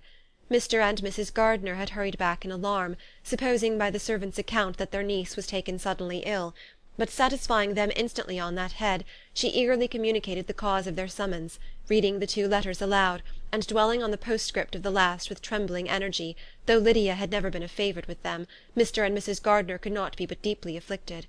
Not Lydia only, but all were concerned in it, and after the first exclamations of surprise and horror, Mr. Gardiner promised every assistance in his power. Elizabeth, though expecting no less, thanked him with tears of gratitude, and all three being actuated by one spirit, everything relating to their journey was speedily settled. They were to be off as soon as possible. "But what is to be done about Pemberley?" cried Mrs. Gardiner. "John told us Mr. Darcy was here when you sent for us. Was it so?" "Yes, and I told him we should not be able to keep our engagement. That is all settled." "What is all settled?" repeated the other, as she ran into her room to prepare. "And are they upon such terms as for her to disclose the real truth? Oh, that I knew how it was!" But wishes were vain, or at least could only serve to amuse her in the hurry and confusion of the following hour. Had Elizabeth been at leisure to be idle, she would have remained certain that all employment was impossible to one so wretched as herself, but she had her share of business as well as her aunt, and amongst the rest were notes to be written to all their friends at Lambton, with false excuses for their sudden departure. An hour, however, saw the whole completed, and Mr. Gardiner meanwhile having settled his account at the inn, nothing remained to be done but to go; and Elizabeth, after all the misery of the morning, found herself in a shorter space of time than she could have supposed, seated in the carriage, and on the road to Longbourn. Chapter 47. "I have been thinking it over again, Elizabeth," said her uncle as they drove from the town, "and really, upon serious consideration, I am much more inclined than I was to judge as your eldest sister does on the matter. It appears to me so very unlikely that any young man should form such a design against a girl who is by no means unprotected or friendless, and who is actually staying in his colonel's family, that I am strongly inclined to hope the best. Could he expect that her friends would not step forward? Could he expect to be noticed again by the regiment after such an affront to Colonel Forster? His temptation is not adequate to the risk." "Do you really think so?" cried Elizabeth, brightening up for a moment. "Upon my word," said Mrs. Gardiner, "I begin to be of your uncle's opinion. It is really too great a violation of decency, honour, and interest, for him to be guilty of. I cannot think so very ill of Wickham. Can you yourself, Lizzie, so wholly give him up as to believe him capable of it?" "Not perhaps of neglecting his own interest, But of every other neglect I can believe him capable, if indeed it should be so. But I dare not hope it. Why should they not go on to Scotland if that had been the case?" "In the first place," replied Mr. Gardiner, "there is no absolute proof that they are not gone to Scotland." "Oh, but their removing from the chaise into a hackney coach is such a presumption, and besides, no traces of them were to be found on the Barnet road." "Well, then, supposing them to be in London, they may be there, though for the purpose of concealment, for no more exceptional purpose. It is not likely that money should be very abundant on either side, and it might strike them that they could be more economically, though less expeditiously, married in London than in Scotland." "But why all this secrecy? Why any fear of detection? Why must their marriage be private? Oh, no, no, this is not likely. His most particular friend, you see, by Jane's account, was persuaded of his never intending to marry her. Wickham will never marry a woman without some money. He cannot afford it. And what claims has Lydia? What attraction has she beyond youth, health, and good humour that could make him, for her sake, forego every chance of benefiting himself by marrying well? As to what restraint the apprehensions of disgrace in the corps might throw on a dishonourable elopement with her, I am not able to judge, for I know nothing of the effects that such a step might produce. But as to your other objection, I am afraid it will hardly hold good. Lydia has no brothers to step forward, and he might imagine from my father's behaviour, from his indolence and the little attention he has ever seemed to give to what was going forward in his family, that he would do as little, and think as little about it, as any father could do in such a matter." "But can you think that Lydia is so lost to everything but love of him, as to consent to live with him on any terms other than marriage?" "It does seem, and it is most shocking indeed," replied Elizabeth with tears in her eyes, "that a sister's sense of decency and virtue in such a point could admit of doubt. But really I know not what to say. Perhaps I am not doing her justice. But she is very young.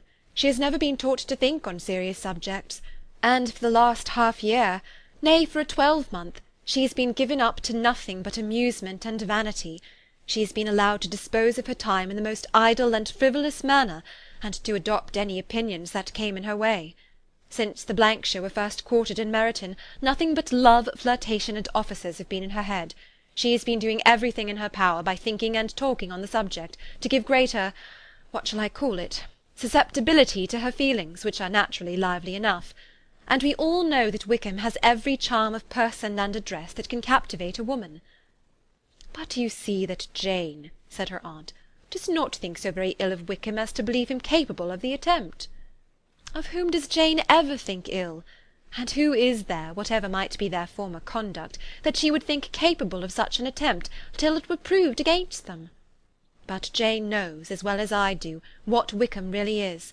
We both know that he has been profligate in every sense of the word, that he has neither integrity nor honour, that he is as false and deceitful as he is insinuating."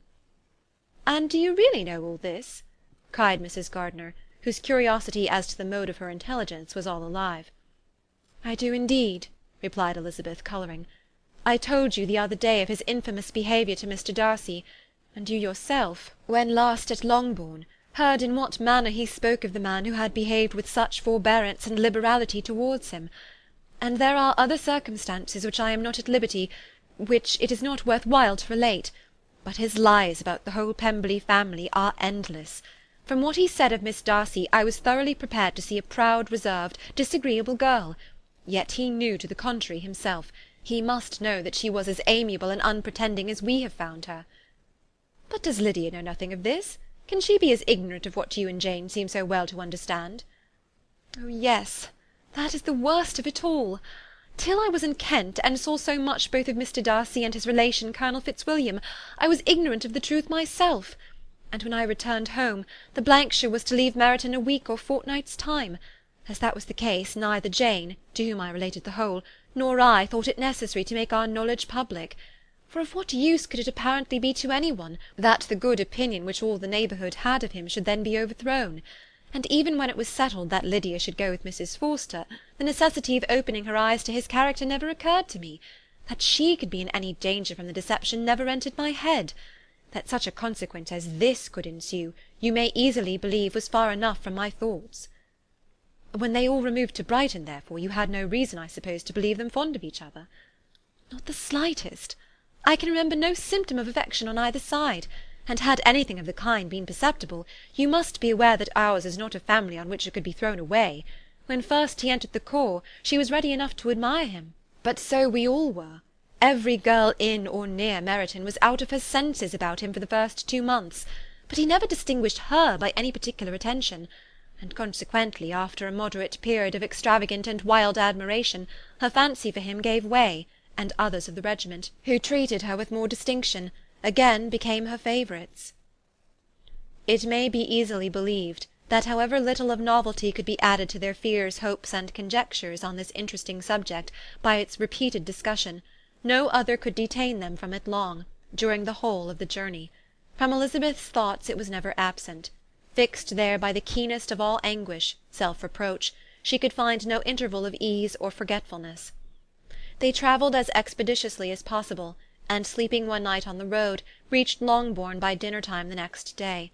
It was a comfort to Elizabeth to consider that Jane could not have been wearied by long expectations. The little gardeners, attracted by the sight of a chaise, were standing on the steps of the house as they entered the paddock, and when the carriage drove up to the door, the joyful surprise that lighted up their faces, and displayed itself over their whole bodies, in a variety of capers and frisks, was the first pleasing earnest of their welcome.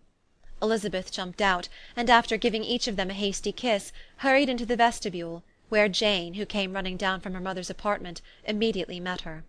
Elizabeth, as she affectionately embraced her, whilst tears filled the eyes of both, lost not a moment in asking whether anything had been heard of the fugitives. "Not yet," replied Jane, "but now that my dear uncle has come, I hope everything will be well." "Is my father in town?" "Yes, he went on Tuesday, as I wrote you word." "And have you heard from him often?" "We have heard only twice.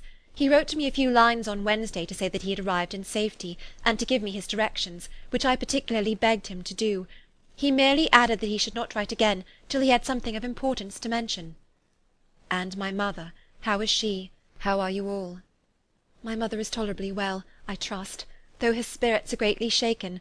She is upstairs, and will have great satisfaction in seeing you all. She does not yet leave her dressing-room. Mary and Kitty, thank heaven, are quite well." "But you, how are you?" cried Elizabeth. "You look pale. How much you must have gone through." Her sister, however, assured her of being perfectly well, and their conversation, which had been passing while Mr. and Mrs. Gardiner were engaged with their children, was now put an end to by the approach of the whole party. Jane ran to her uncle and aunt, and welcomed and thanked them both with alternate smiles and tears. When they were all in the drawing-room, the questions which Elizabeth had already asked were of course repeated by the others, and they soon found that Jane had no intelligence to give. The sanguine hope of good, however, which the benevolence of her heart suggested had not yet deserted her, she still expected that it would all end well, and that every morning would bring some letter, either from Lydia or her father, to explain their proceedings, and perhaps announce their marriage. Mrs. Bennet, to whose apartment they all repaired after a few minutes' conversation together, received them exactly as might be expected, with tears and lamentations of regret, invectives against the villainous conduct of Wickham, and complaints of her own sufferings and ill-usage, blaming everybody but the person to whose ill-judging indulgence the errors of her daughter must principally be owing. "If I had been able," said she, "to carry my point in going to Brighton with all my family, this would not have happened. But poor dear Lydia had nobody to take care of her. Why did the Forsters ever let her go out of their sight? I am sure there was some great neglect or other on their side, for she is not the kind of girl to do such a thing if she had been well looked after. I always thought they were very unfit to have the charge of her, but I was overruled, as I always am. Poor dear child! And now here's Mr. Bennet gone away, and I know he will fight Wickham, wherever he meets him, and then he will be killed, and what is to become of us all? The Collinses will turn us out before he is cold in his grave, and if you are not kind to us, brother, I do not know what we shall do." They all exclaimed against such terrific ideas, and Mr. Gardiner, after general assurances of his affection for her and all her family, told her that he meant to be in London the very next day, and would assist Mr. Bennet in every endeavour for recovering Lydia. "Do not give way to useless alarm," added he. "Though it is right to be prepared for the worst, there is no occasion to look on it as certain. It is not quite a week since they left Brighton. In a few days more we may gain some news of them, and till we know that they are not married, and have no design of marrying, do not let us give over the matter as lost. As soon as I get to town I shall go to my brother, and make him come home with me to Gracechurch Street, and then we may consult together as to what is to be done." "Oh, "My dear brother," replied Mrs. Bennet, "that is exactly what I could most wish for. And now do, when you shall get to town, find them out wherever they may be, and if they are not married already, make them marry. And as for wedding clothes, do not let them wait for that, but tell Lydia she shall have as much money as she chooses to buy them after they are married. And above all, keep Mr. Bennet from fighting. Tell him what a dreadful state I am in, that I am frightened out of my wits, and have such tremblings, such flutterings all over me, such spasms in my side, and pains in my head, and such beatings at heart, that I can get no rest by night or day. And tell my dear Lydia not to give any directions about her clothes till she has seen me, for she does not know which are the best warehouses. Oh, brother, how kind you are! I know you will contrive it all." But Mr. Gardiner, though he assured her again of his earnest endeavours in the cause, could not avoid recommending moderation to her, as well in her hopes as her fear, and after talking with her in this manner till dinner was on the table, they all left her to vent all her feelings on the housekeeper, who attended in the absence of her daughters.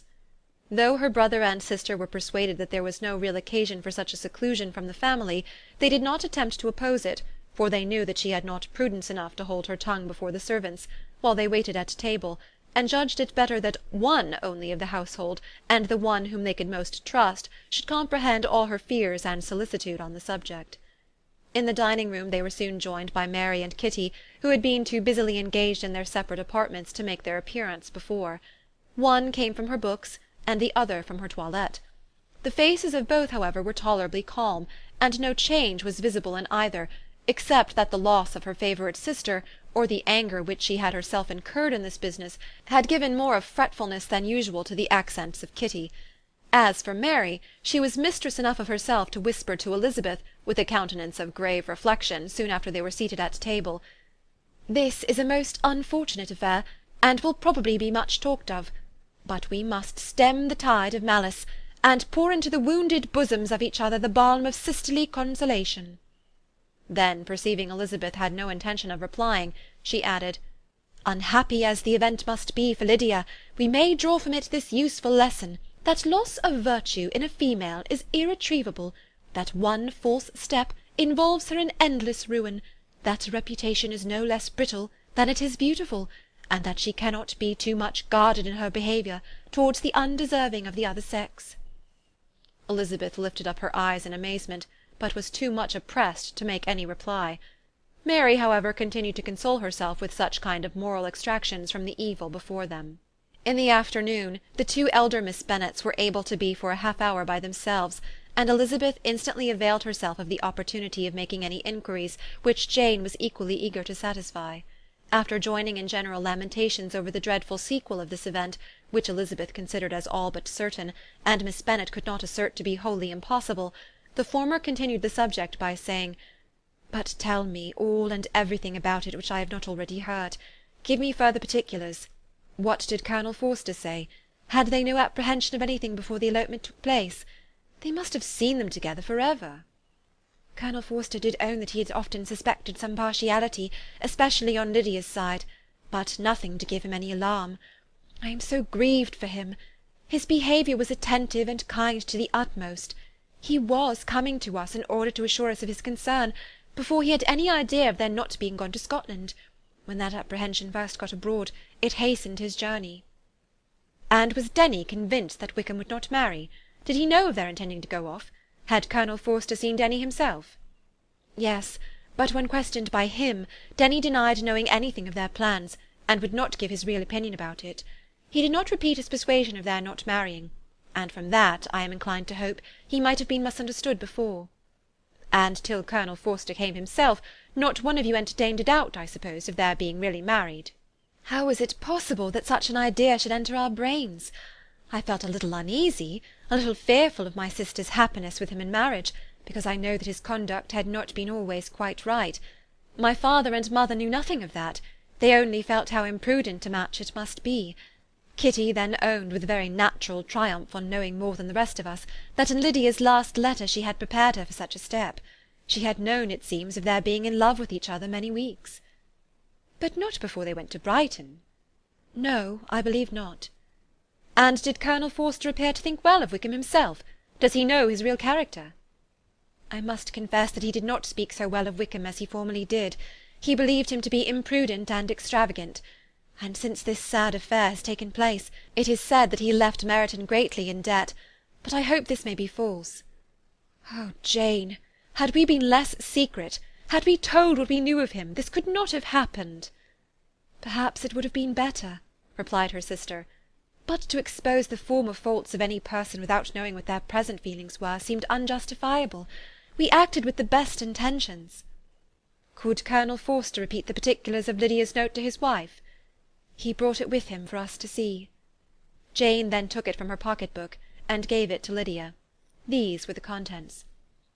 My dearest Harriet, you will laugh when you know where I am gone, and I cannot help laughing myself at your surprise to-morrow morning, as soon as I am missed. I am going to Gretna Green, and if you cannot guess with who, I shall think you a simpleton, for there is but one man in the world I love, and he is an angel. I should never be happy without him, so think it no harm to be off. You need not send them word at Longbourn of my going if you do not like it, for it will make the surprise the greater when I write to them and sign my name Lydia Wickham. What a good joke it will be! I can hardly write for laughing. Pray make my excuses to Pratt for not keeping my engagement and dancing with him to-night.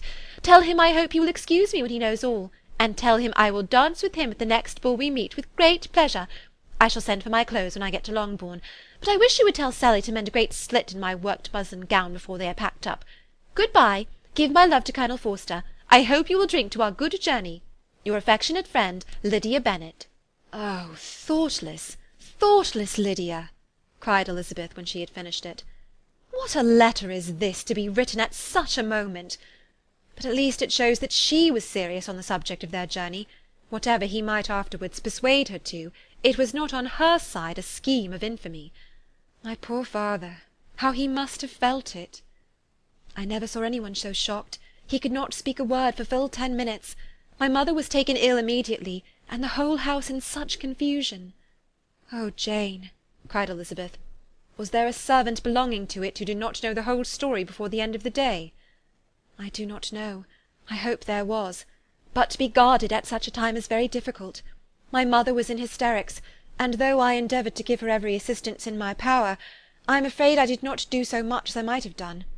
But the horror of what might possibly happen almost took from me my faculties. Your attendance upon her has been too much for you. You do not look well. Oh, that I had been with you! You have had every care and anxiety upon yourself alone. Mary and Kitty have been very kind, and would have shared in every fatigue, I am sure, but I did not think it right for either of them. Kitty is slight and delicate, and Mary studies so much that her hours of repose should not be broken in on. My Aunt Phillips came to Longbourn on Tuesday after my father went away, and was so good as to stay till Thursday with me. She was of great use and comfort to us all.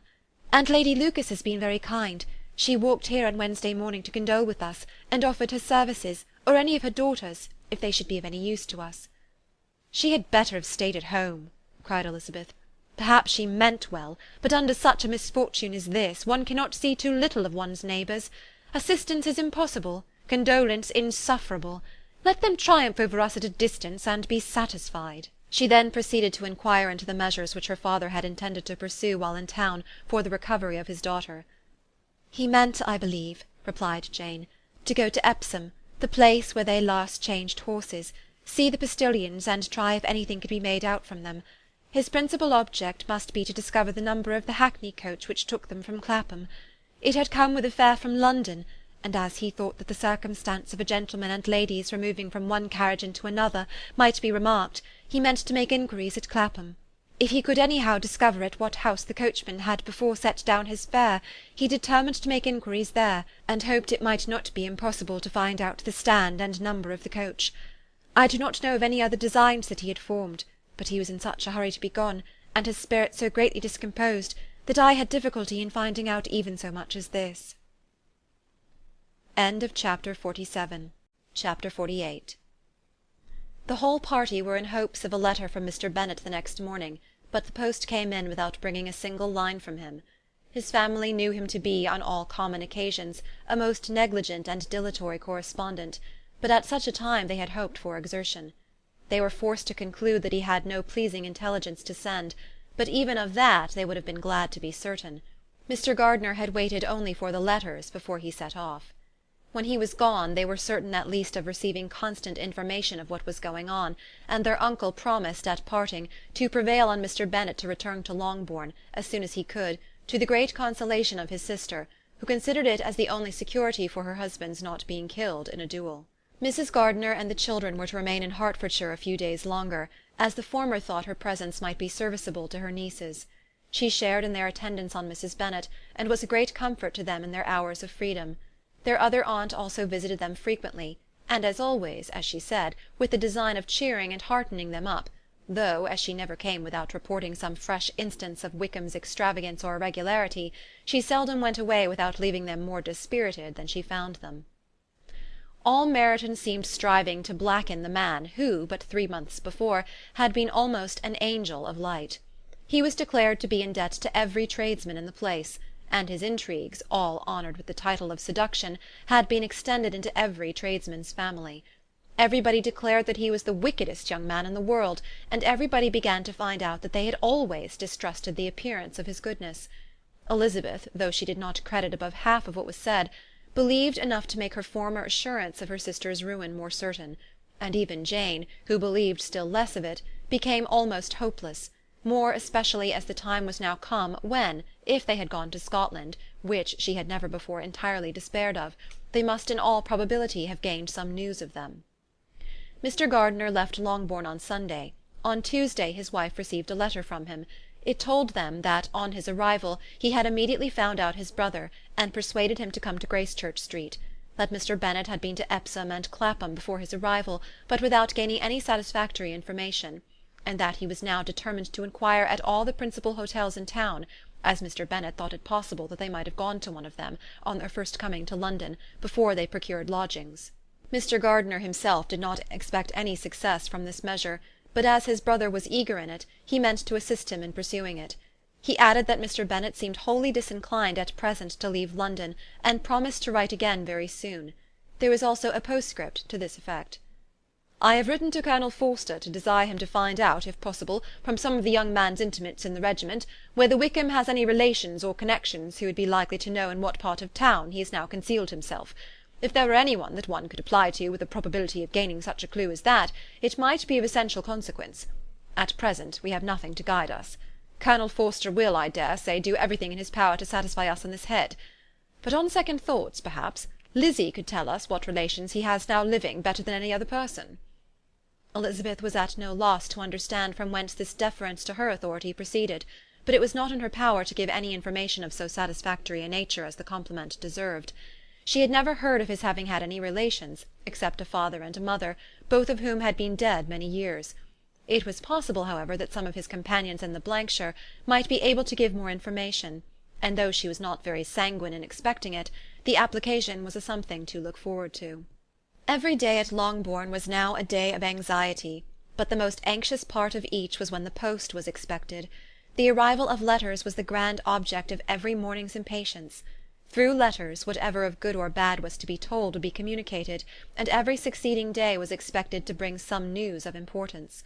But before they heard again from Mr. Gardiner, a letter arrived for their father, from a different quarter, from Mr. Collins, which, as Jane had received directions to open all that came for him in his absence, she accordingly read, and Elizabeth, who knew what curiosities his letters always were, looked over her, and read it likewise. It was as follows. My dear Sir, I feel myself called upon, by our relationship and my situation in life, to condole with you on the grievous affliction you are now suffering under, of which we were yesterday informed by a letter from Hertfordshire. Be assured, my dear Sir, that Mrs. Collins and myself sincerely sympathise with you and all your respectable family in your present distress, which must be of the bitterest kind, because proceeding from a cause which no time can remove. No arguments shall be wanting on my part that can alleviate so severe a misfortune, or that may comfort you under a circumstance that must be of all others the most afflicting to a parent's mind. The death of your daughter would have been a blessing in comparison of this. and it is the more to be lamented, because there is reason to suppose, as my dear Charlotte informs me, that this licentiousness of behaviour in your daughter has proceeded from a faulty degree of indulgence, though, at the same time, for the consolation of yourself and Mrs. Bennet, I am inclined to think that her own disposition must be naturally bad, or she could not be guilty of such an enormity at so early an age. Howsoever that may be, you are grievously to be pitied, in which opinion I am not only joined by Mrs. Collins, but likewise by Lady Catherine and her daughter, to whom I have related the affair. They agree with me in apprehending that this false step in one daughter will be injurious to the fortunes of all the others, for who, as Lady Catherine herself condescendingly says, will connect themselves with such a family? And this consideration leads me moreover to reflect, with augmented satisfaction, on a certain event of last November, for had it been otherwise, I must have been involved in all your sorrow and disgrace.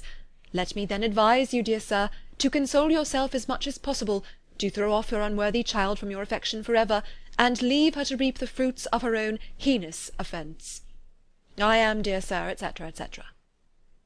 Mr. Gardiner did not write again till he had received an answer from Colonel Forster, and then he had nothing of a pleasant nature to send. It was not known that Wickham had a single relationship with whom he kept up any connection, and it was certain that he had no one near living.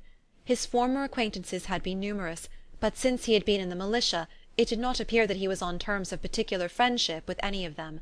There was no one, therefore, who could be pointed out as likely to give any news of him, and in the wretched state of his own finances there was a very powerful motive for secrecy, in addition to his fear of discovery by Lydia's relations, for it had just transpired that he had left gaming debts behind him to a very considerable amount. Colonel Forster believed that more than £1,000 would be necessary to clear his expenses at Brighton. He owed a great deal in town, but his debts of honour were still more formidable. Mr. Gardiner did not attempt to conceal these particulars from the Longbourn family. Jane heard them with horror. "A gamester!" she cried. "This is wholly unexpected. I had not an idea of it." Mr. Gardiner added in his letter that they might expect to see their father at home on the following day, which was Saturday. Rendered spiritless by the ill success of all their endeavours, he had yielded to his brother-in-law's entreaty that he would return to his family, and leave it to him to do whatever occasion might suggest to be advisable for continuing their pursuit. When Mrs. Bennet was told of this, she did not express so much satisfaction as her children expected, considering what her anxiety for his life had been before. "What! Is he coming home, and without poor Lydia?" she cried. "Sure he will not leave London before he has found them. Who is to fight Wickham and make him marry her, if he comes away?" As Mrs. Gardiner began to wish to be at home, it was settled that she and the children should go to London at the same time that Mr. Bennet came from it. The coach therefore took them at the first stage of their journey, and brought its master back to Longbourn. Mrs. Gardiner went away in all the perplexity about Elizabeth and her Derbyshire friend that had attended her from that part of the world. His name had never been voluntarily mentioned before them by her niece, and the kind of half-expectation which Mrs. Gardiner had formed of their being followed by a letter from him had ended in nothing. Elizabeth had received none since her return that could come from Pemberley. The present unhappy state of the family rendered any other excuse for the lowness of her spirits unnecessary. Nothing therefore could be fairly conjectured from that, though Elizabeth, who was by this time tolerably well acquainted with her own feelings, was perfectly aware that, had she known nothing of Darcy, she could have borne the dread of Lydia's infamy somewhat better. It would have spared her, she thought, one sleepless night out of 2. When Mr. Bennet arrived, he had all the appearance of his usual philosophic composure. He said as little as he had ever been in the habit of saying, made no mention of the business that had taken him away, and it was some time before his daughters had courage to speak of it. It was not till the afternoon, when he enjoined them at tea, that Elizabeth ventured to introduce the subject, and then, on her briefly expressing her sorrow from what he must have endured, he replied, "Say nothing of that. Who should suffer but myself? It has been my own doing, and I ought to feel it." "You must not be too severe upon yourself," replied Elizabeth. "You may well warn me against such an evil. Human nature is so prone to fall into it. No, Lizzie, let me once in my life feel how much I have been to blame. I am not afraid of being overpowered by the impression. It will pass away soon enough." "Do you suppose them to be in London?" "Yes. Where else can they be so well concealed?" "And Lydia used to want to go to London," added Kitty. "She is happy then," said her father dryly, and her residence there will probably be of some duration." Then, after a short silence, he continued, "Lizzie, I bear you no ill will for being justified in your advice to me last May, which, considering the event, shows some greatness of mind." They were interrupted by Miss Bennet, who came to fetch her mother's tea. "This is a parade," he cried, "which does one good. It gives such an elegance to misfortune. Another day I will do the same. I will sit in my library in my nightcap and powdering-gown, and give as much trouble as I can. Or perhaps I may defer it till Kitty runs away." "I am not going to run away, papa," said Kitty fretfully. "If I should ever go to Brighton, I would behave better than Lydia." "You go to Brighton? I would not trust you so near it as Eastbourne for £50. No, Kitty, I have at last learnt to be cautious, and you will feel the effects of it. No officer is ever to enter my house again, nor even to pass through the village. Balls will be absolutely prohibited, unless you stand up with one of your sisters, and you are never to stir out of doors till you can prove that you have spent 10 minutes of every day in a rational manner." Kitty, who took all these threats in a serious light, began to cry. "Well, well," said he, "do not make yourself unhappy. If you are a good girl for the next 10 years, I will take you to a review at the end of them." Chapter 49. 2 days after Mr. Bennet's return, as Jane and Elizabeth were walking together in the shrubbery behind the house, they saw the housekeeper coming towards them, and concluding that she came to call them to their mother, went forward to meet her, but instead of the expected summons when they approached her, she said to Miss Bennet, "I beg your pardon, madam, for interrupting you, but I was in hopes that you might have had some good news from town, so I took the liberty of coming to ask." "What do you mean, Hill? We have heard nothing from town." "Dear madam," cried Mrs. Hill in great astonishment, "don't you know there is an express come for master for Mr. Gardiner? He has been here this half-hour, and master has had a letter." Away ran the girls, too eager to get in to have time for speech. They ran through the vestibule into the breakfast-room, from thence to the library. Their father was in neither, and they were on the point of seeking him upstairs with their mother, when they were met by the butler, who said, "If you are looking for my master, ma'am, he is walking towards the little copse." Upon this information, they instantly passed through the hall once more, and ran across the lawn after their father, who was deliberately pursuing his way towards a small wood on one side of the paddock. Jane, who was not so light nor so much in the habit of running as Elizabeth, soon lagged behind, while her sister, panting for breath, came up with him and eagerly cried out, "Oh, papa, what news? What news? Have you heard from my uncle?" "Yes, I have had a letter from him by express." "Well, and what news does it bring, good or bad?" "What is there of good to be expected?" said he, taking the letter from his pocket. "But perhaps you would like to read it." Elizabeth impatiently caught it from his hand. Jane now came up. "Read it aloud," said their father, "for I hardly know myself what it is about." "Gracechurch Street, Monday, August 2nd. My dear brother, at last I am able to send you some tidings of my niece, and such as, upon the whole, I hope it will give you satisfaction. Soon after you left me on Saturday, I was fortunate enough to find out in what part of London they were. The particulars I reserve till we meet. It is enough to know they are discovered. I have seen them both." "Then it is as I always hoped," cried Jane. "They are married." Elizabeth read on. "I have seen them both. They are not married, nor can I find there was any intention of being so. But if you are willing to perform the engagements which I have ventured to make on your side, I hope it will not be long before they are. All that is required of you is, to assure to your daughter, by settlement, her equal share of the £5,000 secured among your children after the decease of yourself and my sister, and moreover to enter into an agreement of allowing her, during your life, £100 per annum. These are conditions which, considering everything, I had no hesitation in complying with, as far as I thought myself privileged, for you. I shall send this by express, that no time may be lost in bringing me your answer. You will easily comprehend from these particulars that Mr. Wickham's circumstances are not so hopeless as they are generally believed to be.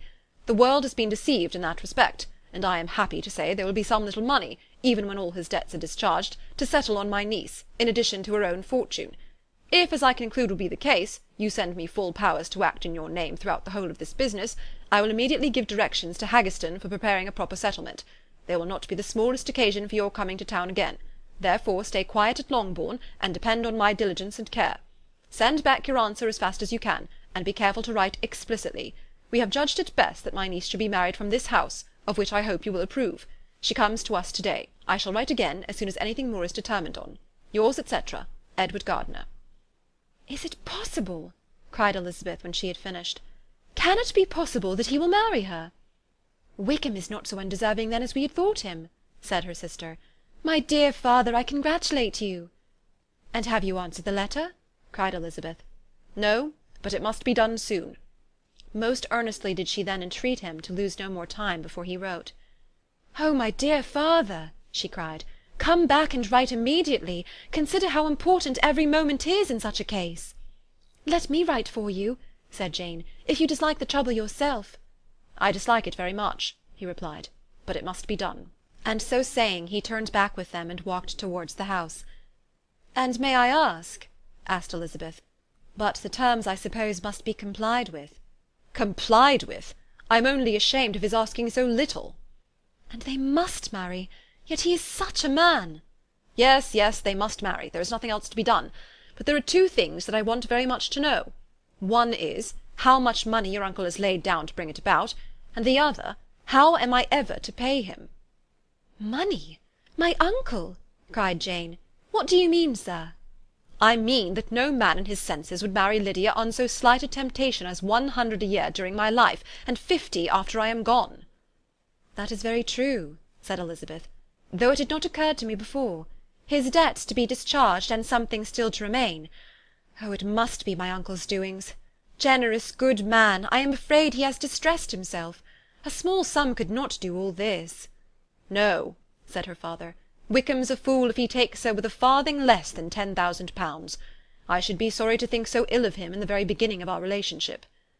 10,000 pounds! Heaven forbid! How is half such a sum to be repaid? Mr. Bennet made no answer, and each of them, deep in thought, continued silent till they reached the house. Their father then went on to the library to walk, and the girls walked into the breakfast-room. "And they are really to be married?" cried Elizabeth, as soon as they were by themselves. "How strange this is! And for this we are to be thankful. That they should marry, small as is their chance of happiness, and wretched as is his character, we are forced to rejoice. Oh, Lydia!"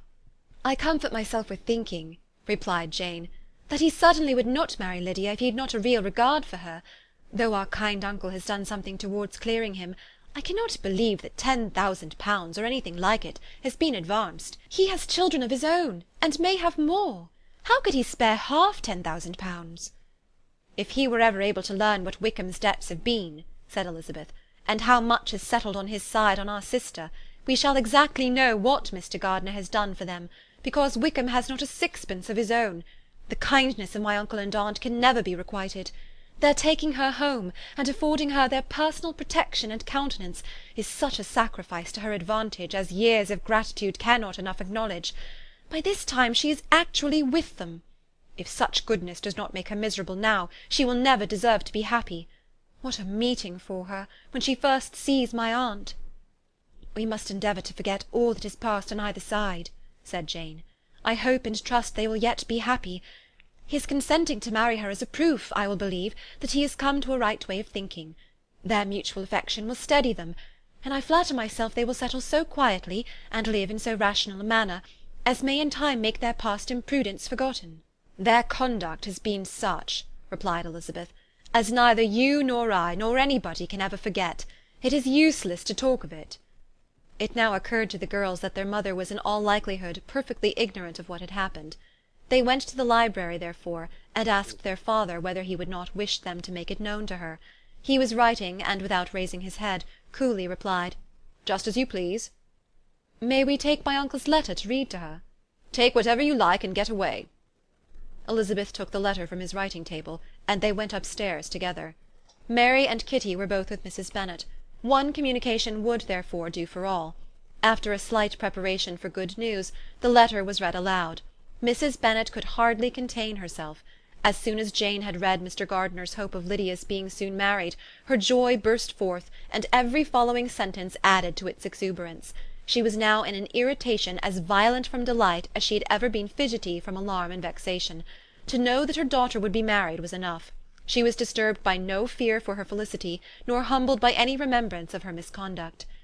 "My dear, dear Lydia!" she cried. This is delightful indeed. She will be married. I shall see her again. She will be married at 16. My good, kind brother. I knew how it would be. I knew he would manage everything. How I long to see her, and to see dear Wickham too. Oh, but the clothes, the wedding clothes! I will write to my sister Gardiner about them directly. Lizzie, my dear, run down to your father and ask him how much he will give her. Oh, stay, stay, I will go myself. Ring the bell, Kitty, for Hill. I will put on my things in a moment. My dear, dear Lydia, how merry we shall be together when we meet!" Her eldest daughter endeavoured to give some relief to the violence of these transports by leading her thoughts to the obligations which Mr. Gardiner's behaviour laid them all under. "For we must attribute this happy conclusion," she added, "in a great measure to his kindness. We are persuaded that he has pledged himself to assist Mr. Wickham with money." "Well," cried her mother, "it is all very right. Who should do it but her own uncle? If he had not a family of his own, I and my children must have had all his money, you know, and it is the first time we had ever had anything from him except a few presents. Well, I am so happy. In a short time I shall have a daughter married. Mrs. Wickham! How well it sounds! And she was only 16 last June. My dear Jane, I am in such a flutter that I am sure I can't write, so I will dictate and you will write for me. We will settle with your father about the money afterwards, but the things should be ordered immediately." She was then proceeding to all the particulars of calico, muslin, and cambric, and would shortly have dictated some very plentiful orders, had not Jane, though with some difficulty, persuaded her to wait till her father was at leisure to be consulted. One day's delay, she observed, would be of small importance, and her mother was too happy to be quite so obstinate as usual. Other schemes, too, came into her head. "I will go to Meryton," said she, "as soon as I am dressed, and tell the good news to my sister Phillips.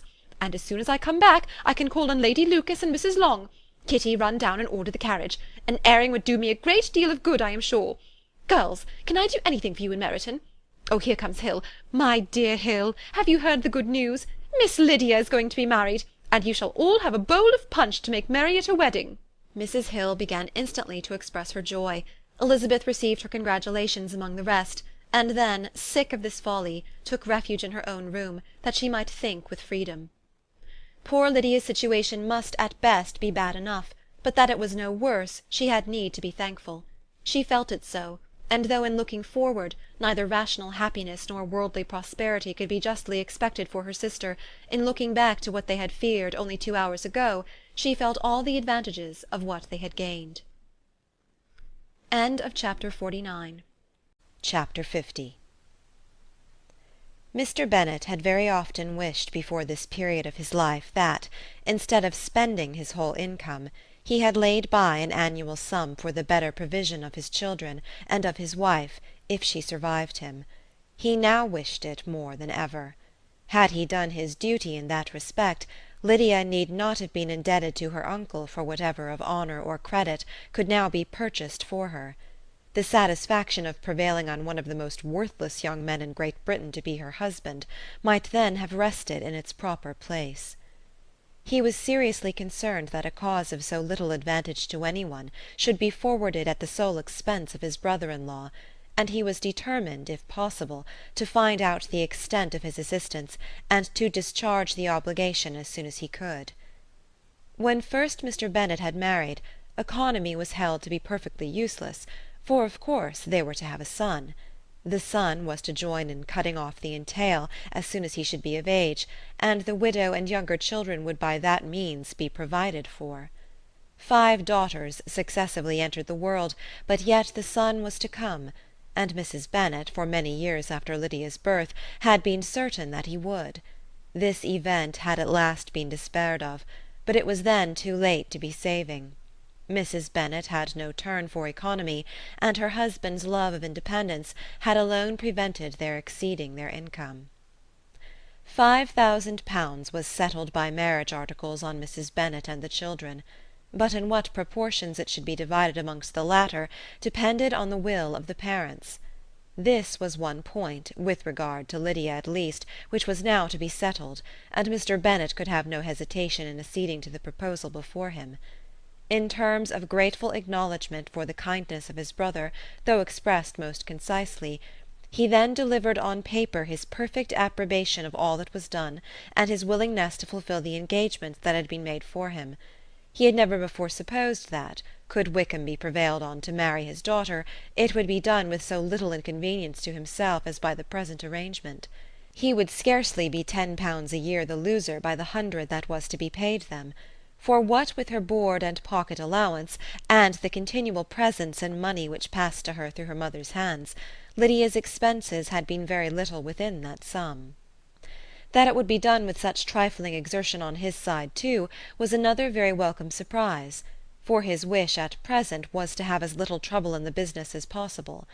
When the first transports of rage which had produced his activity in seeking her were over, he naturally returned to all his former indolence. His letter was soon dispatched, for, though dilatory in undertaking business, he was quick in its execution. He begged to know further particulars of what he was indebted to his brother, but was too angry with Lydia to send any message to her. The good news spread quickly through the house, and with proportionate speed through the neighbourhood. It was borne in the latter with decent philosophy. To be sure, it would have been more for the advantage of conversation had Miss Lydia Bennet come upon the town, or, as the happiest alternative, been secluded from the world in some distant farmhouse. But there was much to be talked of in marrying her, and the good-natured wishes for her well-doing which had proceeded before from all the spiteful old ladies in Meryton lost but a little of their spirit in this change of circumstances, because with such a husband her misery was considered certain. It was a fortnight since Mrs. Bennet had been downstairs, but on this happy day she again took her seat at the head of the table, and in spirits oppressively high. No sentiment of shame gave a damp to her triumph. The marriage of a daughter, which had been the first object of her wishes since Jane was 16, was now on the point of accomplishment, and her thoughts and her words ran wholly on those attendants of elegant nuptials, fine muslins, new carriages, and servants. She was busily searching through the neighbourhood for a proper situation for her daughter, and without knowing or considering what their income might be, rejected many as deficient in size and importance. "Hay Park might do," said she, "if the Goldings could quit it, or the great house at Stoke, if the drawing-room were larger, but Ashworth is too far off. I could not bear to have her 10 miles from me. And as for Pulvis Lodge, the attics are dreadful." Her husband allowed her to talk on without interruption while the servants remained. But when they had withdrawn, he said to her, "Mrs. Bennet, before you take any or all of those houses for your son and daughter, let us come to a right understanding. Into one house in this neighbourhood they shall never have admittance. I will not encourage the impudence of either by receiving them at Longbourn." A long dispute followed this declaration, but Mr. Bennet was firm. It soon led to another, and Mrs. Bennet found, with amazement and horror, that her husband would not advance a guinea to buy clothes for his daughter. He protested that she should receive from him no mark of affection whatever on the occasion. Mrs. Bennet could hardly comprehend it. That his anger could be carried to such a point of inconceivable resentment as to refuse his daughter a privilege without which her marriage would scarcely seem valid, exceeded all she could believe possible. She was more alive to the disgrace which her want of new clothes must reflect on her daughter's nuptials than to any sense of shame at her eloping and living with Wickham a fortnight before they took place. Elizabeth was now most heartily sorry that she had, from the distress of the moment, been led to make Mr. Darcy acquainted with their fears for her sister, for since her marriage would so shortly give the proper termination to the elopement, they might hope to conceal its unfavourable beginning from all those who were not immediately on the spot. She had no fear of its spreading farther through his means. There were few people on whose secrecy she would have more confidently depended, but at the same time there was no one whose knowledge of a sister's frailty would have mortified her so much, not, however, from any fear of disadvantage from it individually to herself, for at any rate there seemed a gulf impassable between them. Had Lydia's marriage been concluded on the most honourable terms, it was not to be supposed that Mr. Darcy would connect himself with a family where, to every other objection, would now be added an alliance and relationship of the nearest kind with a man whom he so justly scorned. From such a connection she could not wonder that he would shrink. The wish of procuring her regard, which she had assured herself of his feeling in Derbyshire, could not in rational expectation survive such a blow as this. She was humbled, she was grieved, she repented, though she hardly knew of what. She became jealous of his esteem, when she could no longer hope to be benefited by it. She wanted to hear of him, when there seemed the least chance of gaining intelligence. She was convinced that she could have been happy with him when it was no longer likely they should meet. What a triumph for him, as she often thought, could he know that the proposals which she had proudly spurned only 4 months ago would now have been most gladly and gratefully received. He was as generous, she doubted not, as the most generous of his sex, but while he was mortal there must be a triumph. She began now to comprehend that he was exactly the man who, in disposition and talents, would most suit her. His understanding and temper, though unlike her own, would have answered all her wishes. It was an union that must have been to the advantage of both. By her ease and liveliness, his mind might have been softened, his manners improved, and from his judgment, information, and knowledge of the world, she must have received benefit of greater importance. But no such happy marriage could now teach the admiring multitude what connubial felicity really was. An union of a different tendency, and precluding the possibility of the other, was soon to be formed in their family. How Wickham and Lydia were to be supported in tolerable independence she could not imagine, but how little of permanent happiness could belong to a couple who were only brought together because their passions were stronger than their virtue, she could easily conjecture. Mr. Gardiner soon wrote again to his brother. To Mr. Bennet's acknowledgments he briefly replied, with assurance of his eagerness to promote the welfare of any of his family, and concluded with entreaties that the subject might never be mentioned to him again. The principal purport of his letter was to inform them that Mr. Wickham had resolved on quitting the militia. "It was greatly my wish that he should do so," he added, "as soon as his marriage was fixed on, and I think you will agree with me in considering the removal from that corps as highly advisable, both on his account and my niece's.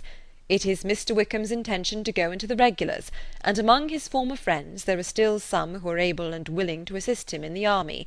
He has the promise of an ensigncy in General Blank's regiment, now quartered in the north. It is an advantage to have it so far from this part of the kingdom. He promises fairly, and I hope among different people, where they may each have a character to preserve, they will both be more prudent. I have written to Colonel Forster to inform him of our present arrangements, and to request that he will satisfy the various creditors of Mr. Wickham in and near Brighton, with assurances of speedy payment, for which I have pledged myself. And will you give yourself the trouble of carrying similar assurances to his creditors in Meryton, of whom I shall subjoin a list according to his information. He has given in all his debts. I hope at least he has not deceived us. Haggerston has our directions, and all will be completed in a week. They will then join his regiment, unless they are first invited to Longbourn, and I understand from Mrs. Gardiner that my niece is very desirous of seeing you all before she leaves the south. She is well, and begs to be dutifully remembered to you and your mother. Yours, etc., E. Gardiner. Mr. Bennet and his daughters saw all the advantages of Wickham's removal from the Blankshire as clearly as Mr. Gardiner could do. But Mrs. Bennet was not so well pleased with it.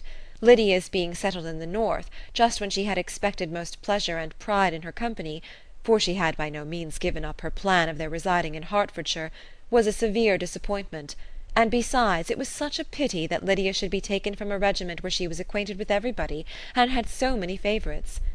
"She is so fond of Mrs. Forster," said she, "it will be quite shocking to send her away. And there are several of the young men, too, that she likes very much.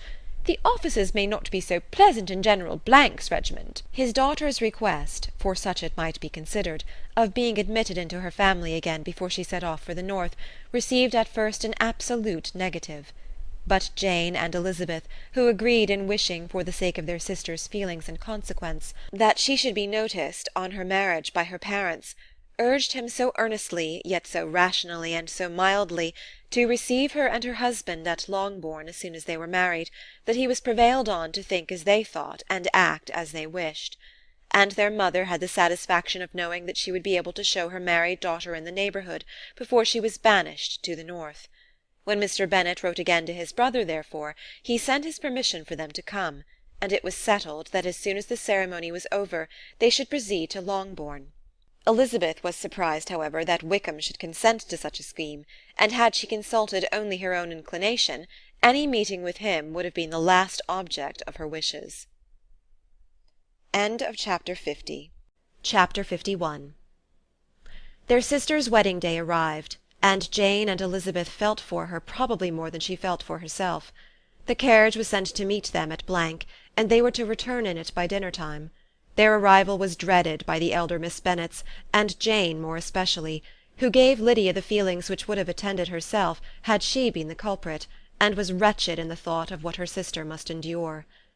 They came. The family were assembled in the breakfast-room to receive them. Smiles decked the face of Mrs. Bennet as the carriage drove up to the door. Her husband looked impenetrably grave, her daughters alarmed, anxious, uneasy. Lydia's voice was heard in the vestibule, the door was thrown open, and she ran into the room. Her mother stepped forwards, embraced her, and welcomed her with rapture, gave her hand with an affectionate smile to Wickham, who followed his lady, and wished them both joy with an alacrity which showed no doubt of their happiness. Their reception from Mr. Bennet, to whom they then turned, was not quite so cordial. His countenance rather gained in austerity, and he scarcely opened his lips. The easy assurance of the young couple, indeed, was enough to provoke him. Elizabeth was disgusted, and even Miss Bennet was shocked. Lydia was Lydia still, untamed, unabashed, wild, noisy, and fearless. She turned from sister to sister, demanding their congratulations, and when at length they all sat down, looked eagerly round the room, took notice of some little alteration in it, and observed with a laugh that it was a great while since she had been there. Wickham was not at all more distressed than herself, but his manners were always so pleasing that had his character and his marriage been exactly what they ought, his smiles and his easy address, while he claimed their relationship, would have delighted them all. Elizabeth had not before believed him quite equal to such assurance, but she sat down, resolving within herself to draw no limits in future to the impudence of an impudent man. She blushed, and Jane blushed, but the cheeks of the two who caused their confusion suffered no variation of colour. There was no want of discourse. The bride and her mother could neither of them talk fast enough, and Wickham, who happened to sit near Elizabeth, began inquiring after his acquaintance in that neighbourhood, with a good-humoured ease which she felt very unable to equal in her replies.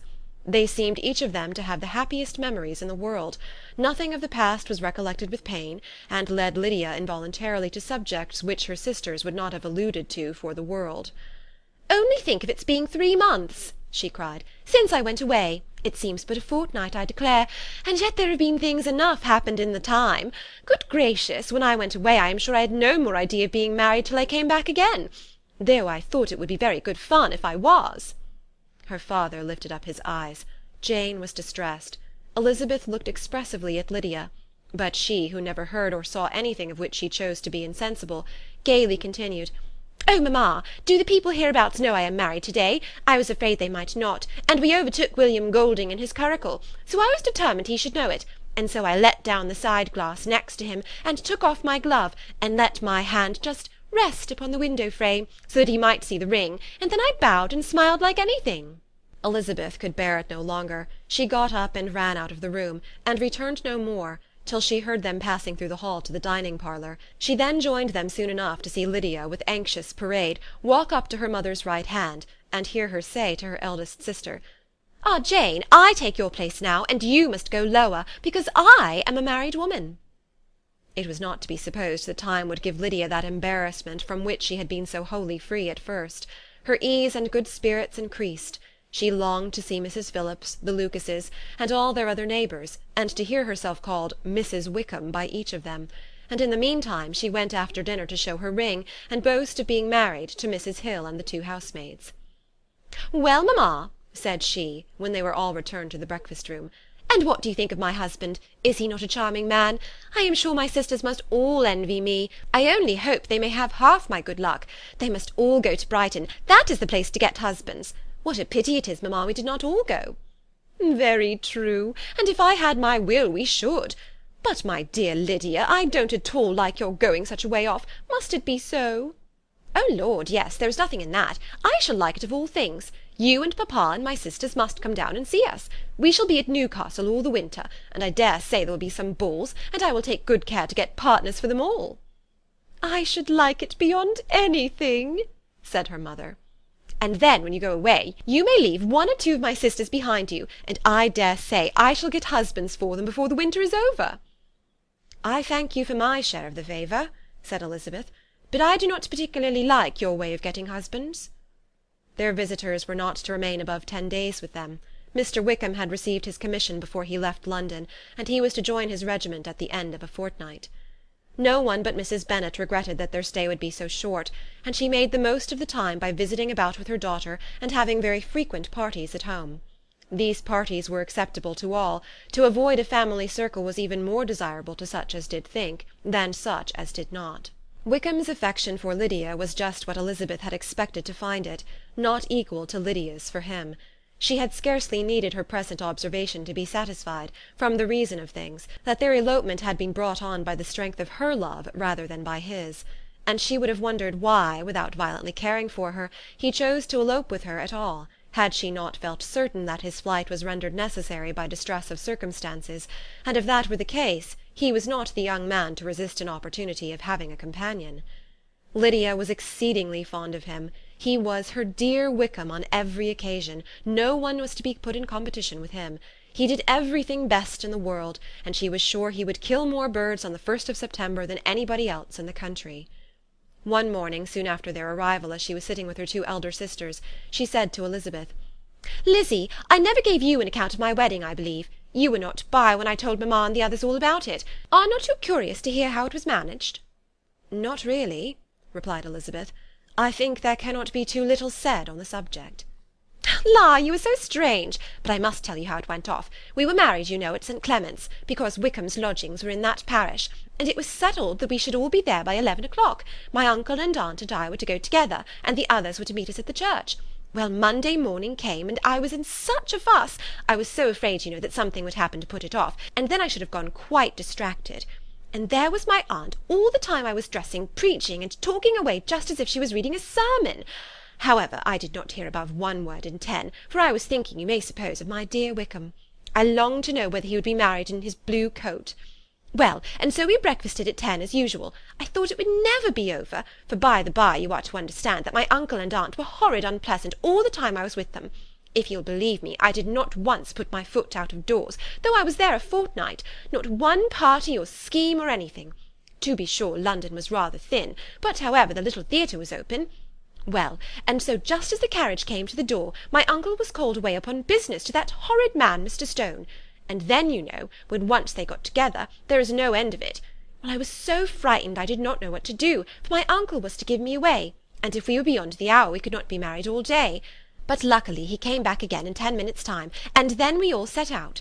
However, I recollected afterwards that if he had been prevented going, the wedding need not be put off, for Mr. Darcy might have done as well." "Mr. Darcy?" repeated Elizabeth in utter amazement.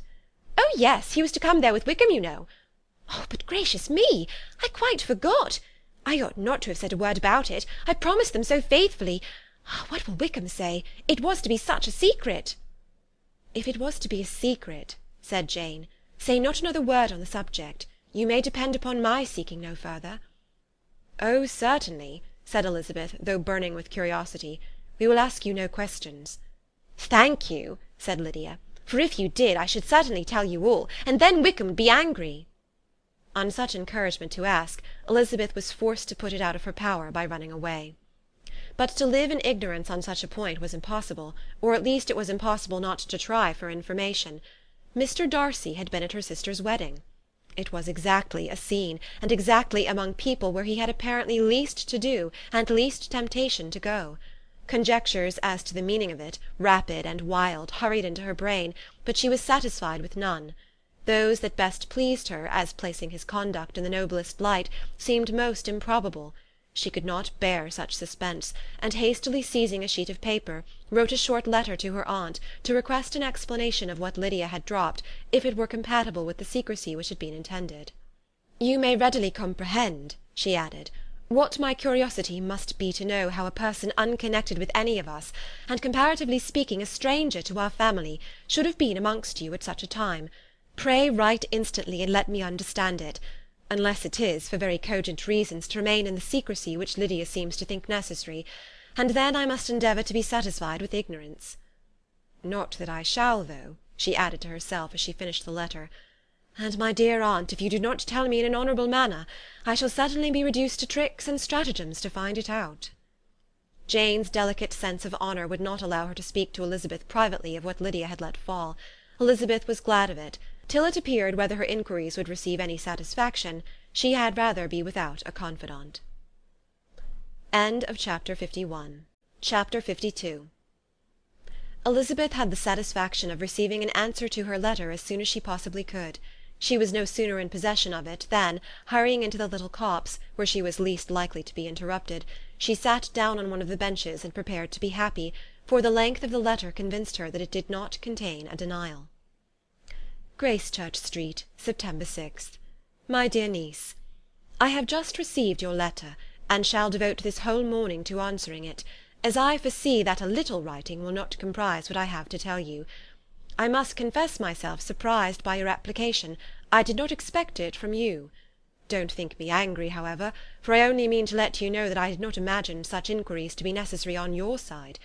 If you do not choose to understand me, forgive my impertinence. Your uncle is as much surprised as I am, and nothing but the belief of your being a party concerned would have allowed him to act as he has done. But if you are really innocent and ignorant, I must be more explicit. On the very day of my coming home from Longbourn, your uncle had a most unexpected visitor. Mr. Darcy called, and was shut up with him several hours. It was all over before I arrived, so my curiosity was not so dreadfully racked as yours seems to have been. He came to tell Mr. Gardiner that he had found out where your sister and Mr. Wickham were, and that he had seen and talked with them both, Wickham repeatedly, Lydia once. From what I can collect, he left Derbyshire only one day after ourselves, and came to town with the resolution of hunting for them. The motive professed was his conviction of its being owing to himself that Wickham's worthlessness had not been so well known as to make it impossible for any young woman of character to love or confide in him. He generously imputed the whole to his mistaken pride, and confessed that he had before thought it beneath him to lay his private actions open to the world. His character was to speak for itself. He called it, therefore, his duty to step forward, and endeavour to remedy an evil which had been brought on by himself. If he had another motive, I am sure it would never disgrace him. He had been some days in town before he was able to discover them, but he had something to direct his search, which was more than we had, and the consciousness of this was another reason for his resolving to follow us. There is a lady, it seems, a Mrs. Young, who was some time ago governess to Miss Darcy, and was dismissed from her charge on some cause of disapprobation, though he did not say what. She then took a large house in Edward Street, and has since maintained herself by letting lodgings. This Mrs. Young was, he knew, intimately acquainted with Wickham, and he went to her for intelligence of him as soon as he got to town. But it was 2 or 3 days before he could get from her what he wanted. She would not betray her trust, I suppose, without bribery and corruption, for she really did know where her friend was to be found. Wickham, indeed, had gone to her on their first arrival in London, and had she been able to receive them into her house, they would have taken up their abode with her. At length, however, our kind friend procured the wished-for direction. They were in Street. He saw Wickham, and afterwards insisted on seeing Lydia. His first object with her, he acknowledged, had been to persuade her to quit her present disgraceful situation, and return to her friends as soon as they could be prevailed on to receive her, offering his assistance as far as it would go. But he found Lydia absolutely resolved on remaining where she was. She cared for none of her friends, she wanted no help of his, she would not hear of leaving Wickham. She was sure they should be married some time or other, and it did not much signify when. Since such were her feelings, it only remained, he thought, to secure and expedite a marriage, which in his very first conversation with Wickham he easily learnt had never been his design. He confessed himself obliged to leave the regiment, on account of some debts of honour which were very pressing, and scrupled not to lay the ill consequences of Lydia's flight on her own folly alone. He meant to resign his commission immediately, and as to his future situation, he could conjecture very little about it. He must go somewhere, but he did not know where, and he knew he should have nothing to live on. Mr. Darcy asked him why he had not married your sister at once. Though Mr. Bennet was not imagined to be very rich, he would have been able to do something for him, and his situation must have been benefited by marriage. But he found in reply to this question that Wickham still cherished the hope of more effectually making his fortune by marriage in some other country. Under such circumstances, however, he was not likely to be proof against the temptation of immediate relief. They met several times, for there was much to be discussed. Wickham, of course, wanted more than he could get, but at length was reduced to be reasonable. Everything being settled between them, Mr. Darcy's next step was to make your uncle acquainted with it, and he first called in Gracechurch Street the evening before I came home. But Mr. Gardiner could not be seen, and Mr. Darcy found, on further inquiry, that your father was still with him, but would quit town the next morning. He did not judge your father to be a person whom he could so properly consult as your uncle, and therefore readily postponed seeing him until after the departure of the former. He did not leave his name, and till the next day it was only known that a gentleman had called on business. On Saturday he came again. Your father was gone, your uncle at home, and, as I said before, they had a great deal of talk together. They met again on Sunday, and then I saw him too. It was not all settled before Monday. As soon as it was, the express was sent off to Longbourn. But our visitor was very obstinate. I fancy, Lizzie, that obstinacy is the real defect of his character after all. He has been accused of many faults at different times, but this is the true one. Nothing was to be done that he did not do himself, though I am sure, and I do not speak it to be thanked, therefore say nothing about it, your uncle would most readily have settled the whole. They battled it together for a long time, which was more than either the gentleman or lady concerned in it deserved. But at last your uncle was forced to yield, and instead of being allowed to be of use to his niece, was forced to put up with only having the probable credit of it, which went sorely against the grain, and I really believe your letter this morning gave him great pleasure, because it required an explanation that would rob him of his borrowed feathers, and give the praise where it was due. But, Lizzie, this must go no farther than yourself, or Jane at most. You know pretty well, I suppose, what has been done for the young people. His debts are to be paid, amounting, I believe, to considerably more than £1,000, another 1,000 in addition to her own settled upon her, and his commission purchased. The reason why all this was to be done by him alone was such as I have given above. It was owing to him, to his reserve and want of proper consideration, that Wickham's character had been so misunderstood, and consequently that he had been received and noticed as he was. Perhaps there was some truth in this, though I doubt whether his reserve, or anybody's reserve, can be answerable for the event. But in spite of all this fine talking, my dear Lizzie, you may rest perfectly assured that your uncle would never have yielded, if we had not given him credit for another interest in the affair. When all this was resolved on, he returned again to his friends, who were still staying at Pemberley. But it was agreed that he should be in London once more when the wedding took place, and all money matters were then to receive the last finish. I believe I have now told you everything. It is a relation which you tell me is to give you great surprise. I hope at least it will not afford you any displeasure. Lydia came to us, and Wickham had constant admission to the house. He was exactly what he had been when I knew him in Hertfordshire, but I would not tell you how little I was satisfied with her behaviour while she stayed with us, if I had not perceived by Jane's letter last Wednesday that her conduct on coming home was exactly of a piece with it, and therefore what I now tell you can give you no fresh pain. I talked to her repeatedly in the most serious manner, representing to her all the wickedness of what she had done, and all the unhappiness she had brought on her family. If she heard me, it was by good luck, for I am sure she did not listen. I was sometimes quite provoked, but then I recollected my dear Elizabeth and Jane, and for their sakes had patience with her. Mr. Darcy was punctual in his return, and, as Lydia informed you, attended the wedding. He dined with us the next day, and was to leave town again on Wednesday or Thursday. Will you be very angry with me, my dear Lizzie, if I take this opportunity of saying, what I was never bold enough to say before, how much I like him? His behaviour to us has, in every respect, been as pleasing as when we were in Derbyshire. His understanding and opinions all please me. He wants nothing but a little more liveliness, and that, if he marry prudently, his wife may teach him. I thought him very sly. He hardly ever mentioned your name. But slyness seems the fashion. Pray forgive me if I have been very presuming, or at least do not punish me so far as to exclude me from P. I shall never be quite happy till I have been all round the park. A low phaeton with a nice little pair of ponies would be the very thing. But I must write no more. The children have been wanting me this half hour. Yours very sincerely, M. Gardiner.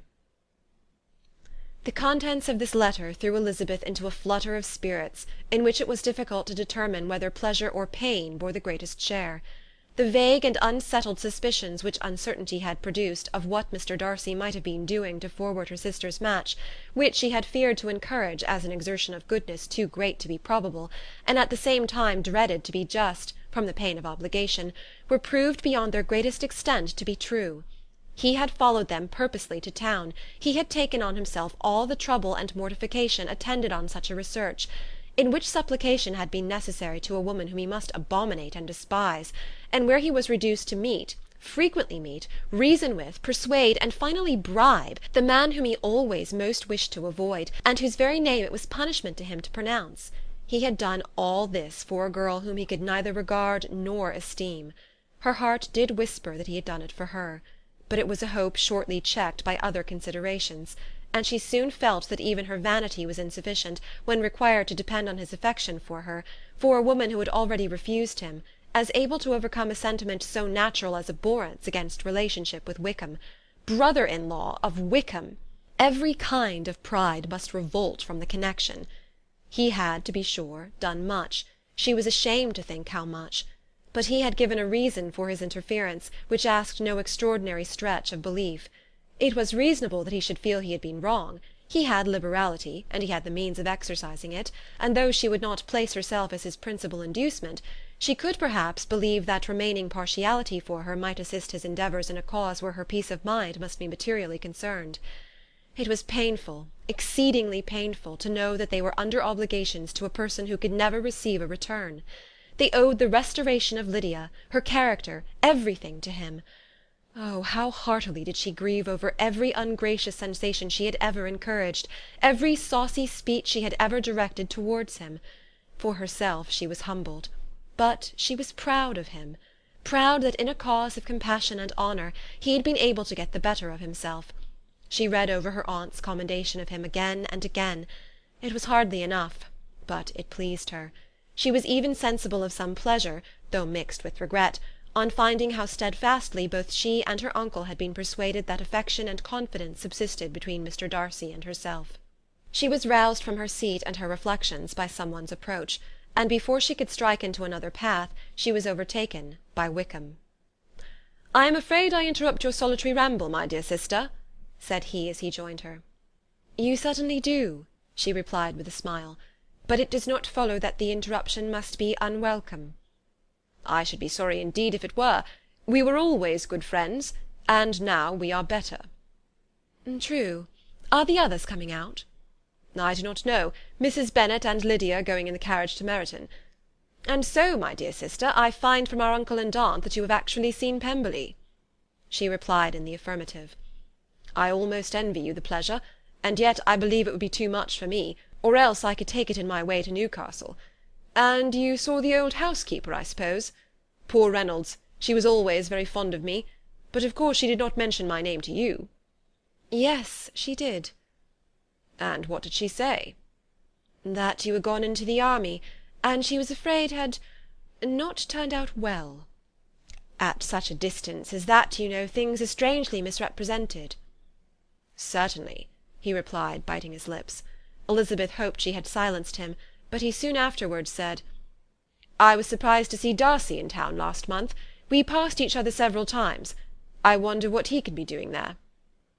"Perhaps preparing for his marriage with Mr. Berg," said Elizabeth. "It must be something particular to take him there at this time of year." "Undoubtedly. Did you see him while you were at Lambton?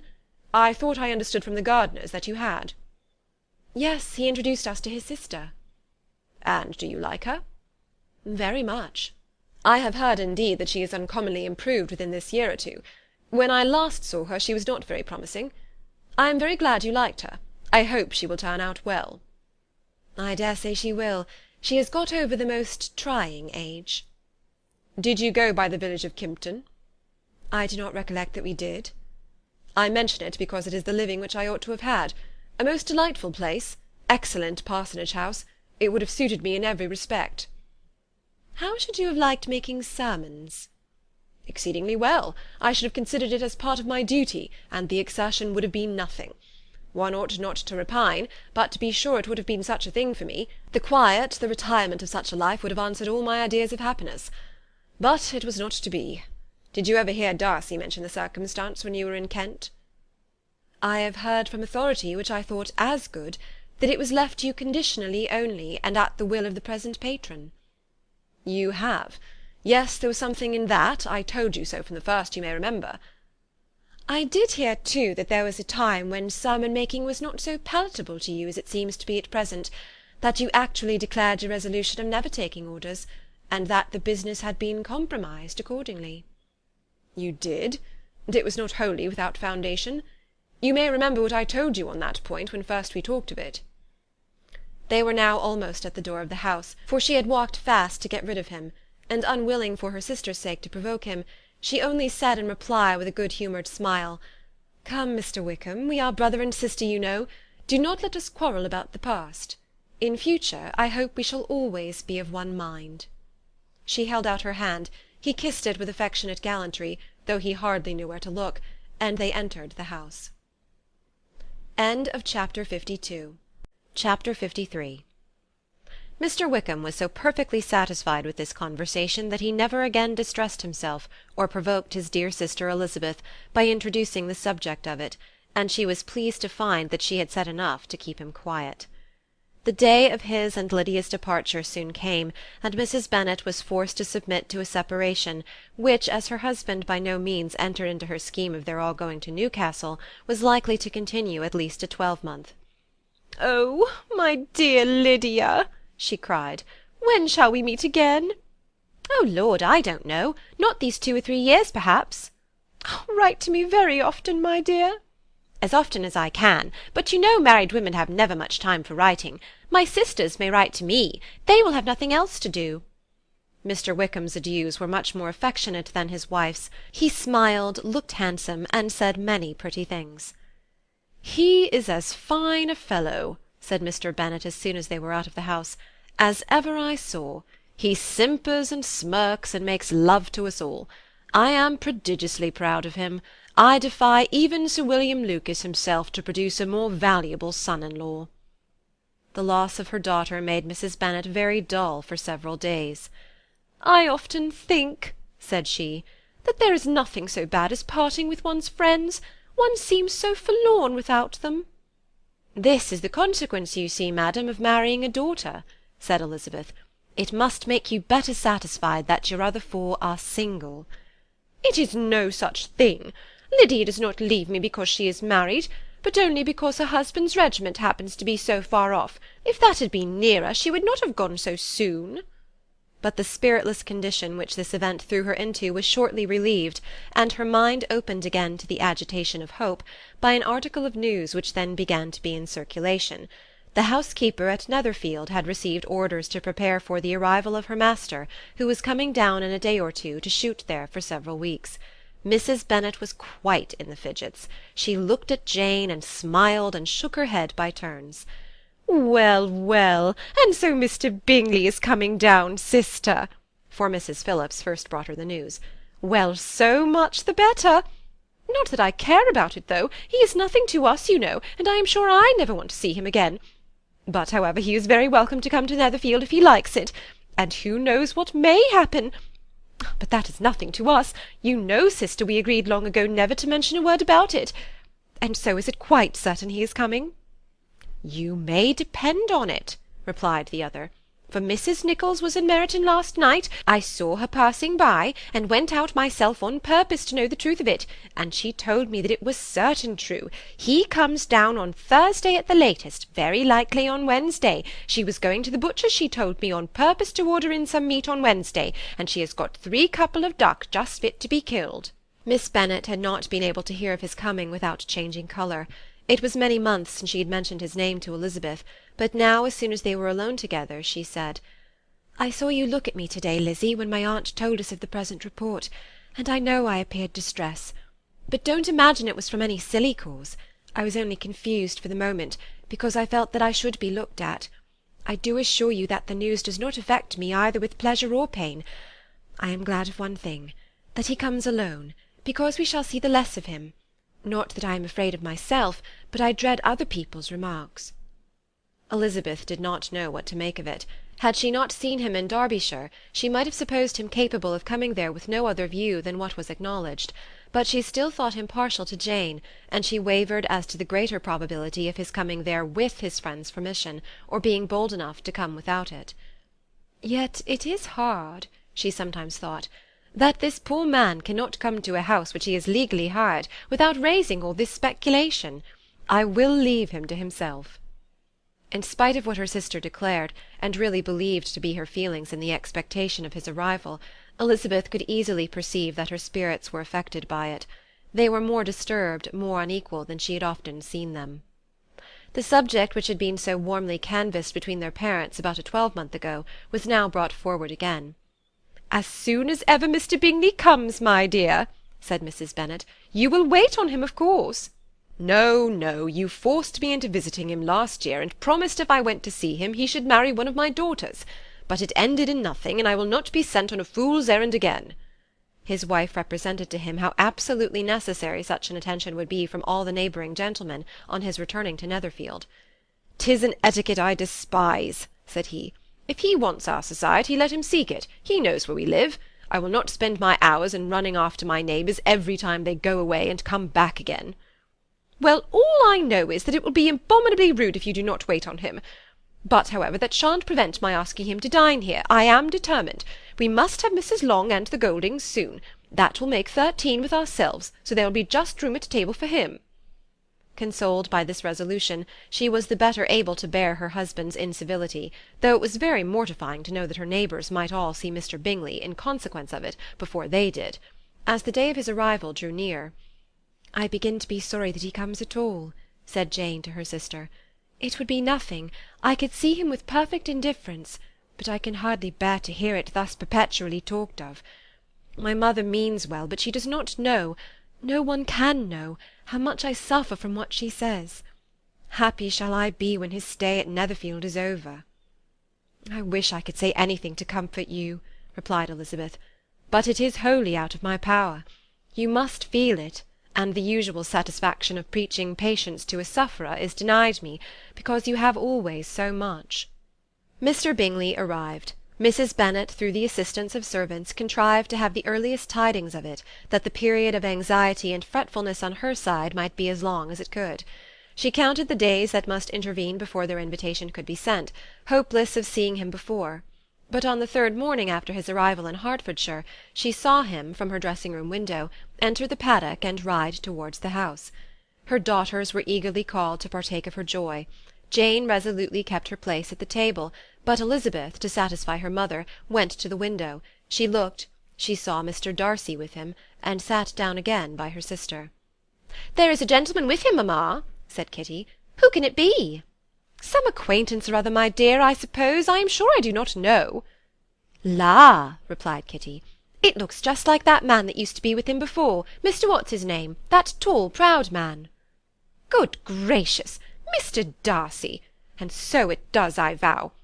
Well, any friend of Mr. Bingley's will always be welcome here, to be sure, but I must say that I hate the very sight of him." Jane looked at Elizabeth with surprise and concern. She knew but little of their meeting in Derbyshire, and therefore felt for the awkwardness which must attend her sister in seeing him almost for the first time after receiving his explanatory letter. Both sisters were uncomfortable enough. Each felt for the other, and of course for themselves, and their mother talked on of her dislike of Mr. Darcy, and her resolution to be civil to him only as Mr. Bingley's friend, without being heard by either of them. But Elizabeth had sources of uneasiness which could not be suspected by Jane, to whom she had never yet had courage to show Mrs. Gardiner's letter, or to relate her own change of sentiment towards him. To Jane he could only be a man whose proposals she had refused, and whose merit she had undervalued, but to her own more extensive information, he was the person to whom the whole family were indebted for the first of benefits, and whom she regarded herself with an interest, if not quite so tender, at least as reasonable and just as what Jane felt for Bingley. Her astonishment at his coming to Netherfield, to Longbourn, and voluntarily seeking her again, was almost equal to what she had known on first witnessing his altered behaviour in Derbyshire. The colour which had been driven from her face returned for half a minute with an additional glow, and a smile of delight added lustre to her eyes, as she thought for that space of time that his affection and wishes must still be unshaken. but she would not be secure.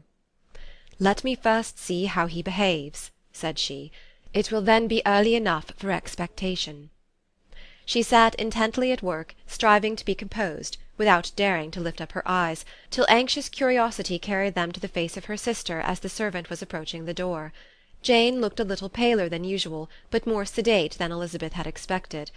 On the gentlemen's appearing her colour increased, yet she received them with tolerable ease, and with a propriety of behaviour equally free from any symptom of resentment or any unnecessary complaisance. Elizabeth said as little to either as civility would allow, and sat down again to her work, with an eagerness which it did not often command. She had ventured only one glance at Darcy. He looked serious as usual, and she thought more as he had been used to look in Hertfordshire than as she had seen him at Pemberley. But perhaps he could not in her mother's presence be what he was before her aunt and uncle. It was a painful, but not an improbable, conjecture. Bingley she had likewise seen for an instant, and in that short period saw him looking both pleased and embarrassed. He was received by Mrs. Bennet with a degree of civility which made her two daughters ashamed, especially when contrasted with the cold and ceremonious politeness of her curtsy and address to his friend. Elizabeth particularly, who knew that her mother owed to the latter the preservation of her favourite daughter from irremediable infamy, was hurt and distressed to a most painful degree by a distinction so ill applied. Darcy, after inquiring of her how Mr. and Mrs. Gardiner did, a question which she could not answer without confusion, said scarcely anything. He was not seated by her, perhaps that was the reason of his silence, but it had not been so in Derbyshire.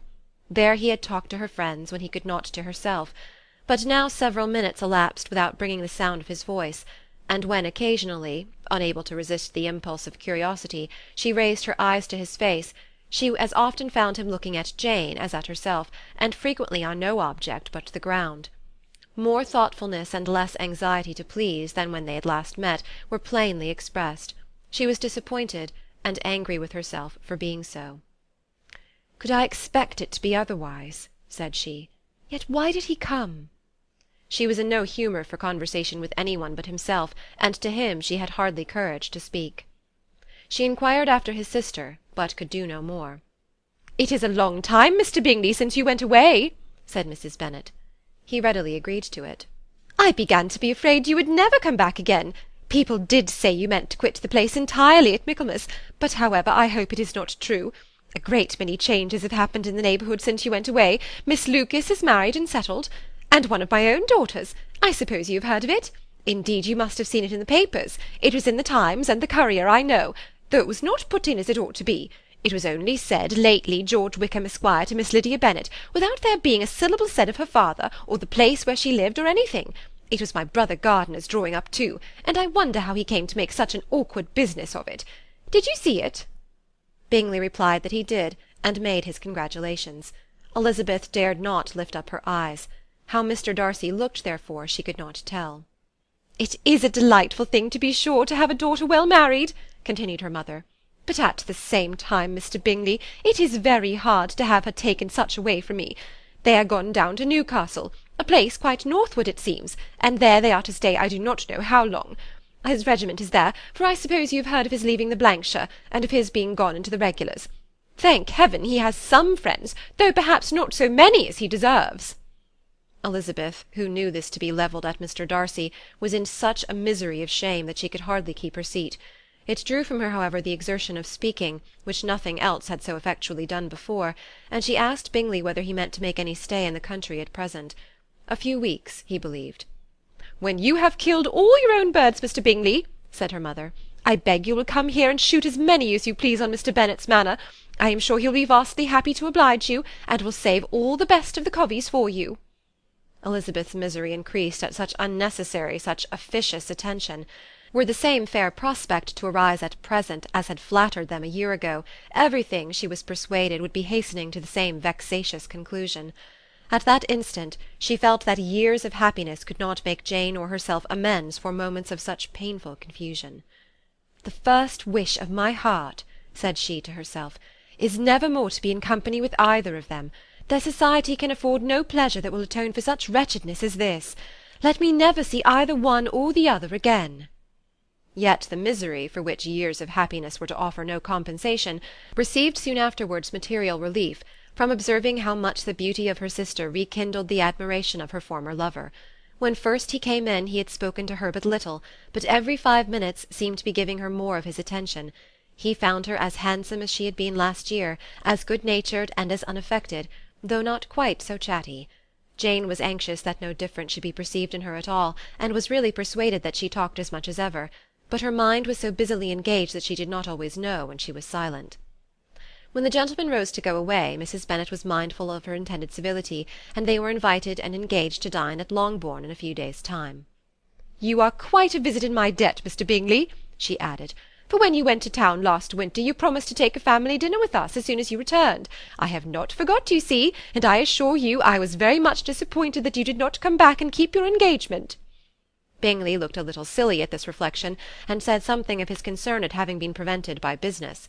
Then they went away. Mrs. Bennet had been strongly inclined to ask them to stay and dine there that day, but though she always kept a very good table, she did not think anything less than 2 courses could be good enough for a man on whom she had such anxious designs, or satisfy the appetite and pride of one who had 10,000 a year. Chapter 54. As soon as they were gone, Elizabeth walked out to recover her spirits, or in other words, to dwell without interruption on those subjects that must deaden them more. Mr. Darcy's behaviour astonished and vexed her. "Why, if he came only to be silent, grave, and indifferent," said she, "did he come at all?" She could settle it in no way that gave her pleasure. "He could be still amiable, still pleasing to my uncle and aunt when he was in town, and why not to me? If he fears me, why come hither? If he no longer cares for me, why silent? Teasing, teasing man! I will think no more about him." Her resolution was for a short time involuntarily kept by the approach of her sister, who joined her with cheerful look, which showed her better satisfied with their visitors than Elizabeth. "Now," said she, "that this first meeting is over, I feel perfectly easy. I know my own strength, and I shall never be embarrassed again by his coming. I am glad he dines here on Tuesday. It will then be publicly seen that on both sides we meet only as common and indifferent acquaintance." "Yes, very indifferent indeed," said Elizabeth laughingly. "Oh, Jane, take care." "My dear Lizzy, you cannot think me so weak as to be in danger now." "I think you are in very great danger of making him as much in love with you as ever." They did not see the gentleman again till Tuesday, and Mrs. Bennet in the meanwhile was giving way to all the happy schemes which the good humour and common politeness of Bingley in half an hour's visit had revived. On Tuesday there was a large party assembled at Longbourn, and the two who were most anxiously expected, to the credit of their punctuality as sportsmen, were in very good time. When they repaired to the dining-room, Elizabeth eagerly watched to see whether Bingley would take the place which, in all their former parties, had belonged to him by her sister. Her prudent mother, occupied by the same ideas, forbore to invite him to sit by herself. On entering the room he seemed to hesitate, but Jane happened to look round, and happened to smile. It was decided. He placed himself by her. Elizabeth, with a triumphant sensation, looked towards his friend. He bore it with noble indifference, and she would have imagined that Bingley had received his sanction to be happy, had she not seen his eyes likewise turned towards Mr. Darcy, with an expression of half-laughing alarm. His behaviour to her sister was such, during dinner-time, as showed an admiration of her, which, though more guarded than formerly, persuaded Elizabeth that if left wholly to himself, Jane's happiness and his own would be speedily secured. Though she dared not depend upon the consequence, she yet received pleasure from observing his behaviour. It gave her all the animation that her spirits could boast, for she was in no cheerful humour. Mr. Darcy was almost as far from her as the table could divide them. He was on one side of her mother. She knew how little such a situation would give pleasure to either, or make either appear to advantage. She was not near enough to hear any of their discourse, but she could see how seldom they spoke to each other, and how formal and cold was their manner whenever they did. Her mother's ungraciousness made the sense of what they owed him more painful to Elizabeth's mind, and she would at times have given anything to be privileged to tell him that his kindness was neither unknown nor unfelt by the whole of the family.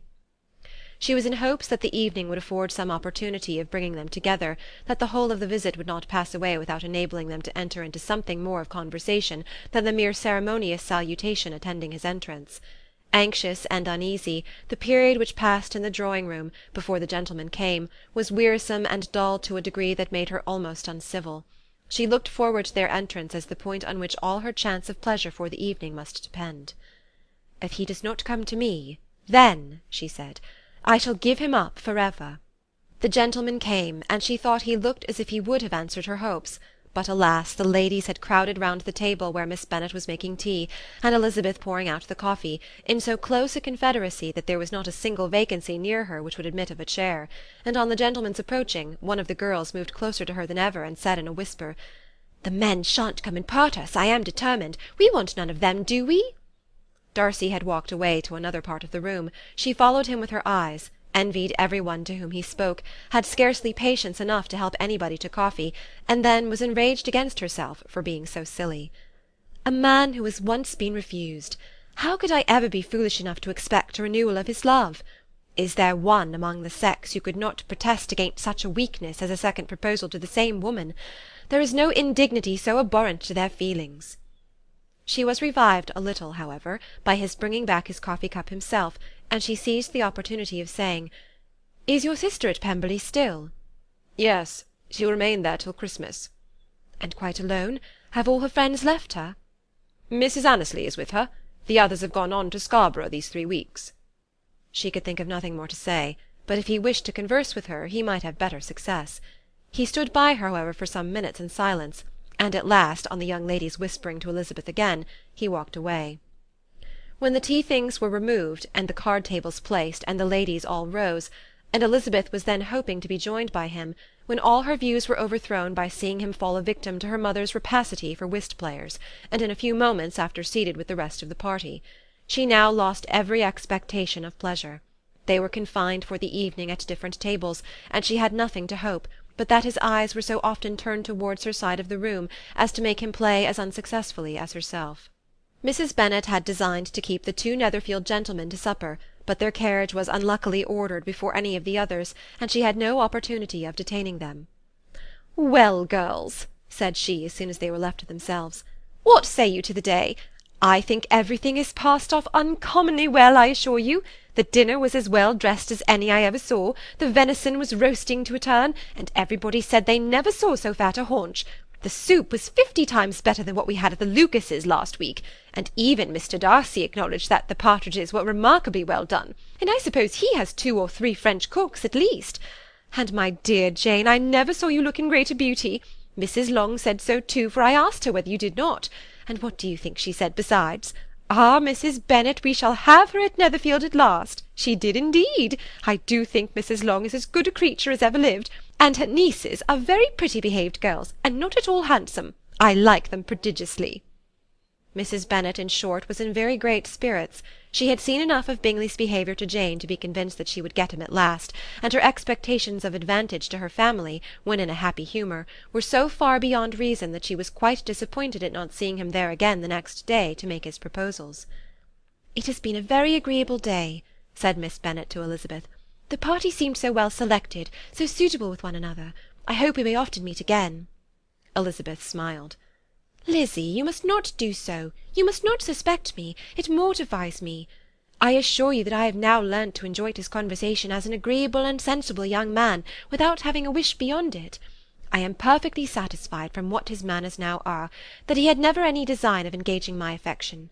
It is only that he is blessed with greater sweetness of address, and a stronger desire of generally pleasing than any other man." "You are very cruel," said her sister. "You will not let me smile, and are provoking me to it every moment." "How hard it is in some cases to be believed!" "And how impossible in others!" "But why should you wish to persuade me that I feel more than I acknowledge?" "That is a question which I hardly know how to answer. We all love to instruct, though we can teach only what is not worth knowing. Forgive me, and if you persist in indifference, do not make me your confidant." Chapter 54. Chapter 55. A few days after this visit, Mr. Bingley called again, and alone. His friend had left him that morning for London, but was to return home in 10 days' time. He sat with them above an hour, and was in remarkably good spirits. Mrs. Bennet invited him to dine with them, but with many expressions of concern he confessed himself engaged elsewhere. "Next time you call," said she, "I hope we shall be more lucky."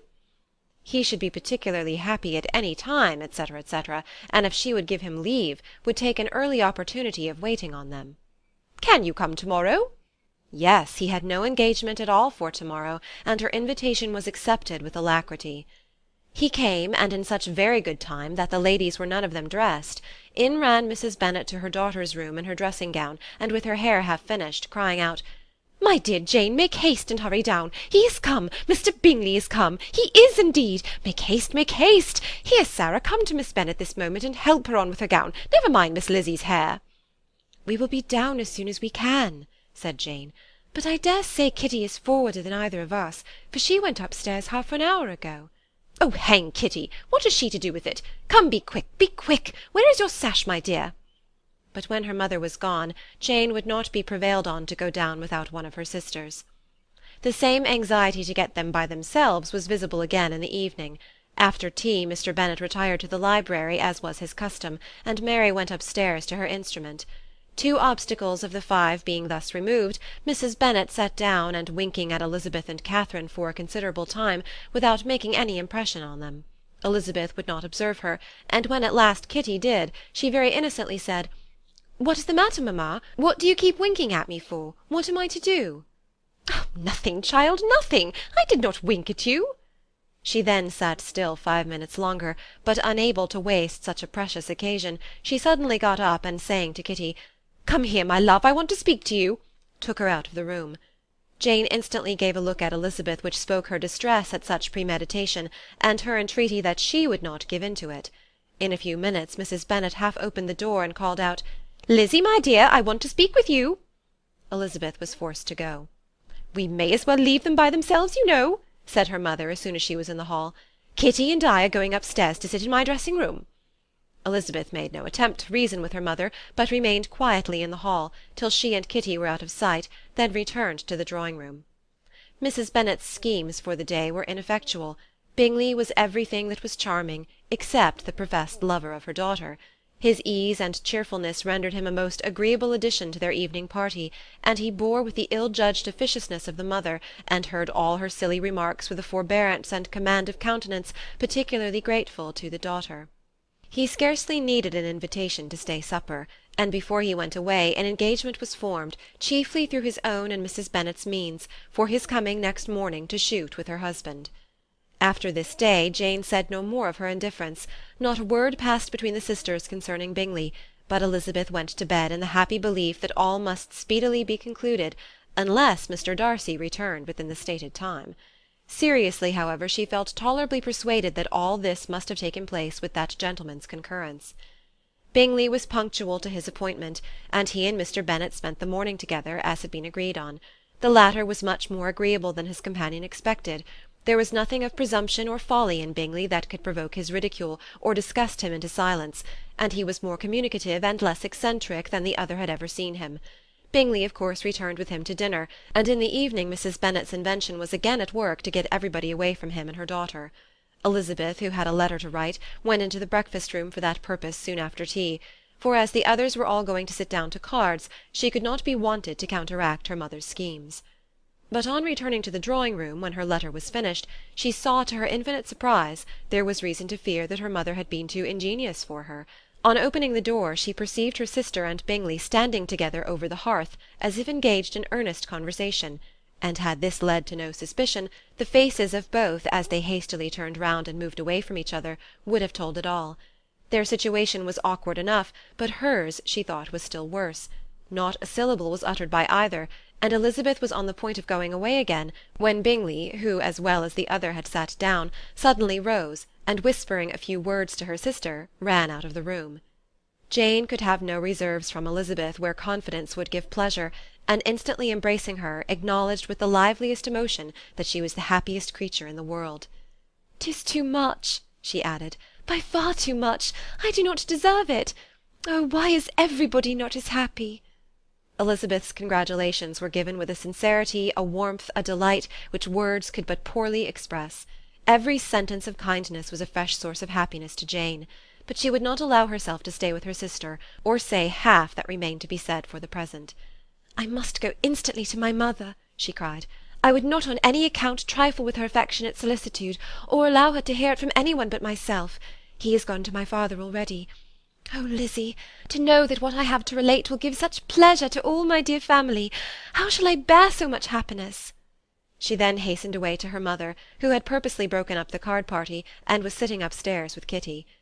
Elizabeth, who was left by herself, now smiled at the rapidity and ease with which such an affair was finally settled, that had given them so many previous months of suspense and vexation. "And this," said she, "is the end of all his friends' anxious circumspection, of all his sisters' falsehood and contrivance, the happiest, wisest, most reasonable end." In a few minutes she was joined by Bingley, whose conference with her father had been short and to the purpose. "Where is your sister?" said he hastily as he opened the door. "With my mother upstairs. She will be down in a moment, I dare say." He then shut the door, and coming up to her, claimed the good wishes and affection of a sister. Elizabeth honestly and heartily expressed her delight in the prospect of their relationship. They shook hands with great cordiality, and then, till her sister came down, she had to listen to all he had to say of his own happiness, and of Jane's perfections, and in spite of his being a lover, Elizabeth really believed all his expectations of felicity to be rationally founded, because they had for basis the excellent understanding and super-excellent disposition of Jane, and a general similarity of feeling and taste between her and himself. It was an evening of no common delight to them all. The satisfaction of Miss Bennet's mind gave a glow of such sweet animation to her face as made her look handsomer than ever. Kitty simpered and smiled, and hoped her turn was coming soon. Mrs. Bennet could not give her consent or speak her approbation in terms warm enough to satisfy her feelings, though she talked to Bingley of nothing else for half an hour, and when Mr. Bennet joined him at supper, his voice and manner plainly showed how really happy he was. Not a word, however, passed his lips in allusion to it, till their visitor took his leave for the night, but as soon as he was gone, he turned to his daughter and said, "Jane, I congratulate you. You will be a very happy woman." Jane went to him instantly, kissed him, and thanked him for his goodness. "You are a good girl," he replied, "and I have great pleasure in thinking you will be so happily settled. I have not a doubt of your doing very well together. Your tempers are by no means unlike. You are each of you so complying that nothing will be ever resolved on, so easy that every servant will cheat you, and so generous that you will always exceed your income." "I hope not so. Imprudence or thoughtlessness in money matters would be unpardonable in me." "Exceed their income! My dear Mr. Bennet!" cried his wife. "What are you talking of?" "Why, he has 4,000 or 5,000 a year, and very likely more." Then, addressing her daughter, "Oh, my dear, dear Jane, I am so happy! I am sure I shan't get a wink of sleep all night. I knew how it would be. I always said it must be so at last. I was sure you could not be so beautiful for nothing. I remember as soon as ever I saw him when he first came into Hertfordshire last year, I thought how likely it was that you should come together. Oh, he is the handsomest young man that ever was seen." Wickham, Lydia, were all forgotten. Jane was beyond competition her favourite child. At that moment she cared for no other. Her younger sisters soon began to make interest with her for objects of happiness which she might in future be able to dispense. Mary petitioned for the use of the library at Netherfield, and Kitty begged very hard for a few balls there every winter. Bingley from this time was of course a daily visitor at Longbourn, coming frequently before breakfast and always remaining till after supper, unless when some barbarous neighbour, who could not be enough detested, had given him an invitation to dinner which he thought himself obliged to accept.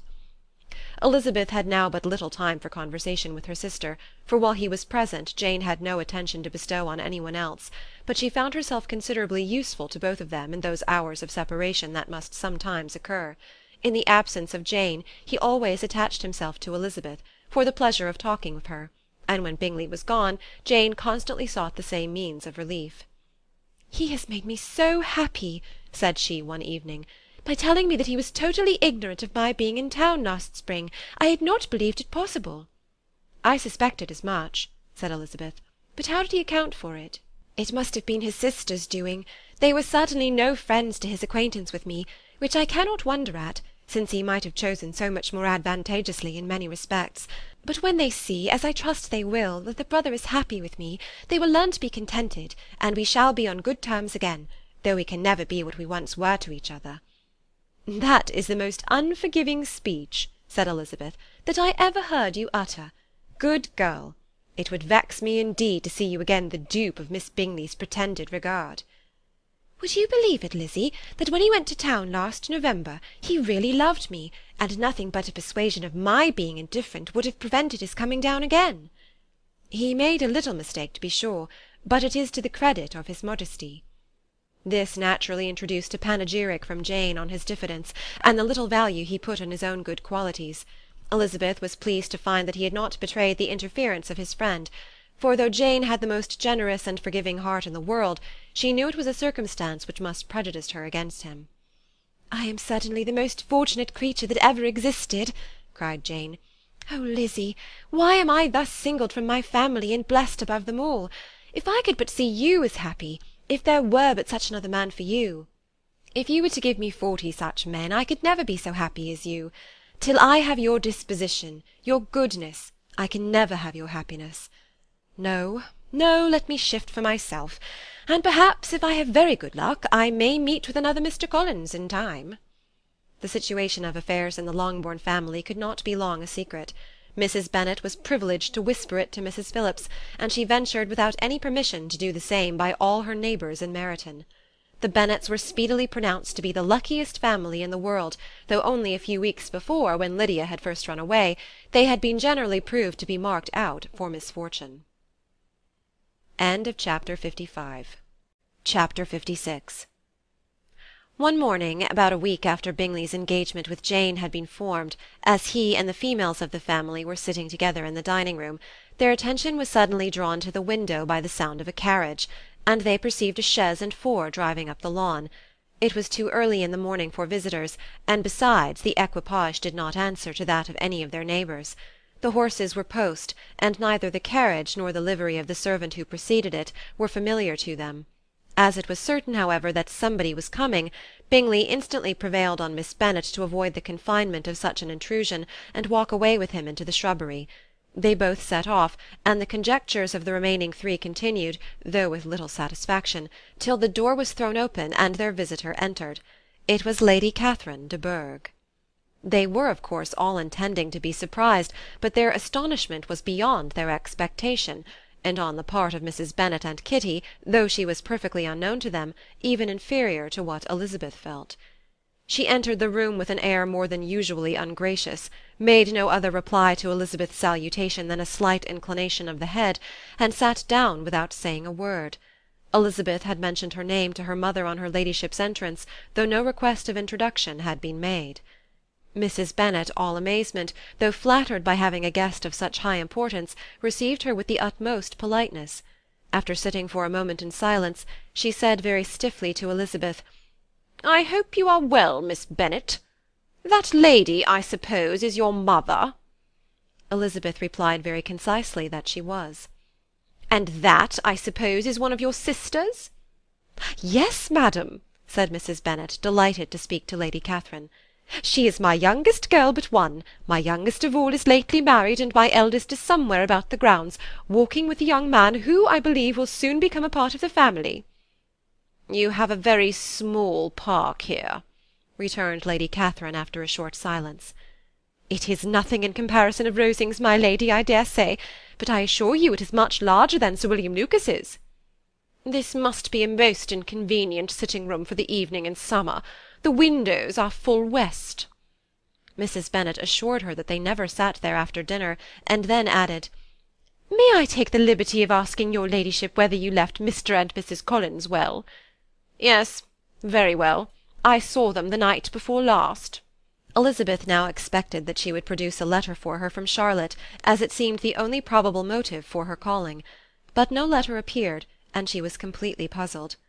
Mrs. Bennet with great civility begged her ladyship to take some refreshment, but Lady Catherine very resolutely, and not very politely, declined eating anything, and then rising up said to Elizabeth, "Miss Bennet, there seemed to be a prettyish kind of a little wilderness on one side of your lawn. I should be glad to take a turn in it, if you will favour me with your company." "Go, my dear," cried her mother, "and show her ladyship about the various walks. I think she will be pleased with the hermitage."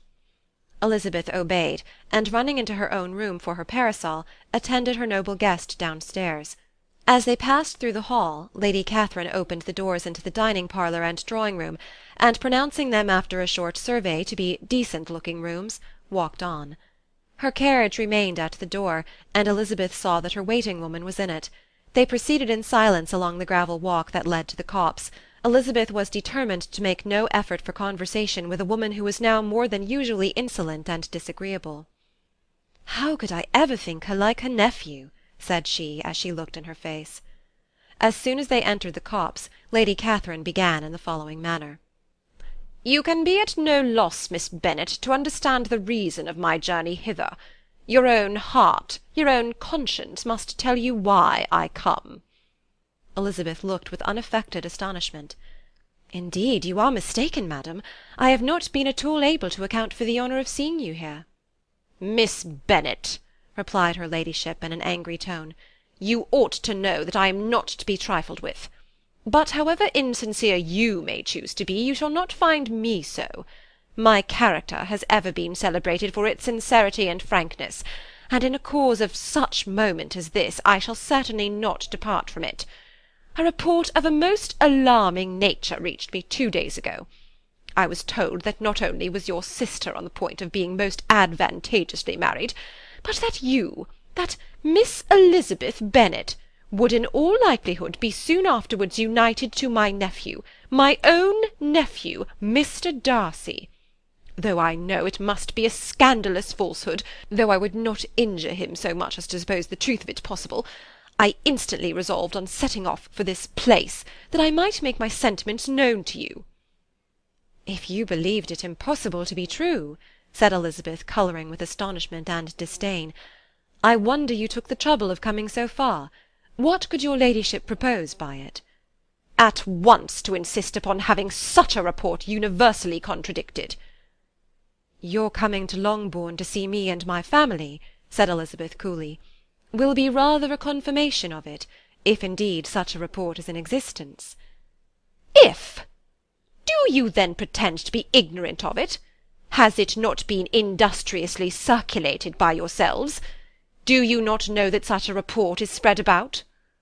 "I never heard that it was." "And can you likewise declare that there is no foundation for it?" "I do not pretend to possess equal frankness with your ladyship. You may ask questions which I shall not choose to answer." "This is not to be borne. Miss Bennet, I insist on being satisfied. Has my nephew made you an offer of marriage?"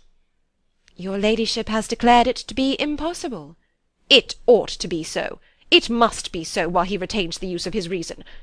But your arts and allurements may, in a moment of infatuation, have made him forget what he owes to himself and to all his family. You may have drawn him in." "If I have, I shall be the last person to confess it." "Miss Bennet, do you know who I am? I have not been accustomed to language such as this. I am almost the nearest relation he has in the world, and am entitled to know all his dearest concerns." "But you are not entitled to know mine, nor will such behaviour as this ever induce me to be explicit." "Let me be rightly understood. This match, to which you have the presumption to aspire, can never take place. No, never. Mr. Darcy is engaged to my daughter. Now what have you to say?"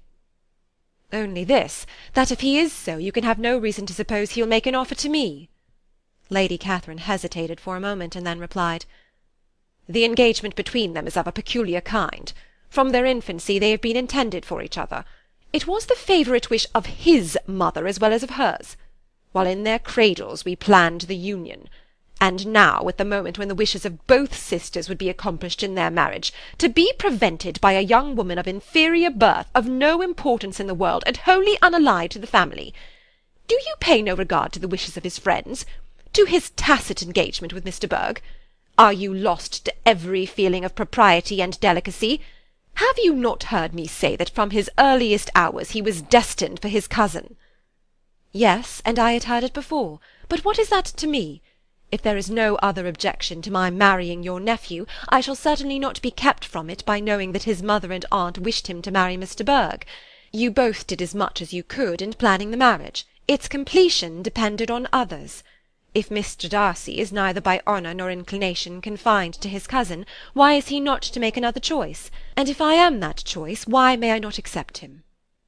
Because honour, decorum, prudence, nay, interest forbid it. Yes, Miss Bennet, interest. For do not expect to be noticed by his family or friends, if you wilfully act against the inclinations of all. You will be censured, slighted, and despised by every one connected with him. Your alliance will be a disgrace. Your name will never even be mentioned by any of us. These are heavy misfortunes, replied Elizabeth. But the wife of Mr. Darcy must have such extraordinary sources of happiness necessarily attached to her situation, that she could, upon the whole, have no cause to repine. Obstinate, headstrong girl! I am ashamed of you. Is this your gratitude for my attentions to you last spring? Is nothing due to me on that score? Let us sit down. You are to understand, Miss Bennet, that I came here with the determined resolution of carrying my purpose, nor will I be dissuaded from it. I have not been used to submit to any person's whims. I have not been in the habit of brooking disappointment. That will make your ladyship's situation at present more pitiable, but it will have no effect on me. I will not be interrupted. Hear me in silence.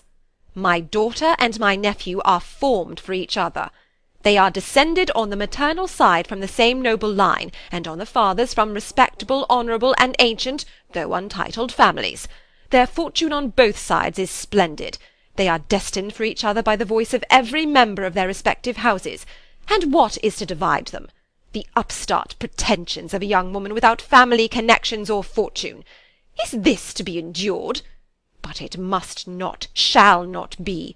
If you were sensible of your own good, you would not wish to quit the sphere in which you have been brought up. In marrying your nephew, I should not consider myself as quitting that sphere. He is a gentleman, I am a gentleman's daughter. So far we are equal. True, you are a gentleman's daughter. But who was your mother? Who are your uncles and aunts? Do not imagine me ignorant of their condition. Whatever my connections may be, said Elizabeth, if your nephew does not object to them, they can be nothing to you. Tell me once and for all, are you engaged to him? Though Elizabeth would not, for the mere purpose of obliging Lady Catherine, have answered this question, she could not but say, after a moment's deliberation, I am not. Lady Catherine seemed pleased. And will you promise me never to enter into such an engagement? I will make no promise of the kind. Miss Bennet, I am shocked and astonished. I expected to find a more reasonable young woman. But do not deceive yourself into a belief that I will ever recede. I shall not go away till you have given me the assurance I require. And I certainly never shall give it. I am not to be intimidated into anything so wholly unreasonable. Your ladyship wants Mr. Darcy to marry your daughter, but would my giving you the wished-for promise make their marriage at all more probable? Supposing him to be attached to me, would my refusing to accept his hand make him wish to bestow it on his cousin? Allow me to say, Lady Catherine, that the arguments with which you have supported this extraordinary application have been as frivolous as the application was ill-judged. You have widely mistaken my character, if you think I can be worked on by such persuasions as these. How far your nephew might approve of your interference in his affairs I cannot tell, but you have certainly no right to concern yourself in mine. I must beg, therefore, to be importuned no farther on the subject. Not so hasty, if you please. I have by no means done. To all the objections I have already urged, I have still another to add. I am no stranger to the particulars of your youngest sister's infamous elopement. I know it all. That the young man's marrying her was a patched-up business, at the expense of your father and uncles. And is such a girl to be my nephew's sister? Is her husband, is the son of his late father's steward, to be his brother? Heaven and earth! Of what are you thinking? Are the shades of Pemberley to be thus polluted? You can now have nothing further to say, she resentfully answered. You have insulted me in every possible method. I must beg to return to the house. And she rose as she spoke. Lady Catherine rose also, and they turned back. Her ladyship was highly incensed. You have no regard, then, for the honour and credit of my nephew. Unfeeling, selfish girl! Do you not consider that a connection with you must disgrace him in the eyes of everybody? Lady Catherine, I have nothing further to say. You know my sentiments. You are then resolved to have him? I have said no such thing. I am only resolved to act in that manner which will in my own opinion constitute my happiness, without reference to you, or to any person so wholly unconnected with me. It is well. You refuse, then, to oblige me. You refuse to obey the claims of duty, honour, and gratitude. You are determined to ruin him in the opinion of all his friends, and make him the contempt of the world. Neither duty, nor honour, nor gratitude, replied Elizabeth, have any possible claim on me in the present instance. No principle of either would be violated by my marriage with Mr. Darcy, and with regard to the resentment of his family, or the indignation of the world, if the former were excited by his marrying me, it would not give me one moment's concern, and the world in general would have too much sense to join in the scorn. And this is your real opinion?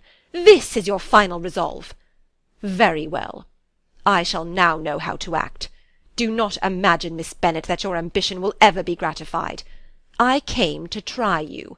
I hoped to find you reasonable, but depend upon it, I will carry my point. In this manner Lady Catherine talked on till they were at the door of the carriage, when, turning hastily round, she added, I take no leave of you, Miss Bennet. I send no compliments to your mother. You deserve no such attention. I am most seriously displeased. Elizabeth made no answer, and without attempting to persuade her ladyship to return into the house, walked quietly into it herself. She heard the carriage drive away as she proceeded upstairs. Her mother impatiently met her at the door of the dressing-room, to ask why Lady Catherine would not come in again and rest herself. She did not choose it, said her daughter. She would go. She is a very fine-looking woman, and her calling here was prodigiously civil, for she only came, I suppose, to tell us the Collinses were well. She is on her road somewhere, I dare say, and so, passing through Meryton, thought she might as well call on you. I suppose she had nothing particular to say to you, Lizzie? Elizabeth was forced to give in to a little falsehood here, for to acknowledge the substance of their conversation was impossible. End of chapter 56. Chapter 57. The discomposure of spirits which this extraordinary visit threw Elizabeth into could not be easily overcome, nor could she for many hours learn to think of it less than incessantly. Lady Catherine, it appeared, had actually taken the trouble of this journey from Rosings for the sole purpose of breaking off her supposed engagement with Mr. Darcy. It was a rational scheme, to be sure, but from what the report of their engagement could originate, Elizabeth was at a loss to imagine, till she recollected that his being the intimate friend of Bingley, and her being the sister of Jane, was enough, at a time when the expectation of one wedding made everybody eager for another, to supply the idea. She had not herself forgotten to feel that the marriage of her sister must bring them more frequently together, and her neighbours at Lucas Lodge, therefore, for through their communication with the Collinses the report, she concluded, had reached Lady Catherine, had only set that down as almost certain and immediate, which she had looked forward to as possible at some future time. In revolving Lady Catherine's expressions, however, she could not help feeling some uneasiness as to the possible consequence of her persisting in this interference. From what she had said of her resolution to prevent their marriage, it occurred to Elizabeth that she must meditate an application to her nephew, and how he might take a similar representation of the evils attached to a connection with her she dared not pronounce. She knew not the exact degree of his affection for his aunt, or his dependence on her judgment, but it was natural to suppose that he thought much higher of her ladyship than she could do, and it was certain that, in enumerating the miseries of a marriage with one, whose immediate connections were so unequal to his own, his aunt would address him on his weakest side. With his notions of dignity, he would probably feel that the arguments, which to Elizabeth had appeared weak and ridiculous, contained much good sense and solid reasoning. If he had been wavering before as to what he should do, which had often seemed likely, the advice and entreaty of so near a relation might settle every doubt, and determine him at once to be as happy as dignity unblemished could make him. In that case he would return no more. Lady Catherine might see him in her way through town, and his engagement to Bingley of coming again to Netherfield must give way.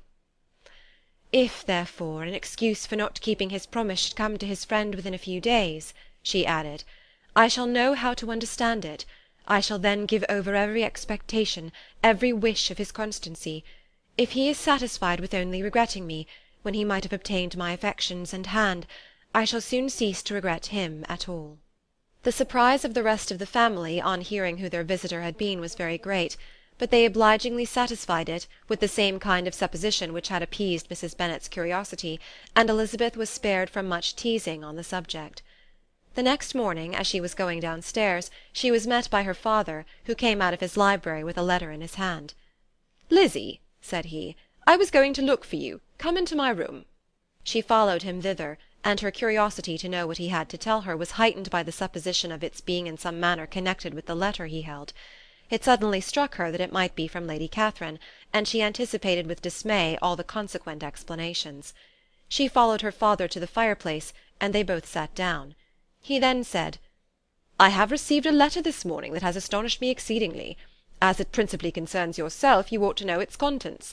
I did not know before that I had 2 daughters on the brink of matrimony. Let me congratulate you on a very important conquest."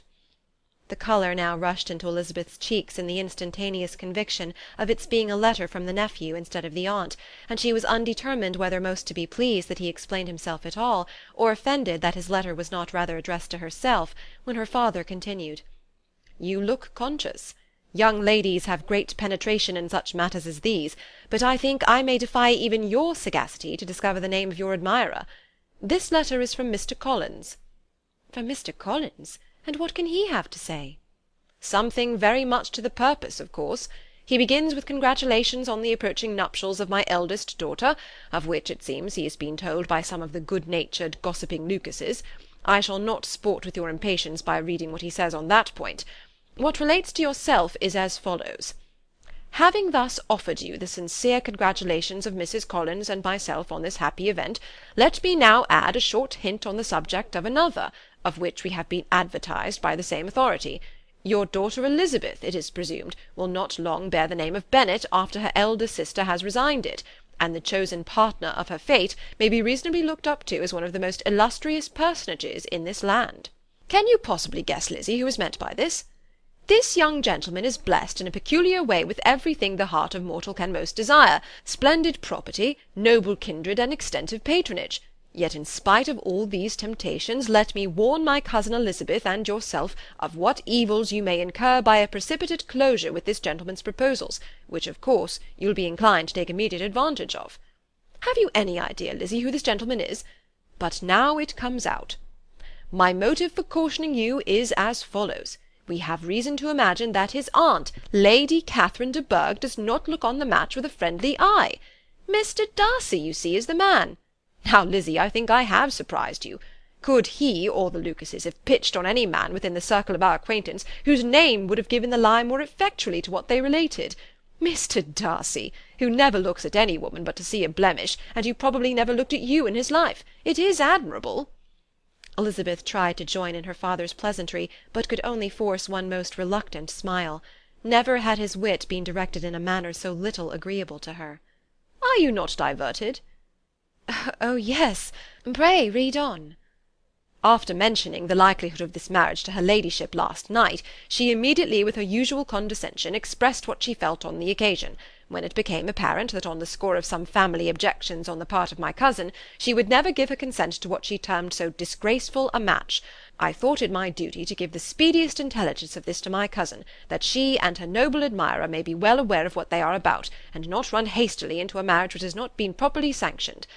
Mr. Collins, moreover, adds, I am truly rejoiced that my cousin Lydia's sad business has been so well hushed up, and am only concerned that their living together before the marriage took place should be so generally known. I must not, however, neglect the duties of my station, or refrain from declaring my amazement at hearing that you received the young couple into your house as soon as they were married. It was an encouragement of vice. Had I been the rector of Longbourn, I should very strenuously have opposed it. You ought certainly to forgive them as a Christian, but never to admit them in your sight, or allow their names to be mentioned in your hearing. That is his notion of Christian forgiveness. The rest of his letter is only about his dear Charlotte's situation, and his expectation of a young olive branch. But, Lizzie, you look as if you did not enjoy it. You are not going to be missish, I hope, and pretend to be affronted at an idle report. For what do we live but to make sport for our neighbours, and laugh at them in our turn? "Oh," cried Elizabeth, "I am excessively diverted, but it is so strange." "Yes, that is what makes it amusing. Had they fixed on any other man, it would have been nothing. But his perfect indifference and your pointed dislike make it so delightfully absurd. Much as I abominate writing, I would not give up Mr. Collins's correspondence for any consideration. Nay, when I read a letter of his, I cannot help giving him the preference even over Wickham, much as I value the impudence and hypocrisy of my son-in-law. And pray, Lizzie, what said Lady Catherine about this report? Did she call to refuse her consent?" To this question his daughter replied only with a laugh, and as it had been asked without the least suspicion, she was not distressed by his repeating it. Elizabeth had never been more at a loss to make her feelings appear what they were not. It was necessary to laugh when she would rather have cried. Her father had most cruelly mortified her by what he said of Mr. Darcy's indifference, and she could do nothing but wonder at such a want of penetration, or fear that perhaps, instead of his seeing too little, she might have fancied too much. Chapter 58. Instead of receiving any such letter of excuse from his friend, as Elizabeth half expected Mr. Bingley to do, he was able to bring Darcy with him to Longbourn before many days had passed after Lady Catherine's visit. The gentleman arrived early, and before Mrs. Bennet had time to tell him of their having seen his aunt, of which her daughter sat in momentary dread, Bingley, who wanted to be alone with Jane, proposed their all walking out. It was agreed to. Mrs. Bennet was not in the habit of walking, Mary could never spare time, but the remaining 5 set off together. Bingley and Jane, however, soon allowed the others to outstrip them. They lagged behind, while Elizabeth, Kitty, and Darcy were to entertain each other. Very little was said by either. Kitty was too much afraid of him to talk, Elizabeth was secretly forming a desperate resolution, and perhaps he might be doing the same. They walked towards the Lucases because Kitty wished to call upon Maria, and as Elizabeth saw no occasion for making it a general concern, when Kitty left them she went boldly on with him alone. Now was the moment for her resolution to be executed, and while her courage was high, she immediately said, "Mr. Darcy, I am a very selfish creature, and for the sake of giving relief to my own feelings, care not how much I may be wounding yours. I can no longer help thanking you for your unexampled kindness to my poor sister. Ever since I have known it, I have been most anxious to acknowledge to you how gratefully I feel it. Were it known to the rest of my family, I should not have merely my own gratitude to express." "I am sorry, exceedingly sorry," replied Darcy in a tone of surprise and emotion, "that you have ever been informed of what may, in a mistaken light, have given you uneasiness. I did not think Mrs. Gardiner was so little to be trusted." "You must not blame my aunt. Lydia's thoughtlessness first betrayed to me that you had been concerned in the matter, and of course I could not rest till I knew the particulars. Let me thank you again and again, in the name of all my family, for that generous compassion which induced you to take so much trouble, and bear so many mortifications for the sake of discovering them." "If you will thank me," he replied, "let it be for yourself alone. That the wish of giving happiness to you might add force to the other inducements which led me on, I shall not attempt to deny. But your family owe me nothing. Much as I respect them, I believe I thought only of you." Elizabeth was too much embarrassed to say a word. After a short pause her companion added, "You are too generous to trifle with me. If your feelings are still what they were last April, tell me so at once. My affections and wishes are unchanged, but one word from you will silence me on this subject for ever." Elizabeth, feeling all the more than common awkwardness and anxiety of his situation, now forced herself to speak, and immediately, though not very fluently, gave him to understand that her sentiments had undergone so material a change since the period to which he alluded, as to make her receive with gratitude and pleasure his present assurances. The happiness which this reply produced was such as he had probably never felt before, and he expressed himself on the occasion as sensibly and as warmly as a man violently in love can be supposed to do. Had Elizabeth been able to encounter his eye, she might have seen how well the expression of heartfelt delight diffused over his face became him. But though she could not look, she could listen, and he told her of feelings which, in proving of what importance she was to him, made his affection every moment more valuable. They walked on, without knowing in what direction. There was too much to be thought and felt and said for attention to any other objects. She soon learnt that they were indebted for their present good understanding to the efforts of his aunt, who did call on him in her return through London, and there relate her journey to Longbourn, its motive, and the substance of her conversation with Elizabeth, dwelling emphatically on every expression of the latter which, in her ladyship's apprehension, particularly denoted her perverseness and assurance, in the belief that such a relation must assist her endeavours to obtain that promise from her nephew which she had refused to give. But, unluckily for her ladyship, its effect had been exactly contrariwise. "It taught me to hope," said he, "as I had scarcely ever allowed myself to hope before.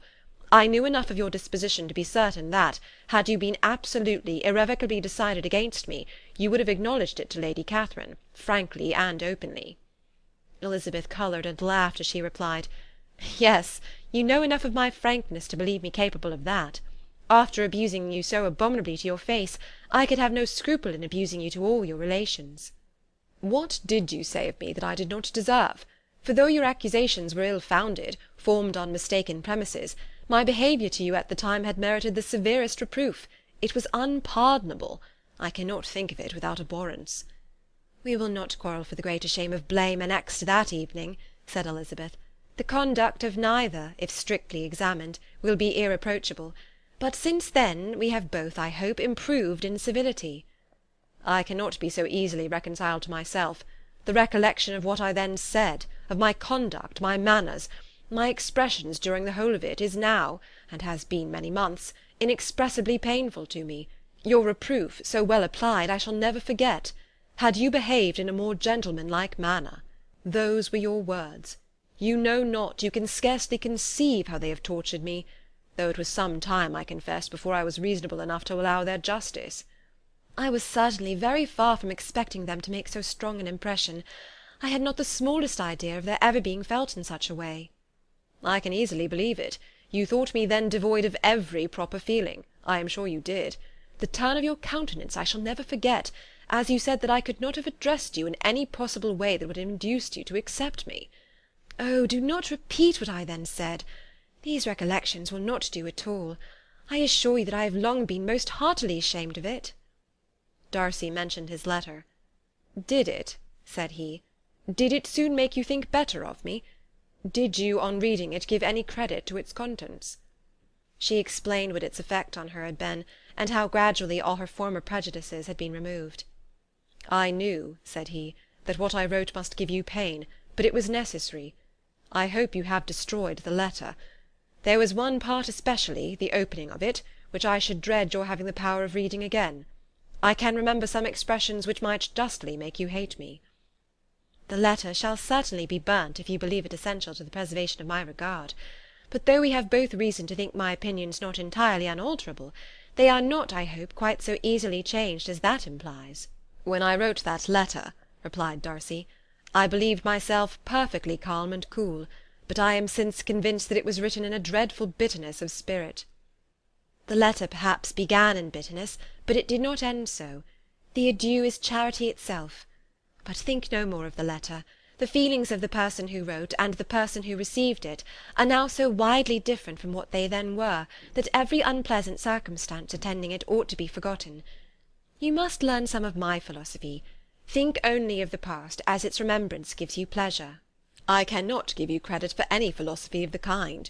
Your retrospections must be so totally void of reproach, that the contentment arising from them is not of philosophy, but, what is much better, of innocence.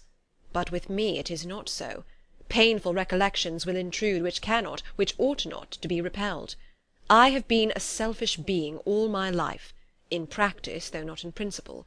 As a child I was taught what was right, but I was not taught to correct my temper. I was given good principles, but left to follow them in pride and conceit. Unfortunately an only son, for many years an only child, I was spoilt by my parents, who, though good themselves, my father particularly, all that was benevolent and amiable, allowed, encouraged, almost taught me to be selfish and overbearing, to care for none beyond my own family circle, to think meanly of all the rest of the world, to wish at least to think meanly of their sense and worth compared with my own. Such I was from 8 to 28, and such I might still have been but for you, dearest, loveliest Elizabeth. What do I not owe you? You taught me a lesson, Hard indeed at first, but most advantageous. By you I was properly humbled. I came to you without a doubt of my reception. You showed me how insufficient were all my pretensions to please a woman worthy of being pleased. Had you then persuaded yourself that I should? Indeed I had. What will you think of my vanity? I believed you to be wishing, expecting my addresses. My manners must have been in fault, but not intentionally, I assure you. I never meant to deceive you, but my spirits might often lead me wrong. How you must have hated me after that evening! Hate you? I was angry, perhaps, at first, but my anger soon began to take a proper direction. I was almost afraid of asking what you thought of me when we met at Pemberley. You blamed me for coming. No, indeed. I felt nothing but surprise. Your surprise could not be greater than mine in being noticed by you. My conscience told me that I deserved no extraordinary politeness, and I confess that I did not expect to receive more than my due. My object, then, replied Darcy, was to show you by every civility in my power that I was not so mean as to resent the past, and I hoped to obtain your forgiveness, to lessen your ill opinion, by letting you see that your reproofs had been attended to. How soon any other wishes introduced themselves I can hardly tell, but I believe in about half an hour after I had seen you. He then told her of Georgiana's delight in her acquaintance, and of her disappointment at its sudden interruption, which naturally leading to the cause of that interruption, she soon learnt that his resolution of following her from Derbyshire in quest of her sister had been formed before he quitted the inn, and that his gravity and thoughtfulness there had arisen from no other struggles than what such a purpose must comprehend. She expressed her gratitude again, but it was too painful a subject to each to be dwelt on further. After walking several miles in a leisurely manner, and too busy to know anything about it, they found at last, on examining their watches, that it was time to be at home. What could become of Mr. Bingley and Jane? Was a wonder which introduced the discussion of their affairs. Darcy was delighted with their engagement. His friend had given him the earliest information of it. "I must ask whether you were surprised," said Elizabeth. "Not at all. When I went away I felt that it would soon happen." "That is to say, you had given your permission. I guessed as much." And though he exclaimed at the term, she found that it had been pretty much the case. "On the evening before my going to London," said he, "I made a confession to him, which I believe I ought to have made long ago. I told him of all that had occurred to make my former interference in his affairs absurd and impertinent. His surprise was great. He had never had the slightest suspicion. I told him, moreover, that I believed myself mistaken in supposing, as I had done, that your sister was indifferent to him, and as I could easily perceive that his attachment to her was unabated, I felt no doubt of their happiness together." Elizabeth could not help smiling at his easy manner of directing his friend. "Did you speak from your own observation," said she, "when you told him that my sister loved him, or merely from my information last spring?" "From the former. I had narrowly observed her during the 2 visits which I had lately made here, and I was convinced of her affection." "And your assurance of it, I suppose, carried immediate conviction to him?" "It did.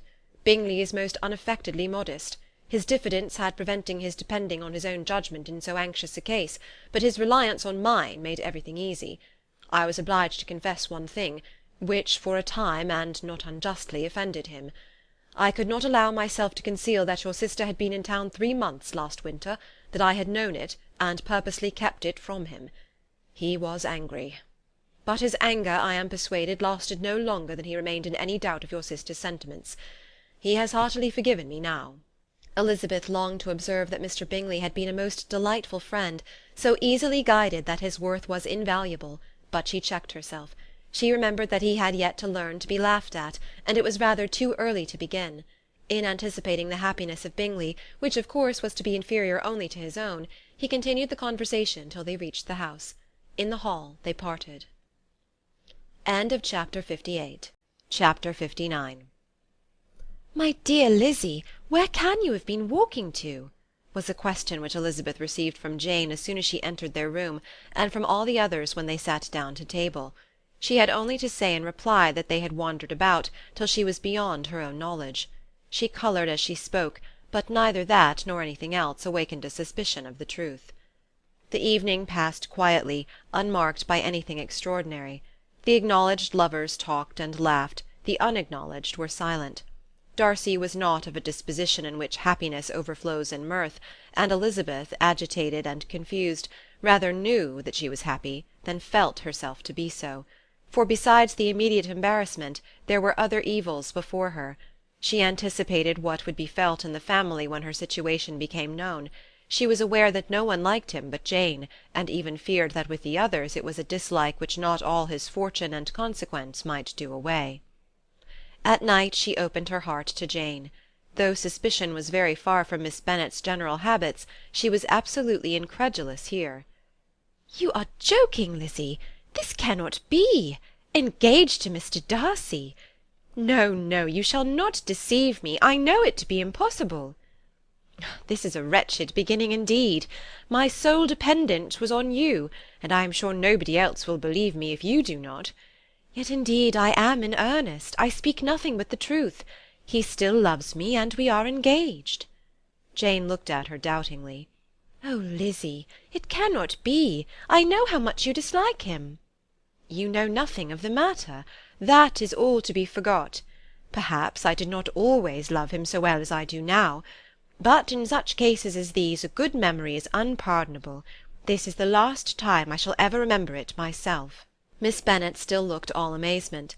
Elizabeth again and more seriously assured her of its truth. "Good heaven! Can it really be so? Yet now I must believe you," cried Jane. "My dear, dear Lizzie, I do congratulate you. But are you certain? Forgive the question. Are you quite certain that you can be happy with him?"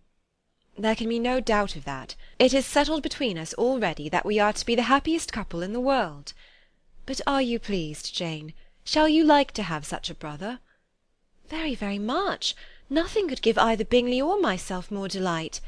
But we considered it, we talked of it as impossible. And do you really love him quite well enough?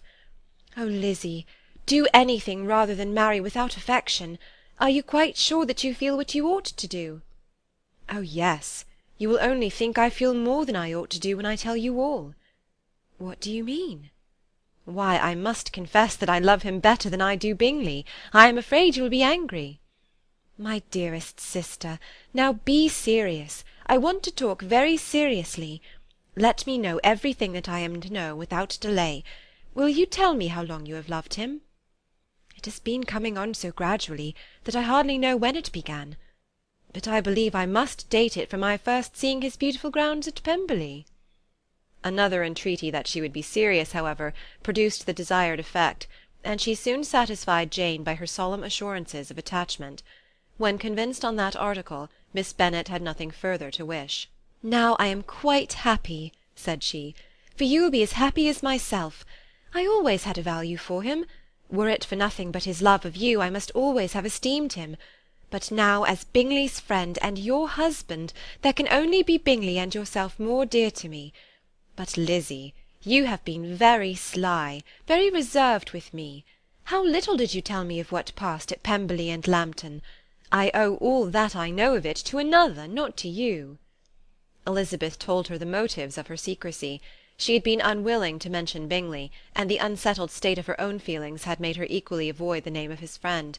But now she would no longer conceal from her his share in Lydia's marriage. All was acknowledged, and half the night spent in conversation. "Good gracious!" cried Mrs. Bennet, as she stood at a window the next morning. "If that disagreeable Mr. Darcy is not coming here again with our dear Bingley, what can he mean by being so tiresome as to always be coming here? I had no notion but he would go a-shooting or something or other, and not disturb us with his company. What shall we do with him? Lizzie, you must walk out with him again, that he may not be in Bingley's way." Elizabeth could hardly help laughing at so convenient a proposal, yet was really vexed that her mother should be always giving him such an epithet. As soon as they entered, Bingley looked at her so expressively, and shook hands with such warmth, as left no doubt of his good information, and he soon afterwards said aloud, "Mrs. Bennet, have you no more lanes hereabouts in which Lizzie may lose her way again to-day?" "I advise Mr. Darcy and Lizzie and Kitty," said Mrs. Bennet, "to walk to Oakham Mount this morning. It is a nice long walk, and Mr. Darcy has never seen the view." "It may do very well for the others," replied Mr. Bingley, "but I am sure it will be too much for Kitty. Won't it, Kitty?" Kitty owned that she had rather stay at home. Darcy professed a great curiosity to see the view from the Mount, and Elizabeth silently consented. As she went upstairs to get ready, Mrs. Bennet followed her, saying, I am quite sorry, Lizzie, that you should be forced to have that disagreeable man all to yourself, but I hope you'll not mind it. It is all for Jane's sake, you know, and there is no occasion for talking to him, except just now and then, so do not put yourself to inconvenience." During their walk it was resolved that Mr. Bennet's consent should be asked in the course of the evening. Elizabeth reserved to herself the application for her mother's. She could not determine how her mother would take it, sometimes doubting whether all his wealth and grandeur would be enough to overcome her abhorrence of the man. But whether she were violently set against the match, or violently delighted with it, it was certain that her manner would be equally ill adapted to do credit to her sense, and she could no more bear that Mr. Darcy should hear the first raptures of her joy than the first vehemence of her disapprobation. In the evening, soon after Mr. Bennet withdrew to the library, she saw Mr. Darcy rise also and follow him, and her agitation on seeing it was extreme. She did not fear her father's opposition, but he was going to be made unhappy, and that it should be through her means, that she, his favourite child, should be distressing him by her choice, should be filling him with fears and regrets in disposing of her, was a wretched reflection, and she sat in misery till Mr. Darcy appeared again, when, looking at him, she was a little relieved by his smile. In a few minutes he approached the table where she was sitting with Kitty, and while pretending to admire her work, said in a whisper, "Go to your father, he wants you in the library." She was gone directly. Her father was walking about the room, looking grave and anxious. "Lizzie," said he, "what are you doing? Are you out of your senses to be accepting this man? Have you not always hated him?" How earnestly did she then wish that her former opinions had been more reasonable, her expressions more moderate. It would have spared her from explanations and professions which it was exceedingly awkward to give, but they were now necessary, and she assured him, with some confusion, of her attachment to Mr. Darcy. "Or, in other words, you are determined to have him. He is rich, to be sure, and you may have more fine clothes and fine carriages than Jane, but will they make you happy?" "Have you any other objection," said Elizabeth, "than your belief of my indifference?" "None at all. We all know him to be a proud, unpleasant sort of man, but this would be nothing if you really liked him." I do like him," she replied with tears in her eyes. "I love him. Indeed, he has no improper pride. He is perfectly amiable. You do not know what he really is. Then pray do not pain me by speaking of him in such terms." "Lizzie," said her father, "I have given him my consent. He is the kind of man, indeed, to whom I should never dare refuse anything which he condescended to ask. I now give it to you, if you are resolved on having him. But let me advise you to think better of it. I know your disposition, Lizzie. I know that you could be neither happy nor respectable unless you truly esteemed your husband, unless you looked up to him as a superior. Your lively talents would place you in the greatest danger in an unequal marriage. You could scarcely escape discredit and misery. My child, let me not have the grief of seeing you unable to respect your partner in life. You know not what you are about."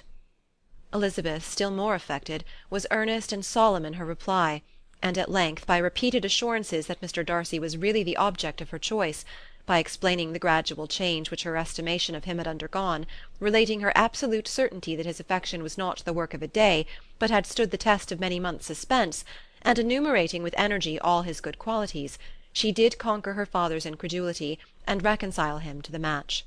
"Well, my dear," said he, when she ceased speaking, "I have no more to say. If this be the case, he deserves you. I could not have parted with you, my Lizzie, to any one less worthy." To complete the favourable impression, she then told him what Mr. Darcy had voluntarily done for Lydia. He heard her with astonishment. "This is an evening of wonders indeed. And so Darcy did everything, made up the match, gave the money, paid the fellow's debts, and got him his commission. So much the better. It will save me a world of trouble and economy. Had it been your uncle's doing, I must and would have paid him. But these violent young lovers carry everything their own way. I shall offer to pay him to-morrow. He will rant and storm about his love for you, and there will be an end of the matter." He then recollected her embarrassment a few days before, on his reading Mr. Collins's letter, and after laughing at her some time, allowed her at last to go, saying, as she quitted the room, "If any young men come for Mary or Kitty, send them in, for I am quite at leisure." Elizabeth's mind was now relieved from a very heavy weight, and after half an hour's quiet reflection in her own room, she was able to join the others with tolerable composure. Everything was too recent for gaiety, but the evening passed tranquilly away. There was no longer anything material to be dreaded, and the comfort of ease and familiarity would come in time. When her mother went up to her dressing-room at night, she followed her and made the important communication. Its effect was most extraordinary, for on first hearing it, Mrs. Bennet sat quite still, and unable to utter a syllable. Nor was it under many, many minutes that she could comprehend what she heard, though not in general backward to credit what was for the advantage of her family, or that came in the shape of a lover to any of them. She began at length to recover, to fidget about in her chair, get up, sit down again, wonder and bless herself. Good gracious! Lord bless me! Only think! Dear me! Mr. Darcy! Who would have thought it? And is it really true? Oh, my sweetest Lizzie, how rich and how great you will be! What pin-money, what jewels, what carriages you will have! James is nothing to it, nothing at all. Ah, I am so pleased, so happy! Such a charming man, so handsome, so tall! Oh, my dear Lizzie, pray apologize for my having disliked him so much before. I hope you will overlook it. Dear, dear Lizzie! A house in town, everything that is charming! 3 daughters married, 10,000 a year! Oh, Lord, what will become of me? I shall go distracted. This was enough to prove that her approbation need not be doubted, and Elizabeth, rejoicing that such an effusion was heard only by herself, soon went away. But before she had been 3 minutes in her own room, her mother followed her. My dearest child, she cried, I can think of nothing else. 10,000 a year, and very likely more. 'Tis as good as a lord. And a special licence. You must and shall be married by a special licence. But, my dearest love, tell me what dish Mr. Darcy is particularly fond of, that I may have it to-morrow. This was a sad omen of what her mother's behaviour to the gentleman himself might be, and Elizabeth found that, though in the certain possession of his warmest affection, and secure of her relations' consent, there was still something to be wished for. But the morrow passed off much better than she expected, for Mrs. Bennet luckily stood in such awe of her intended son-in-law that she ventured not to speak to him unless it was in her power to offer him any attention or mark her deference for his opinion. Elizabeth had the satisfaction of seeing her father taking pains to get acquainted with him, and Mr. Bennet soon assured her that he was rising every hour in his esteem. "I admire all my 3 sons-in-law highly," said he. "Wickham, perhaps, is my favourite, but I think I shall like your husband quite as well as Jane's." Chapter 60.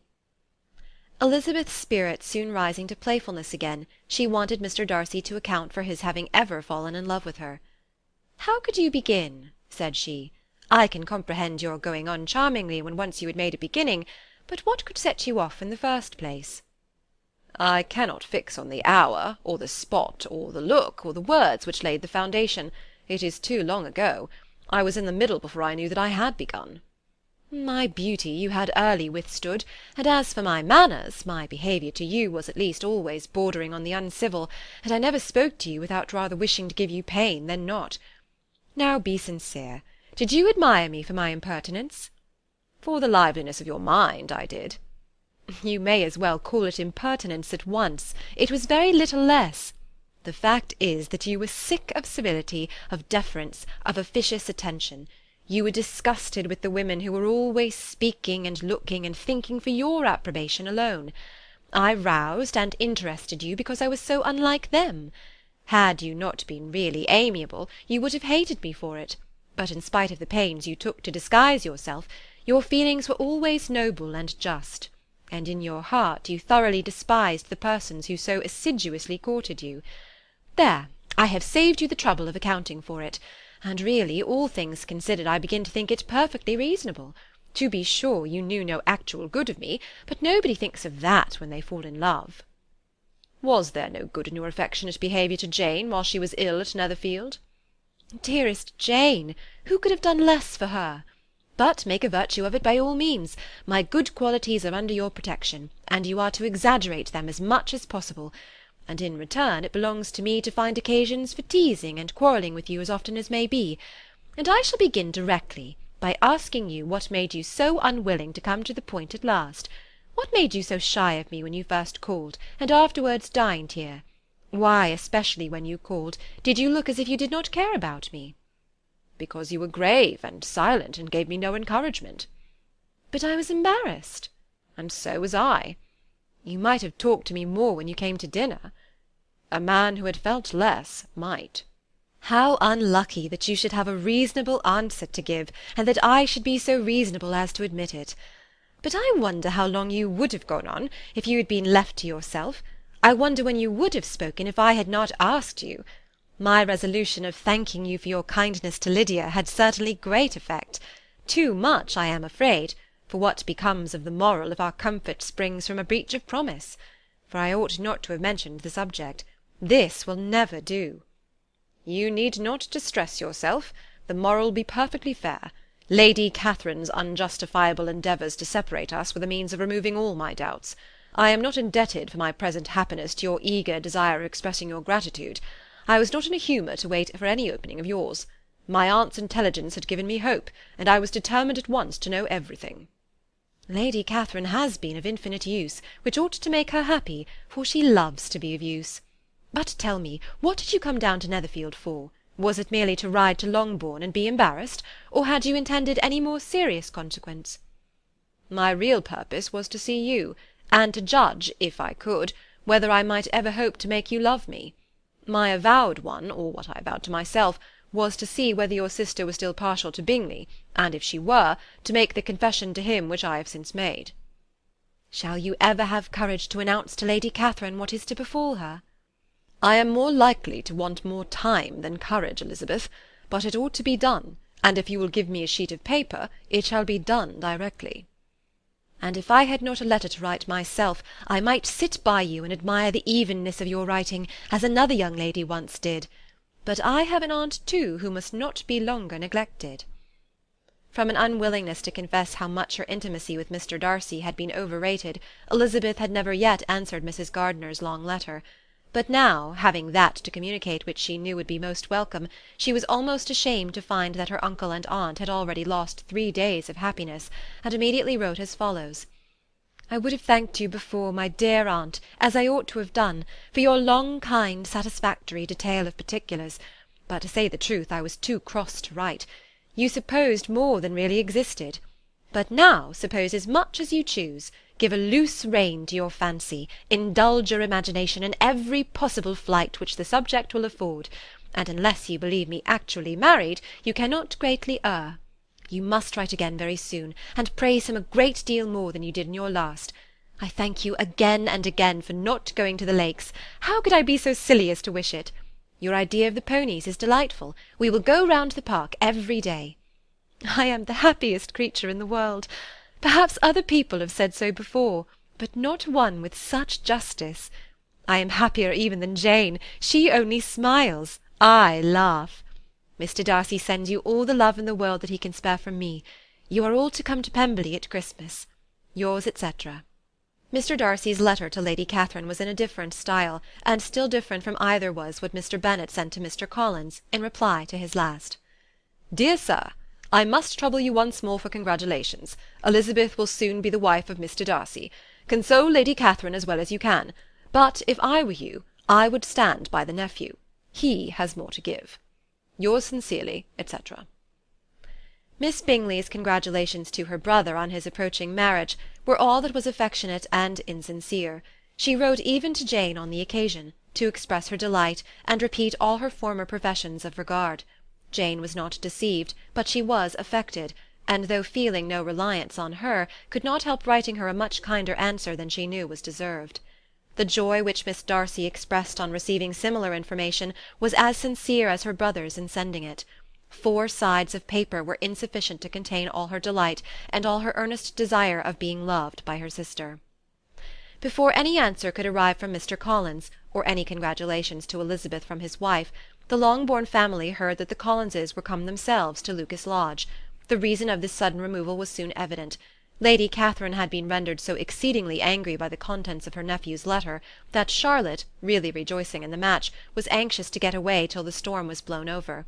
At such a moment the arrival of her friend was a sincere pleasure to Elizabeth, though in the course of their meeting she must sometimes think the pleasure dearly bought, when she saw Mr. Darcy exposed to all the parading and obsequious civility of her husband. He bore it, however, with admirable calmness. He could even listen to Sir William Lucas, when he complimented him on carrying away the brightest jewel of the country, and expressed his hopes of their all meeting frequently at St. James's, with very decent composure. If he did shrug his shoulders, it was not till Sir William was out of sight. Mrs. Phillips's vulgarity was another, and perhaps a greater tax on his forbearance, and though Mrs. Phillips, as well as her sister, stood in too much awe of him to speak with the familiarity which Bingley's good humour encouraged, yet whenever she did speak, she must be vulgar. Nor was her respect for him, though it made her more quiet, at all likely to make her more elegant. Elizabeth did all she could to shield him from the frequent notice of either, and was ever anxious to keep him to herself, and to those of her family with whom he might converse without mortification, and though the uncomfortable feelings arising from all this took from the season of courtship much of its pleasure, it added to the hope of the future, and she looked forward with delight to the time when they should be removed from society so little pleasing to either, to all the comfort and elegance of their family party at Pemberley. End of Chapter 60. Chapter 61. Happy for all her maternal feelings was the day on which Mrs. Bennet got rid of her two most deserving daughters. With what delighted pride she afterwards visited Mrs. Bingley, and talked of Mrs. Darcy, may be guessed. I wish I could say, for the sake of her family, that the accomplishment of her earnest desire in the establishment of so many of her children produced so happy an effect as to make her a sensible, amiable, well-informed woman for the rest of her life, though perhaps it was lucky for her husband, who might not have relished domestic felicity in so unusual a form, that she was still occasionally nervous and invariably silly. Mr. Bennet missed his second daughter exceedingly. His affection for her drew him oftener from home than anything else could do. He delighted in going to Pemberley, especially when he was least expected. Mr. Bingley and Jane remained at Netherfield only a twelvemonth. So near a vicinity to her mother and Meryton relations was not desirable even to his easy temper or her affectionate heart. The darling wish of his sisters was then gratified. He bought an estate in a neighbouring county to Derbyshire, and Jane and Elizabeth, in addition to every other source of happiness, were within 30 miles of each other. Kitty, to her very material advantage, spent the chief of her time with her two elder sisters. In society so superior to what she had generally known, her improvement was great. She was not of so ungovernable a temper as Lydia, and removed from the influence of Lydia's example, she became, by proper attention and management, less irritable, less ignorant, and less insipid. From the further disadvantage of Lydia's society she was of course carefully kept, and though Mrs. Wickham frequently invited her to come and stay with her, with the promise of balls and young men, her father would never consent to her going. Mary was the only daughter who remained at home, and she was necessarily drawn from the pursuit of accomplishments by Mrs. Bennet's being quite unable to sit alone. Mary was obliged to mix more with the world, but she could still moralize over every morning visit, and as she was no longer mortified by comparisons between her sister's beauty and her own, it was suspected by her father that she submitted to the change without much reluctance. As for Wickham and Lydia, their characters suffered no revolution from the marriage of her sisters. He bore with philosophy the conviction that Elizabeth must now become acquainted with whatever of his ingratitude and falsehood had before been unknown to her, and in spite of everything, was not wholly without hope that Darcy might yet be prevailed on to make his fortune. The congratulatory letter which Elizabeth received from Lydia on her marriage explained to her that, by his wife at least, if not by himself, such a hope was cherished. The letter was to this effect: "My dear Lizzie, I wish you joy. If you love Mr. Darcy half as well as I do my dear Wickham, you must be very happy. It is a great comfort to have you so rich, and when you have nothing else to do, I hope you will think of us. I am sure Wickham would like a place at court very much, and I do not think we shall have quite money enough to live upon without some help. Any place would do, of about 300 or 400 a year, but however do not speak to Mr. Darcy about it, if you had rather not. Yours, etc." As it happened that Elizabeth had much rather not, she endeavoured in her answer to put an end to every entreaty and expectation of the kind. Such relief, however, as it was in her power to afford, by the practice of what might be called economy in her own private expenses, she frequently sent them. It had always been evident to her that such an income as theirs, under the direction of two persons so extravagant in their wants and heedless of the future, must be very insufficient to their support, and whenever they changed their quarters, either Jane or herself were sure of being applied to for some little assistance towards discharging their bills. Their manner of living, even when the restoration of peace dismissed them to a home, was unsettled in the extreme. They were always moving from place to place in quest of a cheap situation, and always spending more than they ought. His affection for her soon sunk into indifference. Hers lasted a little longer, and in spite of her youth and her manners, she retained all the claims to reputation which her marriage had given her. Though Darcy could never receive him at Pemberley, yet for Elizabeth's sake he assisted him further in his profession. Lydia was occasionally a visitor there, when her husband was gone to enjoy himself in London or Bath, and with the Bingleys they both of them frequently stayed so long that even Bingley's good humour was overcome, and he proceeded so far as to talk of giving them a hint to be gone. Miss Bingley was very deeply mortified by Darcy's marriage, but as she thought it advisable to retain the right of visiting at Pemberley, she dropped all her resentment, was fonder than ever of Georgiana, almost as attentive to Darcy as heretofore, and paid off every arrear of civility to Elizabeth. Pemberley was now Georgiana's home, and the attachment of the sisters was exactly what Darcy had hoped to see. They were able to love each other even as well as they intended. Georgiana had the highest opinion in the world of Elizabeth, though at first she often listened with an astonishment bordering on alarm at her lively, sportive manner of talking to her brother. He, who had always inspired in herself a respect which almost overcame her affection, she now saw the object of open pleasantry. Her mind received knowledge which had never before fallen in her way. By Elizabeth's instructions, she began to comprehend that a woman may take liberties with her husband which a brother will not always allow in a sister more than 10 years younger than himself. Lady Catherine was extremely indignant on the marriage of her nephew, and as she gave way to all the genuine frankness of her character, in her reply to the letter which announced its arrangement, she sent him language so very abusive, especially of Elizabeth, that for some time all intercourse was at an end. But at length, by Elizabeth's persuasion, he was prevailed on to overlook the offence, and seek a reconciliation, and after a little further resistance on the part of his aunt, her resentment gave way, either to her affection for him, or her curiosity to see how his wife conducted herself, and she condescended to wait on them at Pemberley, in spite of that pollution which its woods had received, not merely from the presence of such a mistress, but the visits of her uncle and aunt from the city. With the Gardiners they were always on the most intimate terms. Darcy, as well as Elizabeth, really loved them, and they were both ever sensible of the warmest gratitude towards the persons who, by bringing her into Derbyshire, had been the means of uniting them. End of Chapter 61. End of Pride and Prejudice by Jane Austen.